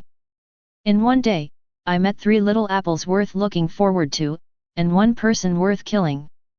Ha ha ha ha! Hisoka laughed so heartily that she burst into tears. Gon tightened his grip on the fishing rod, shaking with rage. DX. On the ground, Kurapika, whose aura nodes was forcibly opened her mouth wide, with fear written on her face. He can't control his anger. When Hisoka forcibly opened the aura nodes, the energy in his body poured out like a flood. Manpower is as weak as a bubble in front of this torrent. How can I control it? Chapter 55. Hey, you can't do it. Hisoka turned to look at him and sighed in disappointment. I thought I could learn Tangle right away like Gon. Kurapika's anger is dissipating rapidly. Forcibly opening aura nodes is inherently evil. People who awaken in this way are not joking, but 9 out of 10 will die. Even among 100 people, 99 died. Gon can grasp it instantly. On the one hand, it is talent. On the other hand, he actually used his own power to rush away from the aura nodes, which is regarded as a training awakening. Am I going to die? Kurapika's breath weakened rapidly, and her eyes were full of fear of death. This fear is a strong negative emotion. The intense emotion ignited Kurapika's eyes, and the distance between her eyes lit up with a strange red light. Oh, there are actually remnants of the Koluta clan. Hisoka was about to give up, but suddenly saw Kurapika's crimson eyes and stopped in surprise. When the Koluta people are emotional, their eyes will turn into jewel-like crimson. Known as one of the 7 most beautiful women in the world. Many collectors pay high prices for the red eyes of the Koluta tribe. The brigade thus focused on this clan and exterminated them. Kurapika is the only remaining member of the tribe and wants to obtain a hunter license in order to take revenge on the brigade. I've got a great idea. Hisoka made a fist with one hand and hit it with the other. He smiled and took off his upper body clothes, turned his back, and let Kurapika look at the spider tattoo on his back. Look, it's the phantom troop who killed your entire family. Unexpectedly, I am also one of the members of the brigade. Although I didn't participate in the genocide 4 years ago, the orphans of the Koluta tribe eventually died in my hands, which may improve my status in the brigade a lot, he he he he. Hisoka said to Kurapika in an extremely frivolous tone. Kurapika stared blankly at the brigade tattoo on Hisoka's back, and the fire in her heart directly exploded. Ah! I am going to kill you. Under the power of hatred, Kurapika's will instantly soared to an extremely strong level. The energy that was originally released like a torrent became as docile as a sheep in the face of the more violent will. It was actually controlled by the will and wrapped around Kurapika. Tang, done. In an instant, Kurapika completed his promotion from an ordinary person to a nemesis. But he didn't feel the slightest bit happy. Go to hell! Roaring angrily, he struck Hisoka's head hard with the knife in his hand.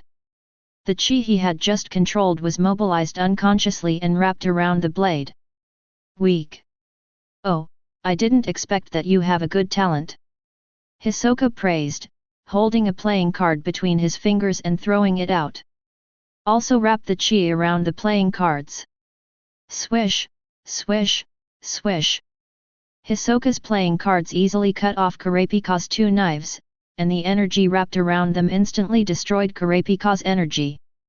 Although it is also Zhou, no matter it is the proficiency of the skills or the amount of chi, Kurapika is far inferior to Hisoka. Bang! Hisoka kicked Kurapika away again. He controlled the force and just kicked Kurapika away, causing more damage. Okay, now the two little apples have been fertilized, and only one is left to add the head. Hisoka took back the playing cards and glanced at the unconscious Leorio. In his opinion, Leorio was only at the level of Huashi Do Lang. It's a snack after dinner. You two are very talented. I hope you can bring me more surprises when we meet next time. Hisoka bowed and saluted, his movements as elegant as those of a noble. Gon and Kurapika both glared at him. Well, goodbye. Hisoka smiled and turned to leave. Behind. Gon and Kurapika stared at him closely to confirm that Hisoka had really left, and then hurriedly ran to Leorio to check the situation. Leorio, wake up! Stop sleeping, you will die if you sleep again. The two shook Leorio anxiously. Leorio woke up in a daze. Before he could say anything, he suddenly felt a pain on the right side of his chest. He looked down and saw a blue-black fist mark branded on his skin. This is that guy's evil thought. You need to master it within an hour and dispel the evil thought, otherwise you will die. Kurapika spoke concisely and directly stated the seriousness of the situation. An hour. Leorio turned pale. He didn't have much talent to begin with, so he chose a safe approach. Now asking him to master his thoughts within an hour, isn't it too much to impose on others? Let's go find Zhou Jue. Gon frowned and said, he told us so much about Nian, and he may know how to get rid of evil thoughts. Zhou Jue? After walking a few dozen meters, Hisoka heard a name that concerned him. He stopped and turned to look at Gon and the other three. Yes, I have mastered Nian. I can fight him to complete the transaction. Kurapika calmly analyzed, he traded Nian knowledge with us at that time, and also asked you to master Nian and fight with him. Now the transaction has not yet. Once it's done, I won't let you die. Trade? Read? A fight? Hisoka's expression changed slightly. He can easily connect these keywords in his mind. Zhou Jue taught Gon the knowledge of Nian. In exchange, Gon and the others had to have a fight with Zhou Jue after mastering Nian. Isn't this what I do? Hisoka was furious. Whoosh! He turned back in an instant, returned to Gon and the others, and asked with a sullen face, what did Zhou Jue trade with you? Ah! Gon and the other three were shocked. Unexpectedly, Hisoka would come back again. Facing Hisoka, Kurapika looked at her with hatred, stood in front of Gon and said, why do you ask? Say it, and you will live. Hisoka said coldly, expressionless, if you don't tell it, you will die. Cold murderous intent emanated from Hisoka. Gon and the three of them were like falling into an ice cave. Kurapika gritted his teeth and said, during the test before entering the field, Zhou Jue proposed a deal to us, using teaching Nen as a bargaining chip, in exchange for a battle with him after we master Nen. He withheld some of it. For example, Gon completed the battle with Zhou Jue before mastering Nian. Boom! Hisoka's killing intent became even stronger, roaring out like a cold current. Jingle bell! The cell phone in his trouser pocket rang. It's the phone number of the arranged collaborator, Yi Mi. The two parties have cooperated on the brigade. Click! Hisoka casually crushed the phone, turned around, and walked in a certain direction. What brigade, what Krollo, what Ilmi? He completely forgot about it. Show! Sleep! Hisoka ran wildly in a certain direction, gnashing his teeth and looking furious. How dare you! How dare you steal my little apple! There is no essential difference between Zhou Jue's approach of trading knowledge for combat and Hisoka's approach of cultivating little apple. Zhou Jue is also working as a fruit farmer. This makes Hisoka intolerable. The most unacceptable thing for fruit farmers is for another fruit farmer to appear and snatch the world's small apples from him. Colleagues are dead. Now. Immediately. Immediately. Hisoka's eyes were almost splitting as he roared and chased after the candidates. I am going to kill you. Gon and the other three looked surprised, not understanding why Zisu suddenly went crazy. Quick, Leorio! Gon helped Leorio up and Kurapika carried him on his back. Let's go find the examiner, Zhou Jue. They must know how to get rid of evil thoughts. Da-da-da! Kurapika and Gon run. After mastering Nian, both of them felt strange changes in their bodies. The energy becomes strong and the physical energy seems to have doubled. Because the escaped energy is entangled by them, the invisible consumption is reduced, which is equivalent to saving energy every moment. Physical fitness has naturally improved in disguise. Leorio was being carried by Kurapika, his eyes full of solemnity. When Zhou Jue was teaching them how to recite knowledge, he once said that for ordinary people who have not mastered entanglement, the attack of evil thoughts is fatal. Once you have evil thoughts, it is like opening a wound in your body. Your own vitality will be eroded and worn away. An hour, 5 minutes have passed now. Leorio thought in his mind. The pain in my right chest is getting more and more painful. I can feel the loss of life force. If I don't deal with it in time, even if I am rescued in the end, my life will be shortened or even become a disabled person, right? Leorio smiled bitterly, but his eyes became firm. I am a doctor and I want to be an excellent doctor. Think about it, me. Treat evil thoughts as a disease, and the treatment plan is to master the thoughts and use your own thoughts to eliminate them. Leorio closed his eyes and his will sank into his body. He recalled the knowledge of reading taught by Zhou Jue and tried his best to sense his own qi. 5 minutes. Plus 25%. Boom. Leorio's energy suddenly surged out, and the aura nodes suddenly opened. Gon and Kurapika stopped and looked at Leorio in surprise. Laugh.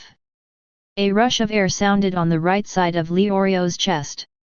I saw the green and black fist prints on it quickly fading and disappearing. Hisoka's evil thoughts, except.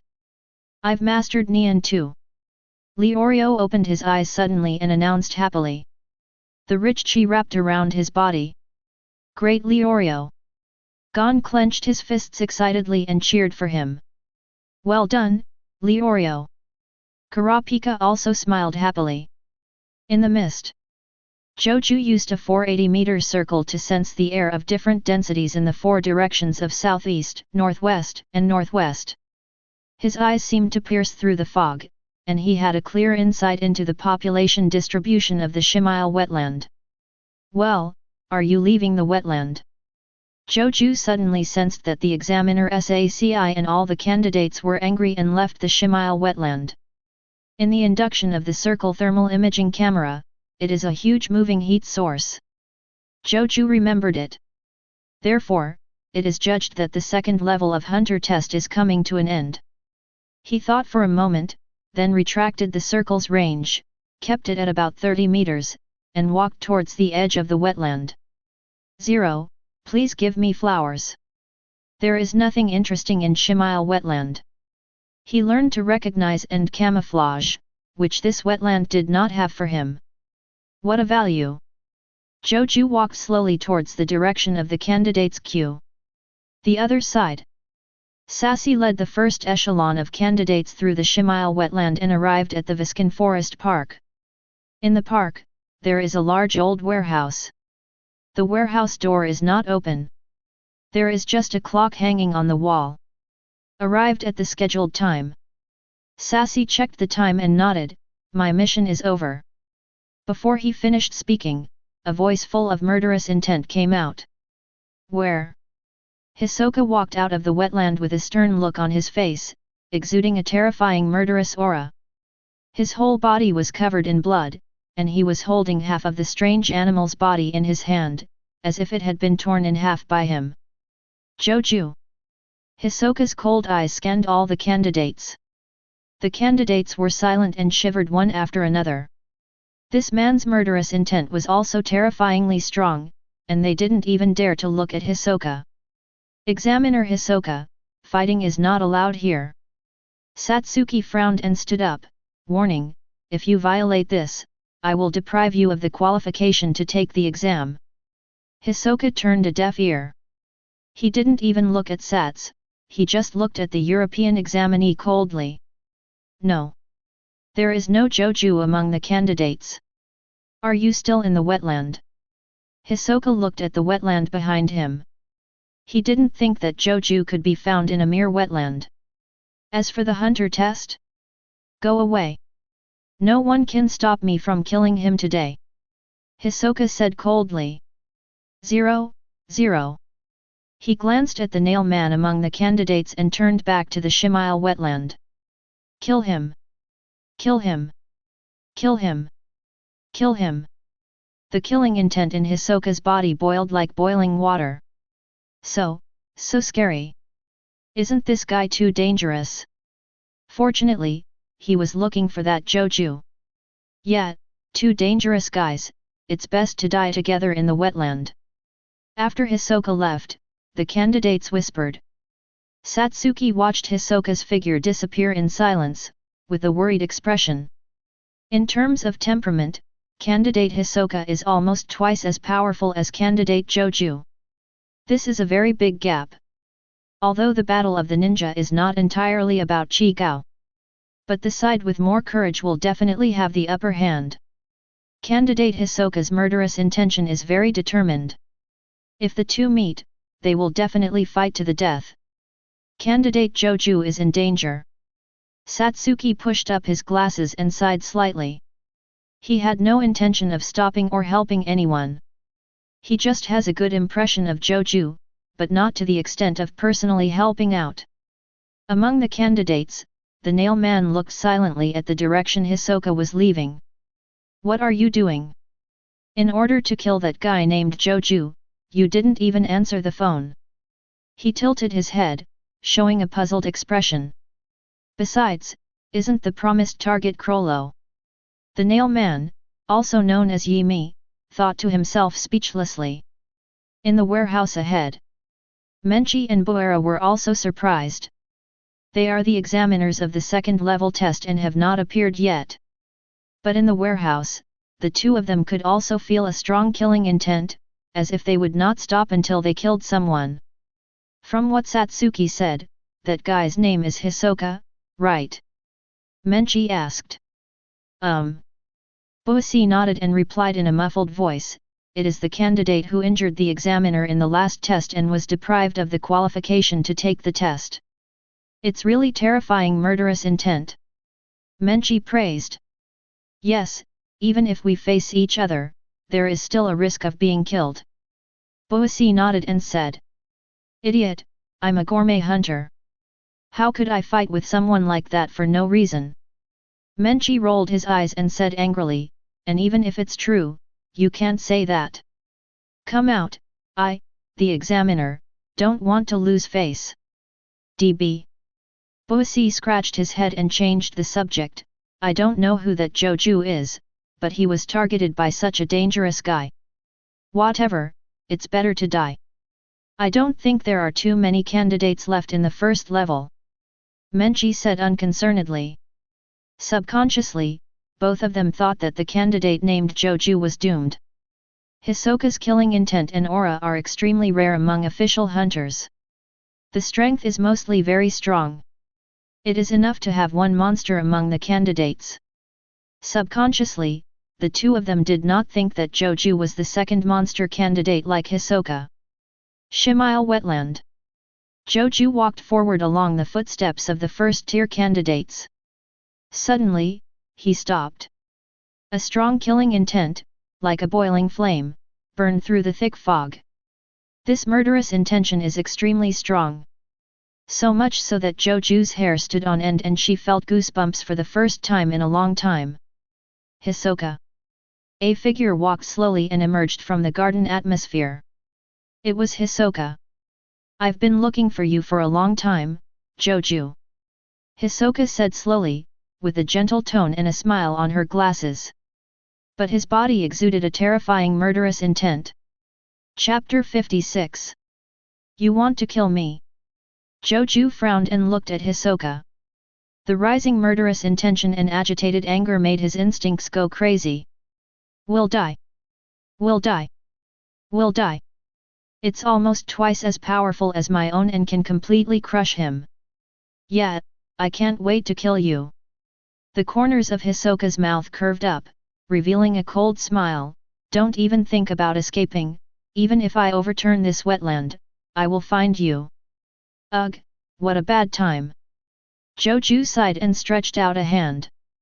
Although I don't know why, Hisoka suddenly came to kill him at this time, but it doesn't matter, the reason is not important.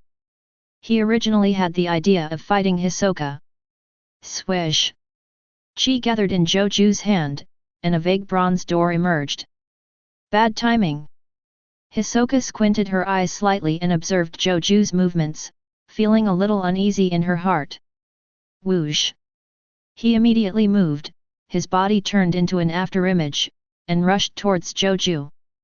The speed is as fast as lightning, which is difficult to reflect with the naked eye. Zhou Jue also admired in his heart, even in werewolf state, it was still worse. It's indeed a bad time, but I have already prepared for the unexpected. Zhou Jue ignored Hisoka who rushed towards him and smacked his hand forward. Snapped. Inject 1/5 of the air and you're done. Bang. The bronze door was pushed open. Endless white light surged out like waves. The fourth trial begins. Zhou Jue's eyes seemed to penetrate white light, and he looked at Hisoka who was just a few steps away, and sneered, the next time we meet, that's when I kill you, Hisoka. Boom. White light flooded everything, and Zhou Jue's mind entered a semi-dark state. I don't know how much time has passed. When he woke up, he found himself in a dense forest that looked like a tropical rainforest. Hot and humid air, rancid smell, sticky mud fields. A large number of microorganisms multiply and spread.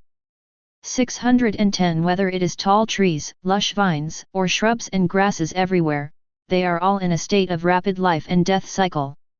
The hot environment made both life and death restless. The two can't wait to transform into each other. Rainforest. Zhou Jue tensed up immediately and observed his surroundings with concentration. It's a strange environment again. He used condensation on his eyes, carefully moved his steps, and hid behind a nearby vine. Scan around. Within a radius of 10 meters, there are no strong creatures, only plants, tiny animals, and insects. Plus asterisk. Zhou Jue is keenly aware of this scope of observation. Like Shimile wetland, the environment here also limits the use of the 5 senses. Although there is no fog, the overgrown plants also seriously block the view, and the rotten, humid air also affects the sense of smell and touch. So, use circles. Zhou Jue's eyes flashed slightly and he slowly expanded his breath. Equals plus asterisk. Plus asterisk. Asterisk. 150 meters. Whoosh. Zhou Jue's eyes flashed, and he sensed another energy. At the same time, 158 meters away in a straight line. Gas. A man with a scumbag face and a lean build raised his eyebrows. The information about Greenberry has been leaked. How cruel. He is obviously a companion, but he actually hired a nemesis to kill me. The man's eyes turned cold. He put an emerald-colored fruit as small as a grape into a box and placed the box in a bird's nest in a tree far away. Then let's see who kills whom. The man suddenly gathered his energy, entered a desperate state, and began to move irregularly. The other side. Zhou Jue raised her eyebrows slightly, disappeared? Absolutely. He touched his chin with interest and pulled back, but moved in the direction where he had just sensed the qi. First of all, we can confirm that it is a guy who knows how to use Nian. I don't know if he is a human or another race. Secondly, the other party was very cautious and went straight to the extreme. In other words, the other party directly believes that our position is hostile and there is no room for peace talks. Zhou Jue quickly organized his thoughts. A person who knows how to read and firmly regards him as an enemy. In other words, synonymous fraud should be useless. Zhou Jue directly abandoned certain combat plans. As he advanced quietly, he expanded the circle from time to time. D6. DBU. Sometimes you can feel the other person's energy, sometimes you can't. Why don't you go all the way to absolute? Zhou Jue looked thoughtful. Is it because you don't dare? In the state of absolute, the defense is equivalent to 0. Are you not confident enough to deal with me in the state of absolute? But, you dare to use Ju, which means that you are confident that you are familiar with the surrounding environment. Even if you are Ju, you won't worry about being caught up by me or being stumbled by the environment. Zhou Jue analyzed quickly. He didn't use the thermal imaging camera right away. The battle between enemies is like playing cards with each other. Everyone will play cards carefully and guess what the opponent's hand is. Between taking turns to play cards, try to find out the opponent's intelligence. Who is this person who is familiar with the environment of the rainforest? Zhou Jue did not rush to get close to the other party, but walked around to get familiar with the environment of the rainforest. The other side. Men are also analyzing Zhou Jue. He is bold enough to use circles, either because he is a novice, or because the benefits of using circles are greater. If it is the latter, it means that he is not familiar with the rainforest environment. To move around in a dense rainforest, you must first learn to hide yourself. Although Madoka can sense enemies, she can also expose herself. Unless the benefits of using the circle are greater, a mature nin person will not easily expand the circle.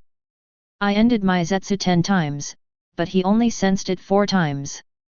The man was hiding in a tree, drawing a roadmap in his mind. His speed is very slow, and it can be confirmed that he is not someone familiar with the rainforest environment. Haha, you dare to come in if you are not familiar with the environment. The mosquitoes and the hot and humid smell alone are enough for you to eat a pot. The man smiled sarcastically.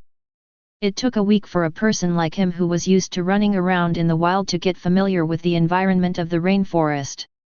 How can the other party, a person who is not familiar with the environment, bear it? I'm afraid if I stay a little longer, I won't be able to bear it and leave. The man continued to move patiently, entering areas with dangerous creatures from time to time, randomly switching between his absolute and entangled states. 10 minutes. Half an hour. /. The man's face was obviously tired, and he couldn't help but feel surprised. Why? It's been an hour and you're still chasing me. How much money did those people give you? The man was extremely surprised. It's been a full hour, and the guy is still biting his teeth.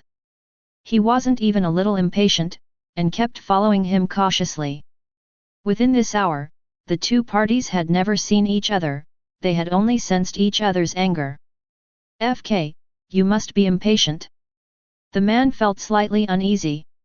He felt that the other party was like an extremely calm and patient hunter who could follow his prey for a whole day just to wait for 10 opportunities to take action.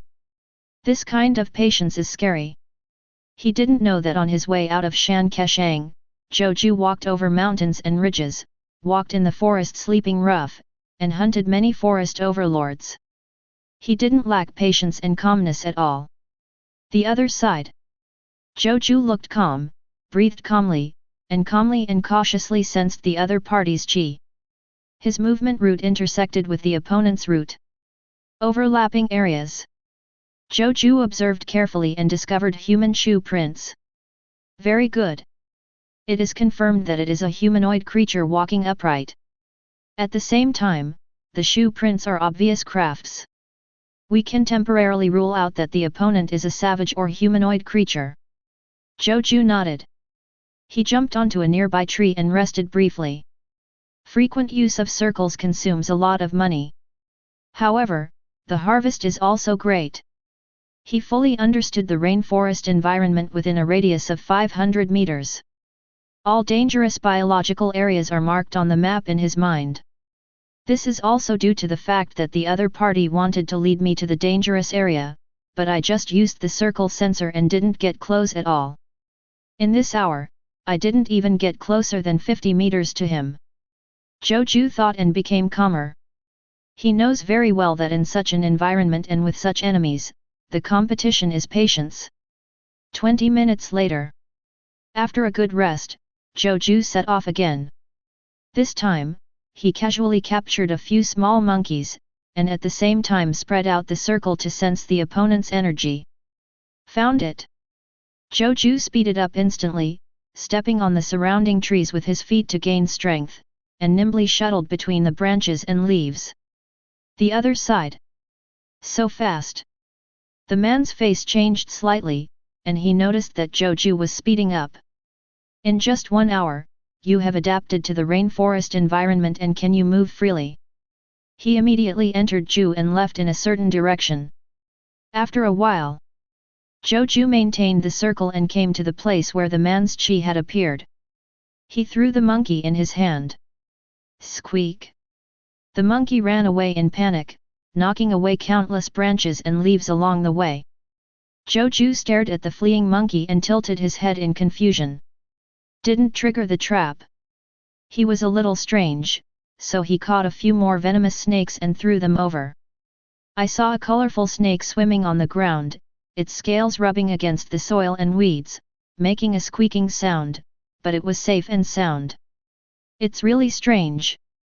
A strange smile appeared on Zhou Jue's face, and she felt like she had gotten some information from the other party. Is it because I don't have the materials, or because I don't know how to lay traps? Zhou Jue continues to release circles. Whoosh! Whoosh! Whoosh! He quickly approached the location where the opponent's chi appeared, and at the same time he did not forget to capture animals to explore the path. It turned out that there was indeed no trap. Adventurer. Explorer. Zhou Jue made a portrait of the other party in his mind. In any case, the other party does not seem to be the type of person who specializes in killing people. That's not good. The man looked a little solemn. He was smeared with some kind of juice and was hiding next to a huge ant nest. The smell of this juice made the crawling ants stay away from him. Who is that guy? The man's body tensed tensely. He discovered something very bad. The other party was speeding up and chasing him. Like wolves on the prairie, by chasing and driving away. Arrange prey in a suitable location for hunting. It's just that hunter is not necessarily hunter. The man showed a stern expression and silently took out a pistol wrapped in oil paper from his arms. The identity of hunter and prey can change at any time. Almost at the same time, Zhou Jue murmured the same words, the identity of the hunter and the prey can change at any time. He looked at a series of footprints a few meters away, the corners of his mouth slightly raised. Being pressed by me step by step and losing the advantage of being familiar with the environment, you must be getting anxious. It can be seen from your footprints that you are a little unstable. You shouldn't just sit back and wait for death, but try to change your lagging situation and swap the identities of hunter and prey. In other words, there is a high probability that you will take the initiative next time. 1. Zhou Jue squinted his eyes and thought about it in his mind for a long time. He showed a thoughtful expression and whispered to himself. So, I can make a trap. I need to make a trap too. When you don't know the opponent's nen, you must use a card to test his nen. Zhou Jue thought and began to take off his clothes. Take off all your tops, pants, underwear, shoes, socks, and accessories. He emerged naked in the rainforest. Take the clothes and put them in Xiang Zhong. After doing this, 1/6 of his anger disappeared. Death-chasing wolf. This increase in chi volume caused the proportion of chi volume consumed when he used this nen to drop again. Whoosh! A large amount of hair suddenly grew on Zhou Jue's body, revealing fangs and claws, and a tail extended from the tail vertebrae. Blink! He transformed from a naked young man into a werewolf more than 2.5 meters tall. Swish! At the same time, the circle expands again. Left rear. 70 meters. The other party's energy was sensed by Zhou Jue again. He stormed over with his clothes on. Just like before, this time the chi appeared for a moment and then disappeared immediately. 162 *. The other party still wanted to keep going in circles with him. But on the other side, after the man entered the state of Zhu, he did not leave, but ran in the direction of Zhou Jue's anger at extremely high speed. He was dragging a thick branch in his hand, and at the end of the branch was a huge ant nest. This was cut just now. You must think I will continue to run away, right? The man's face showed a trace of complacency. He was taking advantage of the other party's thinking inertia. According to my previous estimate, at your speed, you will reach me 50 meters away in 5 seconds, and then take 3 seconds to cautiously approach me to 30 meters away. 20 meters at most. You are very cautious and don't want to stay close to me. An excited smile appeared on the man's face, and he suddenly rushed forward for more than 20 meters. The muscles of the hand holding the branch bulged, ready to go. But what I take advantage of is your caution. Trar. The man looked in front of 1.0, and there was a slight scraping sound of branches and leaves. If someone else is willing to walk away, they think it is the movement of the wind or other creatures.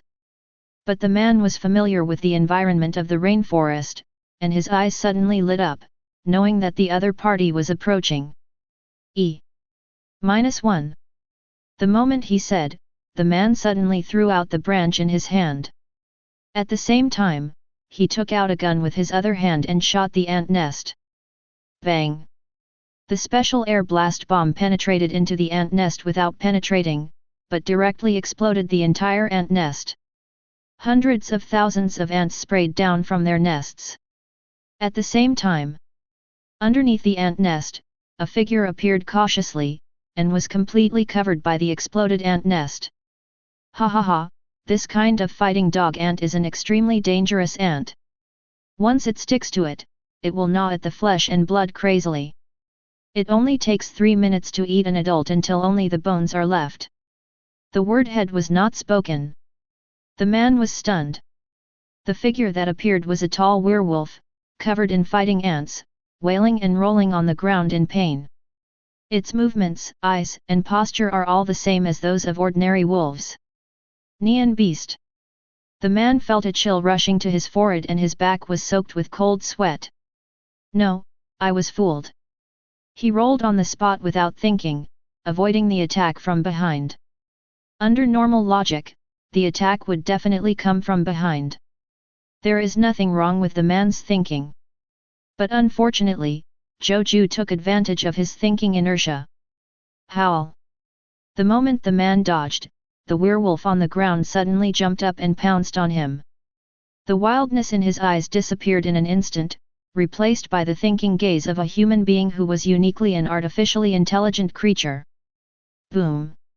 At the same time, the werewolf's body emitted terrifying resentment. Hatred, anger, extreme, murderous intent, irritability, resentment, all kinds of strong negative emotions turned chi into a dark color, like a wave, rushing towards the man first. Chapter 57. The man still maintains his absolute state. In an absolute state, the defense against Nan is equal to 0. It's broken, this is a trap.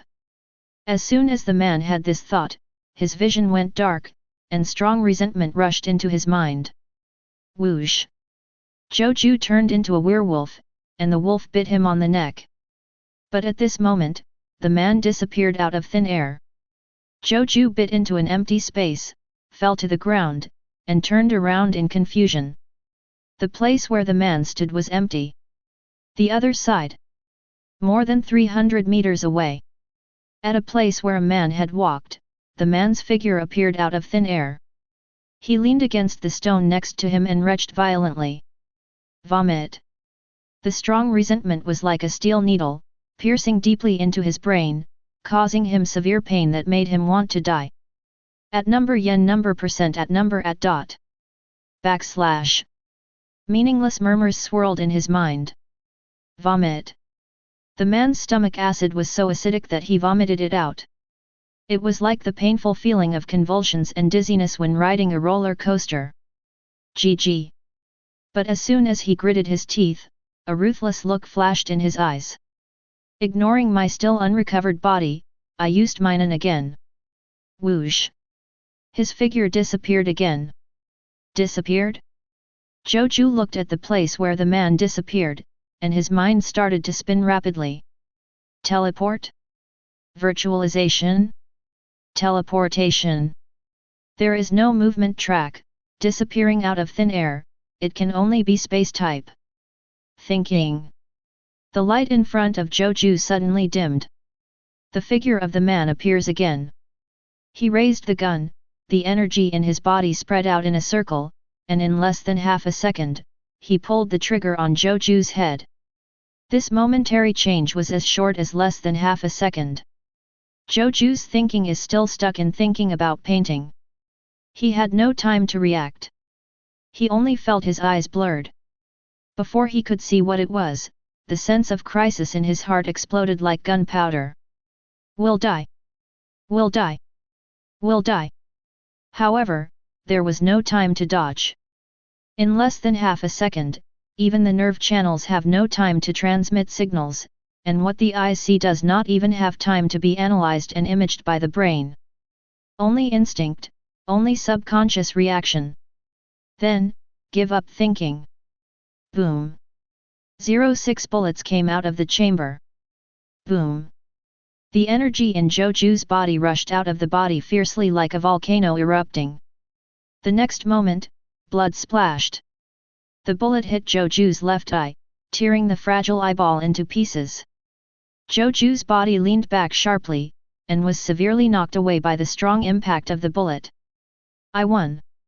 When the man saw this, he smiled cruelly. His special nen killed countless people. Whoosh. But the werewolf who fell to the ground did not turn into a corpse as he imagined. Instead, he suddenly turned around and jumped into the grass at an extremely fast speed. The man didn't notice that the place where Zhou Jue jumped out to hide was the direction he came from. How can it be? The man's smile froze and he fired again. Bang bang bang. A bullet was fired. But all in vain, Zhou Jue's figure disappeared into the grass. This isn't going to kill you. The man's face turned ugly, he took out another type of bullet from his pocket and stuffed it into the revolver in his hand. Snap! He had just finished loading. Call out! A cold light shot out from the grass, like thunder, flashing in front of his eyes instantly. This attack is extremely fast. The man's hair stood on end for a moment, and he tilted his head suddenly, letting the cold light pass by his chin. Hiss! In an instant, the flesh of his jaw tore, causing severe pain. The energy on the knife and the energy wrapped around his body cancelled each other out. If he hadn't lifted the knot and recovered the knot, his jawbone would have been shaved off. Puff! The cold light struck a tree behind him, revealing its true form, which was a sharp samurai sword. At this time, nearly half of the blade was submerged into the trunk of the tree. Do you still have the strength to fight back? The man's expression became suspicious, and he hurriedly dodged and ran behind a nearby tree. I obviously hit him. Boom! At this moment, a gunshot rang out without warning. The man's expression was slightly tense. Although he didn't think the opponent could penetrate the trees and hit him, but not finished thinking yet. Whoosh! The man's figure disappeared again. More than 300 meters away. The same place. The man appeared with a confused face, and his ability was activated again. I was killed just now. The man's expression was in disbelief. How can it be? How did he hit me? Go back to where you were. Laugh. A large number of bull ants fell to the ground. A naked young man with dense bite marks on his skin walked out of the grass and looked at the place where the man disappeared from more than 10 meters away. Zhou Jue spread out his chi to form a circle of 100 meters. I didn't feel the man's anger. He was silent for a moment, then raised his hand to shoot. At the moment of shooting, his extremely flexible wrist made a shaking movement at the same time. Boom! Affected by the vibration, when the bullet comes out of the chamber, it does not shoot out in a straight trajectory. Instead, it strangely draws an arc like a circle. This arc bypassed the blocking trees and hit the position behind the trees. Puff! The bullet hit the soil and made a muffled sound. Zhou Jue was silent for a few seconds and then fired again. Bang bang bang! Every time he fired a gun, he shook his wrist quickly to create an arc-shaped flight path for the bullet. Puff puff! There were 3 muffled sounds from behind the tree, none of which were sounds of hitting a human body. This is a special technique developed by Zhou Jue from Cloud Detector and Golden Touch. It was inspired by a certain movie in his previous life. When the bullet comes out of the chamber, shake your wrist rapidly to shoot the bullet with an arc trajectory. Bullets with this kind of arc trajectory can bypass obstacles and hit enemies behind them. Confirm that the man left. Zhou Jue calmly put down his gun, walked over to recover the samurai sword, then picked up his bag and changed his position. He kept his circle and came to the branch of a huge tree dozens of meters away, about 15 meters above the ground, hiding among the dense branches and leaves. Zhou Jue put on her clothes slowly and touched her left eye with her hand. He held up the drooped eyelids and took out the broken eyeball tissue. Several nerves and blood vessels were not severed and were pulled out of the eye socket. Zhou Jue calmly raised his katana and cut it off. Whoosh! The blade is fast. But directly cutting the nerves will still cause unbearable pain, which is as terrible as ancient torture. Zhou Jue's body trembled and her face turned slightly pale. This is a must. If the damaged eyeball is left inside, it will induce the body's rejection mechanism and regard the other intact eyeball as a foreign one, producing symptoms such as bacterial inflammation and damage to vision. In reality, it's also a job. We have cleaned out the rotten eyes and cut off the nerves and blood vessels, but we are not done yet. Zhou Jue's face was expressionless, and he put his fingers into the empty eye sockets, stirring and groping back and forth. Tisk! Crunch! The strange sound of squeezing flesh made people have goosebumps. Finally, after a period of frightening stirring, Zhou Jue picked out a deflated brass bullet with his fingers. At this time, he breathed out a sigh of relief, and cold sweat broke out on his body. Danger! Extremely dangerous!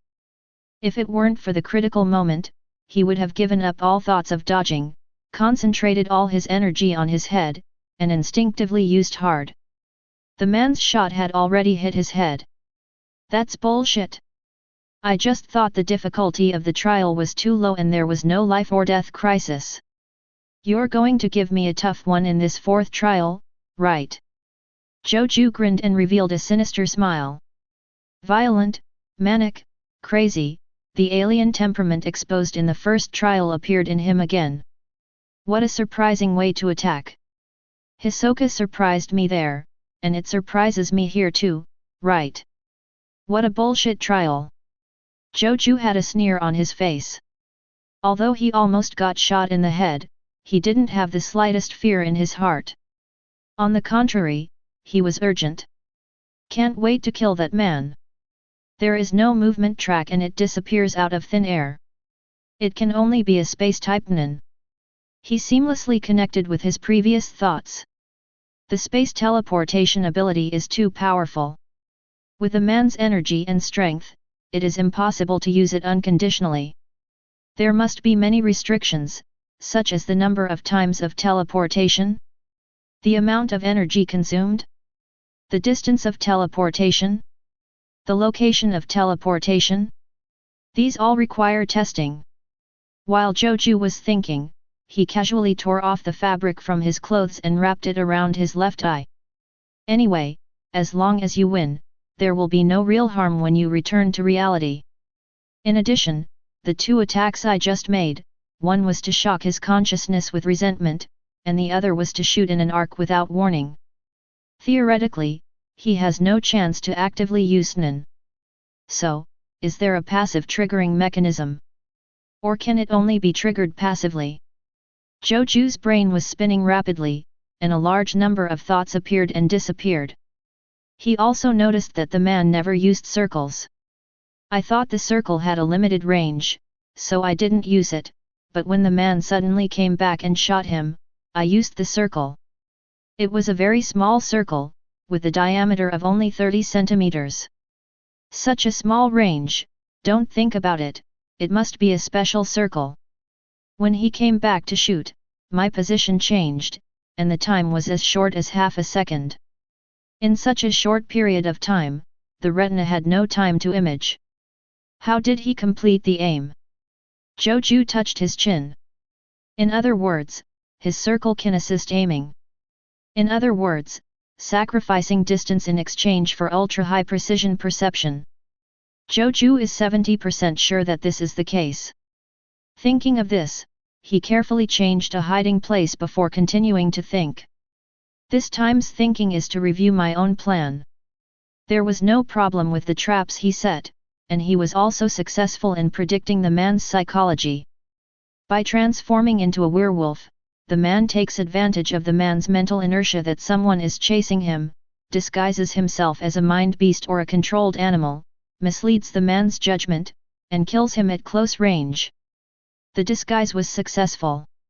He is very familiar with the various movements and expressions of the wolves, and he also uses aura masking techniques to cover up murderous intentions and various human intentions. But, I didn't set up fault tolerance for the plan. Zhou Jue raised his hand and touched his empty left eye socket. This eye is the price. The other price is that I didn't anticipate the man's counterattack, I didn't anticipate the ant colony. I should have expected that he would use the creatures in the rainforest as weapons. However, the other party did not lay a trap, which made me relax. This resulted in me having to cancel my werewolf state in advance to get rid of the bull ants that were biting into my flesh. After Zhou Jue reviewed the trading, he became calmer and calmer. The other side. The man changed his position and hid behind a certain vine.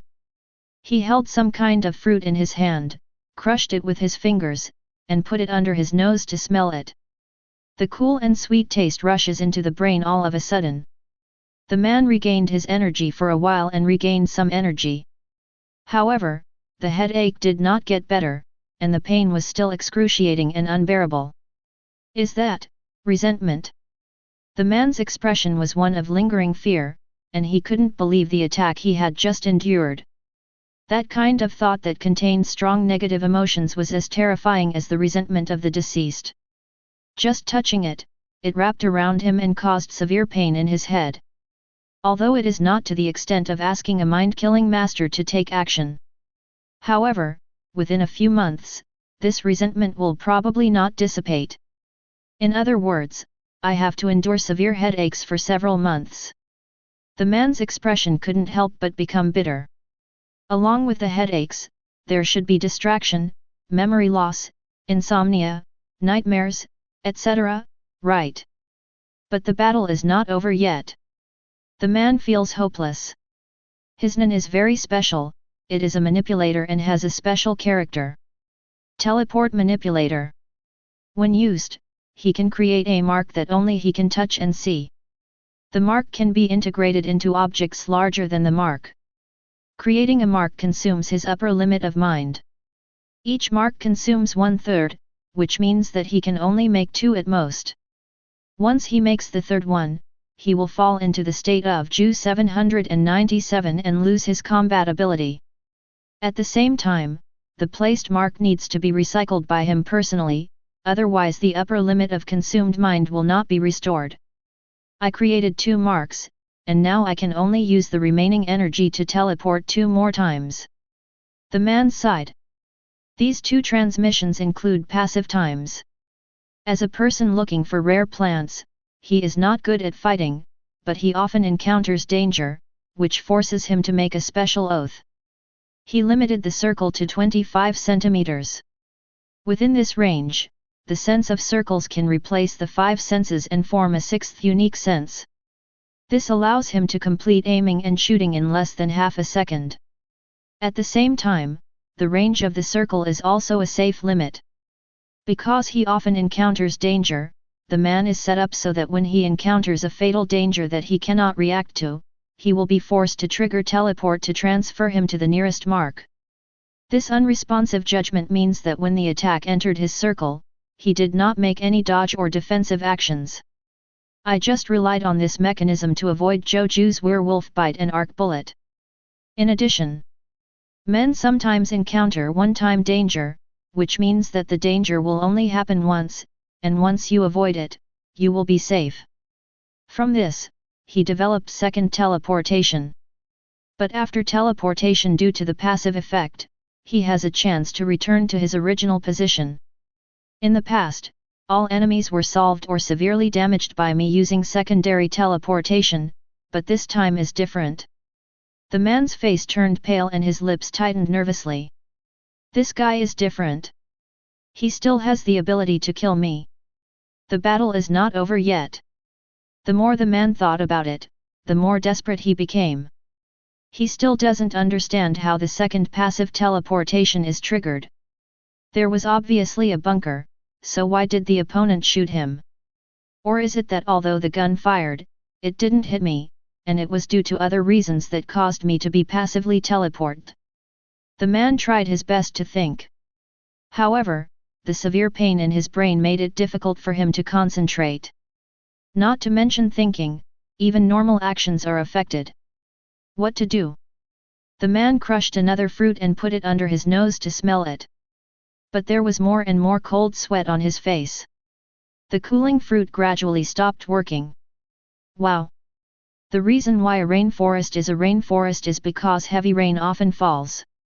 While the man and Zhou Jue were licking their wounds, a heavy rain fell. Creatures in the rainforest are hiding. The escaping air became disturbed and broken by the heavy rain. But this cannot affect Zhou Jue. The cards I have hidden until now can be used. Zhou Jue gently expanded his chi. Call. Garden Thermal Imaging Camera. A dense, vague circle spreads outwards silently. Heavy rain has become the best cover. Zhou Jue maintained the thermal imaging camera and walked unscrupulously in the heavy rain. 1 minute. E+. He easily found the resting man. Chapter 58. Because he had to fight against the resentment he had penetrated into the man's body, the man did not enter the state of absolute. Zhou Jue's circle sense sensed him. However, because of the special nature of the thermal imaging camera, the man did not sense Zhou Jue. This is a fatal situation. Blah blah blah. The heavy rain was still falling, and the loud noise of the rain perfectly covered up the sound of Zhou Jue's footsteps. Still no trap set. Zhou Jue approached carefully and stopped outside the vine net. This position is only 3 meters away from the man inside. The man didn't realize it at all. The balance of victory has already fallen to Zhou Jue's side. Let's test it first. Zhou Jue looked calm and slowly drew out his samurai sword. It was blocked by vines and it rained heavily. Bullets can easily miss their mark. It is more suitable to use heavier weapons. What's more, I still don't know what's going on with the man's nin. Call out. Thinking like this, Zhou Jue suddenly threw the blade. The powerful force caused the katana to turn into a ray of cold light, tearing through the rain curtain as fast as lightning, penetrating the vines, and hitting the knee of the man inside. The painful screams immediately sounded. Within the vine. In a clean living space. How did he find me? The man's body trembled and he looked at his right leg in horror. On the knee, a sharp blade passed through it, cutting off the ligaments and shattering the meniscus. This leg has become useless and I can no longer walk. Even if he goes to the best hospital for treatment now, he can't stand up. The heavy rain should have covered all my traces. The man's soul was filled with fear, and he looked at the vines in front of him in horror. It seems that in the next moment, Yin Chong will be lifted. A werewolf rushed in and tore him into pieces. Whoosh! Without thinking, the man immediately used his Nen teleport. Outside, Zhou Jue sensed part of the qi in the area ahead. Just like in a thermal imaging camera, the thermal radiation in a certain area is reduced by tens of joules. Almost at the same time, 200 meters to the right of Zhou Jue, where there should have been no qi, suddenly there was a blur of qi. The location of the transfer has changed. Zhou Jue raised his gun and shot Tang Mo casually. Bang bang bang bang. Empty the magazine directly. There was no movement within the vines. Not coming back. Zhou Jue waited patiently for a while, put on a new magazine, then tore off the vines and walked in. What I saw inside was a small, clean and refreshing space. There is a flat stone on the ground that serves as a sitting cushion, and there are dense plants above it to keep out the rain. It's a very good place to take shelter from the rain. Hit! Zhou Jue's eyes fell on the katana on the stone. The man left, but the knife was left behind. The front part of the blade was stained with some blood and debris. I smashed the knee joint, and his leg is considered useless. Zhou Jue walked over, picked up some broken pieces, looked at them, and nodded. His accuracy is pretty good. In addition, his transfer time is slow. Zhou Jue put away her samurai sword and a smile appeared on her lips. It seems that the triggering condition for passive transfer is probably fatal injury, right? He turned away from the vines, returned to the heavy rain, and walked slowly towards the location of the man's qi. The other side. The man appeared at the second mark he set and sat down with a bloodless face. His eyes went dark and his head was buzzing. It seemed as if he was about to faint in the next moment. TMJ. The man bit the tip of his tongue and used the pain to force himself to wake up. In this case, fainting is no different from dying. He bit his tongue and his mouth smelled fishy. However, it still cannot prevent the confusion of thinking. The brain felt like it was being pierced by thousands of needles, causing an unbearable sting. Resentment has a great influence on him.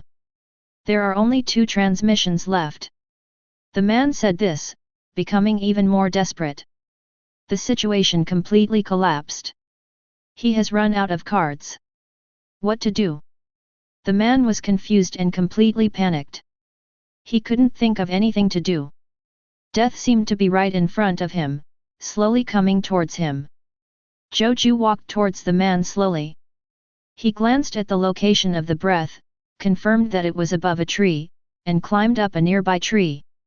The dense rain curtain reduced visibility to 1 meter. The blockage of vision is worse than that of Shimile wetland. If you want to fight in this environment, you can only rely on the round eyes. Zhou Jue climbed up a tree 3 meters away. He aimed slightly and threw the katana again. Call out! The sharp cold light reappeared, tearing through the rain curtain and shooting accurately. Puff! There was a muffled sound. The man on the tree had a face full of astonishment. He looked at his abdomen in disbelief. A samurai sword pierced his left side of the abdomen, and the tip of the knife came out from his back. Why are you here again? The man was so horrified that he couldn't even care about the pain. I didn't feel his energy, and he didn't use Yuan. How did he find me? Whoosh! The man activated Nen painfully and disappeared again. After this transfer, he only had enough energy left to use the last teleport. Boom! Boom! Boom!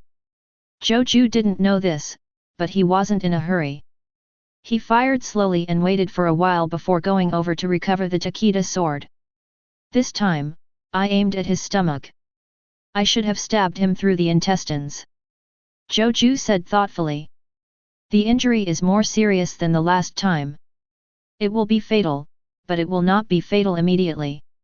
He was still moved away after being hit. So, the condition for passive teleportation is an instant fatal attack. Zhou Jue touched his chin and continued to buy. No, it should be added that it is a fatal attack that cannot be reacted to. This is why it is necessary to be passive, and it is also in line with the logic of restrictions and oaths. Think so. Zhou Jue continued to move, heading towards the place where the man's energy appeared. Just not a few steps. Zhou Jue stopped in surprise and murmured, "You are so decisive, how can you use absolute force in this situation?" He lost his sense of the man's energy. Under the vines just now. The man appeared and looked at the bullet holes in the stone, his heart couldn't help but beat. What a cautious person! After being injured by his sudden return last time, have you been wary of his second return? Fortunately I didn't come back at that time. The man smiled bitterly. He also has experience fighting the Nephilim. It is very clear that many moves and traps are only useful the first time. The second time, it turned into a trap for myself.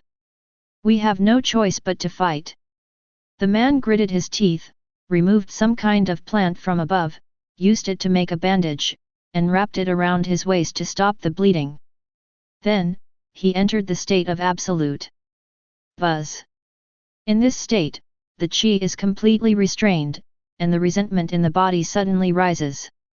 The buzzing in the head and the dizziness are also very strong. KO. But the man gritted his teeth, and with a strong will to survive, he dragged his crippled right leg away from the marked spot. Don't worry about leaving traces. Heavy rain is the best cover. At the same time, he held the gun in his hand and loaded it with a special bullet with a dark red appearance. I didn't expect that this method of dying together would really be used one day. The man sighed and his eyes became fierce. The heavy rain continues to fall. But what made the man despair was that Zhou Jue disappeared. He waited for half an hour. Zhou Jue didn't show up. It's as if he didn't find his location, and he doesn't know where he went. There was unspeakable despair in the man's heart.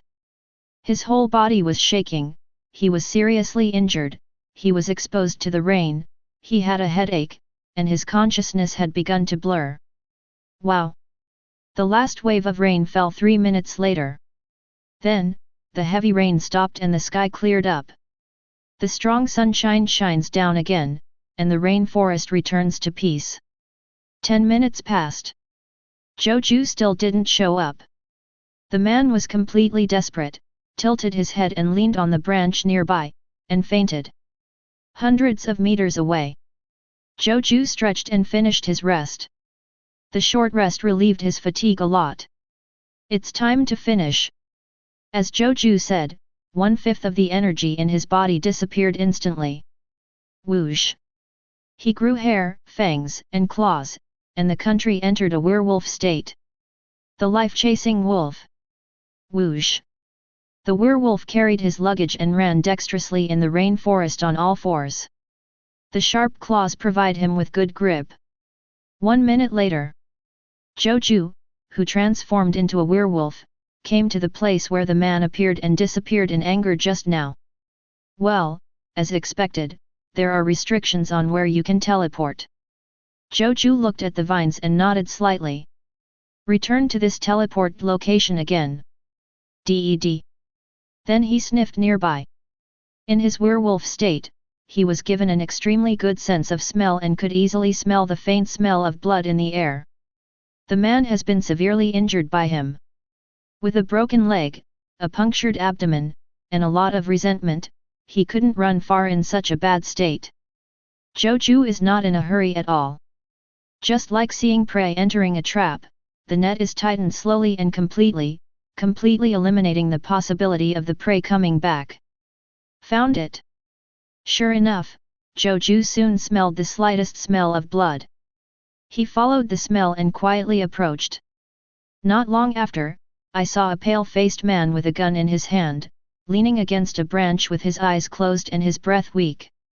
The battle is over. The man had fainted from shock. It's been a long battle. Zhou Jue exhaled a long breath. Starting from entering the rainforest, testing, tracking, fighting head-on, fighting back after being injured, and experiencing a heavy rain, walking in the rain. Unknowingly, it took 3 hours. For Zhou Jue, this has been an unprecedentedly long battle. Now, it is finally over. But Zhou Jue was still vigilant. He casually pulled out a nearby tree vine, cut it off with his sharp claws, then weaved a noose and threw it towards the man with his eyes closed. Whoosh! 18 rope poses. Zhou Jue's noose got directly into the man's neck, and he pulled back roughly. Snapped. Boom! Boom! The man was immediately pulled around and hit the surrounding trees randomly, breaking his neck bones and causing his head to explode. Landing. Moment. The man's body suddenly exploded and turned into a ball of white smoke, flying towards Zhou Jue. D**. Zhou Jue finally relaxed completely and sat down on the ground, breathing heavily. Whoosh! The smoke flew into his body and immediately turned into a mass of heat and dispersed. Zhou Jue suddenly felt extremely comfortable. It's as if after a busy day, you can soak comfortably in the hot spring, your fatigue will disappear, and your energy will be restored quickly. Bang! Suddenly, a second stream of white smoke exploded and flew from another direction. Zhou Jue was stunned for a moment, sensed it, and after confirming that there was no problem, he allowed the energy to touch him. Whoosh! This second breath did not enter his body, but condensed into a fruit and fell on the palm of his hand. The fruit is emerald in color, extremely round and plump like a lychee. As soon as he saw this fruit, Zhou Jue's throat squirmed and he secreted saliva uncontrollably. This feeling is the same as when I saw you lose heart before. The body is sending out desire. Green berries. Zhou Jue looked at the fruit, and related information and materials suddenly appeared in his mind. Origin: Great Tata Rainforest. Efficacy: 1. If swallowed by ordinary people, it can help people awaken to become ninjas, and the mortality rate will be reduced from 90% to 70%. 2. If swallowed by the weak, the gas volume can be greatly increased. Value: 30 billion ring N. Note: anyone who swallows the first one will only have the above effect, and the second one will become an ordinary rare fruit. The effect is so abnormal. Zhou Jue looked at the fruit in his hand in surprise. It can help ordinary people awaken their thoughts, and it can also increase the energy of the wise. You don't need to think about it to know that it must be a rare fruit with a price but no market. I didn't expect that Minun could also provide this type of harvest. Zhou Jue couldn't help but be surprised, but after thinking about it, he shook his head again. No green berry song is a manifestation of. It's just a formality. What the trial really provides is the harvest that greatly increases my energy. Because I urgently need to increase my energy to fight Hisoka. If there are no green berries, there will be another thing that allows me to increase my energy. Zhou Jue stopped thinking and stuffed the green berries into his mouth. He chewed it and immediately felt the sweet juice overflowing. The taste was dozens of times more delicious than ordinary fruits.